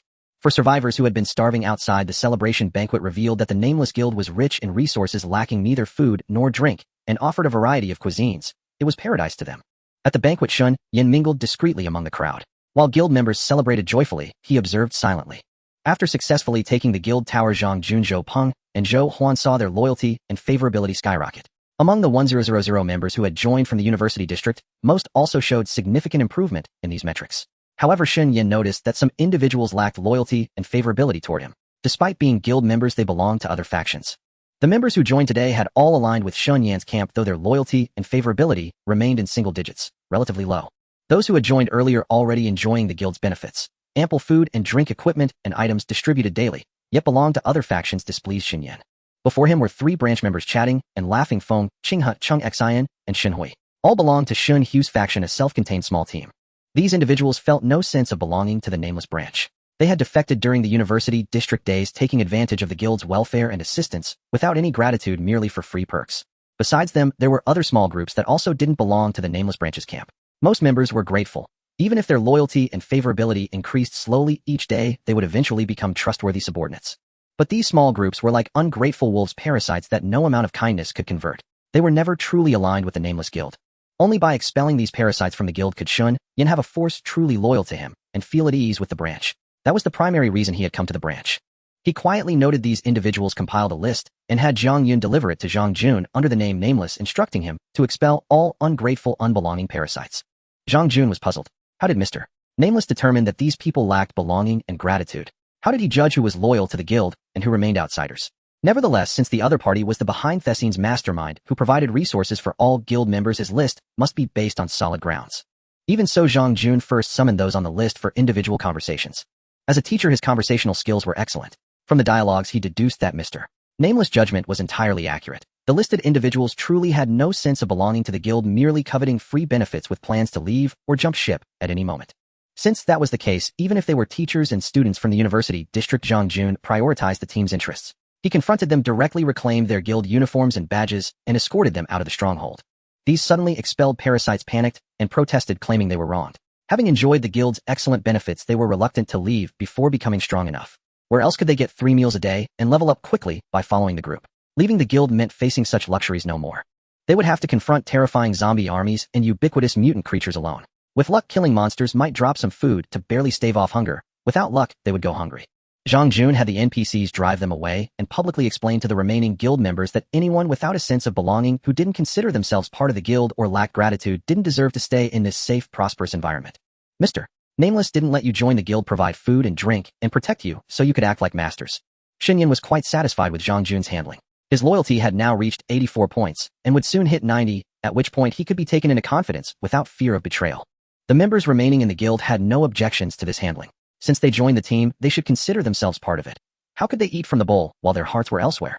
Those who knew gratitude saw their loyalty and favorability rise daily, with various benefits eventually becoming trustworthy confidants. That was what Shen Yan truly needed. After spending a few days in the branch, Shen Yan finally figured out how to increase loyalty and favorability.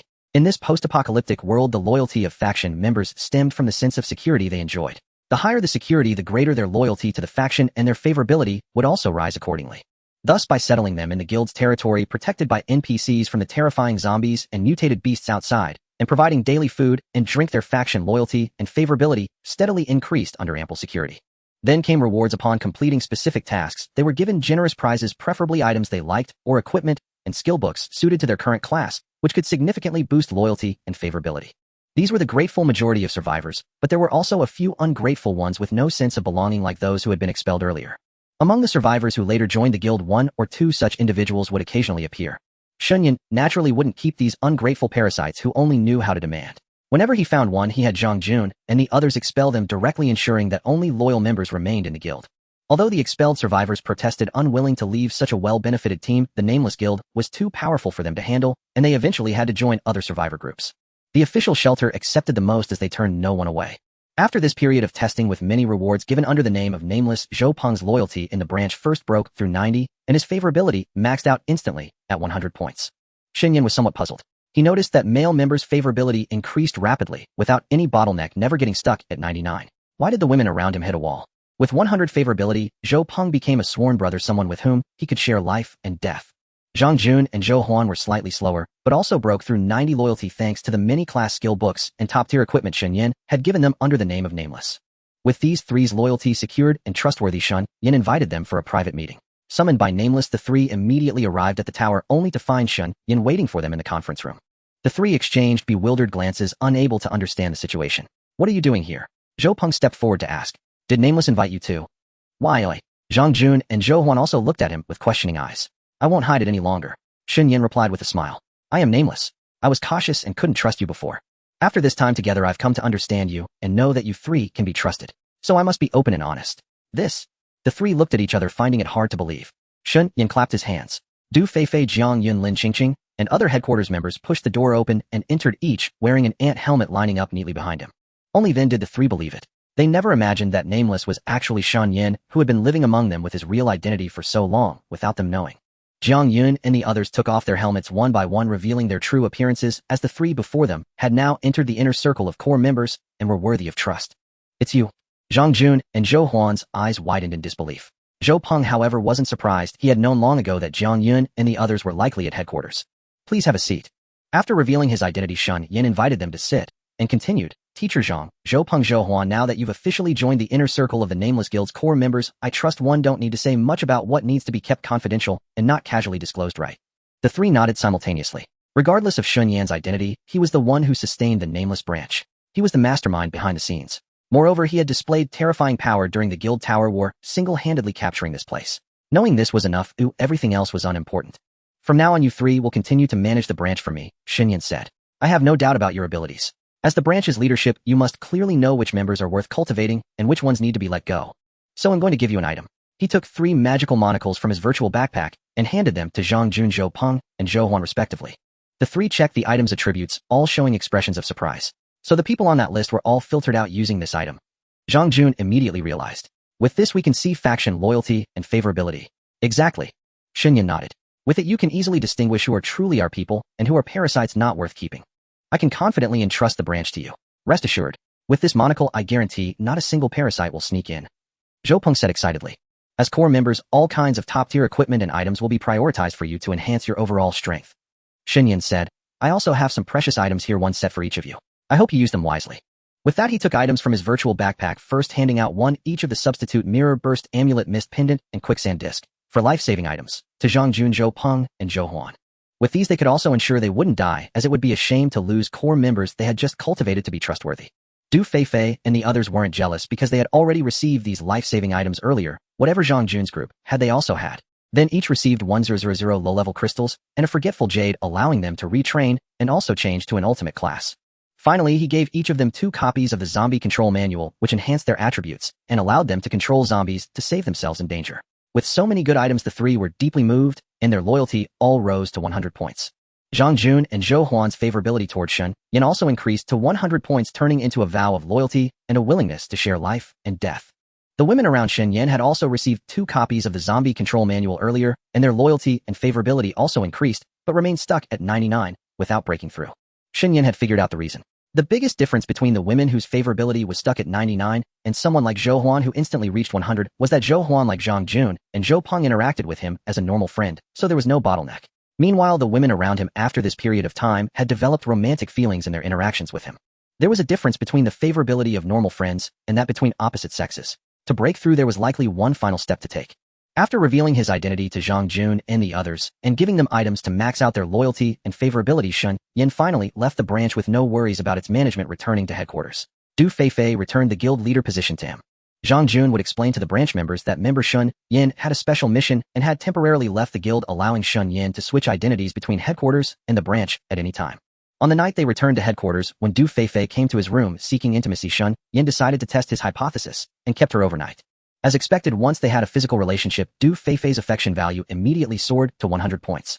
His hypothesis was correct. In relationships built on male-female interaction, only genuine, deep connection could break through bottlenecks, forging a bond of lifelong loyalty and unwavering commitment. This discovery plunged Shen Yan into a dilemma. His relationship with Du Feifei was natural as they had already confirmed their status as boyfriend and girlfriend. But Lin Qingqing, Jiang Yun, and the others, though displaying similar attitudes, had yet to establish a formal relationship. They had only shared flirtatious moments. Would he become a playboy? Then he reconsidered. This was the apocalypse, not the old world. Moreover, they were all willing, even eager, and had repeatedly stated they wouldn't mind sharing him. If all parties consented, what did it matter? Now the so-called laws and morals held no sway over survivors. Survival was paramount in the apocalypse, and any action was justified. With that thought, his psychological burden vanished. Du Feifei was a virgin, and last night's intensity had left her exhausted. She would likely need several days to recover. As Shen Yan pondered who to invite tonight, Liang Yu suddenly messaged him privately, her tone urgent. "Junior, I need to ask a favor. Please say yes. If you help me, you'll do anything." "What's wrong?" Shen Yan asked. "It's my parents. They're not dead. They're alive." Liang Yu's voice brimmed with joy. Before the apocalypse, they were traveling. When the zombies appeared, they fled with other survivors and lost their phones. That's why we couldn't reach them. Now with help, they've figured out the chat function. They tried searching for my real name and finally got through. They're in City C, only about 30 kilometers away. 30 kilometers. That's nothing before the apocalypse, Shen Yan said, scratching his head. But now the roads are destroyed by dense forests and crawling with zombies and mutated creatures. Unless we fly, it's impossible. Junior, please. My parents are in danger there. Half the survivors have died recently, Liang Yu pleaded. I'm terrified I'll never see them again. Think of a way. If you rescue them, they'll do anything. Don't panic. Let me think, Shen Yan said, then contacted the official shelter. Mr. Nameless, what brings you to me? Lu Tang was very courteous to the leader of the Nameless Guild, which had first captured the guild tower and displayed formidable strength. I have an urgent matter in City C. Could you lend me a helicopter and a pilot? What terrible timing. Lu Tang replied. If you'd asked 2 days ago, I'd have agreed. But now all helicopters are out rescuing survivors. None have returned. I can't lend you any. Chief Lu, I'm not asking for free. Name your price. It's not about that. They're all deployed. Could you wait a few days? As soon as one returns, I'll lend it to you immediately. Shen Yan messaged Liang Yue. I contacted the official shelter. Their helicopters are all out. They won't be back for days. Can your parents wait? Junior, the situation there is dire. Every second could mean life or death. Liang Yu said. Isn't there another way? Please. If you save them, it'll serve you like a beast of burden for life. The roads are destroyed by trees. Driving is impossible. Shen Yan thought for a moment. I can't borrow a plane anytime soon. We'll have to walk. They'll go with you to City C to rescue them. Thank you. Thank you, Junior. Liang Yu was ecstatic. Let's leave as soon as possible. I want to reach them today. Hold on. Let me inform the others. At level 28, Shen Yan wasn't worried. As long as they avoided the dangerous northern zones, the low-level zombies and mutated creatures were manageable. As an ultimate warrior, he was safe as long as he didn't court death. He explained the situation in the guild channel. Jiang Yun, Lin Qingqing, Zhuang, Xian Lin Wan, and Sun Xian immediately volunteered to join the rescue mission to City C. But this was a long journey different from routine leveling. Unexpected situations could arise. Bringing too many people might be problematic. Shen Yan decided to take only Liang Yu to avoid complications. Jiang Yun and the others were obedient. Realizing they might become burdens, they agreed to stay and wait, urging Shen Yan and Liang Yu to be careful. In truth, once they found Liang Yu's parents, bringing them back would be simple. They could use the mall's teleportation talismans, which Shen Yan had plenty of in his backpack. The only dangerous part was the journey there. Before departing, Shen Yan asked Liang Yu to message her parents inquiring if City CS Mall had been secured. If so, they could hide there or buy a City C teleportation talisman to mail to him or mail a City A talisman to them. Liang Yu's parents replied that City CS Mall had fallen. Shen Yan tried mailing a City A teleportation talisman, but the item was special and couldn't be shipped remotely. So teleportation-type items were restricted from mailing. That plan was dead. They would have to go to City C and give the talisman in person. Shen Yan and Liang Yu left the guild base. Before they set out, Zhang Xiaowan caught up and handed Shen Yan an item. Shen Yan, I made this simple sedan chair. Want to use it? He examined the chair she traded him, a wooden seat attached to two bamboo poles resembling tourist sedan chairs in scenic spots. Does it move on its own? Seeing his dumbfounded expression, Zhang Xiaowan quickly explained, of course not. But you have the corpse control manual. You can command zombies to carry you. ITLL, save you some energy. Shen Yan laughed helplessly. Zombies are so slow. Having them carry me would waste time. But thanks for the thought. They'll keep it in case I get injured. Then I hope you don't get hurt, Zhang Xiaowan said. This is all I can make for now. Sorry I can't help more. It's fine. Thanks. Shen Yan waved with a smile. Go back now. We're leaving. Safe journey. Come back soon.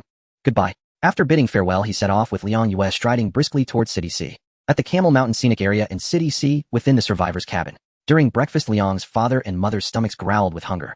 Yesterday, the combat team that went out to search for supplies encountered a zombie horde resulting in 7 deaths. The scarce rations were first allocated to combat and logistics professions, leaving ordinary people like them to starve. Liang's mother, suffering from a stomach condition, begged the team leader for a piece of bread, but was refused. As her stomach pain flared, she groaned in agony in the room. Liang's father was so hungry he saw stars. Their daughter was coming from City A, arriving at the earliest in the afternoon. He could endure a little longer, but his wife's stomach ailment had worsened. Prolonged hunger was dangerous and could exacerbate her condition. The shelter had limited supplies, and the elderly couple were frail. If they ventured out, they'd likely feed the zombies and mutated creatures before finding any provisions. Left with no choice, they privately messaged their daughter hoping she had extra food. Upon receiving the message, Liang Yu quickly sought Shen Yan's help. Junior, my mom's stomach is acting up, she's in pain, and my dad's hungry too. Can you send them some food? On the way, can you also find some stomach medicine for her? Shen Yan readily agreed, taking out meat dishes and a fruit platter from his virtual backpack, all prepared by Chef Wang Yan. Liang Yu thanked him, took the food, and used the mailing function to send it to her parents. Liang's father was overjoyed to receive the package from his daughter. He hadn't expected much given the apocalypse's scarcity. Zombies and mutated creatures were everywhere, and nearby buildings had already been scavenged by other survivors. Though killing zombies could drop food, the chances were slim, and each drop was meager. Sometimes several survivors had to be sacrificed for a small meal. 4 low-level survivors like them, without beginners packs, unclassed, and too old to fight zombies or mutated beasts, they could only wait for the essential combat and logistics professions to eat their fill before receiving scraps. If supplies were as scarce as this time, even the combat and logistics professions went hungry, leaving them to starve. He wondered where his daughter had gotten so much food and why she dared to walk from City A. Had she joined a powerful team? If so, going with her to City A would be a blessing. Would her team mind that they couldn't contribute? After eating, Liang's mother's stomach pain eased slightly. The couple stored the remaining food in their virtual backpack to avoid being seen. If other survivors discovered it, they'd surely try to take it. If the leader or combat team found out, it would be confiscated. Shen Yan and Liang Yu continued their search. The city had many pharmacies, and they soon found one by the roadside. Zombies blocking the path were no threat to Shen Yan. Lone ones were taken down with a charge. Larger groups were dealt with by Earthshaker and Sweep. Protected by his shield's 400-point energy barrier, he had no fear of bites or infection, as these low-tier zombies couldn't even breach his defense. He found stomach medicine in the pharmacy and mailed it to Liang Yu's mother. After taking it, her pain subsided, and she felt much better. Relieved that her mother was fine, Liang Yu thanked Shen Yan profusely. Her loyalty and favorability skyrocketed, nearing the maximum. Since the red mist that brought endless trees and mutated creatures appeared, human roads and most buildings had been destroyed, overrun by lush greenery. Vehicles even hung from tree branches along the way. There were no wide highways, let alone expressways. Traveling felt like trekking through a primeval forest. A journey that once took tens of minutes by car had become an arduous expedition.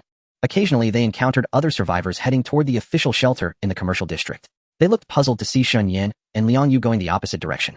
Shen Yan and his companion had no time to engage with them, passing by without a word. Any materials or items dropped from kills were immediately sent home for Du Feifei to store in the warehouse chest, ensuring their backpack always had room for more loot. With every loot multiplied 10,000 times, Shen Yan's joy was beyond other survivors' comprehension. While they struggled for meager supplies, he worried about his backpack filling up and needing to send things home constantly. But then again, killing was too easy now with area attacks and instant kills, and the loot was amplified 10,000-fold, something others could only envy. After walking 5 kilometers, Liang Yu couldn't go on. Her weak constitution left her panting, her legs as heavy as lead. Junior, I can't take it anymore. Can we rest for a few minutes? Sure. Though they'd only covered 1/6 of the distance, Shen Yan knew she was physically weaker. Making it 5 kilometers was impressive. They found a relatively safe spot to sit, eat, and regain their strength. Nearby, a dozen survivors fled in panic, their faces twisted in terror. Behind them, a horde of zombies gave chase. Unlike ordinary zombies, these moved swiftly, just like the terrifying forms in the red mist at night.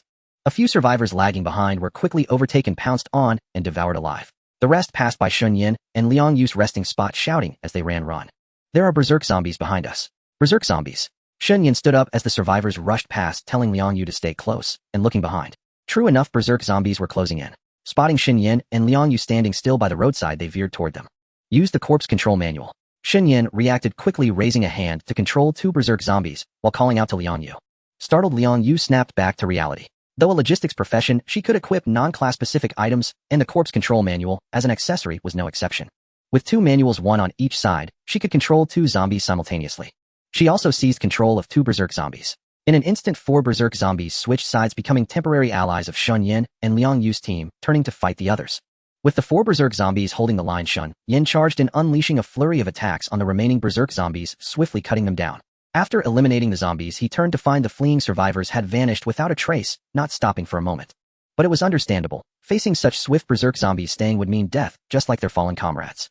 Gazing at the 4 controlled berserk zombies, Shen Yan had a brilliant idea. He retrieved the sedan chair gifted by Zhang Xiaowan. Wasn't this the perfect mode of transport? Low-tier zombies were indeed slow, but these berserk zombies moved swiftly, making them ideal bearers. 4 frenzied zombies carried 2 sedan chairs, sprinting all the way, weaving around towering ancient trees and clusters of monsters. Shen Yan and Liang Yu sat atop the chairs, finding the ride quite steady.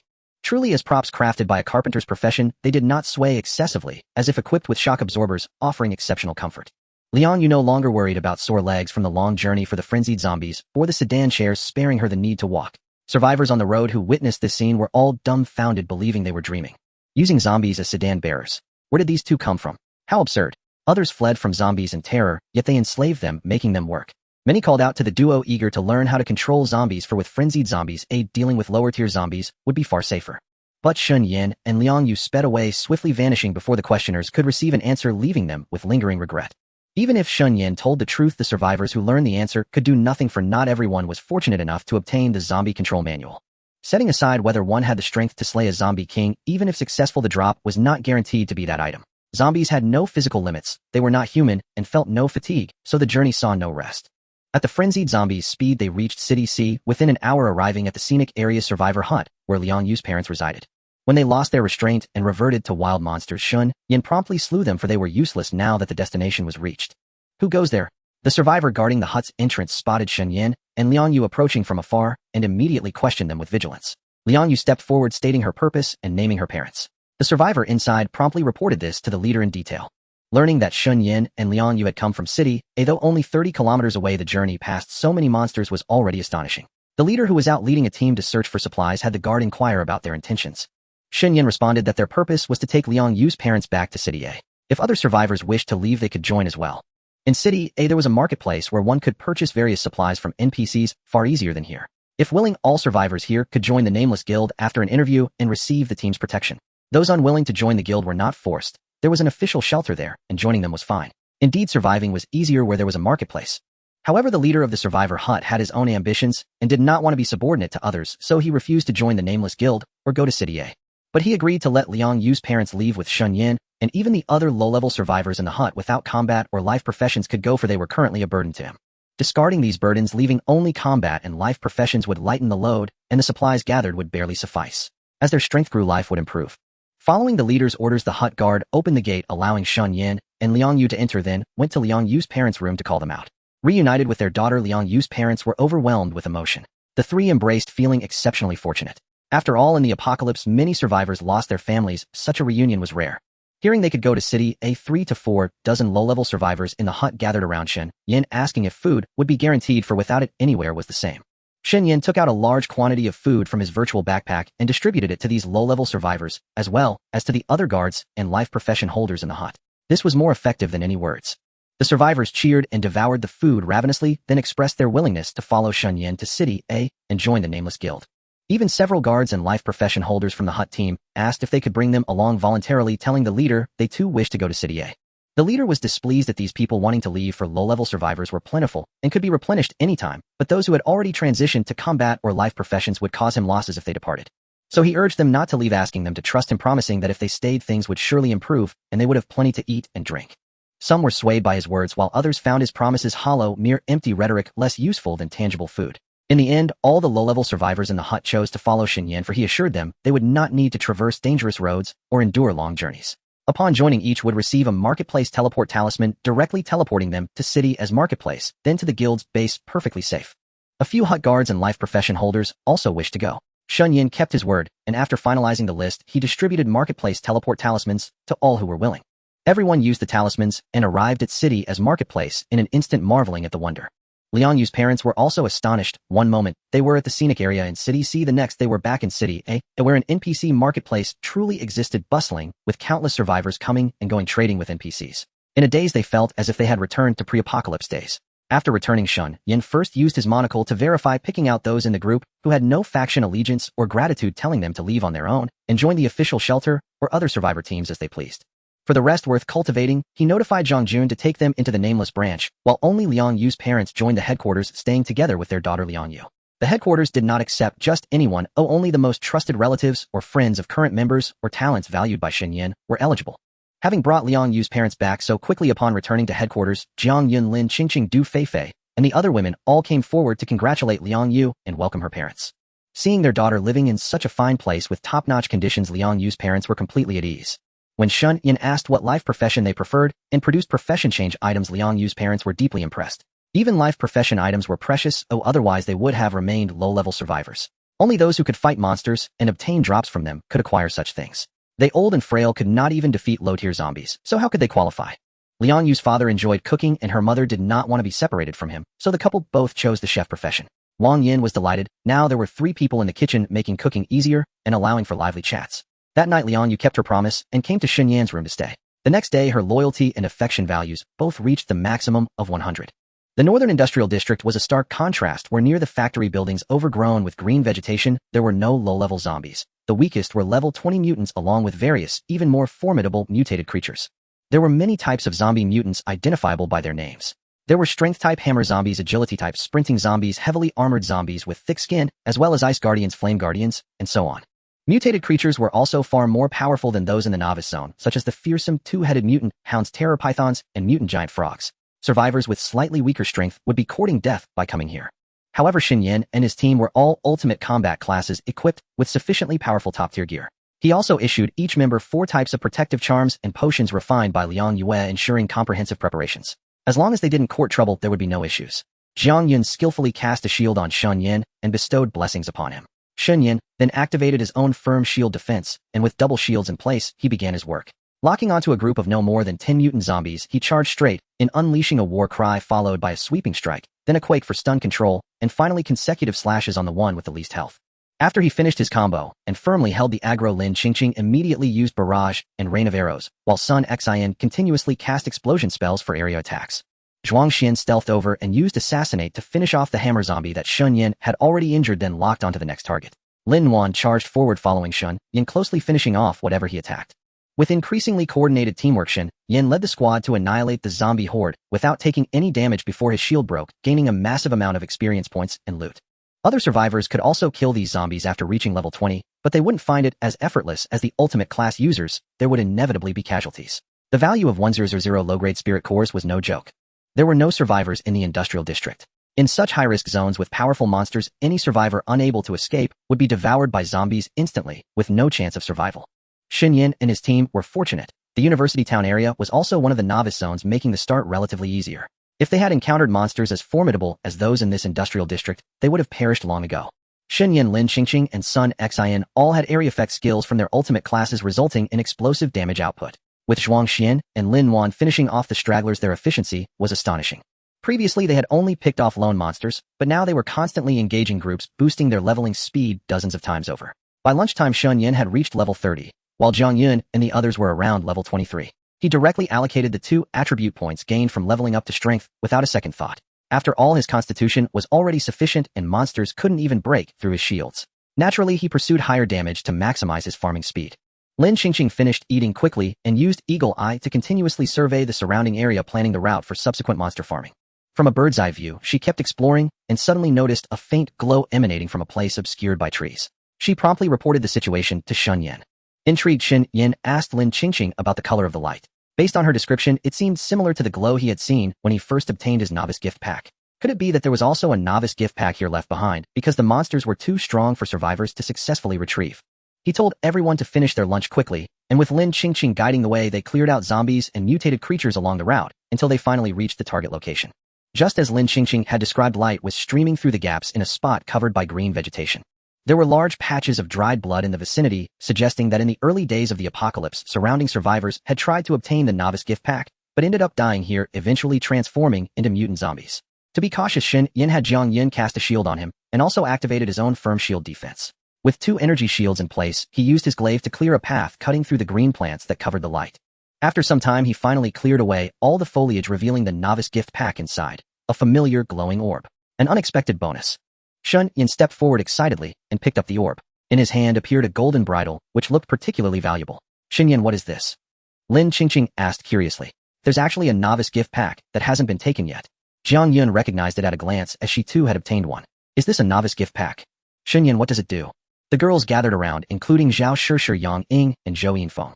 Pure gold bridle functional item can be used to bridle any mutated creature, transforming it into a mount. The lower the mount's health, the greater the chance of successful taming. The pure gold bridle can be reused, but the previous mount must be completely eliminated before switching to a new one. Seeing the description of the pure gold bridle, Shen Yan's face lit up with joy. A great item. This thing can catch mutated creatures as mounts, and it's unlimited in use. It's just a pity that you can only control one mount at a time. To change mounts, you have to kill the one you caught before. Catch mutated creatures as mounts. Lin Qingqing asked excitedly. So if we catch a flying mutated creature we could take to the skies without needing an airplane. That's great. The terrain is all forest, making travel on foot difficult. If we can catch a flying mutated creature, it'll be much easier for us to get back. Jiang Yun was also delighted. I remember there's a huge giant beetle over there. It has wings and can definitely carry us into the air. Hurry. Let's go catch the giant beetle. Lin Qingqing couldn't wait. Alright.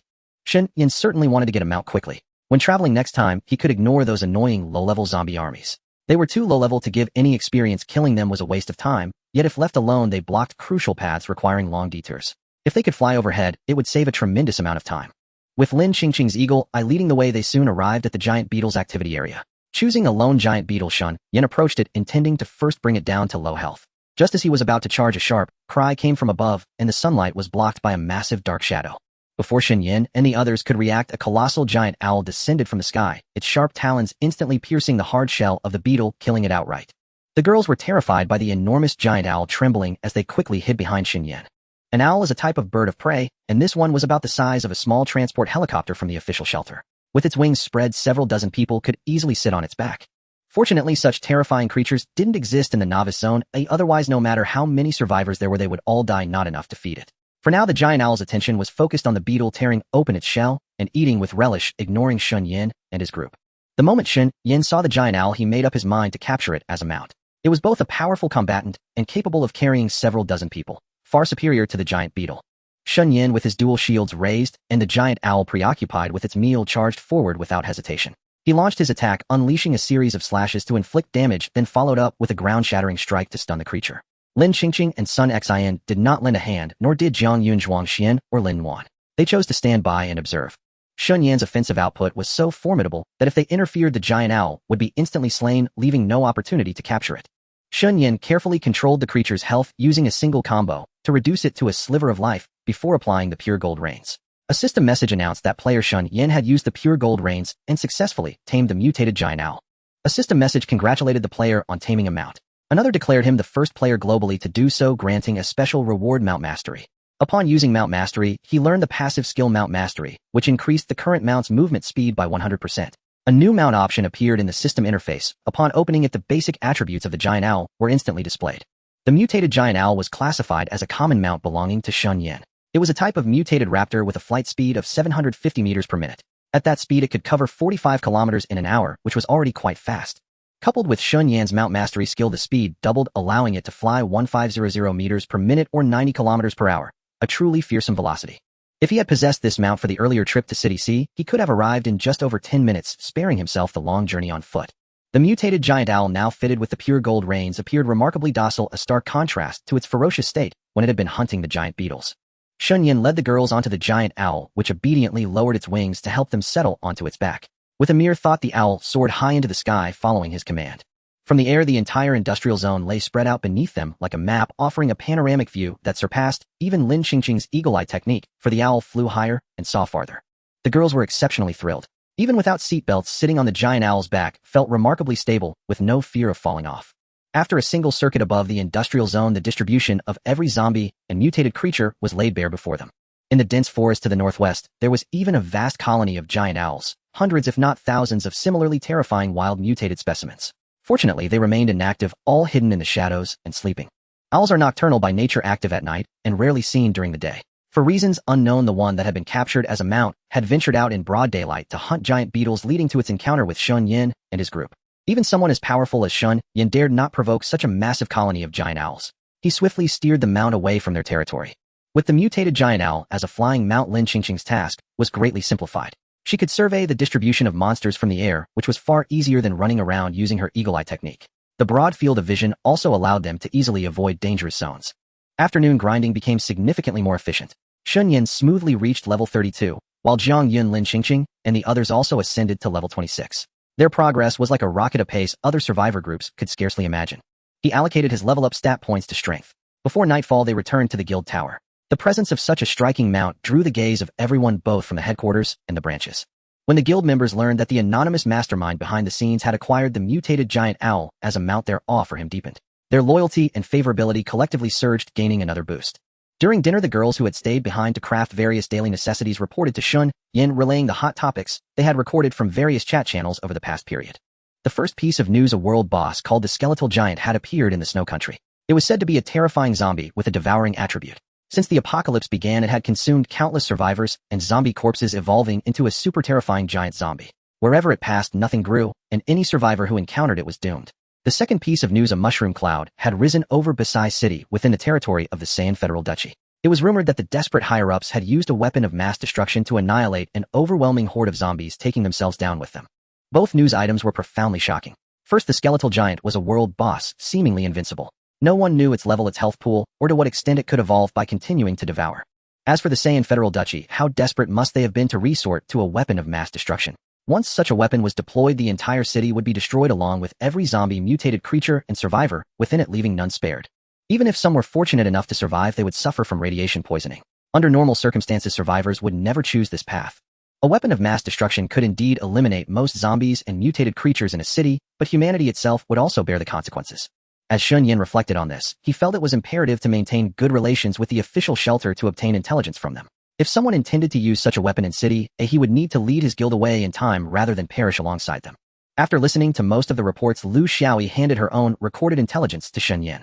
In City H, a survivor who had changed their name to Not Hyperactive had broadcast a world message calling on all survivor teams or factions to donate 1 low-grade spirit cores, hoping to undergo a transition to an ultimate class. However, the call had been going on since morning without pause, and it was clear that no one had responded. This was only natural. Apart from Shen Yan, how could any other survivor possibly gather 1 low-grade spirit cores in such a short time? Even the most powerful official team couldn't possibly kill 100 elite monsters within this time frame. Moreover, even if they succeeded in killing 100 elites and obtained 100 low-grade spirit cores, they would certainly use them for themselves, either to forge one person into an ultimate class to enhance the group's strength, or to acquire class change items to create 100 ordinary class users. Who would be foolish enough to give away 1000 such precious low-grade spirit cores to someone else? Even if they shouted for a day, or even for a lifetime, no one would respond. Shen Yan was somewhat curious. If Not Hyperactive only possessed common class change items, it wouldn't make sense for them to broadcast a world message to gather low-grade spirit cores. They must have obtained a rather special class, and felt it would be a waste not to transition to an ultimate class, prompting them to try this appeal. Shen Yan decided to first gather information about them. If it proved genuine and useful, he might consider providing some assistance. If the person was a fraud, Shen Yan saw no need to waste words. With that thought, he sent a private message to Not Hyperactive. How many low-grade spirit cores have you managed to collect? The other party replied promptly, not a single one. But I've gotten a ton of private messages calling me a scammer, all full of foul language. Well, from a normal person's perspective, your request does look a lot like a scam, Shen Yan remarked. At this stage, there are very few survivor factions that can spare 100 low-grade spirit cores. And even if they could, they'd use them on themselves. Forget it. Looks like you'll have to settle for a regular class. It's so frustrating. To be honest, I'm the only one who can provide you with 100 low-grade spirit cores, Shen Yan said. If you truly want to transition to an ultimate class, you need to be honest with me and tell me exactly what class change item you have. Secondly, the condition for me to give you 100 low-grade spirit cores is that you must serve me. Are you kidding? If you really give me 100 low-grade spirit cores, I'd sell my life to you. The other party replied eagerly. I'll send you the information on my class change item. Once you see it, you'll understand how important it is and how great the return on helping me will be. The other party quickly sent the information. Upon clicking the item information sent by the other party, Shen Yan's eyes lit up. Pet Trainer Job Change Scroll. Upon use, it transforms the user into the hidden profession of Pet Trainer. Although one's own combat power is 0, it allows capturing and taming mutated creatures, nurturing them into formidable battle companions. A hidden profession. Where did you get this item? He quickly messaged the other party. Does anyone else know about this item's existence? The other party replied. I can't even protect myself. How dare I tell anyone? 2 days ago, because the team ran out of food, the one with the lowest contribution was driven away. People nowadays have no compassion. I stumbled upon the item yesterday. It should be a newbie gift pack from the early stages. Probably because it was in a remote location, no one had taken it. I see. Shen Yan nodded. I can give you 1000 low-grade spirit cores to successfully advance to the ultimate pet trainer. You must join my nameless guild and serve me. Don't think about deceiving me or taking advantage. I can make you an ultimate profession, and I can just as easily destroy you. If I find you betraying me, all the ultimate profession members of the guild will head to H City to eliminate you. Rest assured, being able to offer 1000 low-grade spirit cores means you're a big shot among big shots. Even if my brain were damaged, I wouldn't dare betray a super big shot like you. The other party quickly swore, I will be absolutely loyal, obey any of your orders. I will serve the guild wholeheartedly. Then tell me, what are the ability values for different stages of the pet trainer? Reporting to the big shot. In the normal stage, pet physical damage, pet level up, stat multiplier, pet skill damage multiplier, and pet evolution success multiplier are all at standard values. The other party immediately answered. In enhanced mode, it increases by an additional 25 on top of the original. In super mode, it increases by 50. In ultimate mode, it increases by 100. So in ultimate mode, pet physical damage and skill damage double, level up stats double, and pet evolution success rate increases by an additional 100, meaning a 100 success rate for evolution. What happens after evolution? That's not clear but didn't specify, the other party replied. You have to try it yourself to know. Alright, I'm inviting you to the guild headquarters now. Confirm first. Shen Yan opened the guild interface, found the invitation option, and input the other party's name through his mind. Although they were far apart, this invitation was not limited by distance. The other party soon saw the guild invitation option and decisively clicked confirm. Guild channel, welcome, I am not hyperactive to the guild. Guild channel Jiang Yan, welcome. Guild channel Du Fei Fei, welcome new member. Guild channel Lin Ching Ching, why aren't you using your real name? New member, are you male or female? Guild channel Zhuang, Xian, hello new friend. All the female members of the nameless guild spoke up to welcome him. Guild channel, I am not hyperactive, how come there are only 19 of us? Guild channel Jiang Yun, we are the nameless headquarters, we don't accept just anyone. The A City branch has over 1,000 people and is still recruiting new members. Guild channel Du Fei Fei, exactly. Do you think just anyone can join the headquarters? It's already impressive for ordinary people to join the branch.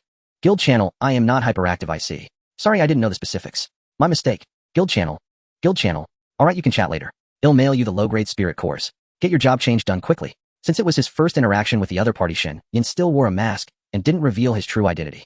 He took out 1000 low-grade spirit cores and mailed them directly to I am not hyperactive. Guild channel, I am not hyperactive, big shot, I received them. I'll change my job right now. Give me a moment. After a while, the other party spoke again, success. Thank you, big shot.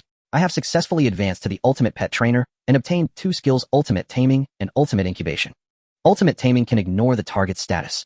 Even if the target has full health and all stats are maxed, it can still achieve a 100 taming success rate, turning wild mutated creatures into pets. However, the taming requires a 30-second preparation time. With my combat power at 0, even the weakest mutated creature can kill me instantly if I don't have a pet companion. What should I do?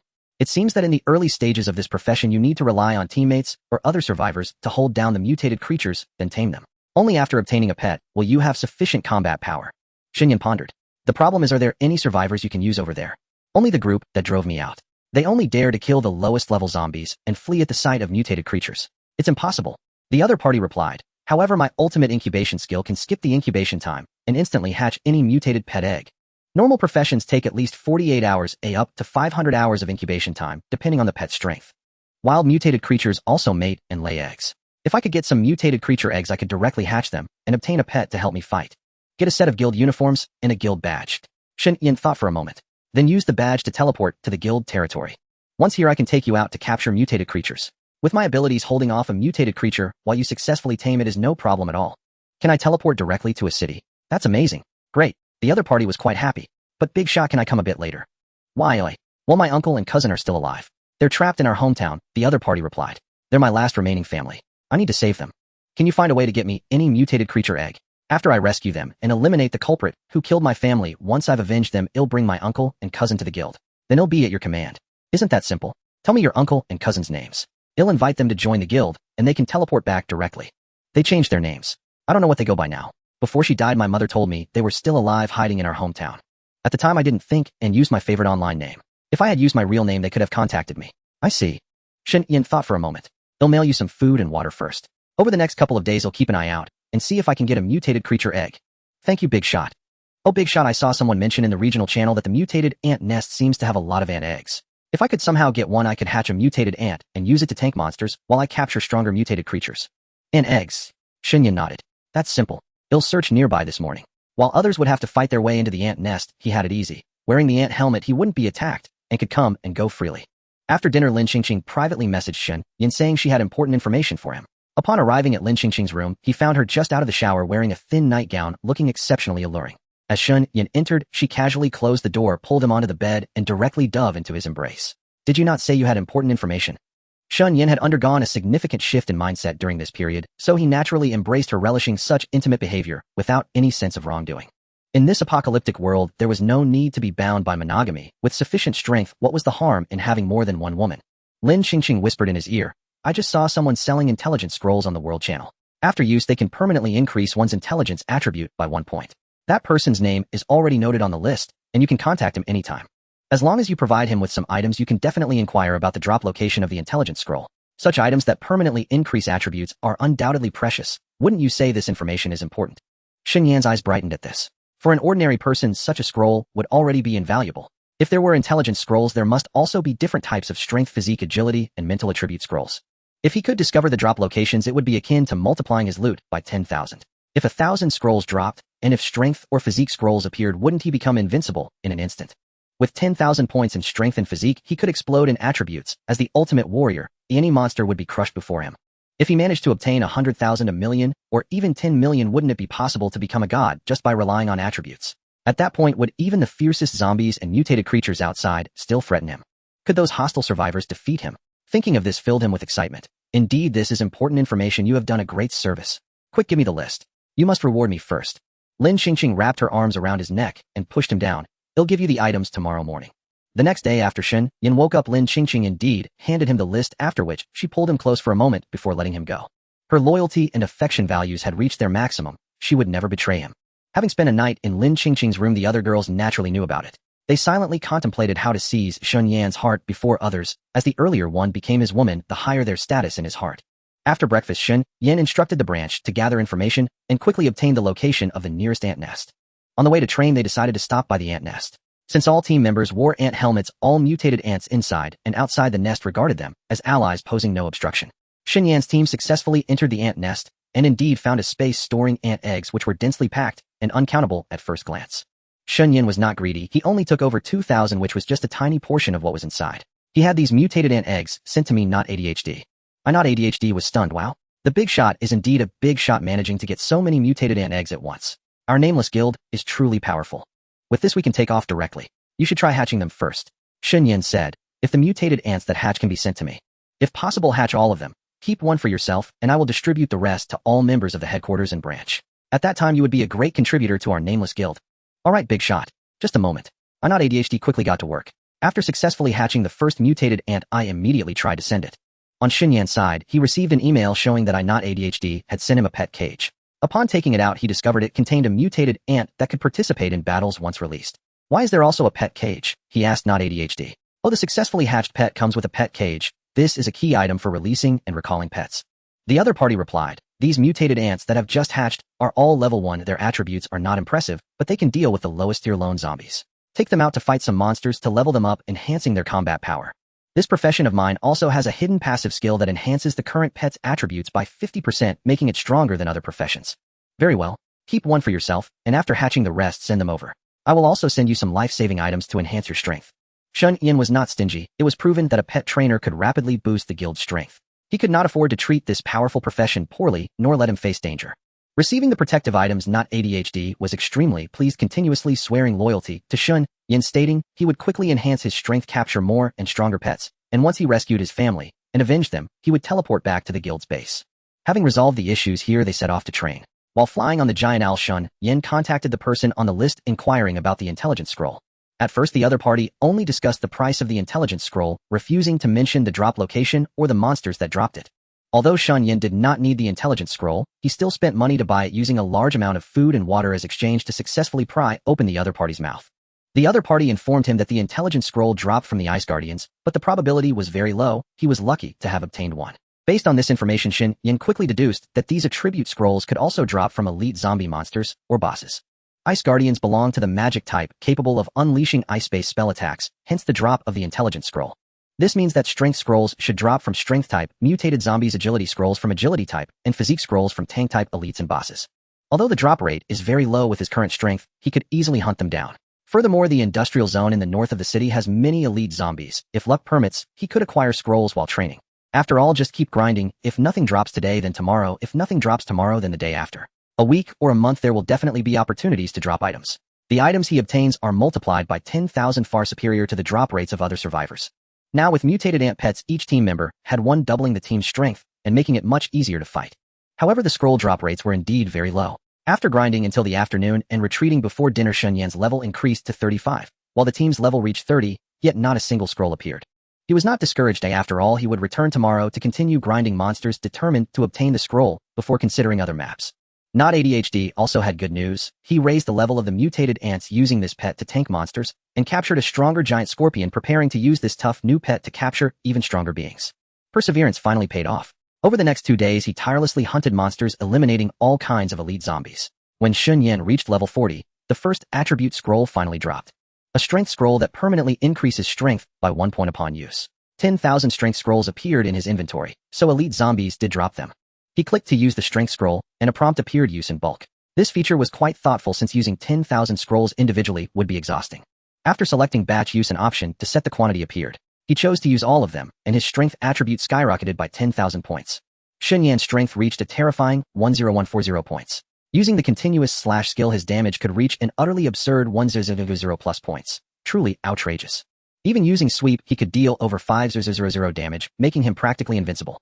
Although other survivors could also reach this level by using scrolls, permanent attribute scrolls were exorbitantly expensive. Aside from faction leaders with immense power, ordinary survivors simply lacked the massive funds to purchase them in bulk. At best, they could rely on luck while hunting monsters and accumulate them slowly. But the problem was that others didn't have a 10,000-fold loot drop. Hunting elite zombies was already extremely difficult. Ordinary professions could easily lose their lives if careless. Even if a team managed to defeat an elite zombie and successfully obtain a scroll, the question of who got that one attribute point remained. In the end, only someone like Shen Yan with his cheat-like ability or sufficiently powerful faction leaders had such an opportunity to grow stronger. With Shen Yan's current terrifying attack power, even the event boss from last time couldn't withstand more than a few strikes from him.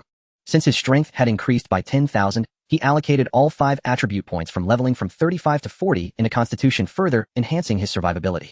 If only another 10,000 Constitution scrolls would drop, then as long as he avoided being infected by the zombie virus, he could charge around recklessly without issue. At the same level, what kind of monster could possibly kill him? Jiang Yun and the others had been leveling up with him these days, all reaching level 36 and becoming incredibly powerful. It was worth noting that the strongest person in city as official shelter was only level 30, and they had leveled up using firearms. Other survivor groups had a maximum level of 24 at best. The gap was like heaven and earth. To be honest, firearms were indeed powerful. Logically, people in city as official shelter should have leveled up faster, but they had a fatal flaw: ammunition consumption. Rumor had it that the official shelter was recently running low on ammunition and rarely used firearms to hunt monsters anymore. No one could produce ammunition either. The only source was transporting it from nearby military bases, and supplies were dwindling. Unless someone capable of manufacturing various guns, firearms, and artillery shells emerged, these would all become non-renewable resources, growing scarcer with use, let alone missiles and the like. Thus, Liu Tang was actively preparing, constantly recruiting powerful survivors with the intention of organizing an assault on the military base to seize supplies. In any case, setting aside Shen Yan's exaggerated achievement of reaching level 40, Zhang Yun, Lin Qingqing, and the others, all ultimate professions at level 36, could already dominate all the experts from every survivor group in the eastern district of City A. If Shen Yan made a move with an explosive damage output of 5000 to 1000 per hit, any enemy would die in droves. All the 10,000-fold loot drop during this period was used to strengthen the guild. Every life profession worked tirelessly. Now the supplies at both the Nameless headquarters and its branch had reached saturation. Every guild member had a full set of class equipment, with the worst being green fine quality, and some even wearing blue excellent equipment. During missions, everyone was allocated enough food and drinks to ensure they could recover HP and MP at any time, along with sufficient potions to restore their status under various circumstances. Coupled with a mutated ant pet, their combat power was astonishing. While other survivor teams struggled to survive, risking their lives against terrifying zombies and mutant creatures for scraps of supplies, sometimes paying with their lives and sacrificing teammates just to bring back enough resources, members of the Nameless Guild had no such worries. Fully armed and accompanied by their pets, even if they were accidentally separated, they could retreat safely. Such treatment naturally sent loyalty and favorability values soaring. Now at the branch, even the lowest loyalty was 70 and steadily increasing. A large number of newly joined survivors were also influenced by this environment, wholeheartedly grateful to the mysterious benefactor behind the scenes. The branch now had 200 members. After testing, only survivors who showed gratitude were allowed to join the guild. those who sought to take advantage without appreciation were all rejected. Returning to the base, Jiang Yun approached him that evening. Junior Shun, because we were unstable before, and so many things happened, I didn't bring this up. Now that our nameless guild has a firm foothold in the eastern district of City A and the branch is growing stronger, we can hold our own against other survivor teams. Even the official shelter has to show us some respect. Our levels are also sufficiently ahead, so I'm shamelessly asking you for a favor. Could we pause leveling tomorrow and accompany me to the western district? I haven't been able to reach my parents. Deep down I know they've probably met with misfortune. At least let me confirm. They rarely go out, or perhaps they're still at home. Alright. Shen Yan nodded. Since he had the giant rock mount, flying from the eastern district to the western district wouldn't take much time. Spending a day accompanying Jiang Yun and the other girls to check on their family situations was only right. Most of them were locals from City A with a few from other places. They would first tour the local area, then see how things went, and accompany the remaining few to their respective hometowns. Seeing Shen Yan agree, Jiang Yun sincerely thanked him. Since she had called him to her room, she naturally seized this hard-won opportunity. Secretary Jiang came online again, doing everything in her power to keep President Shen from leaving. After a night, her loyalty and favorability values also maxed out, making her the fourth girl to sleep with Shen Yan. After breakfast, Shen Yan told all the girls at the headquarters that today those from City A would set out with him to tour the areas near their homes and confirm their family situations, essentially to see with their own eyes if their parents had truly turned into zombies. Everyone was mentally prepared. If their parents had seen their messages on the World National or City channels, they would have contacted them long ago. Why would there be no response until now? It meant their families had likely met with misfortune. Seeing it with their own eyes would allow them to let go of any lingering hopes and stay by Shen Yan's side with peace of mind.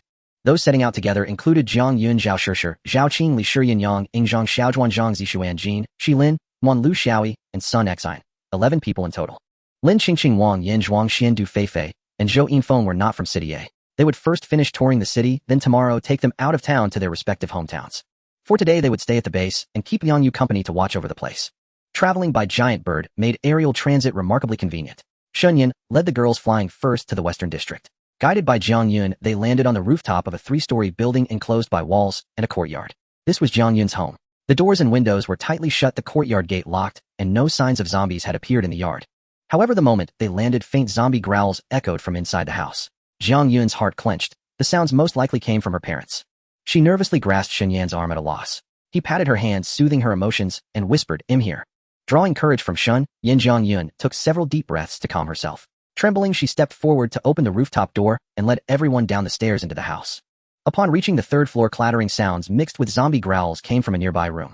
Walking along the corridor to the window, 2 zombies inside had knocked furniture askew. They approached the glass, clawing at it incessantly. "Dad, Mom." Though she had anticipated this outcome, seeing her parents as zombies still made Jiang Yun dizzy. She nearly collapsed, but Shen Yan caught her just in time. The accompanying girls were deeply saddened.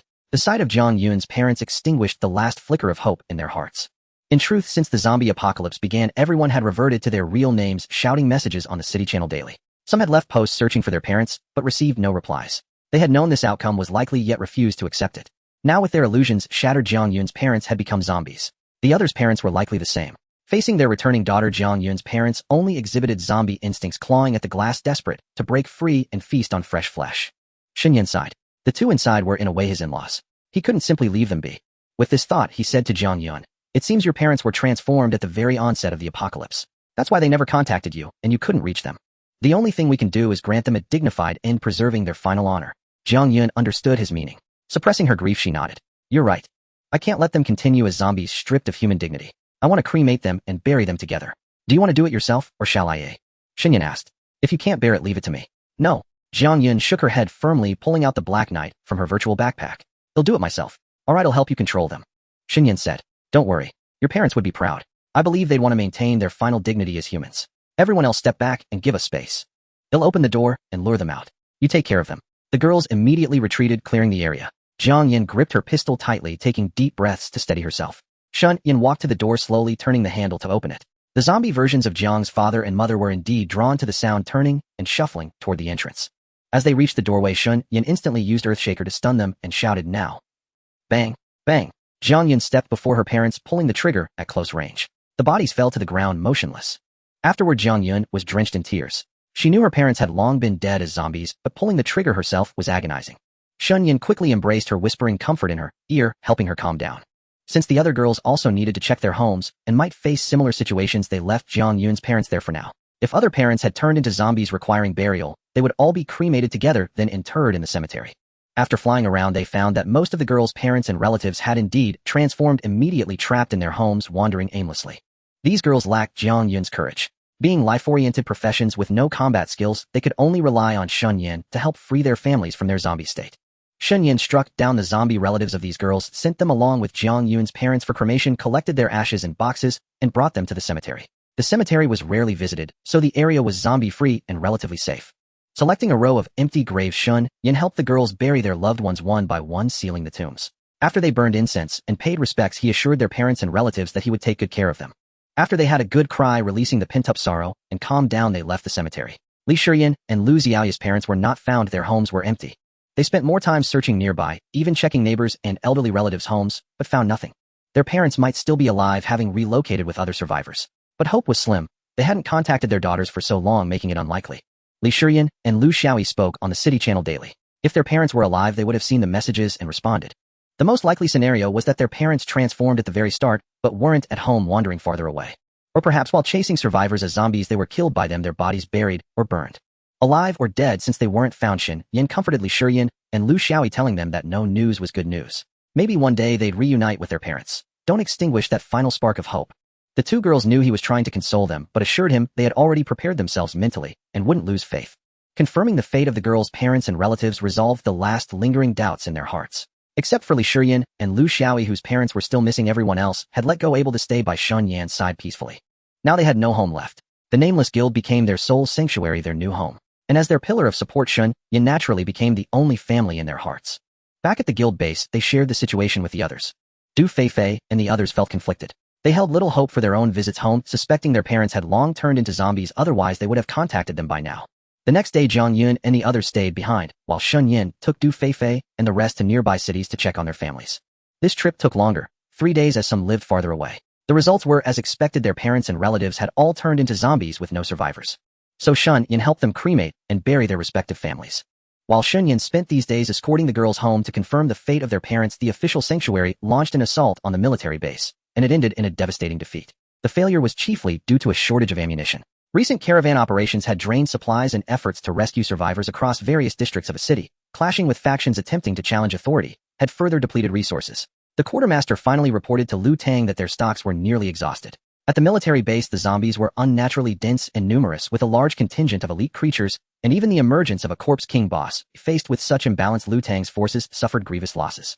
He could not accept this. Without sufficient ammunition, his plans for expansion would be jeopardized. The ambition to gradually eradicate the zombies and mutated beasts within a city and reclaim territory would become unattainable. Therefore, he extended invitations to every survivor group settled near the mall, hoping to enlist their aid in capturing the military base. When Shen Yan returned to the guild headquarters, Zhang Jun briefed him on the situation and sought his counsel. Over these days, both Zhang Jun's and Zhou Huan's loyalty had climbed past 90%. They could now be trusted completely. How did the other survivor groups respond? Shen Yan asked. Zhang Jun answered immediately. Several of the largest survivor teams have replied. They are willing to assist the official sanctuary in assaulting the military base, but they demand that once the base is taken, the firearms and ammunition inside be divided among them in proportion. Liu Tang says he is considering it. He is certainly displeased, yet under the circumstances he may be forced to compromise. Even if he agrees, those survivor teams may never receive their promised reward, Shen Yan said. This is a military base. What scale was a city's garrison? Tens of thousands. Over 100,000 soldiers turned into zombies is not a trivial matter. Liu Tang's few tens of thousands of survivors, even combined with every other survivor team, cannot muster 100,000, and the majority are ordinary civilians with no combat background. That's true, Zhang Jun admitted, puzzled. Liu Tang did not climb to his position without foresight. Could it be? Shen Yan cut in. He speaks of assaulting the military base, but in my estimation his true intent is to use the other survivor teams as cannon fodder to buy time and haul away as many firearms and ammunition from the base as possible. I understand, Zhang Jun exclaimed. Zhang Jun followed Shen Yan's train of thought, and suddenly remembered he himself suffered a great loss at the military base. He fears other shelters will discover his diminished strength and attempt to supplant him, undermining the official sanctuary's authority and status. So he invites other survivor teams under the pretense of equitable division, forcing them to accept unreasonable terms, and uses military supplies to entice others to fight for him. Everyone witnessed the destructive power of firearms at the operation site. Few could stand against them. Even if some suspect Liu Tang's scheme, there will always be arrogant fools willing to take the risk. He truly planned this well. Do you think he attained leadership of a city's official sanctuary by accident? Shen Yan asked. When we seized the guild tower, he privately sent people to offer congratulations and maintain contact with our guild. That reveals how calculating he is. If it were someone else, they would never tolerate a rival sleeping at their bedside. they would immediately expel any force that threatened their rule. So what shall we do? Zhang Jun asked. Since it's their plot, should we refuse outright? No, Shen Yan shook his head. Accept the invitation. Accept knowing it's a plot. Because I will make it unmistakably clear to him that any conspiracy is futile before the Woman Guild. Shen Yan now possessed enough strength to speak with conviction. Not only will I deny him his scheme, I will also extract sufficient recompense from the military base. Then, how many of us will be deployed this time? Just me. What? Zhang Jun thought he had misheard. What did you say? One person will suffice, Shen Yan shrugged.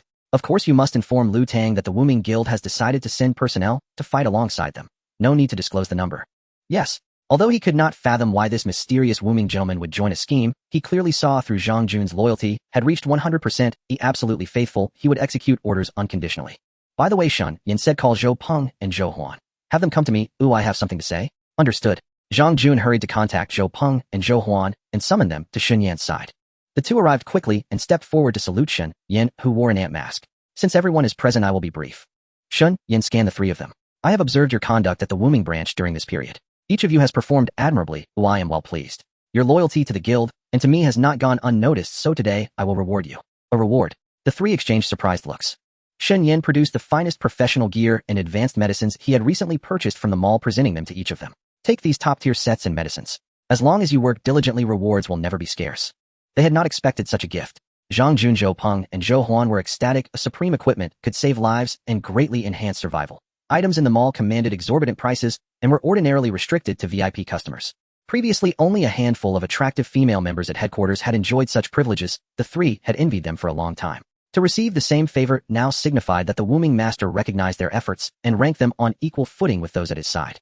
The cost of a complete top-tier set deterred ordinary players. Even the powerful official sanctuary with its tens of thousands of people could scarcely assemble a single full set of superior professional gear, yet the Wooming master handed them over so generously. No leader of any survivor group could match such largesse. With Shen Yan's affirmation, Zhang Jun, Zhou Peng, and Zhou Huan donned the superior equipment and saw their combat effectiveness surge dramatically. It is no surprise most survivors who received such treatment would dedicate themselves wholeheartedly to their benefactor. Only a selfish, ungrateful minority would fail to cherish such largesse. Now Zhang Jun, Zhou Peng, and Zhou Huan were Shen Yan's confidants, though former identities as teacher and classmates had long been cast aside. In a world gone to ruin, the one who gives you a chance to survive becomes the boss. The romantic notions of chance no longer matter. There was only one concern now, survival. Shen Yan's new order to them was to continue recruiting more survivors who passed the trials into the guild and to ensure daily welfare distributions were flawless, so every member could enjoy the best benefits, and thus see their loyalty and favor rise rapidly. Because Liu Tang had promised that after capturing the military base in City A outside the city, all survivor teams would receive firearms and ammunition in proportion to their contributions, when the assembly was called, all survivor forces with some strength who were settled near the mall sent their people, totaling over 3,000. Despite the seemingly small number, this represented the full combat strength of these survivor teams. They were all eager, anticipating a great haul.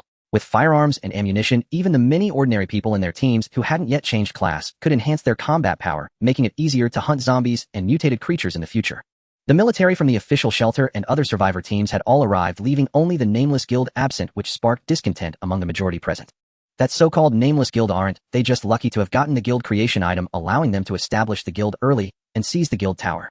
Now they make all of us wait for them. That's too much. Yeah, who do they think they are, acting all high and mighty? The guild leader Nameless skulks around all day in that ugly ant helmet, afraid to show his real face. What's with the mystery? I heard they came from the university district. The leader is probably a green college student. If it weren't for luck, someone like that would have died in a zombie's jaws. What gives him the right to make us wait? If he pisses me off, I'll go straight to the Nameless Guild and wipe them all out. Exactly. A bunch of college kids who don't know the dangers of the world. What are they playing at? Nameless, he won't even show his own name. What use is a coward like that at a military base? If Nameless doesn't show up soon, let's just attack the guild tower and teach them the price of showing off. Just as the survivors were gossiping, they suddenly heard the hoot of an owl. A dark shadow blotted out the sun, causing everyone to look up. Shen Yan, wearing the ant helmet, descended from the sky. The massive giant owl terrified all the survivors present, who immediately went on alert. No one had expected Shen Yan to appear suddenly riding the giant owl. This entrance was too shocking. Who was it that wanted to destroy my guild? After landing, Shen Yan stood on the back of the giant owl, looking down at the crowd and demanding loudly, "And who was it that wanted to attack the guild tower and make me pay the price?" Most of the survivors fell silent. When they saw the giant owl, they knew he was not to be trifled with and dared not talk back. Although Liu Tang had intelligence that the Nameless Guild had a giant owl that flew their people around daily, seeing it in person was still shocking. The reins on the owl's beak were probably some kind of item. Those with any sense shut up, but among so many there were still one or two who were overconfident and unafraid of death. I said it. So what? Is your Nameless Guild that powerful? My team has over a dozen class changers at level 28. If it comes to a fight, wiping out you low-level trash would be a matter of minutes. Don't think you're all that just because you have numbers. You're nothing compared to the official shelter. A slight smile curled at the corner of Shen Yan's mouth. Ignorance truly breeds fearlessness, he thought. The Nameless Guild maintained a low profile and didn't provoke others. These survivors really thought the guild members were all low-level or ordinary people believing their guild had taken the guild tower by luck. In truth, he didn't even need to act himself. Any girl from headquarters could easily crush them given the vast difference between ultimate classes and ordinary ones. Seeing Shen Yan silent, the man thought he had hit a nerve and that the other had backed down. Listen up, kid. We don't have a guild not because we're weaker, but because we weren't lucky enough to get the guild creation item. And you make us wait for you. Who do you think you are? Apologize right now. We're not to be messed with. Are you talking to me? The Shen Yan of now was no longer the weakling who could endure before the apocalypse. Now he would not allow anyone to throw their weight around in front of him. Who else would it be? Your Nameless Guild is a joke. None of your members show up and the guild leader comes alone to make up the numbers. Are you mocking us? Are all of you in the Nameless Guild a bunch of cowards too scared to come out? Ha ha ha. The surrounding survivors roared with laughter, but Lu Tang couldn't help frowning. Just as he was about to speak, he saw Shen Yan turn into a blur and instantly appear before the speaking survivor. Before the other could react, the saber slashed across. Shen Yan sheathed his blade. The survivor who had been arrogantly shouting was split in two, collapsing in a pool of blood with a look of shock frozen on his face. The laughter in the scene abruptly ceased. No one had expected Shen Yan to suddenly kill someone. The atmosphere froze. After a few seconds, the slain survivor's companion snapped out of it and roared, "How dare you kill someone in front of everyone? This is lawlessness. Officer Lu, he has no respect for your authority. Why don't you have him arrested immediately?" Lu Tang saw several law enforcement officers nearby about to step forward and raised his hand to signal them to stand down. Seeing this, the slain survivor's companion turned to the others. "Did you see that? This guy who won't even reveal his true identity dares to commit murder in front of everyone. He doesn't give a damn about any of us. We must teach him that this is no place for his reckless behavior. Let's all act together and take him down." After shouting this, he saw the surrounding survivors take a step back in unison. They weren't fools. Shen Yan dared to kill in front of Lu Tang, so he must have some backing. It was no simple matter. Seeing everyone retreat instead of advance, the slain survivor's companion couldn't believe it. "What are you afraid of? He's just one man. Capture the Nameless Guild leader, and maybe we can force him to transfer the guild." "Are you done?" Shen Yan appeared before him, saber in hand. "Then let me say this. The creed of our Nameless Guild is, offend not, and I shall not offend. Offend me, and not even your bones shall remain. You think I'm afraid of you?" The slain survivor's companion shouted and raised his weapon to fight, but the next second he was stunned by the Earthshaker's skill, and the saber easily cleaved him in two. Silence fell over the entire scene. The few law enforcement officers that Lu Tang had stopped were sweating on their foreheads. This Nameless was terrifying, able to instantly kill a level 28 class changer. It was unbelievable. If it came to a fight, they might not come out ahead. Besides, his giant owl hadn't moved yet. If that massive mutated creature joined the battle, all hell would break loose. The hearts of the other survivors were also racing. When Shen Yan turned around, they averted their gazes, none wanting to be the next corpse. Lu Tang finally spoke. "Master Nameless, please calm down. For my sake, let's end this here, shall we? Survivors should help each other. There's no need to fight to the death over a small matter." At this critical juncture, Lu Tang was reluctant to fall out with the Nameless Guild, for the combined strength of other survivor teams could hardly rival that of the Nameless Guild. Just moments ago, Nameless had demonstrated his combat prowess, swiftly slaying 2 level 28 professionals in succession. No trivial feat. How many survivors in the entire A city had reached level 28? Even the few elite masters could not withstand a single round against Nameless, let alone the fact that behind him stood the unseen headquarters of the Nameless Guild and its formidable branches. The official shelter was running low on ammunition. A conflict now would only spell trouble for them. Shen Yan replied coolly, "I dislike confrontation, but those who provoke me will pay the price. Let it go for today. If anyone dares to provoke me again, no amount of persuasion will save them." Lu Tang breathed a sigh of relief. Though Nameless' tone was harsh, he had at least shown face by not escalating matters. Hurriedly he said, "Enough. Carry the bodies out and bury them in a decent spot. Let's discuss the plan to seize the military base. We're here to help. As long as you, Commander Lu, keep your word and distribute enough firearms and ammunition to us according to the agreed ratio after taking the base, well, follow your orders without hesitation." "Exactly. We're not experts in this. We'll just contribute our strength. You military folks are professionals. You just devise the plan and assign us suitable positions. Well, follow your orders." The leaders of the survivor teams chimed in one after another. Lu Tang nodded in satisfaction and turned to Shen Yan. "What say you, Nameless?" "Arrange as you see fit, Commander Lu," Shen Yan replied. "I have no objections." "Good then." Lu Tang's words were cut short as a figure stepped out from the survivor team, eyeing Shen Yan with displeasure. "Wait, I have an objection." "Speak." Lu Tang turned and gestured. "It's only right that professionals make the plan." "Well, follow your orders, Commander Lu, to the letter. But regarding the distribution of spoils, I'd like to raise a point." "What's wrong with the distribution?" Lu Tang asked. "Everyone gives their all and gets their fair share. That's fine. But Nameless here comes alone, without even a single subordinate. Isn't that a bit much? I admit you're strong, but can you really do the work of dozens or hundreds? Coming solo, how much can you contribute? Exactly. Your nameless guild has plenty of people, yet you show up alone. How insincere. Why should we fight tooth and nail while you freeload? That's right. I object. So do I. As more survivors joined the chorus, Shen Yan narrowed his eyes and drew his blade. What's wrong with coming alone?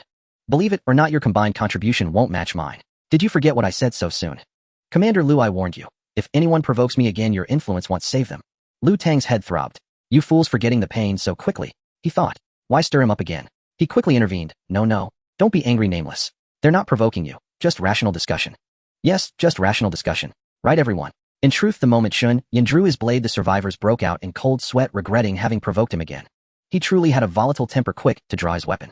Lu Tang offered an out, and the survivors eagerly took it. Right. It was just a discussion. Why get so worked up? We weren't provoking you, just having a rational debate. Why resort to violence? Calm down. It's just a discussion. Can't we talk it out rationally? Seeing them cower, Shen Yan sneered, inwardly thinking they were all bullies at heart. Nameless, we're about to cooperate. No need to get angry over a few doubts, right? Lu Tang said. Shen Yan snorted. Since you all think my contribution will be less than yours, how about we distribute based on contribution? Forget the agreed ratio. Let's just go by contribution. The more you contribute, the more you get. Fair enough. Silence fell over the gathering. When Shen Yan proposed contribution-based distribution, the survivors hesitated, reluctant to agree. Under the original terms, everyone would get a fixed share regardless of contribution. But now if they underperformed or had bad luck, they might end up empty-handed after all that effort. Lu Tang thought to himself, I'm not even happy with the current terms. If we go by contribution, you'll all take the lion's share. Where does that leave me? With that in mind, he quickly said, no. We've already agreed on the terms. Why change them now? Though the Nameless Guild sent only one person, we've all seen Nameless strength. His contribution might not be less than yours. I say we stick to the original agreement. Fine. Since Commander Lu says so, we won't refuse. He'll go along for Commander Liu's sake. Thank you, everyone. Lu Tang quickly expressed his gratitude. Then we'll draw up the plan. Before we set out, let me brief you on the A City military base. It's divided into 3 zones, A, B, and C. Each zone has buildings with different functions, and the zombie distribution varies. Firearms and ammunition are in Zone C, stored in the main arsenal. But to reach Zone C, we must break through Zones A and B. Commander, I have a question. A survivor raised a hand. Go ahead. Can't we take a helicopter straight to Zone C? That's the problem. Lu Tang replied. We tried that before. We wanted to airlift into Zone C to grab the ammo. But the issue is a swarm of mutated creatures occupies the airspace there. Once a helicopter gets close, they attack. It's extremely dangerous. Mutated creatures? Yes. A swarm of giant mutated wasps, each at level 25. That might not seem high to you all. But the problem is these wasps always move in swarms, never alone. If you attack one, they'll all gang up on you. No amount of lives would be enough. Upon hearing this, the survivors' faces changed. Giant mutated wasps. That terrifying. How did mutated wasps end up at the military base, and why do they operate in groups? We're doomed.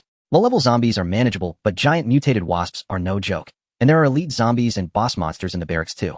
Everyone stay calm. Lu Tang hurriedly said. As long as we follow the plan, nothing will go wrong. Our people will protect you throughout. Sir, the mutant hornets can fly. How many are there in that huge nest? With so few of us, we can't possibly handle them right. Exactly. A single nest of mutant hornets could outnumber us several times over. How are we supposed to deal with this? If it's too much, maybe we should just give up on those weapons and ammunition. After all, awakened ones become stronger than firearms in the later stages, so we don't necessarily need guns and bullets. Seeing some survivor teams losing their nerve, Lu Tang quickly said, everyone don't worry. Although the mutant hornets are formidable, we've already come up with a plan. After testing, we found that these mutant hornets, like normal bees, can be driven away by thick smoke. So we've prepared smoke grenades in advance. We'll use them to drive away the hornets. As long as everyone follows the plan and clears the zombies blocking our path inside the base, it shouldn't be a big problem. Hearing this, everyone visibly relaxed. Lu Tang continued, the smoke grenades for dealing with the mutant hornets are ready. Let's proceed with explaining the attack plan. Since the base is divided into 3 zones, we can't bypass any of them. We have to start from Zone A, then move to Zone B, and finally reach Zone C. To ensure a smooth retreat after entering the base, a team must stay in Zone A and another in Zone B to make sure the zombies in these areas don't block our escape route. So we need to split into 3 teams. How should we divide the teams? Someone asked. My people know the base like the back of their hands. We are the key to getting the weapons and ammunition. Lu Tang said, so we must enter Zone C or everyone's efforts will be in vain. Considering this, Zones A and B will be your responsibility. You need to form 2. No, you need to form 3 teams. 1 for Zone A, 1 for Zone B, and 1 for flexible rescue. If any area runs into trouble, they must head there immediately to prevent accidents. Teams A and B need more people. The rescue team needs fewer, but they must be highly mobile and strong enough. How are we supposed to split up like this? It sounds like the rescue team is the most dangerous. Of course, if something goes wrong, you need strength to handle it. Do you want to join Team C? My people are better off in Zone A. The crowd buzzed with discussion. Seeing this, Shen Yan spoke up. No need for all that trouble. Pick a few fearless ones from among you. They'll lead the rescue team. The rest of you split into 2 groups for zones A and B. At this, Liu Tang immediately nodded. Everyone has seen Mr. Wuming's strength. I agree. Who is willing to join Mr. Wuming to handle emergencies? The survivor teams exchanged glances, but no one spoke. Everyone knew that moving between 3 zones to resolve unexpected incidents was the most dangerous. An emergency meant something unplanned. Any situation could arise. It was clearly a suicide mission. Who would willingly send their strongest member out? Seeing this, Liu Tang grew anxious. What? No one wants to join the rescue team. This is a crucial part of the operation. Huh? Shen Yan glanced around. Forget it. I can manage alone. With such little courage, if we rely on them for rescue, they might just turn and flee, making things worse. What did you say? Who has no courage? You? Shen Yan's words struck a nerve, and many stood up. But when they saw him reach for his blade, they all calmed down and sat back down. TCH. Shen Yan let out a disdainful laugh as they quickly backed down. Liu Tang felt helpless. These survivor teams weren't truly lacking in courage. They wouldn't have joined if they were afraid of death. But every team had their own interests and selfish considerations. No one was willing to send their strongest member into the rescue team for fear that losing them would severely weaken their group. There was no other way. Could Wuming really handle the rescue alone, no matter how strong he was? To keep the plan on track, Liu Tang said, "How about this? Mr. Wuming will lead the rescue team, and the members will be selected from our official shelter. You just need to split into 2 teams for zones A and B. As long as you follow the plan and capture the key defensive points, you can use them to fight the zombies. This is a tough battle. Before we set out, everyone must pick up combat supplies from the depot. Mr. Wuming will pick a few people for you. They will fully cooperate. Whatever." Shen Yan nodded in agreement. In truth, he could do it alone. With over 10,000 points of strength, he could easily kill even a zombie king boss. Other elites and regular zombies were all one-hit kills. No matter how many came, he could slay them all. The teams were assigned. The survivor teams split into 2 combat groups responsible for zones A and B of the garrison base. The official shelter selected 10 law enforcement officers led by Shen Yan to form the rescue unit. Zone C was entrusted to Liu Tang's subordinate Ji Yunan, a captain who knew the garrison base intimately. Ji Yunan had previously served at the garrison base. He knew every corner of it, could navigate it with his eyes closed, and held high prestige in the military. The soldiers under his command obeyed him absolutely. With the teams formed, everyone received their combat supplies. These so-called supplies were just some compressed biscuits, bottled water, smoke, grenades, basic bandages, and alcohol for treatment. The official shelter used large transport helicopters to bring all the soldiers and assisting survivors near the garrison base, landing on an open field a kilometer from the entrance.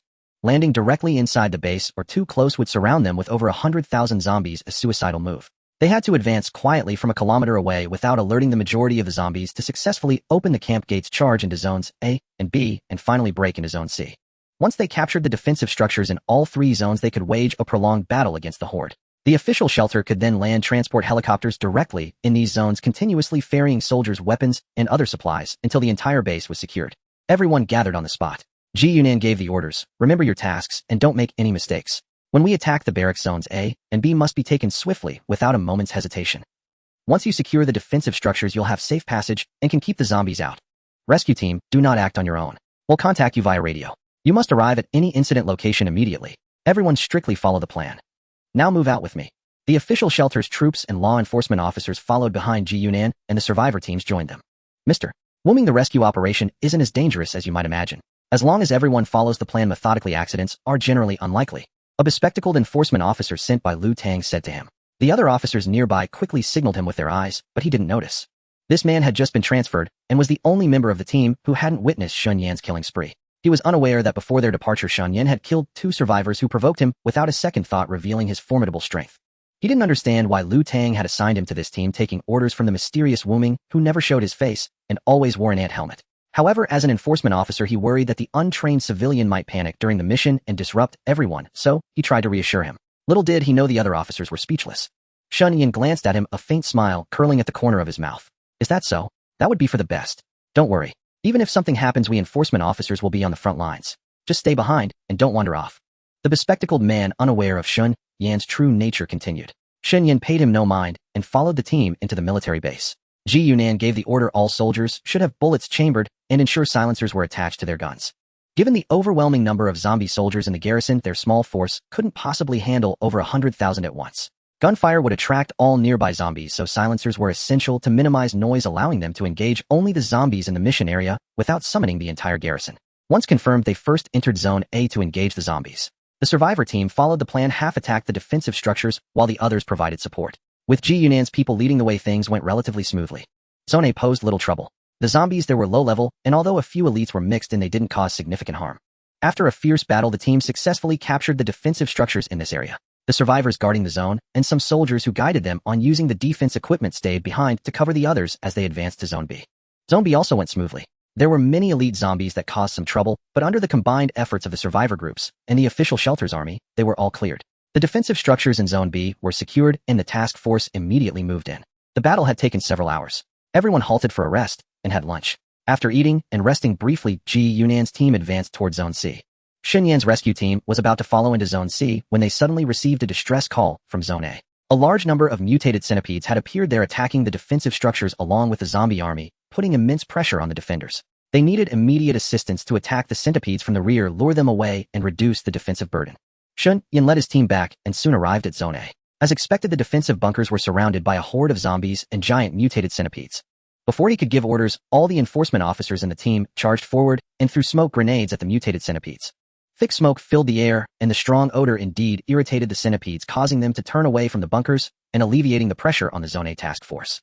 However, these agitated centipedes soon shifted their target to Shen Yan and the other enforcement officers, turning around and rapidly moving toward them.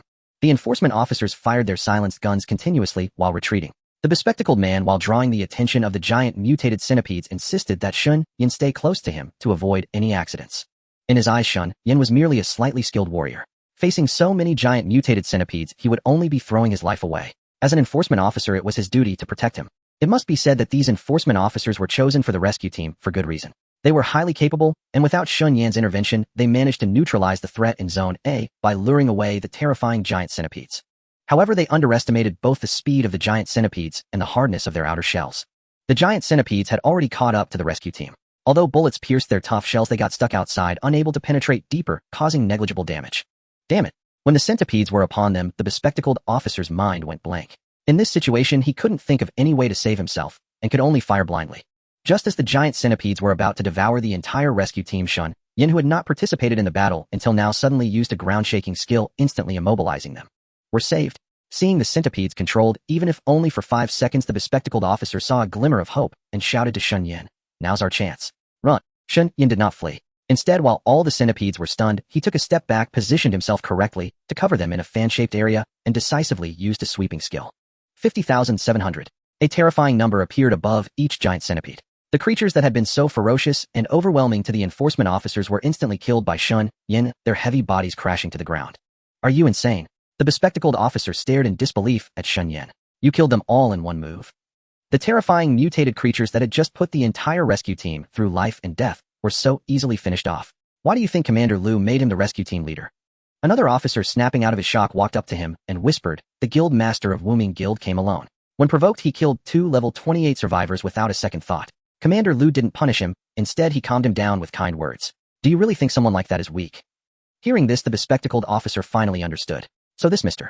Wooming possessed extraordinary strength. No wonder Commander Lu was reluctant to antagonize him and remained restrained. He had been worried about Shen Yan's safety, but it turned out he was overthinking. With such power, Shen Yan didn't need his protection at all. In fact, he could protect him and the entire rescue team in times of danger.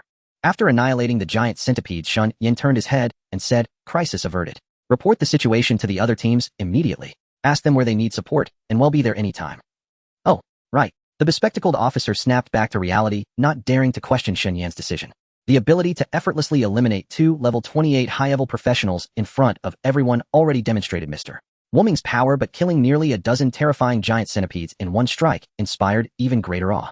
Shen Yan needed to keep his own identity low-key to avoid being targeted and ambushed by those with ill intentions, but the identity of Wooming required no such restraint. On the contrary, the more conspicuous it was, the better. It was essential to let other factions know that Wooming was not to be trifled with, and that the Wooming Guild was even more formidable, thereby discouraging any malicious designs they might harbor. The spectacle of instantly killing so many giant mutated centipedes would undoubtedly be reported to Lu Tang by the nearby enforcement officers. Once Lu Tang learned of this, even if he planned to secretly scheme against other survivor groups, he would have to temporarily exclude Shen Yan to avoid provoking him, which could lead to mutual destruction, a decidedly unfavorable outcome. Alternatively, if he intended to plot against Wooming, he would have to ensure absolute certainty, guaranteeing that his target could not survive. Otherwise, he would have to endure relentless retaliation. Having dealt with the giant mutated centipedes, Shen Yan checked his virtual backpack and mailed all the materials he had just obtained to Du Feifei, instructing her to store them in the guild warehouse. The bespectacled enforcement officer could no longer treat Shen Yan as an ordinary survivor. How many people could effortlessly annihilate such a horde of giant mutated centipedes? Witnessing this scene, the enforcement officer immediately reported it privately to Lu Tang. Upon receiving this intelligence at the official shelter, Lu Tang was greatly startled. He knew Wu Ming was formidable, but he had never imagined his prowess extended to such a degree. Those were giant mutated centipedes. Oh, what level and equipment would it take to slay them in an instant? Fortunately, he had acted with caution, never provoking the Wu Ming guild, and had refrained from involving himself in Lei Hang's incident. Otherwise, it was difficult to imagine the troubles that would arise from facing such an enemy. Thus, he ordered the enforcement officers to fully cooperate with Wu Ming, refrain from any provocative actions, and prevent any member of their own military from showing disrespect toward him. When executing subsequent plans, he would also ensure that Wu Ming was included on the evacuation list, so as not to push him into opposition. Ji Yunan's team advanced into Zone C, which was far more perilous. Elite zombies mingled among the ordinary horde, causing significant trouble for his soldiers. Fortunately, Ji Yunan commanded with calm authority. Drawing on his extensive combat experience, he led his troops to hold their ground steadily, turning the tide and annihilating all the zombies in the vicinity. Having successfully occupied Zone C, Ji Yunan's men broke into the supply warehouse and located the firearms and ammunition stored within. Helicopters were immediately dispatched to receive the supplies, intending to clear out the entire warehouse. However, the roar of the helicopter rotors was bound to alert every zombie in the entire military base, drawing them all from the surrounding area. The defenses in Zones A and B would bear the brunt of the assault. In other words, the survivors in Zones A and B were, by design, meant to hold back the zombie horde, buying time for the official shelter to swiftly transport the supplies and successfully evacuate. Yet they were still dreaming, believing that once the plan succeeded, they would receive their share of firearms and ammunition, never realizing they were never meant to leave alive. As expected, Zones A and B were hit by a zombie tide. Discovering that the official shelter personnel had already evacuated, the survivors fought to defend their positions while frantically calling for help from other teams. But at the critical moment, they found their communication signals had been cut off, leaving them unable to contact any other teams or summon rescue. Attempting to abandon the defenses and flee was impossible, as zombies surrounded them on all sides. Under these circumstances, their only option was to hold the fortifications, fighting on from within the buildings until their food and ammunition ran out. We've been set up. Someone finally realized. Lu Tang never intended to share the weapons with us from the start. We were just another part of his plan. Damn it. If I get out of here alive, I'll make him pay. I won't die here. Lu Tang, just you wait. Despite their words, the hundreds of thousands of zombies offered no chance. Zones A and B were besieged so tightly that not even a fly could escape. Meanwhile, while the survivors in Zones A and B held back the zombie horde, Ji Yunan urged his men to hurry, loading crates of supplies onto the helicopters. The soldiers who had quietly withdrawn from Zones A and B rendezvoused with the enforcement officers accompanying Shen Yan. Under the pretext of helping transport supplies, they brought Shen Yan to Zone C.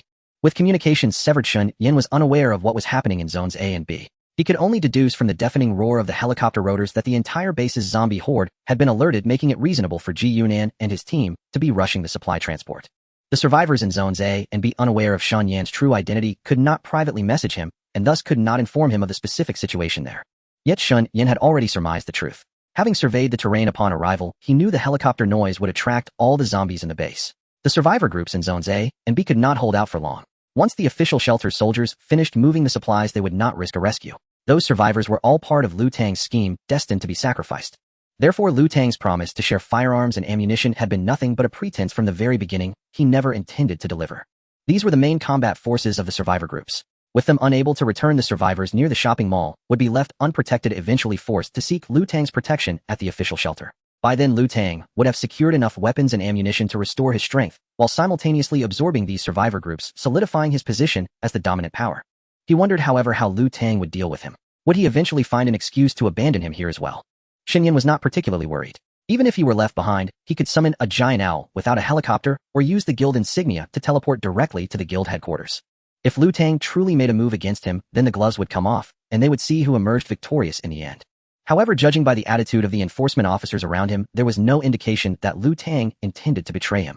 They had brought him here rather than finding an excuse to abandon him, suggesting Lu Tang was not yet ready to sever ties. Even so, Shen Yan remained cautious, secretly on guard against everyone around him. The supply transport proceeded smoothly. It seemed they could clear the warehouse quickly and evacuate before Zones A and B fell. But just then, urgent military intelligence arrived from nearby. A zombie king boss had appeared. It had been lurking within Zone C, and the noise of the helicopter rotors had stirred it. It was now approaching, rapidly launching an attack on Ji Yunan's team. In this dire situation, Ji Yunan requested assistance from the rescue unit, hoping Shen Yan and the accompanying enforcement officers would come immediately to help him fight the boss. Shen Yan did not hesitate. He set off at once, not out of altruism, but because eliminating the zombie king boss would yield top-tier equipment and items. He had to secure that kill. Logically, the military forces of the official shelter were fully capable of killing the Corpse King boss, given their overwhelming firepower and numbers. Either most of them were too far away from the battle busy transporting supplies, or the Corpse King boss possessed some special ability that rendered the soldiers powerless. Regardless, the boss had to be taken down. This opportunity for top-tier loot couldn't be wasted. When Shen Yan arrived, he found the military locked in fierce combat with a giant zombie. Unexpectedly, the powerful volley of fire had no effect on the giant zombie. Its health bar didn't budge, and it continued to assault the defenses with impunity under the hail of bullets and shells. It's useless. This boss isn't losing any health. What's going on? Impossible. Something's wrong. Bullets can't pierce it, bombs can't kill it. We can't win. How can there be a boss like this? It's insane. What's there to fear? I refuse to believe it can stay invincible forever. It's probably some kind of shield skill. Just break the shield. Keep firing, everyone. Don't stop. Another wave of zombies is charging. Stop them. Focus on the boss. Focus on the boss. The boss is unkillable. Deal with the horde first. Stay calm. Hold the bunker. We have enough ammo now. Chaos reigned. Amid the gunfire and explosions, soldiers shouted to each other, and Ji Yunan could be heard directing the defense. Puppet Corpse King boss level 30 HP 45,000. Seeing the boss's basic stat panel, Shen Yan frowned. Only level 30, with 45000 HP, formidable indeed. But with the military's firepower, it should have been killable. Yet not a single point of damage had been dealt. Something was definitely wrong. Its name was Puppet Corpse King. Could it be that the surrounding zombies were its puppets? Was it possible that the boss's skill bound it to its puppets, making it appear invincible while the puppets absorbed the damage? But judging by the condition of the surrounding zombies, they showed no signs of taking damage on the boss's behalf. Alternatively, perhaps this Corpse King itself was the puppet controlled by someone else in the shadows. Its invincibility might stem from a powerful protective shield cast by its master. While Shen Yan observed the BOSS, the 10 rescue team members accompanying him had already entered the fray, assisting their comrades in attacking the Corpse King and the surrounding zombie horde. But for Shen Yan, it didn't matter. Over there, Ji Yunan saw the rescue team arrive, and the other members joined the fight, while their leader Shen Yan stood by watching. He shouted, "Mr. Wuming, the situation is dire. Why aren't you helping? If we can't evacuate safely the supplies we promised, you won't be taken out either." The Corpse King boss before them was too bizarre. Their usually reliable fire suppression was useless, and as the boss's attacks caused casualties on their side, Ji Yunan grew anxious. Shen Yan used the corpse control manual. With a raise of his hand, the Corpse King boss was successfully controlled, becoming his temporary ally. Under his command, the Puppet Corpse King ceased its attack and turned to walk away. Ji Yunan, who had just finished shouting, froze in shock. He saw Shen Yan raise his hand, a flash of light from some item, and then the same light appeared on the Corpse King. It stopped attacking and turned away, utterly inexplicable. An item capable of controlling the Corpse King. Just how powerful was this Wuming? How had he done it? The soldiers of the official shelter were equally stunned. The boss that their guns and cannons couldn't harm had been subdued by Wuming. No wonder the Wuming Guild had only sent their leader. With the ability to control even a BOSS, his strength alone eclipsed all the other survivors who had come to assist. With the boss gone, the remaining zombie horde posed no threat. Under the hail of bullets and shells, they fell one after another, greatly easing the military's pressure. After controlling the BOSS, Shen Yan examined its status. As an enemy unit, its detailed state was inaccessible, but now that it was an ally, its panel opened up. The Puppet Corpse King had two special statuses, Flesh Puppet and Void Shield. Flesh Puppet: this puppet zombie made of flesh and blood can rapidly recover health by devouring its own kind.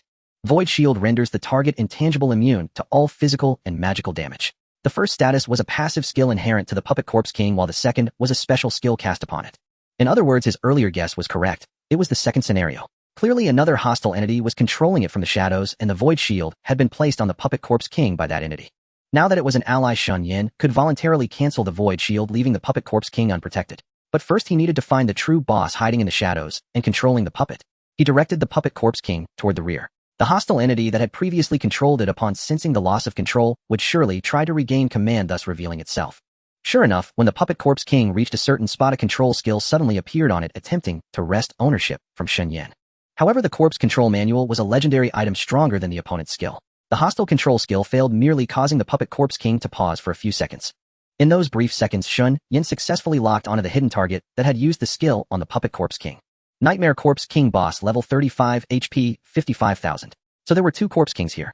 The official shelter's intelligence was inaccurate. They had only spotted the obvious Corpse King, overlooking the one lurking in the shadows. Of course, this Corpse King was well hidden and not overly large, resembling an ordinary zombie, except for the faintly glowing red crystal on its forehead marking its difference. Now that he had located the target, Shen Yan acted immediately, commanding the Puppet Corpse King to attack the Nightmare Corpse King.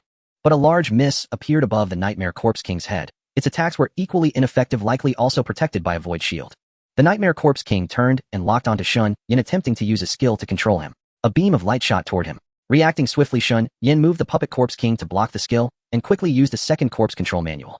No matter how powerful the enemy or how troublesome its skills, as long as it was a zombie, it was vulnerable to this legendary item. Under normal circumstances, one would need a magic skill capable of breaking the void shield to deal with the Nightmare Corpse King, but by controlling it, Shen Yan could voluntarily cancel the shield, achieving the same effect. With both Corpse Kings under his control, things became much simpler. He canceled their void shields and made the two bosses fight each other while he charged in using slash and sweeping strike on them. Deprived of the void shield, the Nightmare Corpse King was no longer a nightmare. Under Shen Yan's terrifying assault, its health bar quickly drained, and it crashed to the ground. The same fate befell the Puppet Corpse King, which Shen Yan slew directly. Although the two Corpse Kings were 10 levels lower than Shen Yan, the massive experience they contributed still allowed him to reach level 41. The Nightmare Corpse King dropped a Necromancer class advancement scroll, which turned out to be a rare class. At the same time, it dropped the Necromancer skill books, Summon Skeleton Bone Spear, Skeleton Enhancement Bone Shield, and Void Shield. Summon Skeleton transforms a corpse into a skeleton to fight for you. Bone Spear converts a bone from a corpse into a sharp spear to hurl at enemies. Skeleton Enhancement significantly boosts the attributes of summoned skeletons after learning. Bone Shield creates a defensive shield from bones with astonishing protection. Void Shield grants an ally a Void Shield, rendering them immune to physical attacks and magical damage for 30 minutes, after which they fall into a weakened state, with a 90 reduction in all attributes lasting 24 hours. So this skill only lasts 30 minutes, and once its effect ends, one enters an extreme state of weakness. In other words, if you just endure 30 minutes, the Nightmare Corpse King becomes a vulnerable target at your mercy. Of course, whether ordinary survivors can last 30 minutes is uncertain given the Puppet Corpse King's immense attack power. This Void Shield is also a Necromancer skill unlearnable by other classes. Even if learned, it must be used with caution. 30 minutes of invincibility is exhilarating, but the ensuing day-long weakness leaves you with only 10 attributes, making you easy prey for anyone. The Puppet Corpse King dropped Bone Shoulder Guard, Flame Belt, Hermit's Dagger, Bone Giant Hammer, and Bone Boots. Bone Shoulder Guard, Fine Defense 150-180, Agility 15, Constitution 10, Critical Hit Chance 1, Durability 400, Requirement level 30. Flame Belt, Fine Defense 40-70, Intelligence 9, Fire Spells deal 15 damage, Durability 280, Requirement level 30. Hermit's Dagger, Superior Attack 25-41, a chance to ignore armor and deal full damage, Durability 500, Requirement level 31. Bone Giant Hammer, Fine Attack 40-75, Strength 10, Constitution 4, chance to stun target for 1 second. Durability 600, Requirement level 30. Bone Boots, Excellent Defense 50-65, Agility 7, Constitution 6, a Durability 300, Requirement level 32. The Bone Shoulder Guard and Bone Boots are leather armor suitable for thieves and archers. The Shoulder Guard's solid defense plus 15 agility and 10 constitution greatly boosts these fragile classes, and the 1 critical hit chance is incredibly useful. Though the Bone Boots are only excellent quality, the added 7 agility and 6 constitution are still quite good. The Hermit's Dagger, a superior weapon with a chance to ignore defense, can make a thief's damage output explosive. Its attack is even higher than the glaive Shen Yan currently wields, which is quite absurd. The Bone Giant Hammer has even stronger attack power. Although its weight may slow attack speed, the bonus of 10 strength and 4 constitution makes it formidable. Shen Yan decisively took out the Giant Hammer and replaced his current glaive. All these items are multiplied by 10,000, including the rare class advancement item. As long as he wanted, he could train an entire army of necromancers. The top-tier equipment dropped by the Puppet Corpse King could also greatly enhance the thieves, archers, mages, and warriors of the Nameless Guild. On Ji Yunan's side, he witnessed everything as Shen Yan eliminated the 2 Corpse Kings. Though he didn't know how it was done, monsters that his own army's heavy gunfire couldn't scratch fell in seconds under his hand. He thought he had underestimated this Nameless, but now he realized it was far more than that.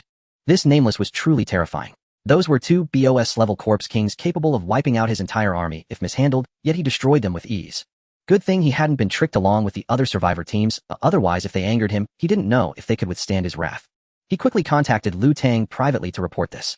When Liu Tang heard how formidable Nameless was, he was also startled, and instructed Ji Yunan not to provoke him, to maintain friendliness, and to discuss everything else later. When Shen Yan returned to the team after eliminating the 2 Corpse King BOSS, Ji Yunan's attitude had changed, and he treated him with great respect. Mr. Nameless, you've worked hard. Our intelligence was flawed before. We didn't expect another Corpse King boss hidden here. Your ability to eliminate both bosses is admirable. Just 2 Corpse Kings, nothing special. Shen Yan asked, have all the supplies been retrieved? We've loaded all supplies into the transport helicopters, Ji Yunan replied. But the zombie numbers in zones A and B are too overwhelming. We may not be able to rescue them. Mr. Nameless, what do you think? Shen Yan thought to himself, you clearly set up those survivor teams, and now you're asking me. I'm just one person. Even if I wanted to save them, I couldn't. He couldn't be bothered with those duped survivors. If they hadn't been greedy, how could Liu Tang have schemed against them? As long as Liu Tang didn't scheme against him, nothing else mattered. With that in mind, he said to Ji Yunan, if all of you can't save them with so many people, I'm helpless on my own. In that case, we have no choice but to abandon them, Ji Yunan said. I must bring all supplies back safely to ensure the shelter can protect more survivors. I believe they would support this. You trick them and still expect support. That's too tragic. Shen Yan muttered inwardly, then said to him, the zombies are gathering. Let's retreat before we're surrounded. Mr. Nameless speaks wisely. Ji Yunan nodded in agreement, and immediately ordered full retreat. The shelter's army quickly boarded the transport helicopters, and the support team members followed with Shen Yan. The survivor groups in Zones A and B surrounded by the zombie horde watched the helicopters take off and leave. They finally realized they had all been deceived. They were just consumables in Lu Tang's plan from the start. Greed had doomed them. If not for the lure of distributed firearms and ammunition, how could they have ended up like this? No wonder Lu Tang had agreed to their escalating demands. He had never intended to hand over the weapons and ammunition. But regret was useless. They could only curse at the departing helicopters unheard in the air. The desperate survivors fought fiercely against the zombie horde, storming their defenses until the barriers were breached and the tide of undead poured in, engulfing them completely. Back at the mall area, Shen Yan returned safely. Out of fear for his strength, Lu Tang dared not embezzle the Nameless Guild's share and honestly handed it over. As Shen Yan had expected, after eliminating the main forces of the other survivor teams, Lu Tang indeed planned to absorb all remaining survivors in the mall area into his shelter. So Shen Yan sent people to recruit a portion of them into the Nameless branch. Lu Tang did not protest the Nameless Guild's poaching. The power they had displayed was too terrifying. With insufficient intelligence on the Nameless Guild and no clear measure of nameless strength, he absolutely could not risk confrontation. After deciding to intercept, Shen Yan ordered someone to keep an eye on the official shelter, waiting to see how Lu Tang would react. Having had thousands of survivors snatched away from him, would he fly into a rage? A few days later, Zhang Jun reported to him that although Lu Tang was displeased, he hadn't reacted to the matter at all. Instead, he sent a private message to Zhang Jun saying that a high-level directive had been issued from H City, likely targeting the Nameless Guild for investigation, and advising Mr. Nameless to be cautious. It turned out that after obtaining the ammunition and supplies from the military base, Lu Tang reported the matter to his superiors. The highest-ranking surviving official of China was currently in H City, where he had established the headquarters of the official shelter. After hearing the detailed report, a colonel named Zheng Dinghua, who was by the leader's side, expressed great dissatisfaction and sternly reprimanded Lu Tang. Colonel Zheng believed that as the administrator of the official shelter in a city, Lu Tang had distributed military supplies to a civilian survivor group. This group, which didn't even dare to reveal its true identity, was nothing but a skulking rat and unworthy of being a Chinese official. Furthermore, the Nameless Guild had brazenly snatched away thousands of survivors. Not only did Lu Tang fail to react, but he also exaggerated the guild's strength in his report, urging caution from the higher-ups. This, in Zheng's view, made Lu Tang unfit to continue as the administrator of a city's official shelter. The current supreme leader of China, who trusted Colonel Zheng, implicitly also felt that Lu Tang had compromised the nation's dignity. He agreed to let Colonel Zheng personally go to a city to take control, investigate the Nameless Guild, and uproot it entirely. A civilian survivor group must never be allowed to harm official interests. Shen Yan pondered deeply. Lu Tang's decision to have Zhang Jun relay the message served two purposes. First, although he was the local despot in a city, there were still leaders above him. Before the apocalypse, he wasn't part of a city's top management. It was only because the city's leadership had all turned into zombies that he managed to rise to power and secure his current position. Having finally enjoyed the privileges of being a city's top leader, how could he willingly let everything be taken away from him? Thus, giving a heads-up served to curry favor with the Nameless Guild, while also setting up Zheng Dinghua for a fall, letting the guild deal with the newcomers from H City. Second, Lu Tang intended to watch from the sidelines, seeing if Zheng Dinghua could overcome the Nameless Guild and gauging the guild's true strength. If the Nameless Guild backed down, it would prove they were nothing special, and Lu Tang would devise his own plans to prevent Zheng Dinghua from seizing power. If Zheng Dinghua couldn't handle the guild, he would then incite the Chinese leadership to continue watching the two sides battle it out. Since Colonel Zheng Dinghua represented the highest surviving official rank in China, this matter was of utmost importance. Shen Yan had Zhang Jun summon Zhou Peng and Zhou Huan, while all the women in his group gathered, as well convening a high-level meeting of the Nameless Guild. Upon learning that the current supreme leader of China was sending Colonel Zheng to a city to take over the official shelter and investigate the Nameless Guild with the possibility of taking action at any moment, everyone grew tense. Shen Yan said, "Regarding this matter, please speak your minds freely. How should we deal with this, Colonel Zheng?" Zhou Peng thought for a moment and spoke up. "Lu Tang may be cunning, but at least he shows respect to our Nameless Guild and is not impulsive. As long as our core interests aren't affected, we can coexist peacefully. But if it's this so-called Colonel Zheng, everything is uncertain. Besides, he's already shown hostility and disdain toward our guild from the very beginning. If he takes over a city, we won't be able to develop in peace." Zhou Huan added, "But the problem is we can't interfere with official personnel changes. Is there a way to make Lu Tang oppose Zheng Dinghua and prevent him from seizing power, allowing us to benefit from the conflict?" Zhou Peng suggested. Shen Yan shook his head in negation. If Lu Tang really wanted to do that, he wouldn't have secretly leaked the information to us. That's true. Everyone agreed with Shen Yan's reasoning. So what do we do? We can't just do nothing, can we? Zhang Yan asked. Exactly. What should we do? Lin Xingqing also wore a tense expression. In a situation like this, unless we leave the country, we'll be in trouble everywhere within China, won't we? Shen Yan frowned. As I see it, we only have two options now. One is to submit to the Chinese authorities, do whatever they say, avoid conflict, and even be absorbed by them. The second is to fight them to the end. But the problem is we're just a small survivor group. Compared to the Chinese authorities, our strength is negligible. Even if less than half of the country's surviving leadership and military remain, when combined across the nation, we can't hope to match them. Zhang Jun, being a teacher, quickly responded. Hearing this, everyone fell silent. Indeed, even with the apocalypse, the national machinery remained immense. Even if only a fraction of officials and soldiers survived, the current Nameless Guild was no match for it. Although they had snatched thousands of survivors, the guild's total number was only 3,500. 70% were life-skilled professionals, and the remaining 30% were combatants. Even if all were class-changed, they would still be vastly outmatched by the surviving military. Before the apocalypse, China's total population reached 1.8 billion. Even if 70% turned into zombies, there would still be 500 million survivors nationwide. Active soldiers, reservists, and veterans totaled over 40 million. Even if only 30% survived, that would be 12 million. Of course, this number was just a speculation and not accurate. No one could guarantee that only 30% of the 40 million soldiers survived. It could be more or less. Regardless, if the current supreme leader gave the order, mobilizing hundreds of thousands or even millions of soldiers would be no problem. How could a mere few thousand members of the Nameless Guild deal with such a behemoth? Now, with zombies and countless mutated creatures across the country, most of these troops would likely need to stay in their garrison cities to protect other survivors. Even so, mobilizing a small number of soldiers would easily handle a guild of a few thousand. That was probably what Zhang Dingbua was thinking. Seeing everyone fall silent, unable to devise a strategy against such a colossal force, Shen Yan was not surprised. He asked, if I refuse to yield and insist on confronting them, Heedin, what will you do? Hearing this, including Zhang Jun, Zhou Peng, Zhou Huan, and all the women, everyone responded without hesitation. Whatever your decision, we will follow you steadfastly. Even if we cannot win, we will never surrender. This was the power of maxed-out loyalty. Even knowing a 1,000-foot cliff lay ahead, everyone would follow him to the death, without flinching. Shen Yan was quite satisfied, and said with a smile, don't worry. I won't offend unless I'm offended. But if someone offends me, I'll make sure they're ground to dust. This is the apocalypse now. No matter who it is, if they want to be my friend, I'll treat them with courtesy. If they want to be my enemy, I'll make them realize how foolish it is to be my enemy. Seeing Shen Yan's unwavering confidence, Du Feifei inquired softly. You seem unperturbed. What hidden card do we have to challenge them? Shen Yan replied, of course I have a trump card. Don't be fooled by our Nameless Guild's mere few thousand members and a combat strength of only a few hundred. I can rapidly expand our power and rally a massive army that no one dares to underestimate. This was no boast.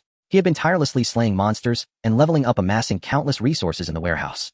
Among them was a chest dedicated to storing various class change quest scrolls. Excluding those already used or sold to the in-game shop for currency, there remained over 3 warrior class change scrolls, over 2 thief class change scrolls, over 2 archer class change scrolls, over 1 mage class change scrolls, and a freshly dropped 1 necromancer class change scrolls. With a single announcement on the World Channel, he could quickly recruit over 3 warriors, over 2 thieves, over 2 archers, over 1 mages, and 1 necromancers, easily assembling a professional army of 90,000. After all, most survivors had no means or ability to obtain class change items. Even life profession change scrolls were out of reach, forcing them to depend on others, live under someone's roof, and struggle just to find their next meal. If Shen Yan promised to cover all food and lodging, and even offered free class change scrolls and basic equipment, every struggling survivor at the bottom would eagerly sign up. Who wouldn't want to change their fate and gain the power to protect themselves and their families in the apocalypse? Witnessing Shen Yan's unshakable confidence, everyone breathed a sigh of relief. Though unaware of his hidden advantage, the 10,000-fold loot drop, they knew he was the sole architect of the Nameless Guild's success and surely had a reliable foundation. Currently, Zhang Dingbua was still in H City, and mobilizing personnel would take time as there were many matters there requiring his attention. Shen Yan suddenly recalled that the new member hyperactivity he had recruited was from H City, and an idea struck him. If chaos erupted in H City, Zhang Dingbua would likely be unable to leave, thus failing to replace Liu Tang. Rather than waiting for the enemy to strike, it was better to seize the initiative. So he contacted hyperactivity. What's the situation on your end? Reporting to the big boss. I am not hyperactivity, replied respectfully. On my way to find my uncle and cousin, I captured a mutant mantis. Quite formidable. I've also pinpointed their exact location. I should be able to pick them up by the day after tomorrow. Please allow them into the guild, and we'll teleport back together. No, I have another mission for you, Shen Yan said. In the short term, you, your uncle, and your cousin will remain in H City. What mission? Just say the word, and we'll do our utmost to serve you. Do you know the exact location of the official shelter in H City? Shen Yan asked. Yes, I do. After you pick up your uncle and cousin, use your identity as a beast tamer to join them. They will surely value a rare profession like yours. Once inside the shelter, use this status to approach the most downtrodden survivors, those dissatisfied with their lot and harboring grievances against the shelter. Why? Hyperactivity was puzzled. Zhang Dingbua of the H City shelter intends to move against the Nameless Guild. Rather than wait for his attack, it's better to strike first. Shen Yan explained. You mean, I should win over and train a group of survivors to work for our guild? Should I give them pets? No, I have other items for them more suited to this task. Other items. After you enter the H City official shelter, report to me how many people you can rally in the shortest time. I will grant them a chance to defy their fate, transforming them from miserable bottom feeders into powerful figures who can roam the apocalypse. But these people must be absolutely loyal to me. Big boss, I'm afraid I might misjudge and fail to identify those who will be truly loyal to you. What if I choose the wrong person? Shen Yan directly mailed him a guild creation item and a monocle. When the time comes, establish the nameless second branch and recruit survivors into it. Before admitting anyone wear the monocle and question them, it will show you if their allegiance changes. Once their faction successfully shifts to my name and loyalty and favorability values appear, you can officially accept them as members. Otherwise, eliminate them from the list. Excellent. Hyperactivity exclaimed excitedly upon receiving the items. So such a wonderful tool exists. No problem at all. The big boss is truly the big boss with such treasures. Rest assured, boss, leave this to me. He'll handle it flawlessly. Oh, and he'll send you some life-saving items for you and those close to you to help you escape danger in critical moments. Shen Yan also sent him substitute mirrors, explosive talismans, quicksand discs, and mist pendants along with some rapid healing potions. Thank you so much, big boss. With all these goodies, even a useless person could become a god. You're incredibly generous. I've truly chosen the right leader. Rest assured, 100 times this mission will be perfect, I guarantee it. Good. He'll wait for your news. Yes. Oh, and one more thing. Observe carefully. If there are others in the H-City official shelter supporting Zheng Dingbua, eliminate them too. Shen Yan said. They'll provide you with a detailed plan. The entire operation must be flawless, executed in one go without being discovered by anyone. Afterward, let the entire shelter know it was our nameless guild's doing. I understand. Your meaning is before the mission is complete, stay low-key and avoid any leaks. Once it's done, shift to a high profile and let them know the nameless guild was behind it all to intimidate. You're very sharp. Keep it up. Shen Yan was quite pleased with I am not hyperactivity. Thank you for the praise, big boss. I won't let you down. If you need anything, contact me anytime. Got it, big boss. Having given his instructions, Shen Yan looked around at the group and said to his trusted confidants, I've already deployed people in H-City. The one who'll have a headache won't be us, but Zheng Dingbua. And anyone else who, like Zheng Dingbua, wants to move against our nameless guild. Of course, we must also prepare in advance. What should we do? Zhang Yan asked him. Announce on the world channel in the name of the nameless guild recruiting members. Those willing to join will be provided with 3 meals a day, various combat, class change scrolls, basic equipment, and skill books, all free of charge. There's only one requirement, absolute loyalty. Anyone harboring illusions of deception cannot fool my eyes, so don't bother trying. No matter where they are, even at the ends of the earth, as long as they're willing to join, they can teleport here via the guild emblem after becoming a member. How many people should we recruit? Zhou Huan asked. For the first wave, only 100,000. Slots are limited, first come, first served. Of course, those who wish to join and become life profession members to create resources for the guild can also sign up.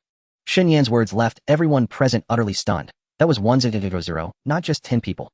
At the official shelter of City A, a subordinate reported to Liu Tang that the nameless guild was broadcasting on the world channel calling for the recruitment of 100,000 members, promising food and lodging, as well as class change scrolls, basic equipment, and skill books. Liu Tang was perplexed. Are you sure it's 100,000 members, not 10,000? Even the consumption for 10,000 with such terms is staggering. Even the shelter in the capital wouldn't dare make such a boast. What backing does he have? I believe this is a fraudulent recruitment pitch. Ji Yunan interjected. A fraudulent recruitment pitch. Liu Tang turned to him. How so? Ji Yunan replied with certainty. Undeniably, that nameless one is formidable, capable of single-handedly eliminating 2 powerful zombie bosses. But since the apocalypse began, not much time has passed. With our arsenal of weaponry, even the military's expeditions to hunt monsters haven't stockpiled that many supplies. How could his small group possibly have enough class change items, equipment, and skill books to supply 100,000 professionals? This is nothing but an exaggerated advertisement. I think so too. Wang Ting nodded. I would have believed it if the number were reduced to 1,000. Why would he exaggerate? Though Liu Tang asked the question, he already had an answer in mind. Perhaps the information you previously disclosed put pressure on him. Ji Yunan pondered for a moment. He seemed somewhat anxious. If someone from City H is sent over, they will certainly target the nameless guild. He wants to save himself, but he's resorted to a foolish move. But I don't think that nameless one is a fool, Liu Tang said. I find him somewhat inscrutable. I believe he has an even greater backing. It's definitely not that simple. I understand your thoughts. If Colonel Zheng brings his people here, the official shelter of City A will surely change hands. You hope that Nameless is strong enough not to be easily taken down by Zheng Dingbua, buying you more time to consolidate your control here. But the problem is his ability to issue such a recruitment ad shows his limitations. You need to find another way. Ji Yunan had little faith in the Nameless Guild. If he really recruits 100,000 members and teleports them all possessing such a force, even without enough class change items, just 100,000 ordinary survivors cannot be underestimated. By then, even the higher-ups wouldn't dare act rashly. Wang Ting considered a possibility. So that's his countermeasure. Ji Yunan suddenly realized. Regardless of the method, if he can trick 100,000 guild members, the upper echelons would have to consider the consequences of moving against him. Perhaps he isn't as foolish as I thought. But can such an obviously false ad really fool 100,000 members? Wang Ting shook his head. Any sane person would find it ridiculous. Who would believe it? Even if a few fall for it, and teleport over only to find themselves deceived. They'll surely tell others. Wouldn't that make things worse? Lu Tang closed his eyes and thought. After a moment, he spoke, keep monitoring the Nameless Guild. Record every move they make and every world broadcast. Report to me immediately. Understood. Also, everyone think of a way to deal with the issues of Zheng Dingbua and the higher-ups in case the Nameless Guild proves ineffective. In truth, the root of this problem is Zheng Dingbua. The commander-in-chief trusts him, which led to this situation. If we can resolve the issue with Zheng Dingbua, you can secure your position as the head of Shelter A. In any case, put in the effort and think of a proper solution for me. Understood. Currently, the highest-ranking surviving leader in China was a lieutenant general who styled himself as the commander-in-chief. He had temporarily taken over national affairs and was building a new leadership centered around himself. This commander-in-chief, surnamed Xie and named Rao, hailed from the Xie family of City H, a prestigious and influential clan. In his youth, he had earned countless merits in the military, rising to the rank of lieutenant general. With immense prestige and formidable power, he garnered the support of most surviving officials across the nation's cities. He too received the news, simultaneously learning of the Nameless Guild's intention to recruit 100,000 members. Xie Rao convened his subordinates to discuss the matter, and their conclusion mirrored Lu Tang's. In their view, someone must have leaked information. The Nameless Guild, knowing that Zheng Dingbua was preparing to investigate, or even eliminate them, had resorted to desperate measures using a fraudulent ad to recruit members. Class change items, equipment, and skill books for 100,000 professionals. Even City H, the capital, couldn't produce such resources. How could an obscure survivor group possess such capability? However, even without the items, if they managed to trick 100,000, no, even just tens of thousands, of survivors into becoming members, it would become a considerable nuisance. If they used these survivors as shields, any action taken by their side would invite criticism. Xie Rao could not allow this to happen. He said to Zheng Dingbua, this matter must be handled properly. If it causes a loss of public trust and affects my governance, you will be held accountable. Rest assured, Commander-in-Chief. Zheng Dingbua replied respectfully. I will set out as soon as preparations are complete. I have already arranged for people to broadcast on the World Channel exposing the Nameless Guild's true nature. No one will believe them. I don't care about these trivial matters. Just handle it properly. Understood.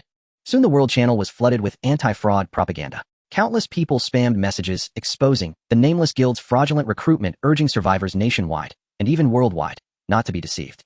The Nameless Guild naturally noticed this immediately. Zhang Jun reported to Shen Yan, somewhat at a loss. We're in big trouble. Our recruitment ad was already hard enough to get people to believe. Now that the authorities are debunking us, things are even worse. Earlier, a few people were inquiring about it. Now no one is even asking. Instead, we're getting a flood of private messages filled with endless abuse. What do we do? No rush. Shen Yan remained calm and composed. We're not scamming anyone. As long as the benefits are real, there will always be those who recognize value. This is like buying a horse's skeleton with gold. Once the first person buys the skeleton, word will spread. With 8 or 9 billion people in the world, even if only a third remain, that's still over 3 billion. I refuse to believe that among those 3 billion, there isn't a single discerning person. Keep spreading the word. Ignore them. Understood. Since Shen Yan was so confident, Zhang Jun said no more, hoping he was right. As Shen Yan said, even though the vast majority of survivors were skeptical, believing such a promise must be a scam, the sheer number of global survivors meant there were always those who were desperate, urgently needing help with no other choice but to grasp at any lifeline. Gerald was one such person. A citizen of the Northern Rhone Kingdom, he had worked at an auto repair shop before the apocalypse. When the end came, he followed other survivors to a nearby gathering point, becoming one of the most pitiable souls at the bottom. Every day, he had to join teams to search for resources and fight zombies. The supplies they risked their lives to obtain were first enjoyed by the shelter's administrators and their trusted aides. As a bottom-rung member, he received only 2 pieces of bread a day, barely enough to stave off starvation. Recently, he had caught a cold and developed a high fever. When he begged the administrators for medicine, he was cast out as a burden. Now he wandered outside, curled up in a dilapidated building, waiting for death. In his youth, he had learned the Chinese language. In his moment of despair, he saw the recruitment ad promising food, lodging, class change, scrolls, equipment, and supplies. Although he thought it was highly likely a scam, joining the guild would surely be better than his current situation. He didn't even dare to hope for those supplies. Just a place to stay and a bit of food would be more than enough. Gerald, who had privately messaged Zhou Peng, asked in broken Huaxiao language, roughly meaning that he was in poor condition, weak from hunger and fever, and needed treatment. He inquired if he could join the Nameless Guild to receive help.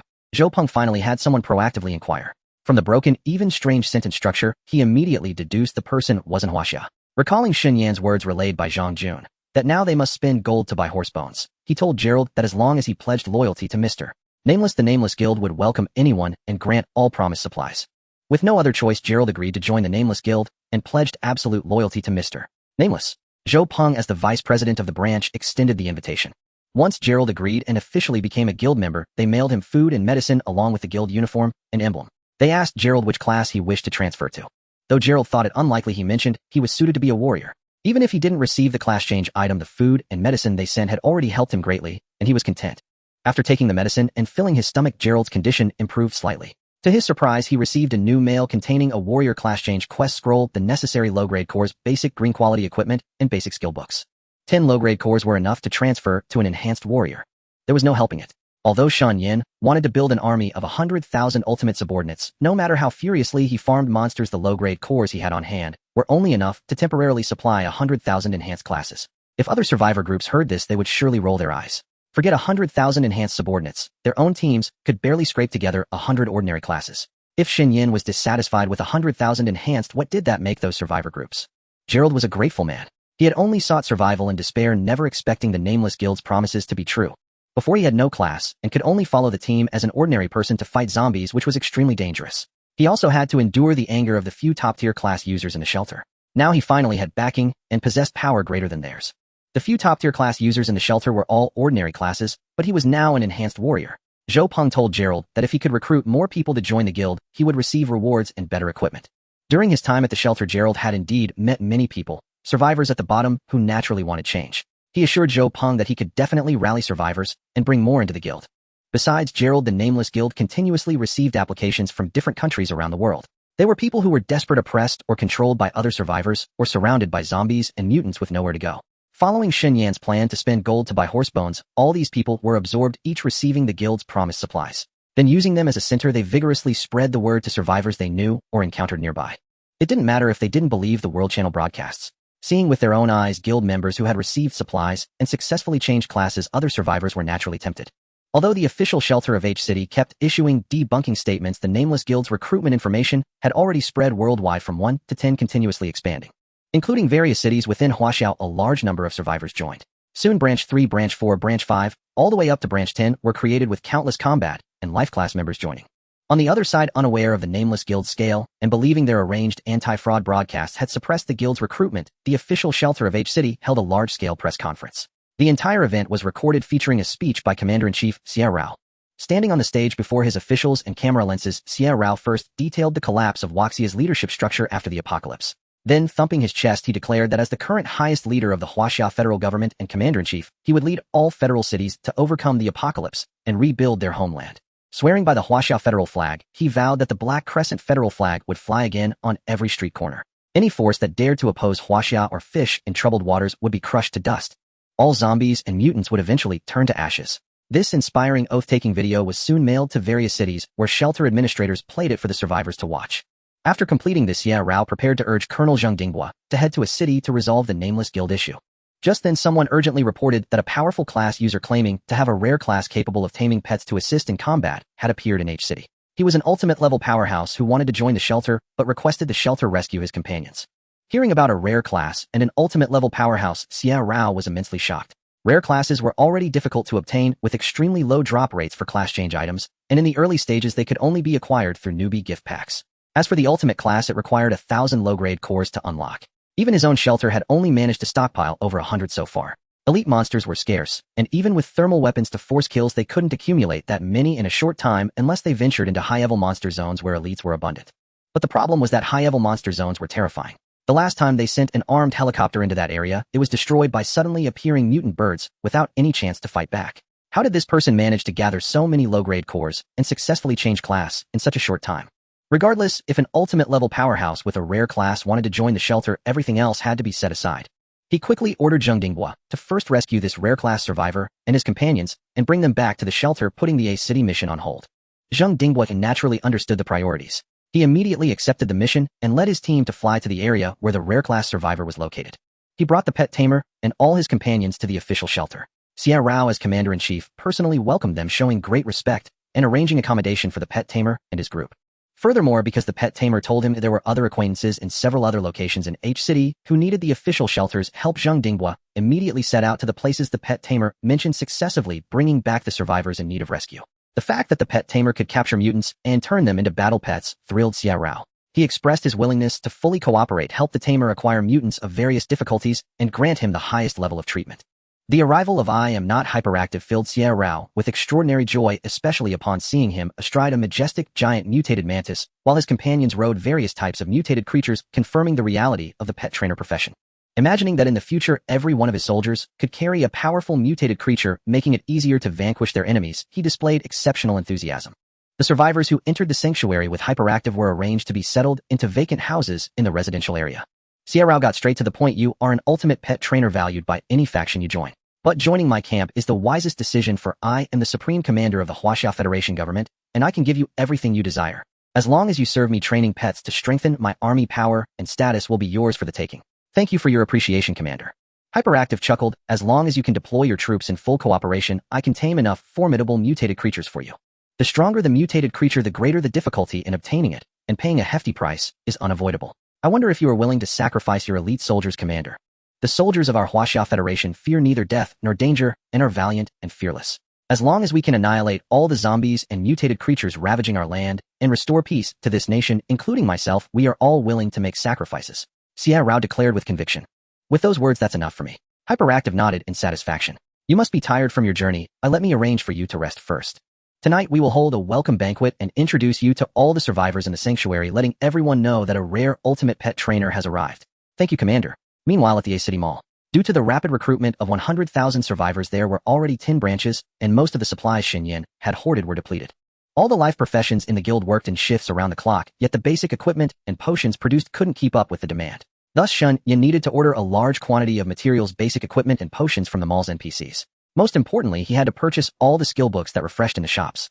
He took over a dozen girls from headquarters on a shopping spree across the mall, buying up all the good stuff. He wasn't worried about complaints from other survivors because the east district of a city was now dominated by only two forces, Shen Yan's nameless guild and Liu Tang's official sanctuary. It was a race to see who could snap up supplies faster and who had more money. Clearly, Liu Tang's side was strapped for cash, lacking sufficient game currency. For Shen Yan, making money was simple. He could easily sell a few high-tier equipment items to exchange for countless basic equipment and supplies.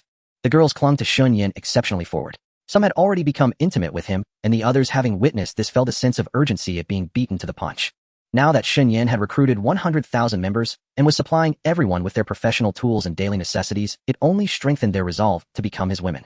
They could still rely on their early association with Shen Yan to gain an advantage, but once all 100,000 members arrived, countless women would be throwing themselves at him. They had to secure their status first.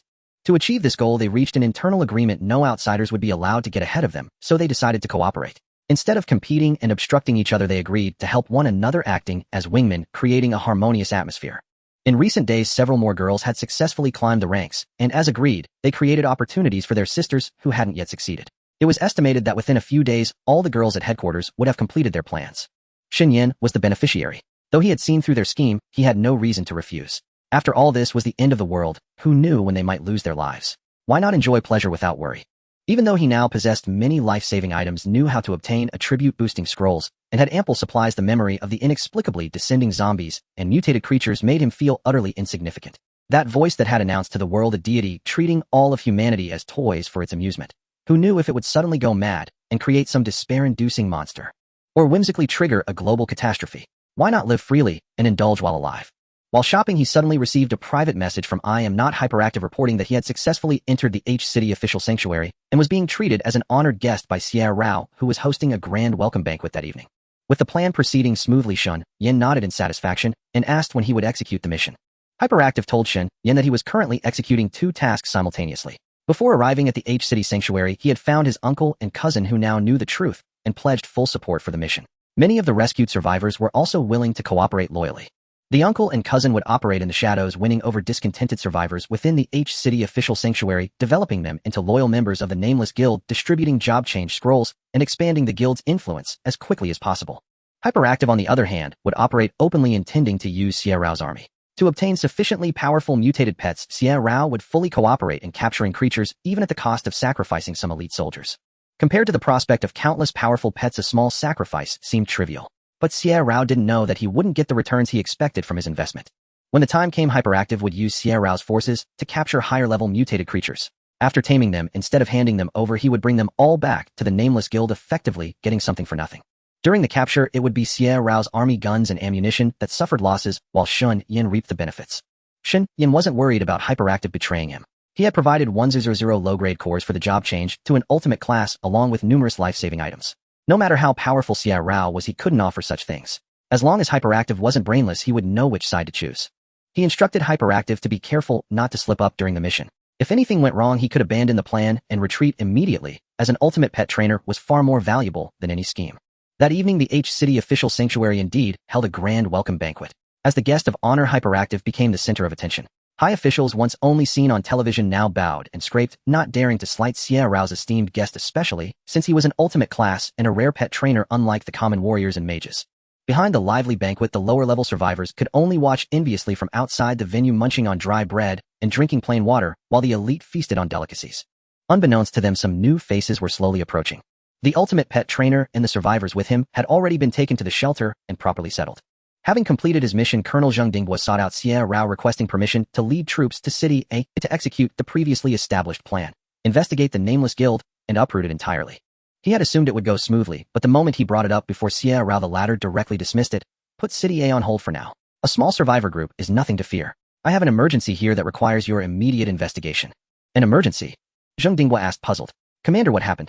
Take a look at this. Xie Rao pushed a document toward him. Last night, quite a few survivors in the shelter were frightened, claiming there were monsters roaming the premises. Impossible. Zheng Dingbua immediately shook his head in denial. Our shelter is fortified like an iron bucket. Not even a fly could get in. We have strict inspection procedures. Every survivor entering or leaving must register and be checked. Forget monsters, even an infected would be identified on the spot. We absolutely won't let them in. Inside patrols are on duty around the clock. It's perfectly safe. Here are photos taken by survivors. I need you to verify their authenticity as fast as possible and get to the bottom of this. Xie Rao said sternly. Otherwise morale will waver, and we can't have that. Zheng Dingbua understood the gravity of the matter and immediately assured him, rest assured, Commander. I will find the root of the problem as quickly as possible. Good, it's in your hands. Xie Rao trusted him implicitly, which was why he had entrusted him with this task. Having received the mission, Zheng Dingbua issued orders halting his team's plans to head to City A and instead focusing on investigating the reports of monsters appearing within the shelter. Based on the descriptions in the document, he first sought out the survivors who had reported the incident for face-to-face questioning. Survivor A told him that in the early hours of the morning, when he got up to relieve himself, he had inadvertently seen a horrifying white skeleton pacing back and forth on the road, a truly terrifying sight. Survivor B gave a consistent account. Half asleep in the early morning, he had suddenly heard strange footsteps, and peering through his window saw a skeleton walking to and fro, and thought a monster had invaded. The other survivors who had reported the incident also claimed to have seen the skeleton walking at night, their descriptions perfectly matching without any discrepancy. The news of a white skeleton appearing within the shelter had spread, now causing widespread unease. Everyone was worried for their own safety, pleading with the military to uncover the truth swiftly, and if a monster had indeed infiltrated, to eliminate it as soon as possible. Having gathered sufficient intelligence, Zheng Dingbua, who had initially thought it was nonsense, could no longer remain composed. If only one or two people said so, it might have been a case of mistaken sight. But with everyone saying the same thing, and with so many witnesses, the problem was substantial. Based on the information provided by the witnesses, Zheng Dingbua led a detailed search of every inch of the shelter, yet found nothing. Not a single white skeleton, not even the lowest tier zombie. Every area was secure with no issues whatsoever. Just as he was utterly perplexed, unable to fathom where the skeletons that appeared at night had gone, a soldier urgently reported that the remains of a comrade, bitten by a zombie in a previous battle who had succumbed to the corpse poison and was slated for cremation, had mysteriously vanished. Zheng Dingbua rushed over to personally investigate the morgue. The soldiers' bodies were indeed gone, a most eerie occurrence. Logically, with 24-hour patrols and guards at the gate, no one could come or go without inspection. How could these corpses have simply vanished? They turned the entire shelter upside down, finding nothing. Only the inexplicably missing corpses left Zheng Dingbua deeply unsettled. When Xie Rao inquired about the case, Zheng Dingbua could only tell the truth. It was now confirmed that the witnesses' accounts were genuine, given that so many people had seen the same things with no inconsistencies. The missing corpses further corroborated the incident, yet Zheng Dingbua racked his brains, but couldn't figure out what kind of monster those walking white skeletons were and why they vanished without a trace during the day. Xie Rao was equally troubled. He told Zheng Dingbua that this issue must be resolved as soon as possible, lest the hard-won ultimate pet trainer become frightened by this affair and leave the shelter. The shelter was now gripped by panic. Everyone knew about the white skeletons prowling around in the dead of night. Who could sleep peacefully? Even Xie Rao himself would probably suffer insomnia at night. Zheng Dingbua quickly assured Xie Rao that he would stay awake all night, if necessary, leading his men to guard the shelter and find those so-called white skeletons, uncovering the true origin of the monsters. When late night came, Zheng Dingbua personally led the patrol, covering every corner of the shelter. At the slightest sign of anything amiss, he would immediately investigate. Around 1 in the morning, panic screams suddenly erupted from survivors. Hearing the noise, Zheng Dingbua immediately led his soldiers to the area where the sound originated, finding the screaming survivor. The survivor told him that just a minute ago he had heard a strange noise. Looking through his window, he had seen a white skeleton walking past, which had scared him into screaming. Upon hearing this, Zheng Dingbua immediately gave chase, moving in the direction the survivor had indicated. Sure enough, after pursuing for a distance, he truly saw a white skeleton slowly ambling not far ahead. The skeleton was clad in metal armor and held a rusty iron sword in its hand. As it walked, its bones emitted a clattering sound. Damn it! How did it get in? Zheng Dingbua couldn't believe it. How could a monster infiltrate a shelter as tightly guarded as an iron bucket without anyone noticing? Could it have fallen from the sky? Colonel, what do we do? A soldier beside him asked in a low voice. It's just a skeleton. Take it down. Zheng Dingbua ordered. Yes, sir. The soldiers drew their melee weapons and flanked the skeleton from both sides. Skeleton warrior. HP 300. Level 10. Its stats didn't seem all that impressive. A level 10 creature with only 300 HP was only slightly stronger than the low-tier zombies outside. Seeing its attributes, the soldiers were somewhat relieved. They had thought this skeleton, which had infiltrated the shelter unnoticed, would be terrifying, but now it seemed just average. A soldier approached the target, raising his military saber to strike. At that moment, he felt someone grabbing his left foot, preventing him from moving forward. Looking down, he saw a skeletal hand protruding from the soil, firmly grasping him. Startled, the soldier hastily swung his blade, severing the bony hand that held him. But the next moment, a one-handed skeleton emerged from the ground and lunged at him. The skeleton was of average strength, and the startled soldier dispatched it easily with another swing. Before he could catch his breath, more skeletons crawled out from the earth, countless and overwhelming horde. They let out a blood-curdling sound, surrounding them on all sides. These skeletons were created by the summon skeleton skill after one had been reborn as a necromancer. Although their attributes remained poor even after enhancement, and they appeared unimpressive, the skill's cooldown was only a few seconds. This meant that as long as one had sufficient mana and enough corpses, they could endlessly produce skeletons, forging a terrifying skeletal army. Around the official shelter, the hordes of corpses that had tried to assault the walls were slain by the guards, their bodies piling up into mountains. For a necromancer, this was a treasure trove and an endless recruitment ground. A handful of skeletal warriors were ineffective. Zheng Dingbua and his men, seasoned in battle, caught off guard, though they were managed to slay them all with their superior skills. Just as they sought to catch their breath, countless more skeletal warriors erupted from the earth, clattering as they charged forth, wielding bronze swords. Damn it! This is a zombie apocalypse, so where the hell are all these skeleton soldiers coming from? Zheng Dingbua hastily directed his men to eliminate the skeletal warriors while privately messaging other units for reinforcements. Yet the other teams in the shelter replied that they could not provide aid, for they too were besieged by armies of skeletal warriors, weak in strength but overwhelming in their endless numbers. Moreover, the zombie corpses piled outside the shelter walls had transformed into skeletons, attempting to scale the walls by climbing atop one another. Hearing this, Zheng Dingbua was startled and quickly asked the soldiers in the nearby watchtowers if the perimeter was secure. 1 second, the watchtower soldiers reported all was normal. The next, they cried out in alarm. The corpses outside have all turned into skeletons. Emergency! Emergency! Countless skeletons are approaching the walls. Reinforcements! We need reinforcements. How could this be? Zheng Dingba's mind was a whirl of confusion, unable to fathom where these skeletons had come from. There was no choice but to order a steadfast defense, preventing the skeletal army outside from breaching the shelter. This situation alarmed Xia Rao. He privately messaged Zheng Dingbua and the other commanding officers to assess the situation, learning that skeletal warrior armies had appeared both inside and outside the shelter. In the pitch-black darkness, their numbers were incalculable. The dim light from the few street lamps powered by generators was of little use, forcing the soldiers to fight with headlamps. Though they had managed at first, as the skeletal warriors grew more numerous, casualties began to mount. Terrifyingly, soldiers slain by the skeletal warriors would quickly transform into new skeletal warriors, joining the assault on the shelter. This caused morale to plummet and shattered the confidence of many. Worse still, in the wake of this sudden skeletal army attack, the lower-tier survivors who had joined the official shelter seeking protection began to riot. They had come here seeking safety, hoping to stay far from monsters and enjoy a life free from danger and turmoil. They had believed the official shelter guarded by fully armed soldiers would be secure. Who could have imagined that in the dead of night a monstrous army would launch a sudden internal assault, causing immense devastation? Now most of the shelter soldiers had retreated to the area where Commander-in-Chief Xia Rao was stationed, focusing on protecting this highest-ranking leader and the other high officials nearby. This left the lower-tier survivors' zone woefully underdefended, which was precisely why they had risen up. Was the life of the elite worth more than theirs?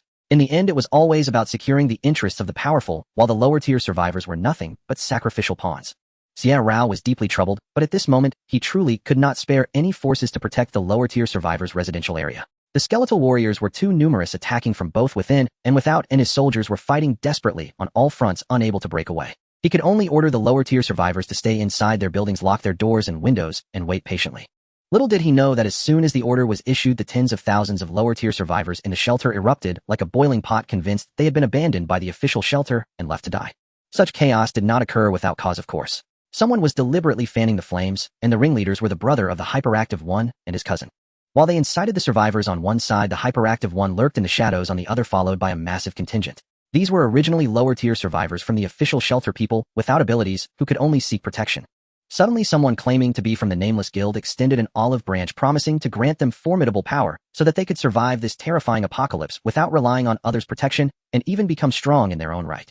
Given such an opportunity, these lower-tier survivors naturally seized it firmly. After setting aside those who lacked gratitude and temporarily detaining them, the hyperactive one, having confirmed the loyalty of the others through his monocle, accepted them all as branch members. He bestowed upon them necromancer class change quest scrolls and skill books. They operated late into the night, splitting into several teams and hiding in the shadows. By constantly using the corpses in the morgue, those buried underground, and the zombie corpses outside the walls, they created skeletons, thus generating an endless stream of skeletal warriors. Feeling abandoned and left to die, convinced that the officers and soldiers of H City's official shelter cared nothing for their fate, the incited survivors were driven to despair. It was then that they heard propaganda about joining the Nameless Guild to gain protection and even acquire great power, enabling them to defeat monsters on their own. One by one they applied to join. As long as it ensured their survival, they would pledge allegiance to anyone at this point. Admittedly, several of Xie Rao's commanders, including Zheng Dingbua, were highly capable. Despite the unending onslaught of skeletal warriors, they managed to stabilize the situation from its initial chaos, and even ordered a counterattack, showing signs of turning the tide. Some guild members asked the hyperactive one what to do next, worried that the official shelter's army might launch a full counteroffensive and ruin their plans. The hyperactive one was unconcerned. He told them that he had already arranged a backup plan, and that the objective of this mission was not to seize H City's official shelter or annihilate its forces entirely. While it was possible the cost to their own side would be too great, making it a losing proposition. The most important thing was to take advantage of the chaos to kill Zheng Dingbua, cutting off one of Xie Rao's hands and sending a clear warning that the Nameless Guild was not to be trifled with. Thus the hidden cards that had been set up in advance joined the fray. Seeing the tide beginning to turn, Zheng Dingbua's morale soared. He shouted for his soldiers to intensify their assault, vowing to eliminate all the skeletal warriors that had breached the shelter and destroy those attempting to scale the walls. Their attention was fixed entirely on the skeletal warriors, leaving them utterly oblivious to the anomaly behind them. In the heat of battle, an attack came from their rear, plunging Zheng Dingbua and his men into sudden unconsciousness. From what had been empty space, hundreds of thieves materialized around them, also lower-tier survivors of the shelter. It turned out that Shen Yan, besides mailing 10,000 necromancer class change quest scrolls, had also given the hyperactive one over 500 thief class change quest scrolls to maximize their chances of success. Assassins were truly the masters of stealth. Without specific detection skills, it was nearly impossible to spot them while hidden. Even Zheng Dingbua and his men, seasoned veterans of countless battles, had no idea that so many assassins lurked behind them. Falling into a daze after an ambush by assassins was a death sentence. The previously suppressed skeleton warrior army, suddenly freed from pressure, surged forward like a tidal wave, instantly surrounding Zheng Dingbua and his elite soldiers and hacking them down indiscriminately. No matter how formidable their combat prowess, they were still flesh and blood, professional soldiers who had never undergone class changes into warriors or the like, lacking life-saving skills and items. In no time, this group was completely annihilated. Zheng Dingbua, who had been so imposing moments ago, hadn't even recovered from his stupor before dying a pathetic death beneath the bronze swords of the skeleton warriors. With his goal achieved, hyperactivity ordered his guild members to cease summoning skeletons, letting only those already conjured continue their assault until all were expended. Xie Rao and his subordinates exerted tremendous effort to finally eliminate the skeletons that had breached the sanctuary and successfully blocked the skeleton army attempting to scale the walls. After taking stock, they discovered that Zheng Dingbua and his men had been wiped out, and the remaining forces had also suffered heavy losses. Suddenly, they recalled the newly joined ultimate pet tamer. The chaotic scene had left no time for thought earlier, but upon reflection, they realized that over these days they had ordered the troops to cooperate in capturing powerful mutated creatures, sacrificing countless lives to exchange for a large number of mutant pets, still in training and not yet delivered into their hands. Even if the pets in training were unusable, that person still possessed formidable pets of considerable strength. In such a perilous situation, why hadn't they come to help? If mutant creatures had aided in the battle, the losses would have been reduced, and the conflict could have been resolved more swiftly. So they privately messaged I Am Not Hyperactivity, asking what he had been doing and why he hadn't joined the fight to protect the sanctuary amidst such chaos. The response from I Am Not Hyperactivity nearly infuriated them. He stated that he was the branch leader of the Nameless Guild, and the recent chaos was their warning. Headquarters had already learned that Zheng Dingbua was preparing to move against the Nameless Guild, adhering to the principle we do not offend unless offended. And if provoked, we leave no bone unbroken. He had accepted the mission to eliminate those hostile to the Nameless Guild. Hearing this, Xie Rao realized that those who had perished in the chaos were precisely those who supported taking action against the Nameless Guild. Chief among them was Zheng Dingbua, whose entire force was annihilated, followed by other officers who had decisively backed his plan to target the guild. I've treated you well, providing everything you asked for, even sacrificing elite soldiers to help you capture pets. Why did you do this? Xie Rao demanded. Hyperactivity chuckled. You've indeed been good to me. But the Nameless Boss gifted me 100 low-grade spirit crystals, enabling me to become an ultimate pet tamer. His kindness is beyond compare. Without the Nameless Boss, there would be no ultimate pet tamer today. Besides, no matter your strength, can you produce 1000 low-grade spirit crystals? The nameless boss who can do this commands unimaginable resources and power. To oppose such a supreme figure is to court death. I stand with the boss naturally. Xia Rao was stunned. As the supreme leader of the Huaxiao Federation, he couldn't even gather 1000 low-grade spirit crystals. To achieve that goal and class change into an ultimate profession, he would have to wait long ordering sanctuaries across all federal cities to urgently hunt elite monsters. Yet the Nameless One could directly grant 1000 low-grade spirit crystals, suggesting he possessed far more. Perhaps the Nameless One himself was also an ultimate class. What kind of force lay behind him, enabling the effortless slaughter of over 1,000 elite monsters in such a short time, amassing 100 or more low-grade spirit crystals and generously giving them away? Had they truly provoked a terrifying underground organization? Were the benefits advertised by the Nameless Guild for recruitment actually real, not a scam? Sending an ultimate class to wreak havoc in my sanctuary. Have you considered the consequences? Xia Rao frowned. I am, after all, the newly appointed Supreme Commander of the Huaxiao Federation with the power to mobilize the entire nation's military. How dare a mere guild with a few members, even with an ultimate class, challenge the might of a nation? Sorry, our Nameless Guild, besides headquarters, already has 10 branches. The total membership exceeds 100,000. Hyperactivity laughed. Nearly all of them are combat classes, everyone a professional. Thanks to you, I've captured enough powerful mutant creatures these days. And as you saw tonight, those skeleton warriors were all summoned by us. Right now I have 5,000 to 6,000 necromancers by my side, capable of summoning skeletons endlessly. If I wish, I can double that number. And countless assassins lurk within the sanctuary. The strength of this branch alone is enough to give you headaches. If all the branches from headquarters were deployed, could you withstand them? Even if by some miracle you could defeat us, tens of thousands of assassins would hunt you day and night. Could you survive? Dealing with the zombies and mutants outside already strains you to the limit. Add these assassins and I guarantee you'll never know peace. Though he doubted the claim of tens of thousands of assassins, several hundred had indeed appeared on the battlefield tonight, or Zheng Dingbua and his men wouldn't have been wiped out. Even a few hundred assassins could keep one on edge, constantly fearing assassination. As the saying goes, it's easier to guard against thieves for 1,000 days than to be a thief for one. A single lapse in vigilance could cost one's life. Enmity with such an opponent was unwise. Nevertheless, Xia Rao, as Supreme Commander, had his pride as the nation's commander. How can I be threatened by you? No matter how formidable you are, can you surpass missiles or nuclear bombs? If I drop a nuke on a city, the Nameless Guild, no matter its strength, will be annihilated. Then all of a city would vanish too, including the official sanctuary and all survivors. Hyperactivity said. Even if you disregard their lives, you still need to obtain the nuclear launch device and the launch codes. As I see it, you currently lack those conditions.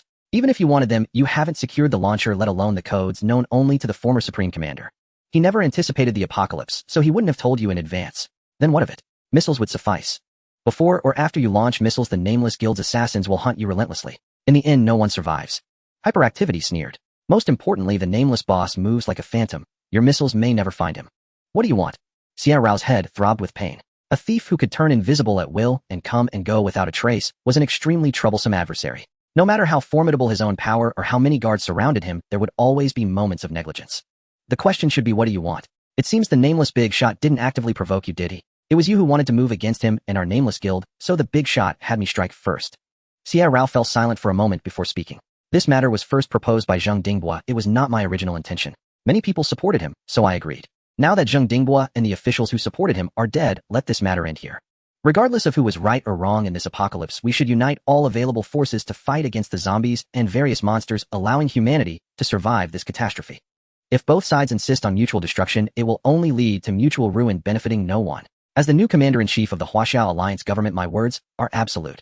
It seems Xia Rao was still wary of the Nameless Guild's thief army, otherwise he wouldn't have chosen to back down so quickly.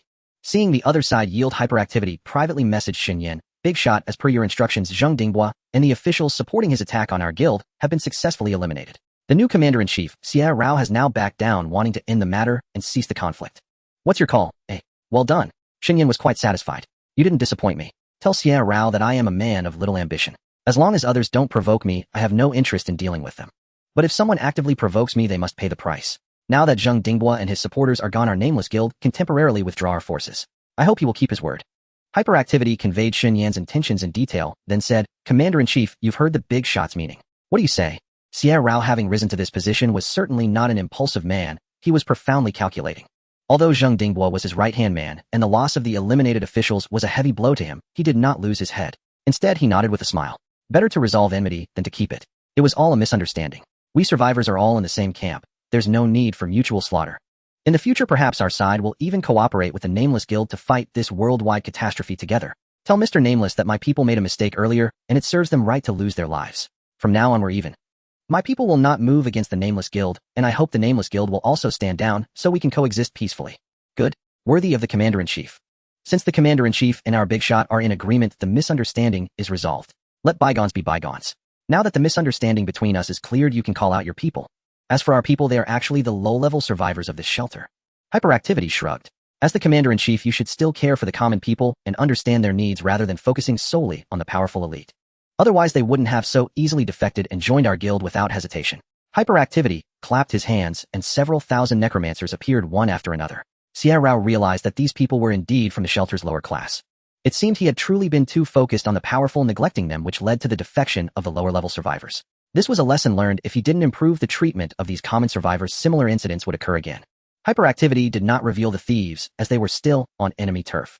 The thieves were the most crucial tool of intimidation. Remaining hidden in the shadows was most effective, keeping Xia Rao in check.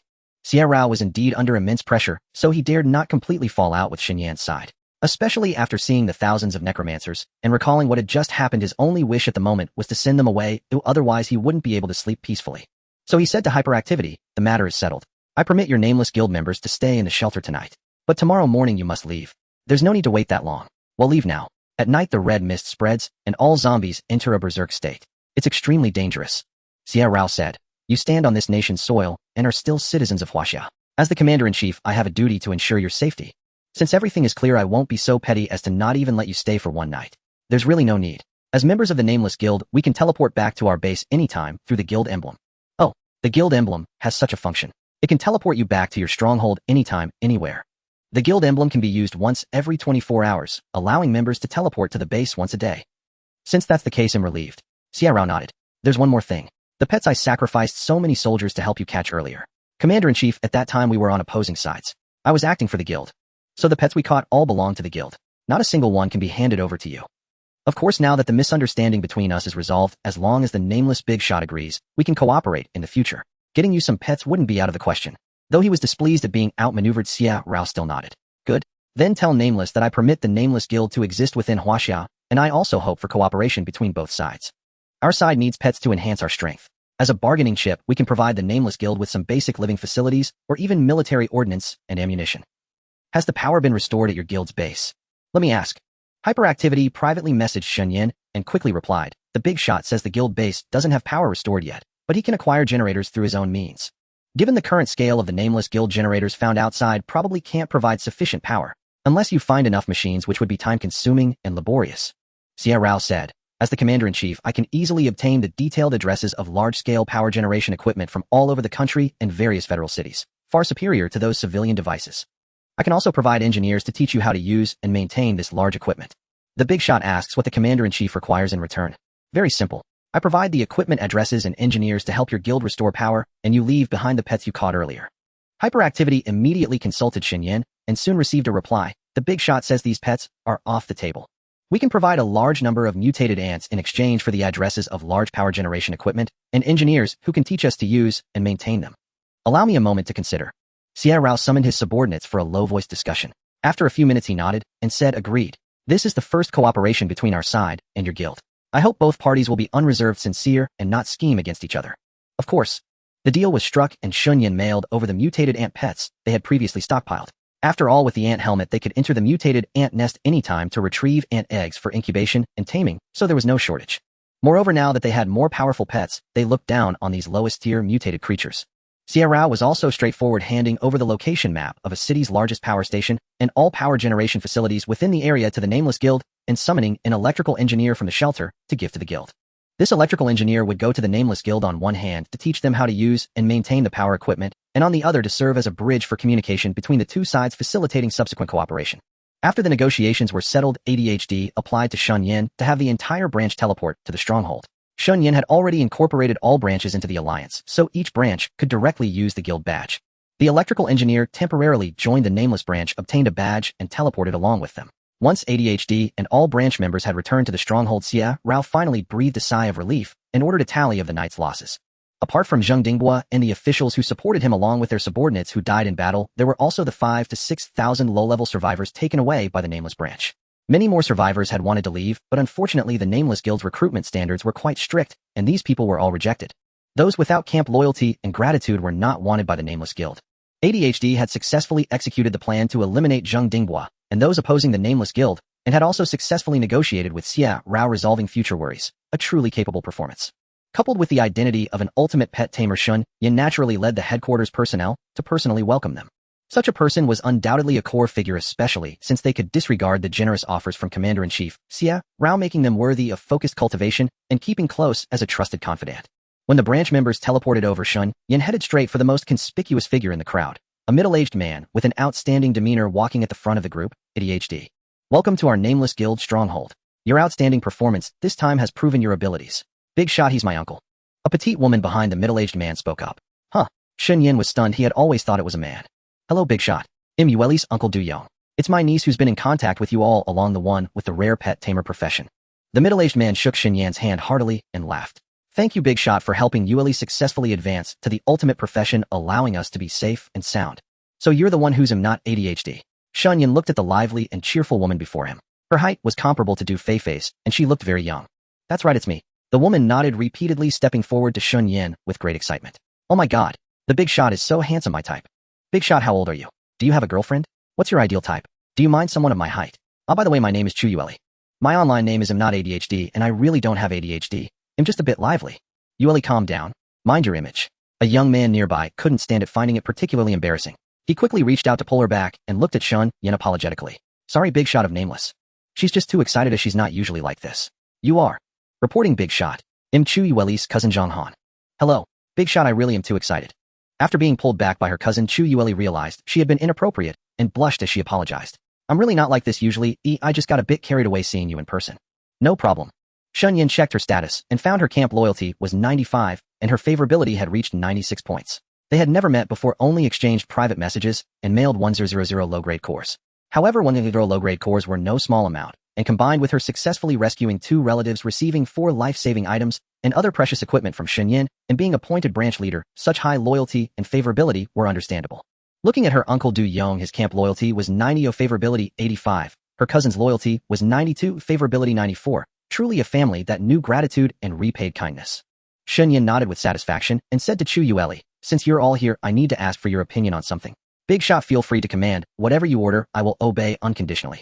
You've been so good to me, making me such a powerful ultimate pet tamer. Without you, I wouldn't be who I am now. Even if you asked me to die, I wouldn't hesitate. Chu Yueli responded excitedly. With a profession as rare as yours, how could I possibly let you die? Shen Yan said. What I want to say is that our Nameless Guild has a rule: the most capable and loyal members must join the Nameless headquarters and await orders by my side. Are you willing to join the headquarters and stay by my side to handle matters? The branch will be transferred to your uncle for management. Your cousin can serve as vice branch leader to assist your uncle. These two had high enough loyalty to manage the branch. Later, when others were cultivated and their loyalty maxed out, they could also join the headquarters. I'm willing. Of course I'm willing. Chu Yueli didn't hesitate at all. In fact, this is exactly what I've dreamed of. I want to stay by the Big Shot side. Good. Shen Yan looked at Du Yong and Zhang Han. Promote them to branch leader and vice branch leader, then leave the branch. I'll add you to the headquarters. You too, the branch is in your hands. Rest assured, Big Shot, we will manage the branch well and not let you down. Du Yong and Zhang Han promised loudly. Chu Yueli first promoted Zhang Han to vice branch leader, then transferred the branch leader position to her uncle Du Yong. After leaving the branch, she quickly informed Shen Yan. Shen Yan sent her an invitation, and Chu Yueli's name appeared in the headquarters. Upon entering the headquarters, Chu Yueli noticed that the guild had very few members, and all names seemed to be female. Just as she was about to ask, the women who had been silent behind Shen Yan stepped forward one after another, pulled her aside, and spoke softly. Welcome to the Nameless headquarters. Let us first explain the situation here. Oh, okay. Chu Yueli looked bewildered and followed them away. Shen Yan said to Du Yong, as the new branch leader, your first task with Zhang Han is to settle the members. Take these people to the residential area of the stronghold and find their rooms. Yes. Du Yong and Zhang Han immediately took action, turning to address the branch members. You heard. Everyone has their own room. Settle down first. It is a good thing that the guild scale has expanded to 100,000 members, but new problems have arisen. Shen Yan can now clear monsters quickly, and with the tenfold loot drop rate, he can barely supply the daily resource consumption for these 100,000 members. But working from dawn till dusk, tirelessly hunting monsters, should he be the boss or just a laborer? To address this issue, a meeting of core members was convened, and all the presidents and vice presidents of the 10 branches were present. Everyone whispered among themselves, and finally, Du Yong spoke up. The resource supply issue for the guild is indeed of utmost importance, unknown boss. You need not worry. Starting now, each branch can send combat members to form teams to hunt low-tier zombies and mutated creatures. While leveling up by defeating monsters, they can also rapidly improve their levels and enhance their personal strength. All the materials obtained should be turned in to the guild and distributed to crafting professions for production to quickly form a cycle. However, the problem is that even doing this now the resources still cannot meet the demand. Shen Yan frowned. This is quite natural. Du Yong chuckled. After all, the current guild members generally have low levels, and the skills of crafting professions are still in their infancy, so the speed of resource acquisition is naturally insufficient. In my opinion, if we maintain this model for about 2 weeks, once the members' levels generally improve and the crafting skills enhance, the situation will improve, and we can achieve self-sufficiency afterward. 2 weeks. Are you sure? Rest assured, unknown boss. Oh, everything I say is based on evidence. At most it will take 2 weeks to resolve the issue. Alright. Shen Yan felt somewhat reassured. If it's only 2 weeks, it indeed isn't a big problem. You all need to expedite this across your respective branches and implement it according to this model. Yes. Does any branch have other issues? Shen Yan looked around at the crowd, most of whom were unfamiliar faces. Report. Gerard raised his hand, speaking in broken Chinese. Given that my branch does not have any Chinese members, my Chinese is also limited, and I cannot understand many aspects. I hope you can arrange for professional translators to assist us, and it would be best if they could also teach us Chinese when they have time. My branch feels the same way. And so does my branch. 2 other branch presidents from foreign countries raised their hands simultaneously. They had each learned a bit of Chinese to understand the recruitment information in the World Channel, which allowed them to receive support from the unknown guild and establish their current branches. Naturally, the first consideration is the communication issue. Shen Yan nodded. There are indeed language barriers for these foreign branch members, and sometimes a single order not being fully understood can lead to significant losses. Thinking of this, he turned to Zhang Jun. Teacher Zhang, does your branch have any talents in this area? Of course. Zhang Jun replied affirmatively. We have quite a few excellent students from the foreign language department who are perfectly suited for translation work and can be assigned to the branch. All right, then I will leave this matter to you. Shen Yan felt somewhat reassured. Yes. Thank you, boss. Gerard and several other foreign branch presidents expressed their gratitude. Are there any other issues? Shen Yan asked again. Report. My branch currently lacks mutated wool, and 1/3 of the members need wool blankets. Due to a shortage of materials, the guild's tailor is at a loss. Du Yong raised his hand. Shen Yan thought for a moment and turned to Du Feifei. Is there any mutated wool left in our warehouse? Du Feifei immediately shook her head. We already distributed our stock to the various branches. Is that so? Shen Yan scanned the other branch presidents. Do any of you have surplus? If so, please allocate a little for him. The presidents shook their heads, indicating that the mutated wool they had was barely enough, with no surplus at all. Since that's the case, Shen Yan could only look at Du Yong. It seems we don't have enough mutated wool. The buildings near the East District have already been scavenged by the official shelter. There won't be much left. How about this? After the meeting, I will contact them to see if we can exchange some blankets and other scarce living supplies with game currency or other items with the official shelter. When we go out to hunt monsters, we'll also gather more mutated wool from the mutated creatures. You all just need to make do for now. Yes. Du Yong nodded. Actually, it's all right without blankets. This is the apocalypse. Who hasn't suffered? It's normal for survivors to sleep on the ground without a bed. Just missing a blanket is not a big deal. No. Shen Yan shook his head. As the president of the unknown guild, since I made a promise, all guild members should receive the benefits they are entitled to. Thank you, boss. Do the branches have any issues with food and water supply? Report. There are no issues. Our branch has ample food and water. Our branch also has enough food. So do we. It seems that the issue of food and drink for the branches is resolved, so there is no need to worry. Shen Yan discussed some topics regarding guild supplies, listing the scarce resources, sending people to purchase from the mall, and arranging exploration missions. At the same time, he made a note of these resource types, planning to be more observant when leveling up and to collect them whenever possible to avoid waste. After the meeting, the branch presidents dispersed. Shen Yan prepared to lead a team out to continue hunting elite monsters for supplies. Before departing, Du Feifei pulled him aside and gave him a deep kiss before letting him go. The other girls followed suit, causing Chu Yueli, who was standing beside, to feel a surge of excitement. She already knew that the dozen or so top-tier girls at headquarters were all the women of the unknown boss and felt no issue with it. Given his current status, it was quite normal. As long as he beckoned with a finger, most of the beautiful women in the branch would be willing to throw themselves at him. She herself was one of them. As the combat team members Lin, Qingqing, Jiang Yun, and others successively gave kisses, Chu Yueli looked at them for confirmation. After receiving affirmative glances, she excitedly ran over to hug Shen Yan and kissed him deeply. All right, let's get down to business. Embracing Chu Yueli, Shen Yan had long since changed his mindset and would not refuse her initiative. Feifei, keep an eye on the place. We're off. Safe travels and come back soon. The girls remaining at the base waved goodbye. Exiting the base, Shen Yan led the newly arrived Chu Yueli along with Lin, Qingqing, Jiang Yun, Zhuang, Xian Lin, Wan Sun, Xian, and Zhao Shishir, Yang Ying, and Zhou Yinfeng, who had gone out to gather supplies, summoning the Mount Giant Owl and flying directly to the industrial area. Perhaps it was Chu Yueli bringing good luck. Around 2 in the afternoon, they not only amassed a large quantity of supplies, but also finally received a big drop, obtaining 10,000 physique scrolls. This felt great. Shen Yan used up all 10,000 physique scrolls, and his HP surprisingly reached 10162. Other survivors dreaming of killing him would realize how terrifying this health pool was. As Du Yong had predicted, 2 weeks later, the various branches successfully established a resource supply, Shane finally lifting the heavy burden from Shen Yan's shoulders. Relying on the division of labor among branch members' resources were now sufficient, freeing Shen Yan from the need to tirelessly grind monsters day and night to make up for the shortfall.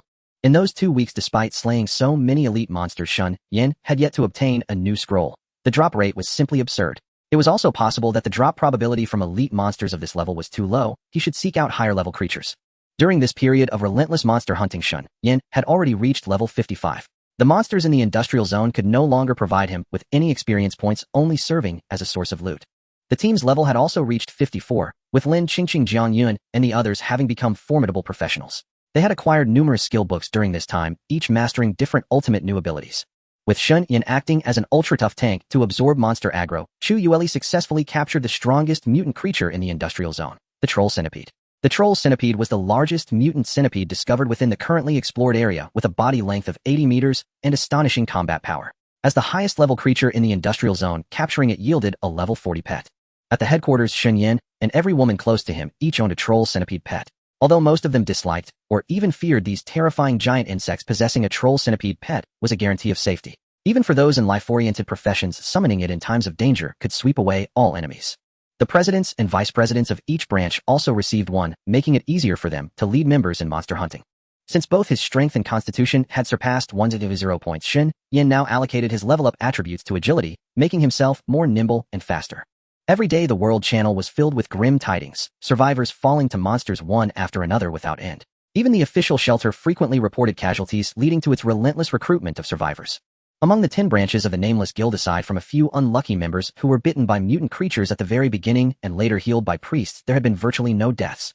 Thanks to the guild's ample supplies, all professions had basic equipment for self-defense and class compositions were well balanced. During team battles, priests healed diligently, and the guild members themselves remained cautious, resulting in a safety level far surpassing other survivor groups. Even the lowest-ranking guild member went out fully armed, drinking defense potions before battle and using healing potions immediately upon injury. With teammates protecting them and priests watching from behind, dying was nearly impossible. Now members of the Nameless Guild could be seen everywhere in the eastern district of City A, hunting monsters in the streets and clearing low-level zombies and mutant creatures near the shopping mall. Once an area was secured, those with the lumberjack profession would cut down surrounding trees and vines, gradually restoring the urban landscape. All of this was observed by Lu Tang. His feelings toward the Nameless Guild were rather complex. On one hand, the guild's elimination of Zheng Dingbua and his men had inadvertently resolved his own crisis, removing the threat of being usurped. General Commander Xia Rao, due to the Nameless Guild's influence, had temporarily refrained from intervening in City A, thus agreeing to let Lu Tang continue overseeing the city's official shelter. On the other hand, the Nameless Guild's presence had diminished the shelter's influence in the area, making it harder to recruit survivors. Now survivors in the region preferred to join the Nameless Guild, which occupied the guild tower, offered a safer stronghold than the official shelter, provided ample supplies, ensured branch members 3 hearty meals a day, and distributed job change items and various professional equipment. If not for the Nameless Guild's strict admission criteria, not everyone could join. The official shelter would have seen almost no new recruits. Lu Tang realized that he had to make changes.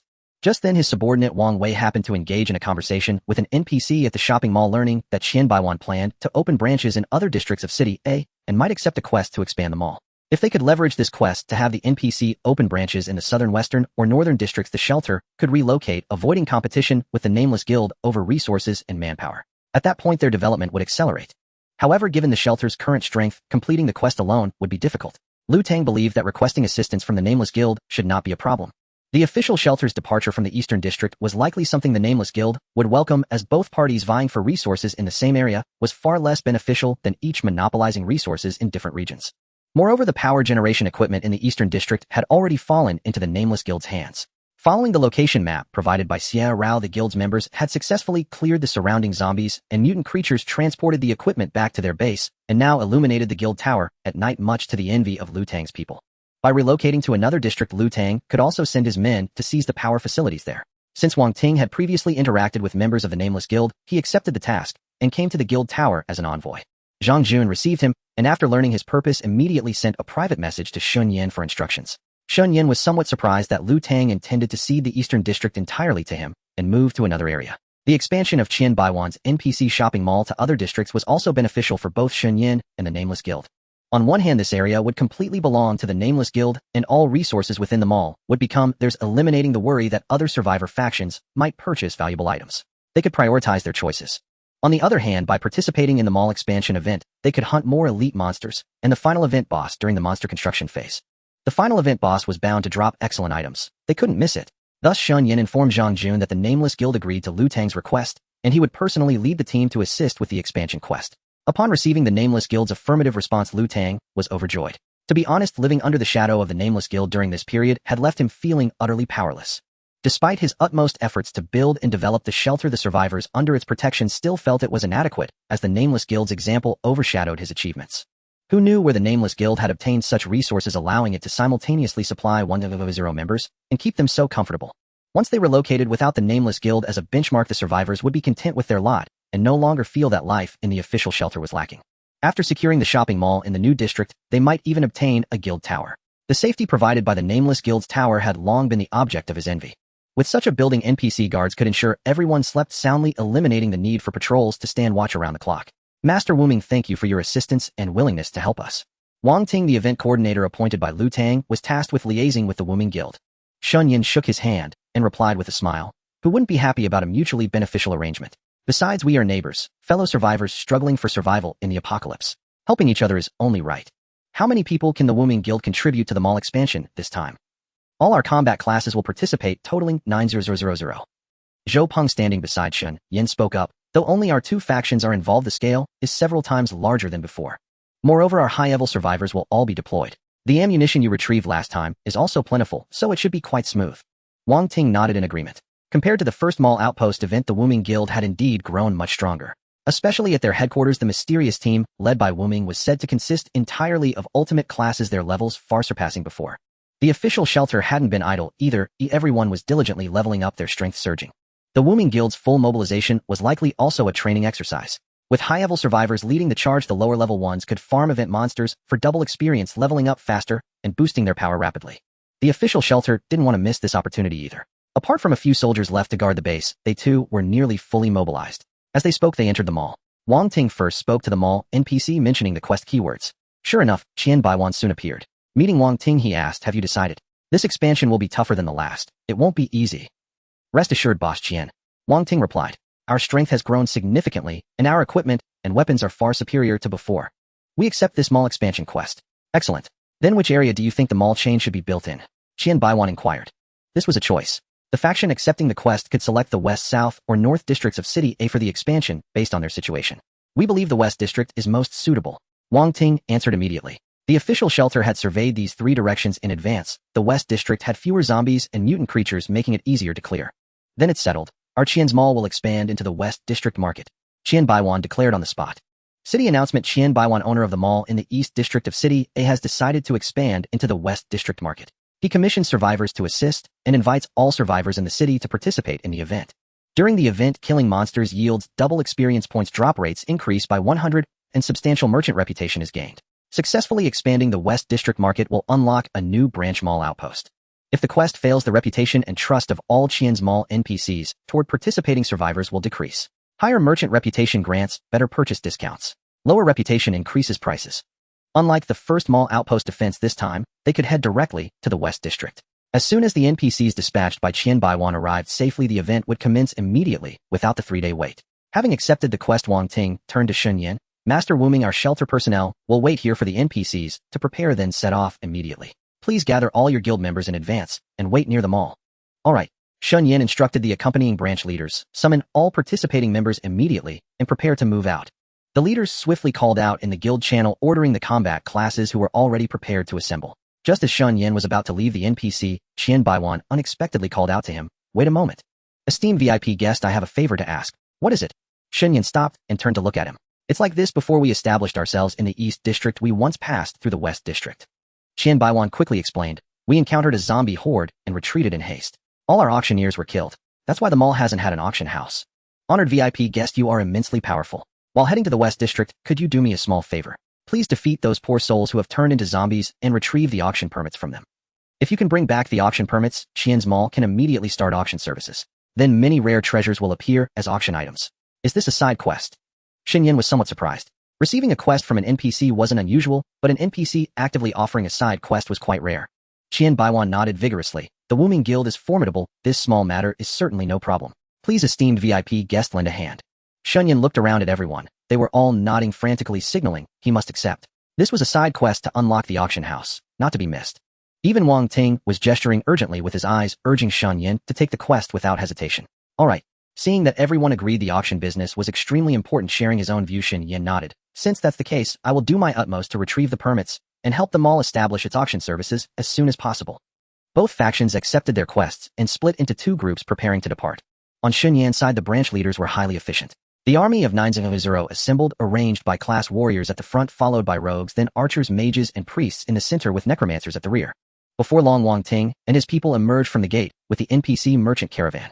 The NPC dispatched to the West District was named Qian Xiaoxiao, Qian Baiwan's eldest daughter. She was now the head of the West District Mall branch and the key figure to protect during this expansion. Arriving at the mall's outskirts and seeing the fully armed official shelter troops alongside the Wuming Guild's 900 members, Qian Xiaoxiao was overjoyed. With such formidable strength, the expansion will surely be a breeze. Taking the West District branch will be effortless. Everyone, I entrust this to you. Let's move out. All units, stand at ease. Attention, forward march. An officer beside Wang Ting gave the command, and the shelter troops marched in perfect unison, following the NPCs at the forefront. Boss, should we follow? Zhang Han asked, tilting his head. All guild members, attention. We will follow at the rear, keep watch on both flanks, and ensure the NPCs are protected from zombies and mutants. Shen Yan immediately ordered, everyone fall in line and follow the formation. The branch leaders promptly shouted orders in the guild channel, directing members to march, forming a vanguard and rearguard to protect the NPCs as they advanced swiftly. The official shelter mobilized over 10,000 people combined with the 90,000 members of the unnamed guild, forming a grand army of 100,000 sweeping forward like a long dragon.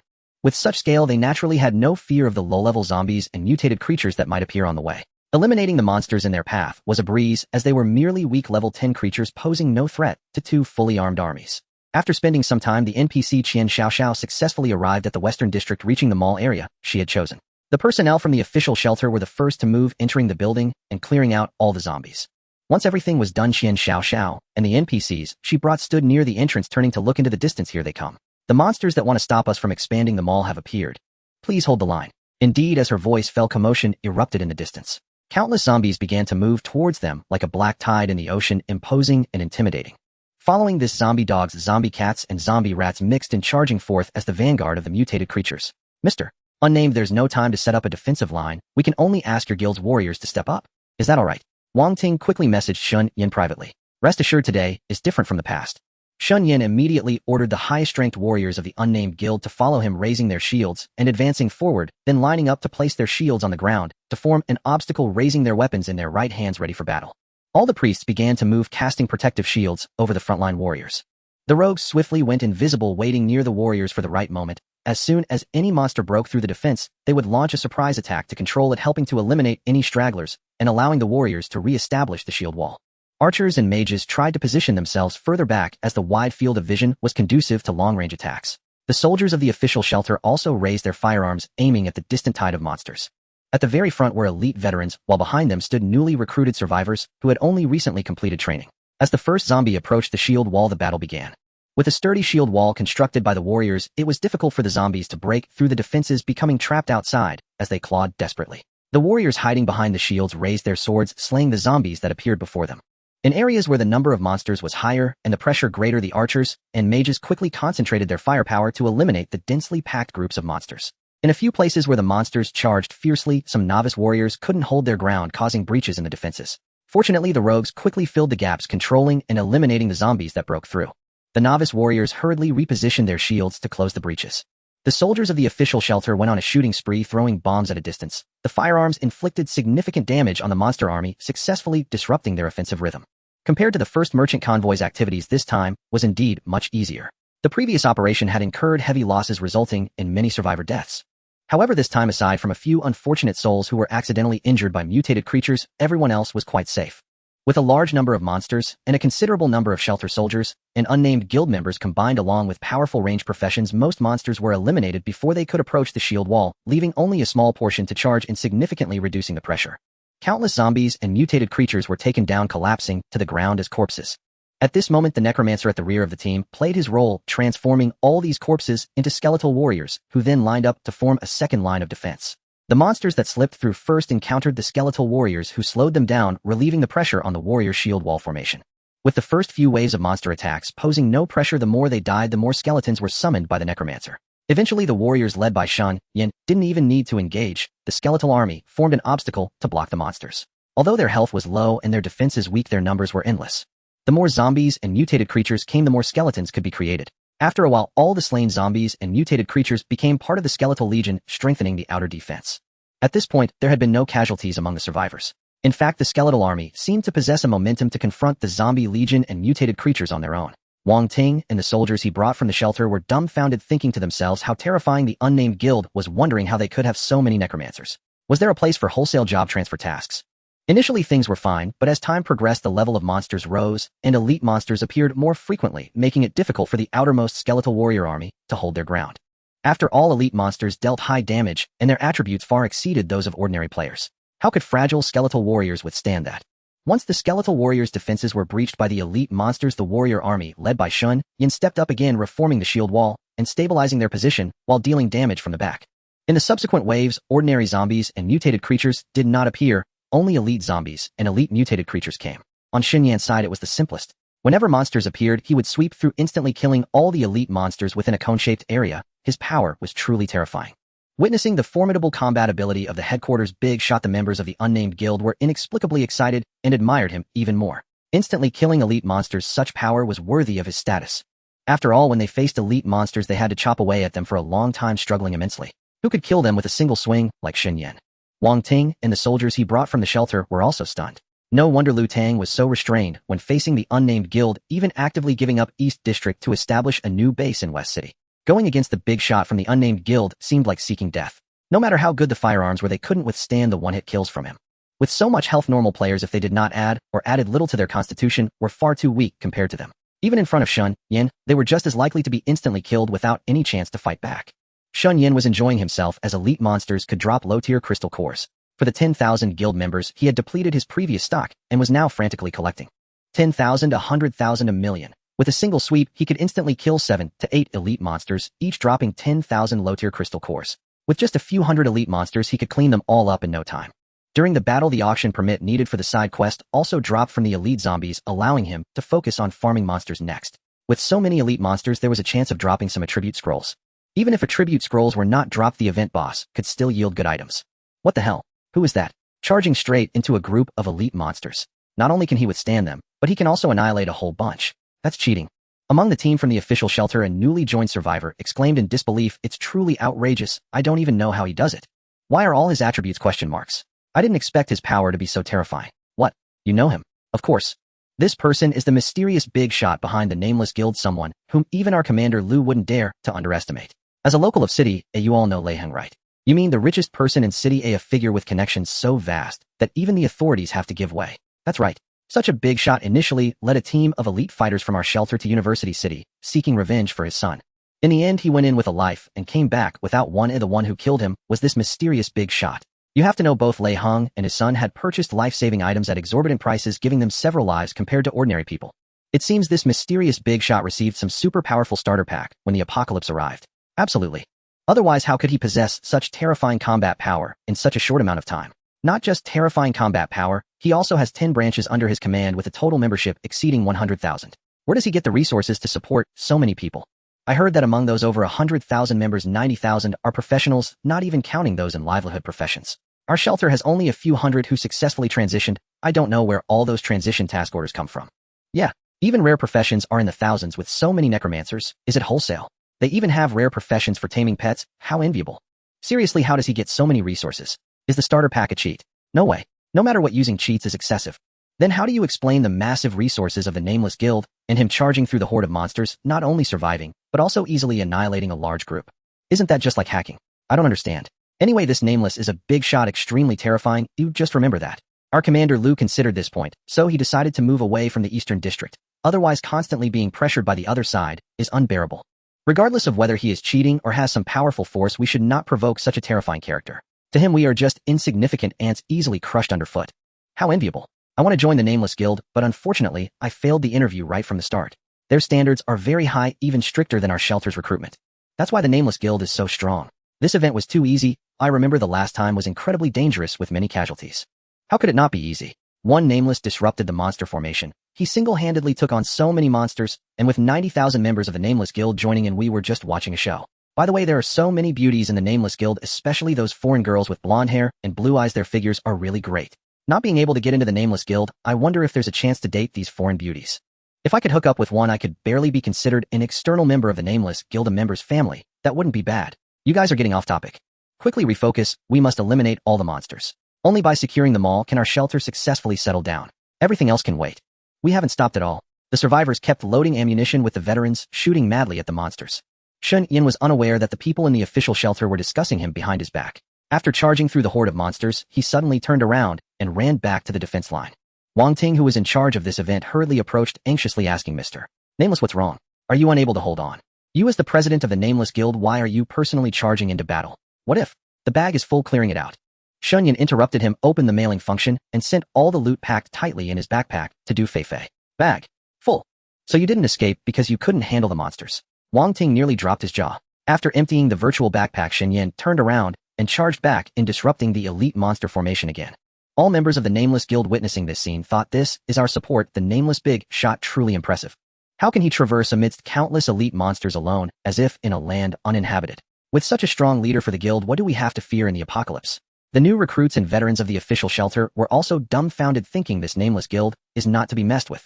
Let alone the hundreds of thousands of members, just one Nameless big shot can dominate the field. Who can compete with him? Commander Liu's choice was correct. We can only befriend such a terrifying powerhouse and must never stand on the opposing side. From now on, we must be extremely cautious lest we provoke this Nameless big shot and his guild members. After charging for a while, Shen Yan's backpack was full again, so he returned to mail it. Though his health was sufficient to withstand the monster's siege, and he wouldn't die.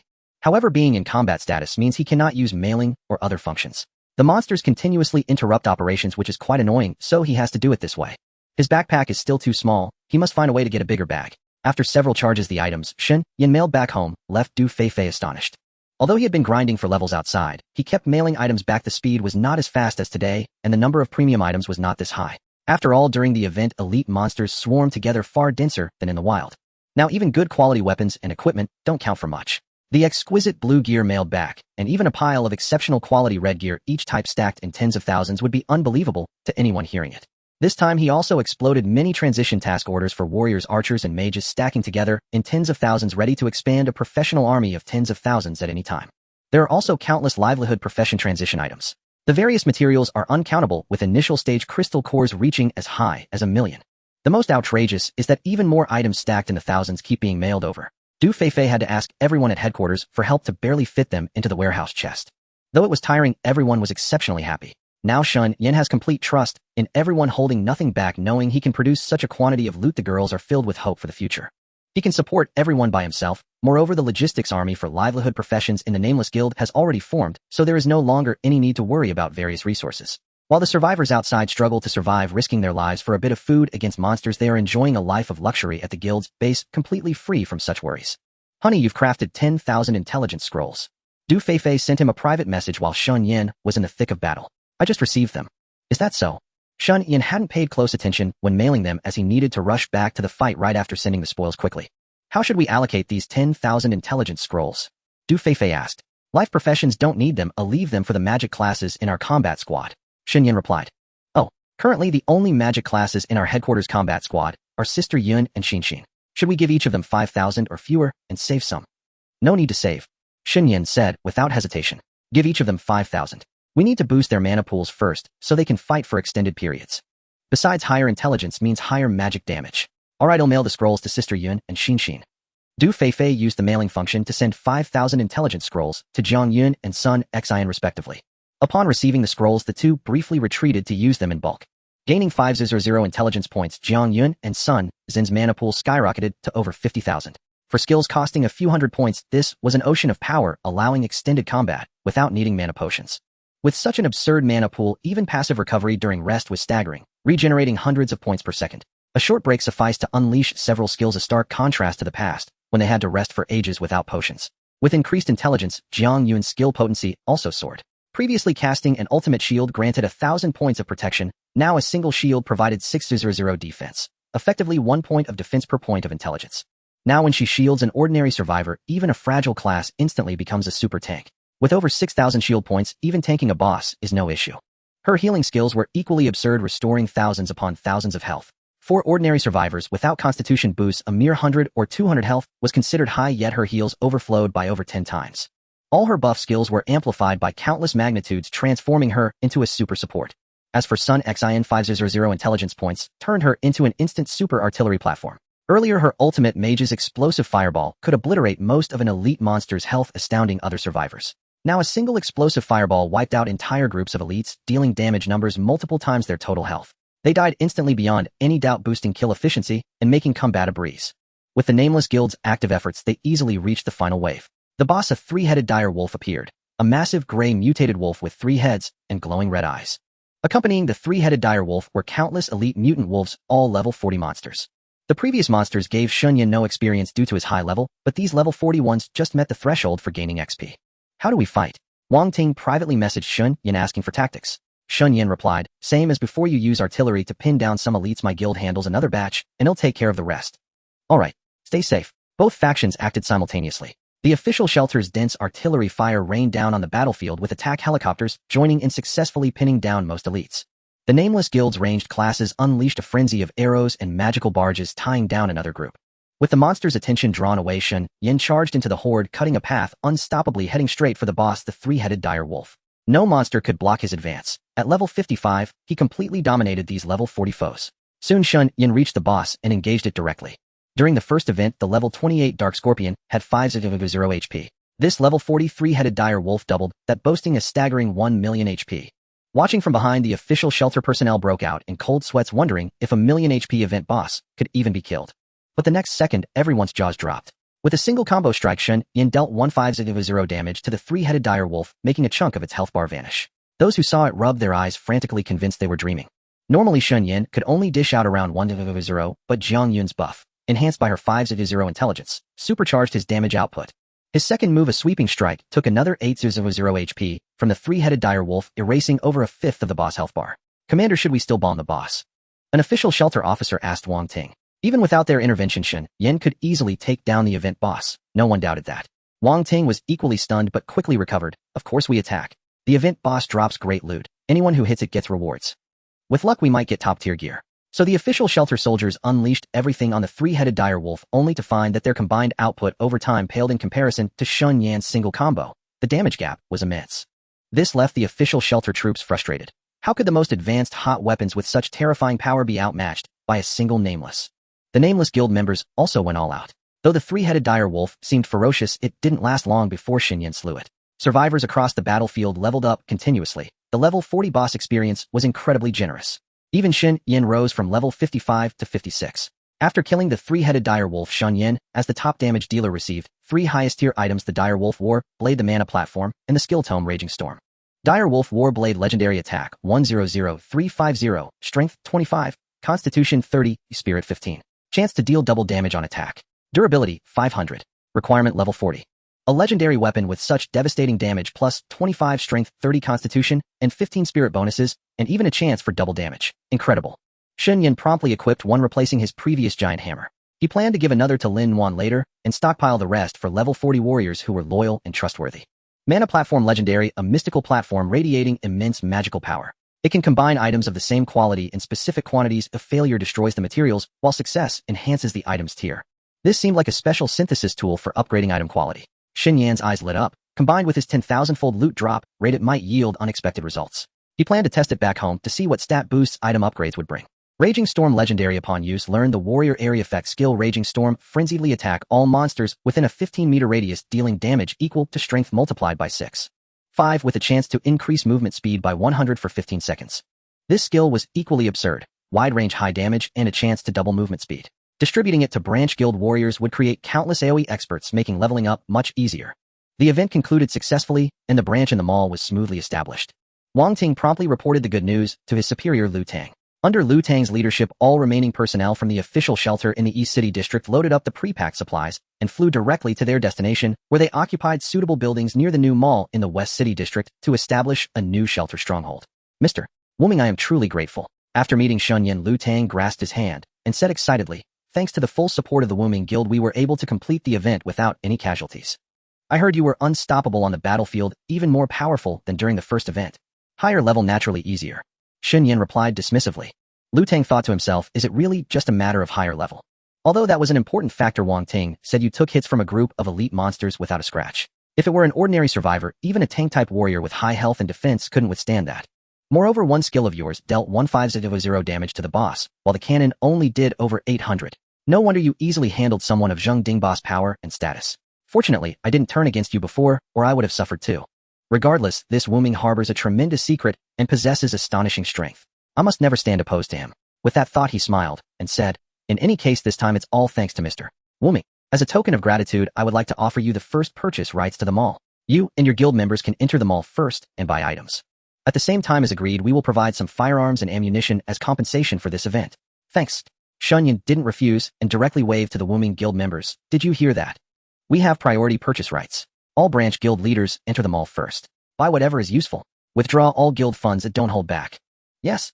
The guild leaders responded in unison and filed into the mall. Shen Yan along with Zhang Yun and the others entered the building and headed straight for the VIP trading floor.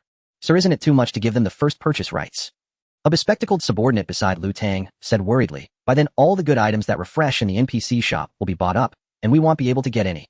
In life one must have a broad vision and not focus solely on immediate gains. Before Lu Tang could speak, Wang Ting interjected, furthermore, while there is a chance for the NPC shop to refresh with top-tier items, the probability is very low.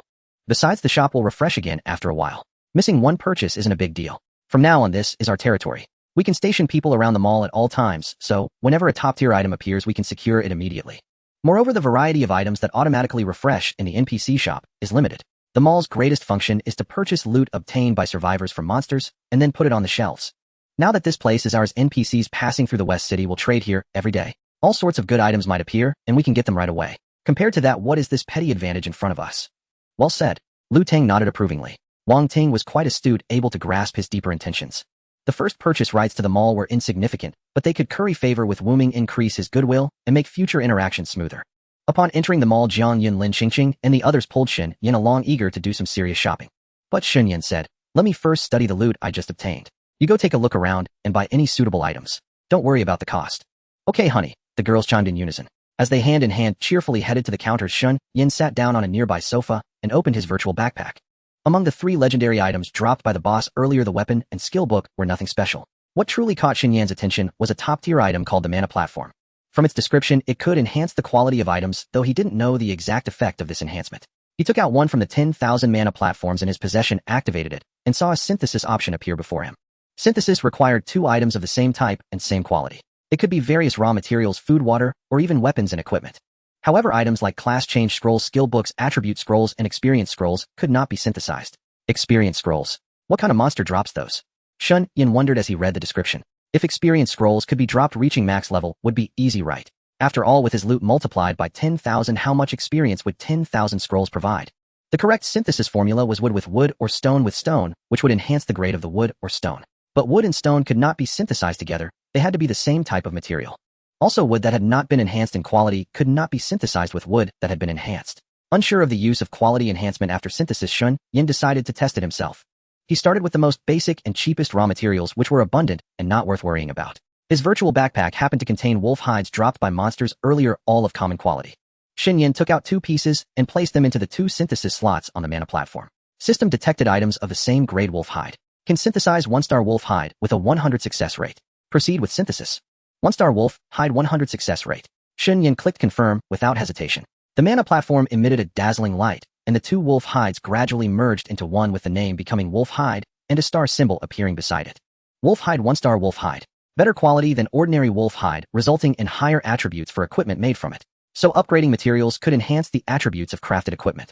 Shen Yan took out 2 more wolf hides and synthesized them into 1-star wolf hides, then placed the 2 1-star wolf hides into the slots.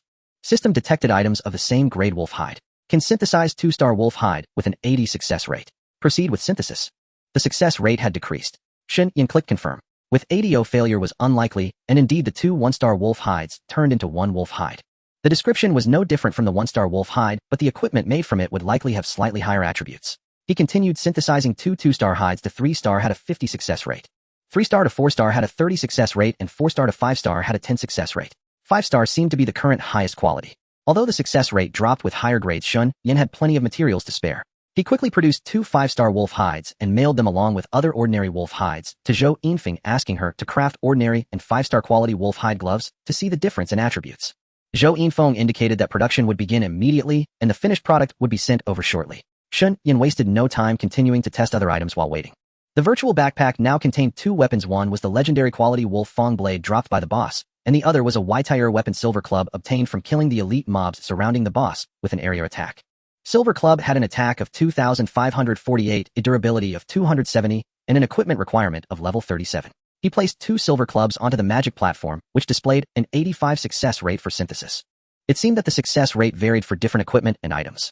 Not rushing to synthesize, he swapped in two Wolf Fong blades, and the success rate plummeted to 50. Shen Yan instantly understood the higher the tier of the equipment, the lower the synthesis success rate. And the higher the star rating, the even more abysmally low the success rate became. If it failed, both items used for synthesis would be destroyed simultaneously. Ordinary survivors likely dared not casually attempt to upgrade legendary-grade weapons and equipment with star ratings, but for Shen Yan, losing 10,000 legendary weapons in one go was of no concern. Of course, he still tested with Y-Tire weapons first. When the Silver Club was synthesized to 1 star, its attack became 2,851, with both the lower and upper limits increased by 3 points of damage. Synthesizing to 2 stars had a 60 success rate, and the attack instantly became 3456, with both limits increased by 6 points. Synthesizing to 3 stars had a 35 success rate, and the attack became 4,062. Synthesizing to 4 stars had a 15 success rate, and the attack became 4,870. Synthesizing to 5 stars had an 8 success rate, and the attack became 5,880. For a level 37 Y-Tire weapon, an attack of 5,880 was already quite impressive considering that the legendary Wolf Fong blade's lower limit was only 100 points. The attack power of a 5-star Y-Tire weapon was at least on par with the base damage of fine or even excellent quality items. Of course, the synthesis cost was also staggering. Shen Yan had used 366 silver clubs to forge a 5-star silver club. Most failures occurred during the later star upgrades. Although the success probability was low, if even Y-Tire equipment could be enhanced this much, what about legendary weapons? Shen Yan directly took out the Wolf Fong blade and began synthesizing. Strangely enough, the first attempt with a 50 success rate actually failed. 2 legendary Wolf Fong blades instantly shattered into powder. These were level 40 legendary weapons. How much in-game currency could they fetch if sold? Fortunately, Shen Yan still had 9998 more in his inventory. He placed 2 more and clicked to synthesize. This time a 1-star Wolf Fong blade was successfully created. Wolf Fong blade attack 150400, strength 26, constitution 31, spirit 16, has a certain chance to deal double damage on attack, durability 520, equipment requirement level 40. As expected of a legendary weapon, even at 1 star it added 50 points to both the lower and upper damage limits, and strength, constitution, and spirit each increased by 1 point, with durability also increasing by 20 points. Shen Yan continued synthesizing Wolf Fong blades with no stars. After depleting a batch, he obtained a large number of 1-star Wolf Fong blades as materials. Next, upgrading from 1 star to 2 stars, the success rate plummeted to 25, only a 1 in 4 chance. Fortunately, with enough materials, he still managed to create several 2-star ones. Wolf Fong blade attack 250500, strength 27, constitution 32, spirit 17, has a considerable chance to deal double damage on attack, durability 570, equipment requirement level 40. This time the attack surged by 100 points, attributes seemed to increase by 1 point each, and the special effect description changed to considerable chance. Pressing on after depleting many more materials, he finally synthesized a 3-star Wolf Fong blade. The success rate was 10. Wolf Fong blade attack 450700, strength 28, constitution 33, spirit 18, has a high chance to deal double damage on attack, durability 650, equipment requirement level 40. This time both limits increased by 200, and it became a high chance of dealing double damage. The success rate for upgrading from 3 stars to 4 stars was only 5, which was absurdly low. Fortunately, Shen Yan had no shortage of materials. Without lamenting the constant shattering of legendary weapons, he mass-produced 1-star and 2-star items as padding. After countless failures, he managed to create a batch of 3-star ones. Then, using even more padding after repeated failures when the feeling was right, he immediately pushed for 4 stars and finally succeeded.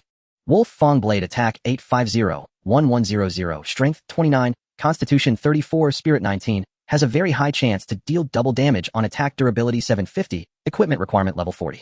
The 4-star Wolf Fong blade's attack exceeded 1000. With this single weapon, he could easily one-shot a tank-type warrior of the same level. Keeping this 4-star Wolf Fong blade for now, Shen Yan continued synthesizing with padding. After some time, he ultimately destroyed 2757 legendary Wolf Fong blades to obtain the final 5-star product.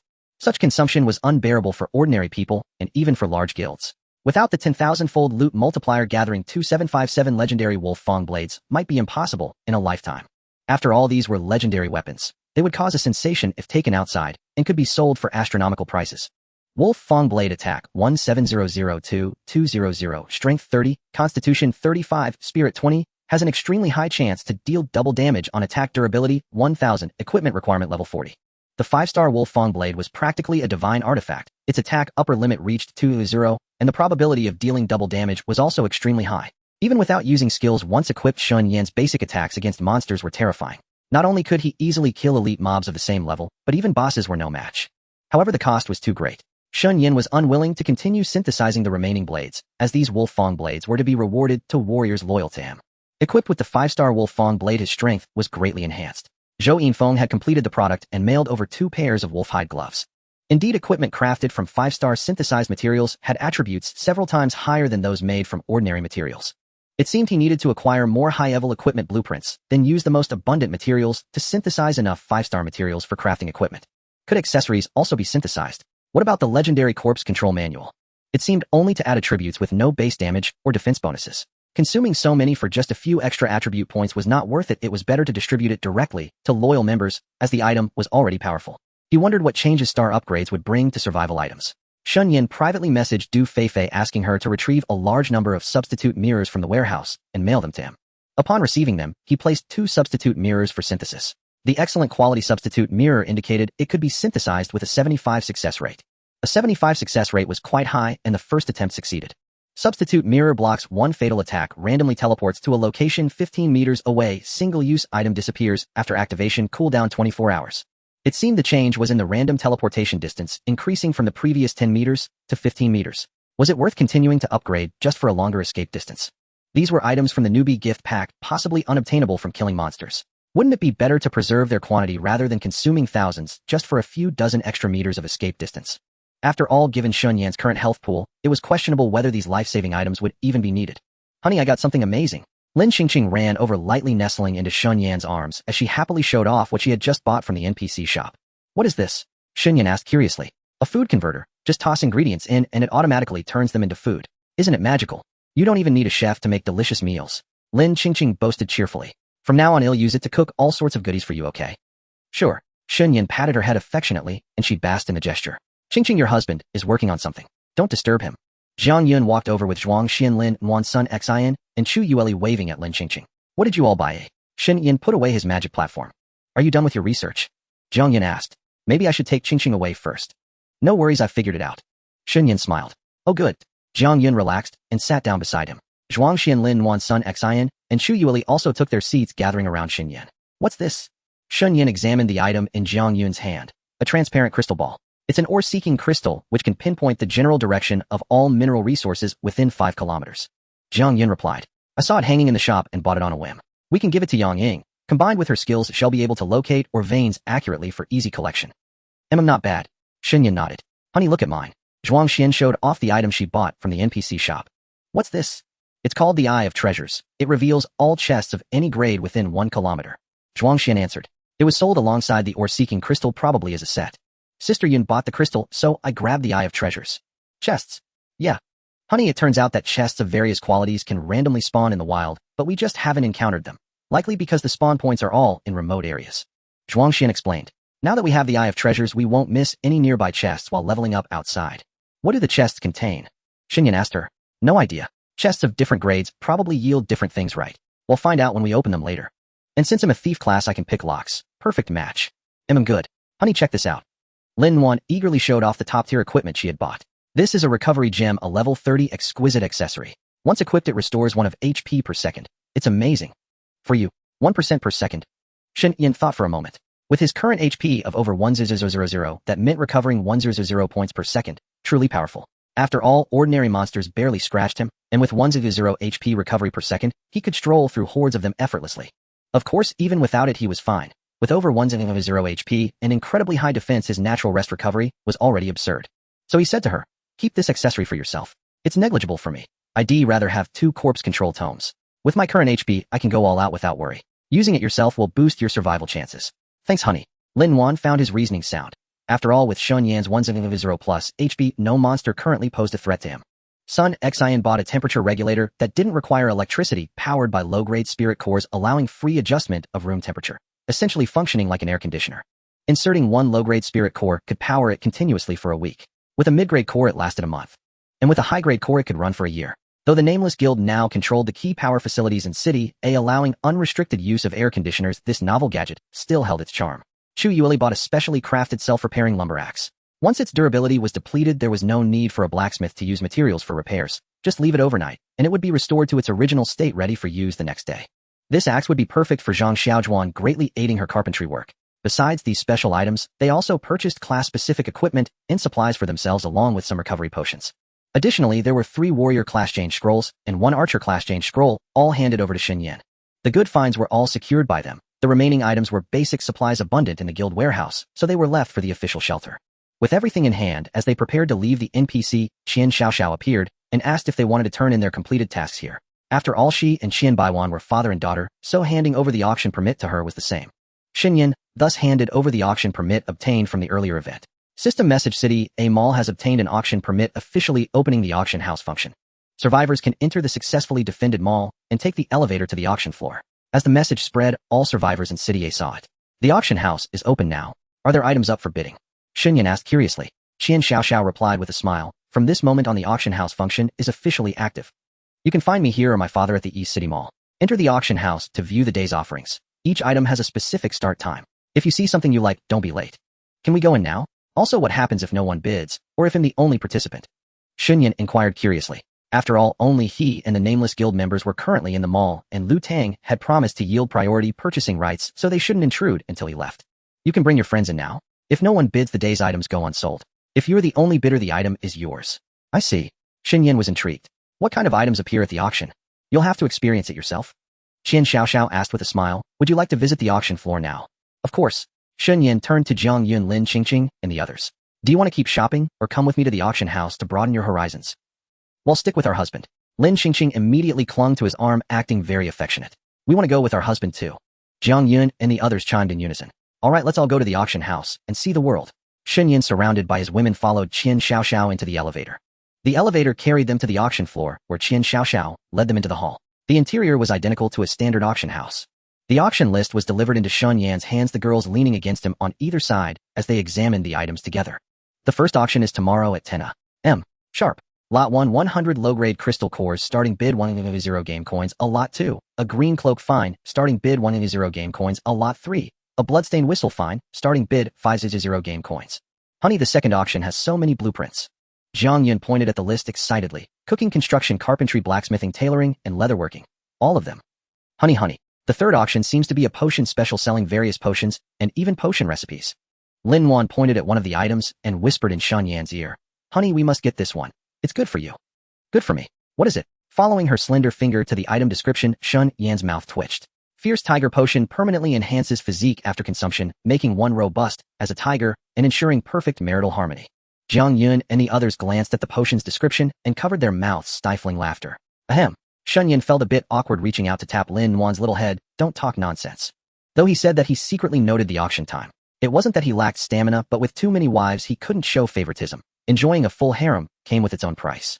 Knowing that everything up for auction was valuable, Shen Yan noted the items that interested him and turned to ask Qian Xiaoxiao. Is this auction held simultaneously in the East and West districts, or are they completely separate? Esteemed VIP guest, I am from the West District branch. The auction here is synchronized with the headquarters. Qian Xiaoxiao replied respectfully. So if I attend the auction in the East District, it's the same items and time? Yes. All right then. No need to stay overnight here, we can head back directly. Shen Yan nodded. But why not hold the auction today? Why wait until tomorrow? The auction permit was just submitted today, and there are many preparations to make. Qian Xiaoxiao replied, please be patient. By the way, there is also a player auction house here. Esteemed VIP guests may take a look. Player auction house. Please follow me. Qian Xiaoxiao led Shen Yan and the women beside him into the next room, where several NPC auctioneers stood. Welcome. The NPCs immediately bowed and greeted the group with utmost respect upon seeing Shen Yan and his party. Esteemed guests, you can open a player auction house here, list your items freely, or bid on items other players have put up. Qian Xiaoxiao introduced, this auction feature is available nationwide. All survivors within the country can use it. Oh, all survivors nationwide can use it. Shen Yan approached one of the NPCs, and sure enough, the option to open an auction house appeared. Upon opening it, the auction house interface was empty with no items listed. Disappointed, he turned to Qian Xiaoxiao. Didn't you say it's nationwide? Why is there nothing here? Esteemed guest, for other survivors to use the auction house, they need to help their city's merchant caravan successfully establish a foothold, then accept an auction quest like you did, and complete it to unlock the auction function. Qian Xiaoxiao replied respectfully, the fact that there are no items means City A is currently the only city to have successfully opened an auction house. We'll have to wait until other cities complete their auction quests before new players join. For now it's limited to this city. Only survivors who come to this marketplace can use the auction function. So if I list supplies for sale now, only local survivors from City A can buy them. Yes, survivors from this city can come to my marketplace or go to my father's place in the East District to participate. Listed items can only stay up for 24 hours. If unsold they're returned, and I have to pay a storage fee. Yes. Then there's no point for now. Shen Yan spread his hands. The only people who can buy my listed items are from the official shelter. Lu Tang's people probably can't afford them, and my own guild members don't need to bid. Lu Tang's people probably won't put up good items for auction. They'll keep them for themselves. Seeing Shen Yan's disappointment, Chu Yueli suddenly had an idea and quickly came to his side. Honey, we can use the national and city channels to broadcast to those factions that successfully protected merchant caravans, telling them about this auction quest to speed up the process of opening city auction houses. That way the player auction house will become lively. Eventually all kinds of good items might appear. Exactly. Shen Yan's eyes lit up as he hugged Chu Yueli and gave her a firm kiss. Yueli, you're so clever. Hee. Chu Yueli giggled happily, feeling valued for being able to help him. Leaving the auction house and confirming that all the good items in the marketplace had been purchased, Shen Yan led his wives out of the building and gathered the guild members. Lu Tang came to confirm and learned that Shen Yan had finished shopping. Although the good items were certainly gone and would need to refresh, the basic supplies in the stores, likely overlooked by Shen Yan, were crucial for the official shelter. Shen Yan gave the order for all nameless guild members to teleport home. Back in the East District, the first task was to tally all the loot dropped by guild members during the event, because everyone who participated and contributed to the boss fight would receive rewards. Though rewards mainly depended on damage output against the boss, higher output meant better rewards. Shen Yan's explosive damage had secured 3 legendary items for himself. Yet there were also lucky individuals who against low odds obtained unimaginable treasures. Indeed, while most members received ordinary rewards, among over 900 members, one incredibly lucky person, named Andy from the Western Rome Kingdom, had obtained a legendary equipment crafting blueprint after defeating the boss, the evil wolf helmet design. Shen Yan found a translator and personally met with Andy, offering to exchange an evil wolf warblade for the evil wolf helmet design. Andy was more than willing, as the evil wolf helmet design required the blacksmith profession, and as a warrior, he had no immediate use for it. Meanwhile, the evil wolf warblade was a legendary weapon usable at level 40, which would let him soar once he reached that level. Moreover, after handing over the evil wolf helmet design, the guild's blacksmiths would craft it for guild members once they met the skill requirements, and he might even get a finished evil wolf helmet himself. A win-win situation. Shen Yan handed the acquired evil wolf helmet design to Du Feifei, instructing her to focus on leveling up her blacksmithing skills and craft the helmet as soon as possible. The next morning at 10 o'clock, Shen Yan was already waiting at the auction house in the mall. The first auction began, and the NPC auctioneer presented the virtual image and information of item number 1. Dear esteemed guests, our first item is 100 beginner crystal cores. It is well known that beginner crystal cores can only be obtained by hunting elite monsters below level 40, making them quite rare. This item is an important material used for class-changing enchanting and several other life professions. There are only 100 available, with a starting bid of 100,000. If anyone needs beginner crystal cores, please place your bids. Shen Yan opened his mouth to enjoy Lin Qingqing's feeding, eating strawberries dropped by monsters without placing a bid. The other girls were quietly sitting beside him, and no one raised a paddle. The unnamed guild does not lack beginner crystal cores. Shen Yan earns 10,000 for each elite monster he kills. He hoarded a lot while leveling up, and although he used many when recruiting 10,000 guild members, he had stored several million beginner crystal cores from killing a large number of elite monsters during an event yesterday, even obtaining over 1 million intermediate crystal cores from the last wave of level 40 elites. Therefore, there is simply no need to spend 100 game coins on a mere 100 beginner crystal cores. After a while, the auctioneer announced, a guest has offered a low bid of 100. Is there anyone willing to raise the bid? It was clear that the one participating in the auction was Lu Tang from the official shelter, as in City A only Shen Yan's unnamed guild and the official shelter had the capability to participate. Since Shen Yan was not interested in this item, after the auctioneer called 3 times with no one raising the bid, the beginner crystal cores were sold to Lu Tang at the starting price. The second item was a green cloak, an excellent quality piece of equipment with a starting price of 100 game coins. Lu Tang offered the base price, and this time, although Shen Yan did not move, Sun Xin raised the bid by 200. Lu Tang raised it to 1500, and Sun Xin immediately raised it to 2000. The opposing party likely felt that this excellent quality green cloak was not worth that much, so they gave up. Sun Xin successfully won the green cloak, which added 5 points of intelligence, making it quite useful for her as a mage. The third item was a bloodstained whistle with a starting price of 5000. This whistle can summon a mutated zombie dog to assist in combat for 1 minute, with a 30-minute cooldown. With Chu Yueli as a pet trainer and Shen Yan accompanied by powerful troll centipedes, he certainly looked down on a low-level mutated zombie dog, even though it was quite strong for ordinary survivors. Thus the whistle was auctioned off to Lu Tang at the starting price. The relationship between the two factions was still acceptable, so Shen Yan did not deliberately cause inconvenience for him. If it were an unfriendly faction bidding, he would definitely create trouble, continuously raising the bid to sink them. The first auction successfully concluded, and Shen Yan merely went through the motions without buying anything, while the few women around him bid on items they liked, with everything else being taken by Lu Tang. The second auction was scheduled for noon at 12 o'clock. This time Shen Yan did not hold back, placing high bids on all items, leaving Lu Tang empty-handed. In terms of money, even with the entire official shelter and tens of thousands of survivors pooling together, it could not compare to Shen Yan, who possessed 10,000 times the loot drop. These blueprints are useful. Shen Yan bought them to distribute to the life professions in the guild, which would enable stable production of various basic equipment, weapons, medicines, food, and other supplies in the future. Although Lu Tang felt frustrated about not getting the blueprints, he could understand Shen Yan, as he had 10 branches, and these blueprints would indeed be useful. The third auction was at 2 p.m. For this auction, Shen Yan gave up his plan to go out and level up today, bringing all his wives along to ensure he did not miss any sessions. The potion special session actually had very few items needed. Liang Yu had previously exchanged for many basic recipes and could make them herself. With Zhao Shishir following the team to gather various herbs, these were the least of their worries. Of course, there were a few relatively precious and rare herbs at the auction, and he would bid high for these. When the Fierce Tiger potion was put up for auction, Shen Yan pretended not to care, but immediately called out the starting price. It seemed that Lu Tang also had a demand for it, as every man desires to fight longer and grow stronger. However, he had no chance against Shen Yan, who ultimately won it for 2,000. There were several more auctions that continued into the night, and Shen Yan participated in each one, obtaining all the items he needed. When it was time to sleep at night, Du Feifei was the first to succumb. The Fierce Tiger potion was indeed powerful, serving as a significant boost for marital harmony. Unable to withstand the exertion, she quickly private messaged Lin Qingqing for support. However, after Lin Qingqing arrived, she also fell short. Reinforcements kept arriving, and that night Shen Yan turned the tide, leaving them completely defeated, ultimately achieving a great victory. It wasn't this exaggerated before it. Dealing with one a day without rest was unbearable. This time, even Chu Yueli joined the battle, yet she was still easily subdued, with loyalty and affection directly reaching full value.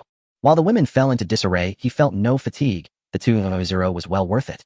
The next NPC auction would not be until a month later, so the next morning Shen Yan let the women who couldn't get out of bed rest at home, setting off alone to explore higher-level maps, searching for suitable locations for leveling and treasure hunting.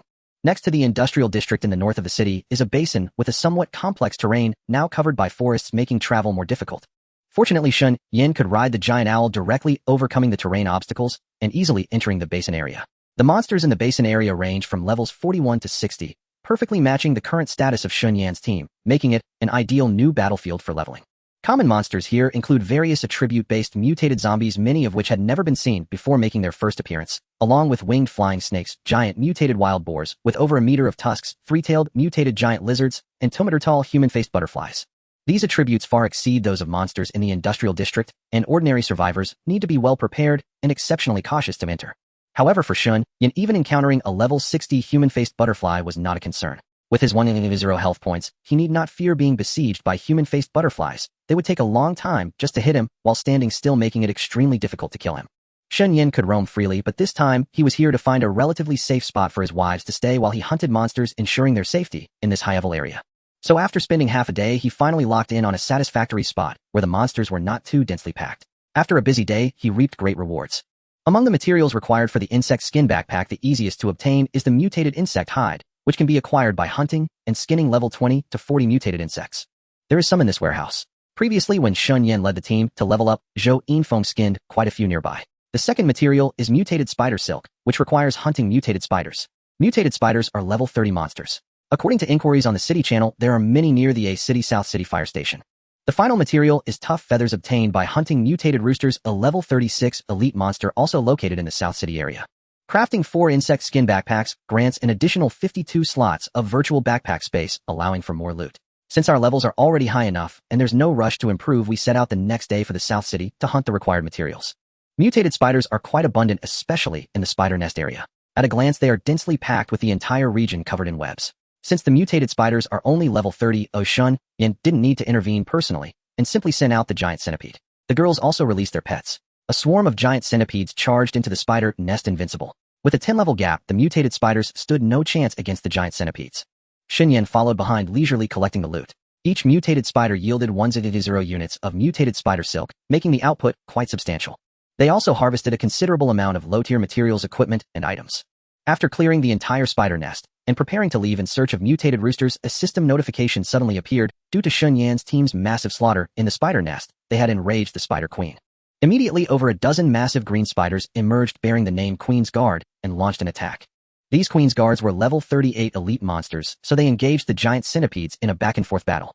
The Queen had yet to appear. As Shen Yan prepared to join the fray, Jiang Yun stopped him. Your combat power is too strong. You'd kill them instantly. Give us a chance to gain some battle experience. Shen Yan nodded. Jiang Yun's words made sense. His attributes were absurdly high, making monster fights trivial. It was indeed a good opportunity for them to enhance their combat experience. At worst, he could deliver the final blow to claim the 10,000-fold loot.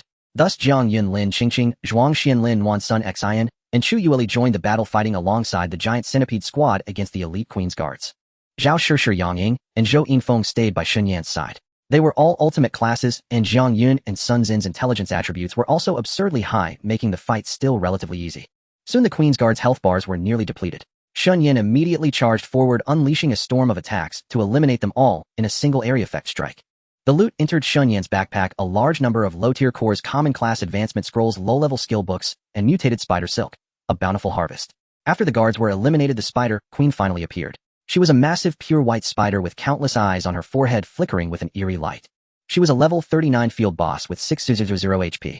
Once again, the girls and the giant centipedes engaged her while Shen Yan waited nearby. Zhuang Xian and Lin Wan as combat classes worked in perfect synergy to hold the Spider Queen's aggro, coordinating with the giant centipedes to prevent her from attacking the rear-line damage dealers and healers Lin Qingqing, Sun Xian, and Jiang Yun. With Chu Yueli present, the attack and defense of all pets in the team increased, a hidden attribute of the pet trainer class. Although the Spider Queen had 600 HP, she was quickly overwhelmed under the assault of a group of ultimate classes and giant centipedes. Her most powerful skill was spraying deadly poison, and area effect attack that inflicted a poison state, reducing all attributes by 50% and causing continuous health loss. However, this skill was useless against Jiang Yun. Her protective shield effortlessly neutralized the poison damage, and she used a dispel skill to cleanse the poisoning effects from everyone. When the Spider Queen's health was nearly gone, Shen Yan charged in. A normal attack triggered the skill of the Evil Wolf Warblade, dealing 2 instances of damage that easily killed her. The Spider Queen dropped 5 items, 3 of which were Queen's Spider Silk, Super Strong Insect Shell, and a low-tier core. The low-tier core goes without saying. The Queen's Spider Silk and Super Strong Insect Shell were extremely valuable raw materials that could be used to craft powerful items, fetching a high price when sold to survivors. 10,000 of each. What a huge profit. The remaining 2 pieces of equipment were an excellent quality Spider Bracer and a fine quality Spider Boots. Spider Bracer, excellent, defense 30-50. Ranged attacks have a certain chance to bind the target with Spider Silk, immobilizing them for 3 seconds. Durability 320. Equipment requirement level 30. Spider Boots, fine defense 1220. Increases ranged attack power by 5% and movement speed by 5%. Durability 300. Equipment requirement level 30.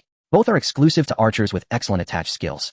Shen Yan took out 1 Spider Bracer and 1 Spider Boots and gave them to Lin Qingqing to equip. The remaining 9999 sets would be rewarded to the most loyal archers back home.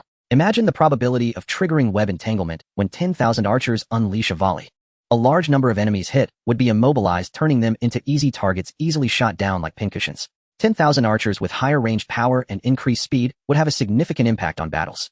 With the Spider Queen eliminated, there were no monsters left in this area for now. Shen Yan led the team in search of mutated roosters. After some time, they finally found these elite monsters in a secluded spot.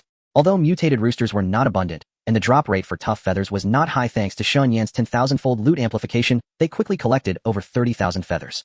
Crafting 1 insect skin backpack only required 10 tough feathers, so 30,000 was more than enough. With the materials in hand, the team immediately retreated, using the badge to teleport directly to the guild base. Zhao Qing's tailoring skill had already met the requirements. After receiving the materials from Shen Yan, she immediately set to work. She first crafted 4 backpacks and handed them to Shen Yan. After equipping them, Shen Yan's virtual backpack space expanded. The other girls who participated in the battle also received newly crafted insect skin backpacks from Zhao Qing and replaced their old ones. The discarded backpacks were placed in the guild warehouse, either to be rewarded to low-ranking members with contributions or auctioned off. However, Shen Yan was not satisfied with 14-slot backpacks.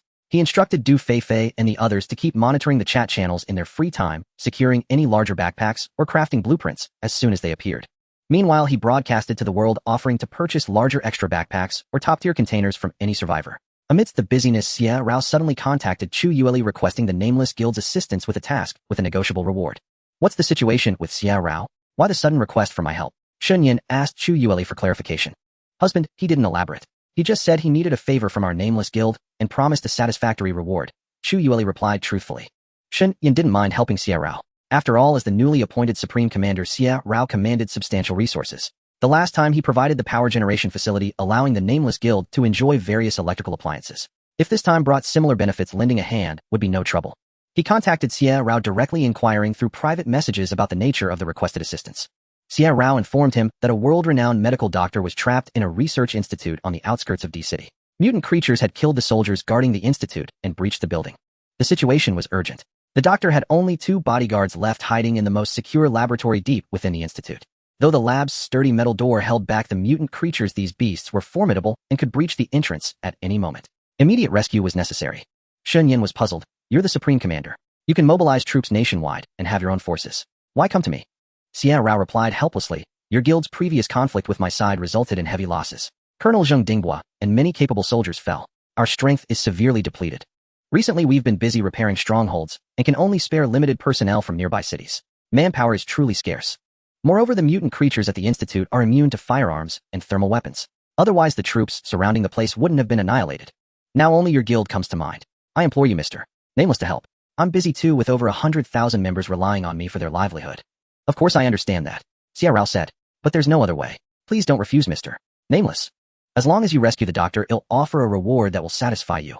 What kind of reward? Can I get a preview? Alright. Rescue the doctor, and he'll give you the coordinates of a military logistics camp. It's stocked with abundant supplies, including 3 large transport helicopters. Clear out the zombies in the camp and take everything. Sounds generous, but really you can't secure the camp yourself right now, so you're offering a convenient favor. In the end, I'll still have to expend my own manpower to eliminate the zombie soldiers to claim the goods right. Military camps are well hidden, extremely hard for ordinary people to find. With my specific coordinates, the supplies will be easy to obtain. Military supplies shouldn't be leaked, but this is an exceptional case. The doctor is too important to me. Do you agree, Mr. Nameless? Shen Yan pondered briefly. Even a logistics camp would contain firearms and ammunition.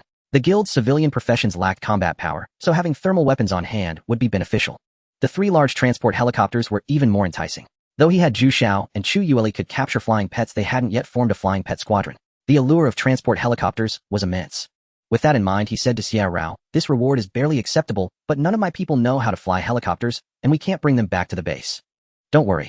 Once you rescue the doctor, I'll send a few professional pilots to accompany you. They'll fly the helicopters to your guild base and teach your people how to operate them. Fine. Shen Yan agreed upon hearing this. I'll take the mission. Send me the Institute's coordinates and the doctor's details. Thank you, Mr. Nameless. Xie Rao finally breathed a sigh of relief at his consent. Soon the doctor's information and the Institute's precise coordinates were sent to Shen Yan via private message. The medical doctor named Qin Guangyao was 61 years old. His 2 remaining bodyguards were Zhang Kaiyi and Zhao Debiao. After transmitting the intelligence, Xie Rao urged Shen Yan to depart immediately, as time was of the essence. Every second counted, or Dr. Qin might not hold out. Having accepted the mission, Shen Yan was determined to complete it flawlessly. He set out with his team, riding Zhu Xiao toward D City. Departing from a city, the journey wasn't too far, and they could reach the coordinates before nightfall. He didn't forget to privately message Du Feifei, informing her that he had taken on Xie Rao's commission and wouldn't return today, leaving the guild base in her hands. He also asked Du Feifei how many insect skin backpacks she had crafted so far. Du Feifei replied that she had been working overtime. She had just finished making enough insect skin backpacks to replace those of the headquarters members. In the coming days, she would continue working diligently, also recruiting members with high tailoring skills from the branches to speed up production, aiming to turn all materials into backpacks within a week. Shen Yan was satisfied with her efficiency. After all, crafting backpacks took time, and completing them in a week was commendable. Once Du Feifei finished all the insect skin backpacks, they could be synthesized into 5-star backpacks, potentially increasing their capacity. Of course, obtaining a recipe for higher-grade backpack containers would be ideal, allowing them to create enough advanced backpacks. After star upgrades, the storage space could be even larger.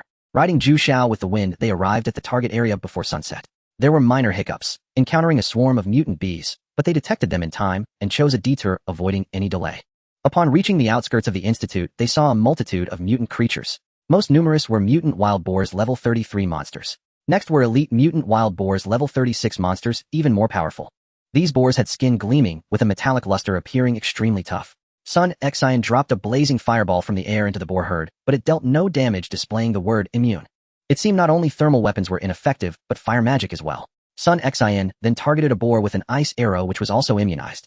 However, Lin Qingqing's poison arrow managed to damage the mutant boar, so they're immune to firearms and thermal weapons as well as magic attacks. Shen Yan said, there are too many and it'll be dark soon. Once the red mist appears, we'll be in trouble. Let's descend now. I'll handle the elites, the rest of you deal with the others quickly. Xin, since your magic is useless, join Shir and the others in summoning the giant centipedes for help. Okay. Sun Xian, Zhao Shir and the others replied in unison. Zhu Xiao landed, and everyone immediately entered combat mode, summoning giant centipedes to take the lead. Shen Yan charged at the elite monsters, luring them all away from the herd. Jiang Yun led the girls toward the ordinary mutant wild boars. The Research Institute area was infested with mutated boars totaling at least 300 to 400 with over 60 elite ones among them. Any other survivor team would have likely turned and fled long ago, as eliminating them all before nightfall seemed nearly impossible. Yet for Shen Yan's team it was effortless and even enjoyable. After all, each member possessed a giant centipede pet bolstered by Chewy Welly's attribute enhancements for participating pets, and the combat classes in the team overpowered the monsters with sheer level dominance. Even if Sun Zin's magic was nullified, the physical attacks of Lin Qingqing, Zhuang Xian, and Lin Wan could easily dispatch the mutated boars. Jiang Yun had cast protective shields on them, allowing them to charge through the boar horde and scathe and eliminate foes without taking damage even when surrounded. As for Shen Yan, the 60-plus elite mutated boars were nothing to him. He pulled them and annihilated a batch instantly, then repeated the process. They posed no threat whatsoever. These elite monsters contributed a substantial amount of loot, proving quite generous. What delighted Shen Yan the most were the two items that dropped: the Advanced Constitution Potion recipe and the Agility Scroll. Upon using the Advanced Constitution Potion recipe, one could learn to craft the Advanced Constitution Potion. Consuming the potion increased Constitution by 10 points for 1 hour with a cooldown of 30 minutes. 10 points of Constitution were negligible to Shen Yan, but for other survivors it meant 100 HP, a massive enhancement. After all, most classes that didn't add to Constitution had very low HP in the early stages, with many having less than 100 HP. Without equipment or other item bonuses, drinking this potion was equivalent to gaining an extra life. He planned to have Liang Yu learn the recipe so she could produce potions for guild members, ensuring greater safety during their leveling process. As for the remaining 9999 potion recipes, they could be listed on the auction house or rewarded to alchemy specialized members of the branch guilds. The Agility Scroll was also a valuable item. After some thought, Shen Yan took out 1 into 0 scrolls, using 500 himself and giving 500 to Lin Wan, while the remaining were split evenly between Lin Qingqing and Zhuang Xian. He and Lin Wan were warriors, so agility wasn't particularly crucial for them. Having 500 points was already astonishing. Under normal circumstances, other warrior survivors might never accumulate 500 agility scrolls in a lifetime. 500 points of agility wouldn't boost damage, but it would slightly increase running speed and attack speed. For Lin Qingqing, an archer, and Zhuang Xian, a rogue, the boost was remarkable. With an additional 4500 agility each, their skill damage skyrocketed, allowing them to easily one-shot mutated boars and even elite ones. After all, their skill damage was calculated by multiplying agility by a certain multiplier. Indeed, good deeds brought good fortune. A scroll with such a low drop rate had actually appeared here. Having successfully cleared the mutated boars from the Research Institute area, Shen Yan led the team into the building. The internal security doors were all battered and broken, the metal twisted and scattered, a testament to the terrifying strength of the mutated boars. As they advanced along the corridor, they encountered a few mutated insects and low-level zombies. These monsters posed far less threat than the boars outside and couldn't inflict any damage on Shen Yan's team. They fought their way to the innermost area, finally reaching the doctor's hiding spot. Having learned the doctor's real name from Xie Rao before departure, Shen Yan privately messaged him. "Are you Dr. Qin Guangyao? I'm Shen Yan from the Nameless Guild. The guild leader entrusted by the commander-in-chief has sent me to rescue you. The mutated creatures in the Research Institute area have been cleared. Night is approaching, so please open the lab door and let us in for the night. Tomorrow we will escort you to H City." For this mission, Shen Yan didn't use the Nameless identity, and Jiang Yun and the others had also removed their ant masks. After all, hiding their faces every day was a bit stifling. Everyone wore disguise masks, appearing under their real identities. They had adjusted their base attributes, reducing their levels to 35 and changing Shen Yan's absurd HP to a value befitting a normal warrior of that level, making them less conspicuous. No one would have guessed that this man was the Nameless Guild leader, a figure even Commander-in-Chief Xie Rao feared. Upon reading the private message, Dr. Qin Guangyou's anxious heart finally eased. It turned out Xie Rao had informed him in advance that although headquarters couldn't spare personnel, they had contacted the Nameless Guild for assistance. Qin Guangyao knew someone would come. He just hadn't expected the Nameless Guild to arrive so quickly. They must have some form of aerial transport, otherwise navigating the winding roads from a city to D city and the dense forest of towering trees wouldn't have been so easy. The Nameless Guild members sent for the rescue were extremely powerful. Those mutated creatures were terrifying. Even the military defending the Research Institute had been wiped out. Yet they had arrived with ease. They were definitely experts. Qin Guangyao quickly unlocked the lab door from the inside and let Shen Yan's team in. They certainly couldn't leave today, who knew what monsters they might encounter flying outside at night under the red mist. Since the apocalypse began, no one dared to go out at night, as the red mist signaled a frenzy for monsters. "So you're the one sent by the Nameless Guild?" Seeing that the team consisted of only one man, Shen Yan, with the rest being women, Qin Guangyao and his two bodyguards were particularly astonished. Women were generally seen as vulnerable, especially in the apocalypse. Many survivor teams treated them as tools for release. Yet here was a team with only one man and mostly women, and they had eliminated all the mutated creatures outside. This situation was truly rare. "Hello, Dr. Qin." Shen Yan shook his hand. "I'm Shen Yan from the Nameless branch. These are my team members from here: Jiang Yin Lin Qingqing, Zhuang Xian Lin, Nuan Sun Xian, Chu Yueli, Zhao Shishir Yang Ying, and Zhou Yinfeng. These few look like they have life professions. Dr. Qin's gaze fell on Zhao Shishir Yang Ying and Zhou Yinfeng. That's right. When Shen Yan confirmed it, Qin Guangyao and the two bodyguards were even more stunned. Just how strong was this team? Not only were they mostly women, but they also had 3 life profession members. With such a configuration, they had actually eliminated all those terrifying mutated creatures outside. Those sent by the Nameless Guild were indeed extraordinary. But looking at their attributes, they seemed rather ordinary. What were they relying on? Despite his curiosity, Qin Guangyao got back to business. Thank you all for coming all this way. Tonight we'll make do in the lab. Tomorrow we'll leave and return to H City as soon as possible. As long as we arrive safely, the Commander-in-Chief will reward you handsomely. You won't have come for nothing. No problem. Shen Yan nodded. Since I've accepted the mission to come here, the doctor's safety is my responsibility. No matter what happens, I will ensure you arrive safely. Then I'll leave it to you. Seeing his confidence, Qin Guangyao felt at ease. Spending the night in the lab. The next morning, just as dawn was breaking, Shen Yan set off with Dr. Qin. Seeing the giant owl he had summoned, Dr. Qin was quite astonished to think you could turn such a creature into a mount. Truly miraculous. There are far more miraculous things. Shen Yan said. Anything can drop from defeating monsters. I suppose that's true. Dr. Qin couldn't help but sigh. I've believed in science all my life, and now my worldview is shattered. Please, Shen Yan said, inviting Dr. Qin and his 2 bodyguards onto the giant owl's back. A few extra people were no trouble for the giant owl at all. It remained completely unaffected, carrying them high into the sky and heading toward H City. The journey went smoothly. They avoided the groups of mutated flying creatures and reached their destination without any battle. Upon arriving at the shelter, the soldier on duty told Shen Yan that the Commander-in-Chief was in a meeting with the higher-ups. They were asked to rest here, and the mission rewards would be given after the meeting concluded. Someone escorted Dr. Qin and his bodyguards away. Fearing that Shen Yan and his team might grow bored waiting, the soldier informed them that there was a free market inside the shelter where survivors traded various supplies collected outside. They could take a stroll, and they would be notified when the Commander-in-Chief was free. With nothing else to do, Shen Yan took his wives for a walk. He found that the soldier hadn't lied. The shelter indeed had a bustling free market where thousands of people set up stalls to sell goods, with shouts rising and falling in waves. The goods were diverse, including real-world resources scavenged from the city, various daily necessities, furniture and appliances, as well as items dropped from defeating monsters and products crafted by life-skilled professionals. As they were enjoying the stroll, several survivors appeared in the crowd, staring intently at Jiang Yun and the others. Brother E, I never expected the official shelter to have such stunning beauties. Not bad at all. The burly man called Brother E raised an eyebrow. Coming here was the right choice. Let's go have some fun with those beauties. Another 7 or 8 survivors followed behind him. While Shen Yan and his wives were browsing the goods, the big man known as Brother E approached Lin Qingqing, who was nearest, and struck up a conversation. Beautiful, out shopping. Startled by the sudden approach, Lin Qingqing furrowed her brow and instinctively stepped back. Who are you? I'm Jiang E, a level 36 enhanced mage. No one in all of H City has a higher level than me, the big man said smugly. How about getting to know each other? I'm rich. Whatever you fancy, I can pay for it. What's going on? Hearing the commotion, Shen Yan came over curiously. Lin Qingqing quickly ran to his side and hugged his arm. Honey, I was just shopping when this guy came over and started hitting on me out of nowhere. Oh, is that so? Shen Yan wrapped his arm around Lin Qingqing's slender waist and smiled at the man. Friend, she's already taken. Don't harass my wife, okay? Jiang E sized him up with a disdainful expression, thinking to himself that a beauty like this actually had a husband. A trashy level 30 warrior. What a waste for such a gorgeous woman to be with him. But there were plenty of beauties here, no need to fixate on one who was taken. He immediately turned to Jiang Yun. And you beautiful. Are you free? Jiang Yun also slipped into Shen Yan's arms. Sorry, I'm taken too. Seeing Lin Qingqing and Jiang Yun nestle into Shen Yan's embrace, on either side Jiang E was dumbfounded. He's your husband too? Of course. Jiang Yun planted a kiss on Shen Yan's cheek. I'm also spoken for. Watching Shen Yan with arms full of such exquisite beauties, Jiang E was consumed by jealousy and resentment. Kid, that's bigamy. You'd be sentenced for that. Who would sentence me? Shen Yan laughed. It's the apocalypse. Who cares about such trivial matters? Jiang E was a bit displeased, but he held back his anger and turned to the other women since there were still plenty of beauties around. Before he could speak, the women who noticed his gaze all moved closer to Shen Yan. Honey, let's go to another stall. Honey, these people are such a buzzkill. Ignore them. Honey, I want to buy some new clothes. Seeing all these stunning women crowding around Shen Yan, each calling him honey, Jiang E's jaw dropped. He wondered what this trashy warrior had done to deserve so many gorgeous wives. Damn, Brother E, are they doing this on purpose? Yeah, Brother E. How could some loser like him possibly win over all these beauties?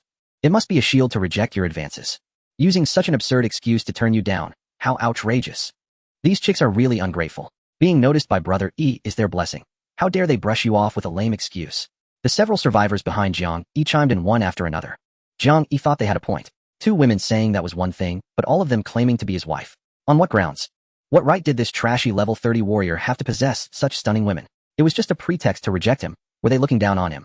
With that thought, he said to Shen Yan, Kid, they're using you as a shield, and you actually go along with it. Take a look at yourself. Don't get in the way of my game. Get lost. Shen Yan nearly burst out laughing. He had disguised himself as a level 30 warrior, and this fool actually bought it. A mere level 38 mage daring to threaten him, a level 56 powerhouse. If you want to hit on someone, go find someone else. Haha. Brother E, this trashy warrior doesn't know his place talking big like that. Kid, our brother E is a level 38 mage, one of the top experts in H City. Who do you think you are? Even if these beauties were really your women, do you think you could protect them if brother E sets his sights on them? Causing trouble in the shelter. You've got some nerve. Jiang Yun said irritably. Aren't you afraid? Well, report you. Go ahead. Report us. Brother E's father is a close aide to the commander-in-chief. If you report us, they'll arrest you first.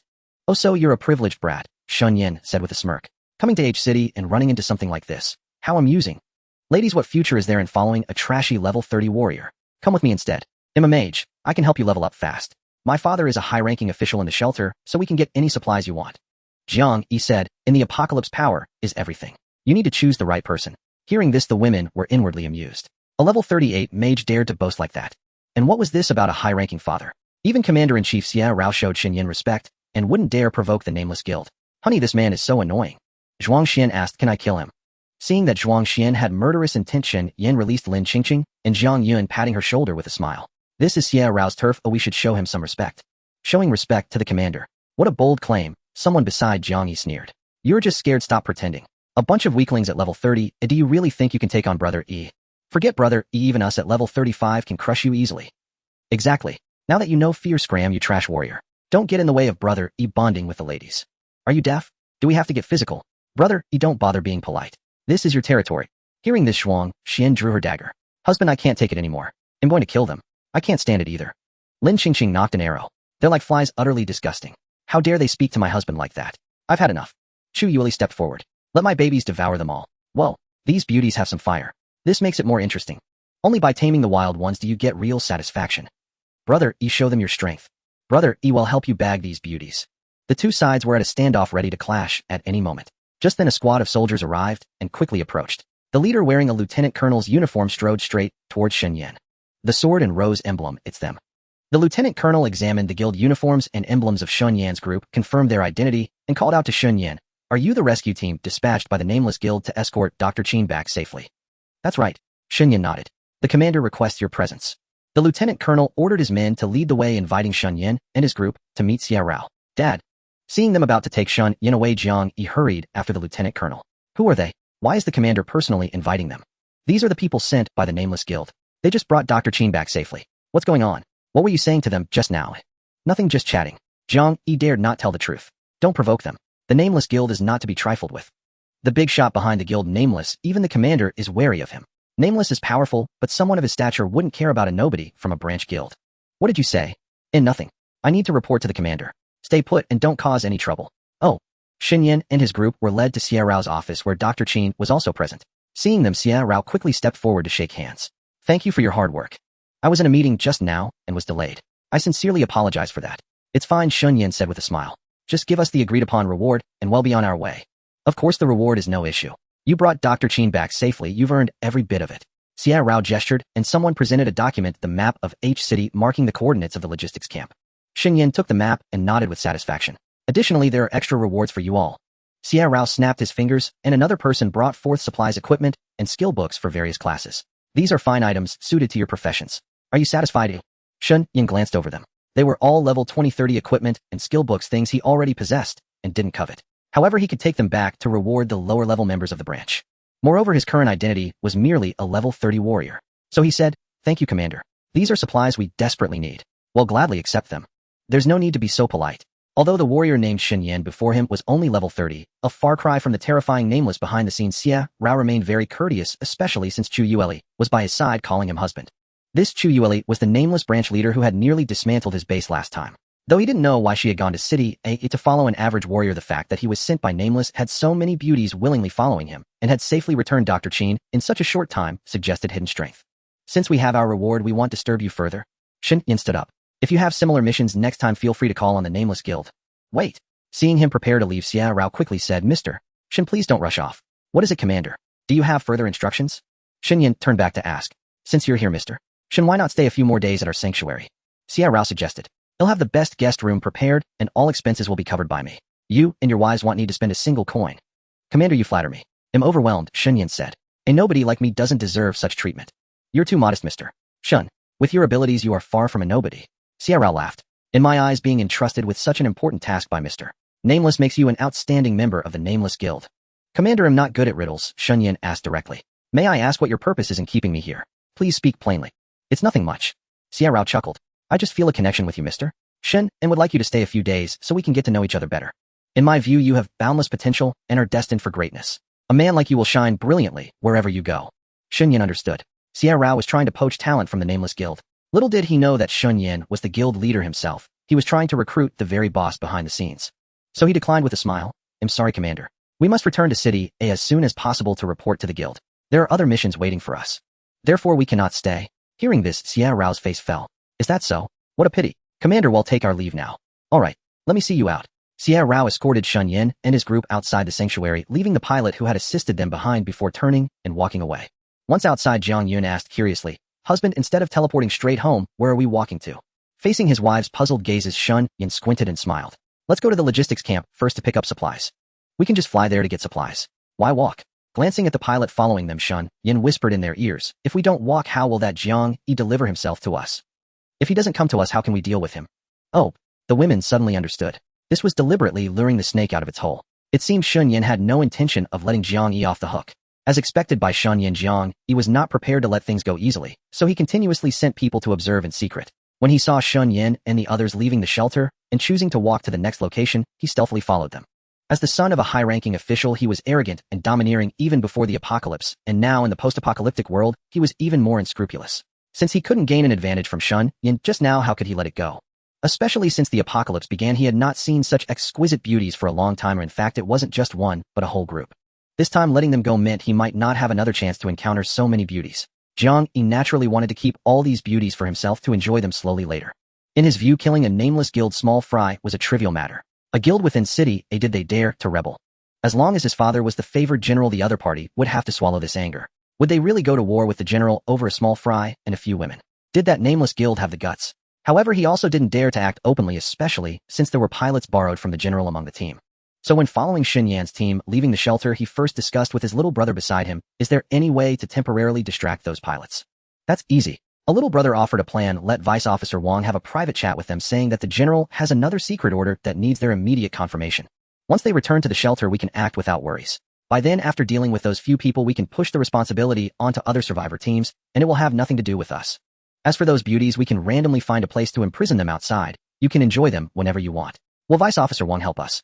He works under your father. How would he dare not listen to you? By then we can trick them back and let him tell those pilots that the secret order has been temporarily cancelled or that someone else is executing it. Would they still dare to argue with Vice Officer Wang? Alright, I'll give it a try. If it succeeds after I capture those beauties, I'll let you all have a taste too. Thank you, brother. I swear to follow brother E to the death. Jiang Yi contacted Vice Officer Wang for help, and he surprisingly agreed without hesitation. The few pilots suddenly received a private message from Vice Officer Wang learning about the secret order, and since they couldn't tell Shen Yan and the others about it, they falsely claimed that someone was looking for them at home, asking Shen Yan and the others to wait a moment before hurriedly returning to the shelter. Lin Qingqing found it strange. Why does everyone suddenly have urgent matters? Shen Yan smiled and said, when things are unusual, there must be something wrong. It must be that Jiang Yi's doing. After moving the people away, it makes it easier for him to deal with us. What should we do? Jiang Yan frowned. When soldiers come, I will block them. When water comes, I will cover it. Shen Yan calmly replied, we are not really at level 30. If he dares to come looking for death, we have no need to show mercy. Understood. The women nodded in unison. That second-generation official actually dared to covet them. He was truly seeking his own death. After enduring the baptism of the apocalypse, they were no longer the weak girls who couldn't even hold a chicken. They knew that one must be ruthless to stand firm, and to survive in the apocalypse, they had to crush all hostile foes. Sure enough, after the few pilots left, because the location where Shen Yan and the others stayed was quite remote, Jiang Yi and his little brothers appeared and quickly formed a siege. Seeing that Shen Yan had guessed correctly, the women all moved closer to him vigilantly, watching Jiang Yi and his followers. Stop. The contemptuous Jiang Yi blocked their path, who said you could leave. Our matters haven't been resolved.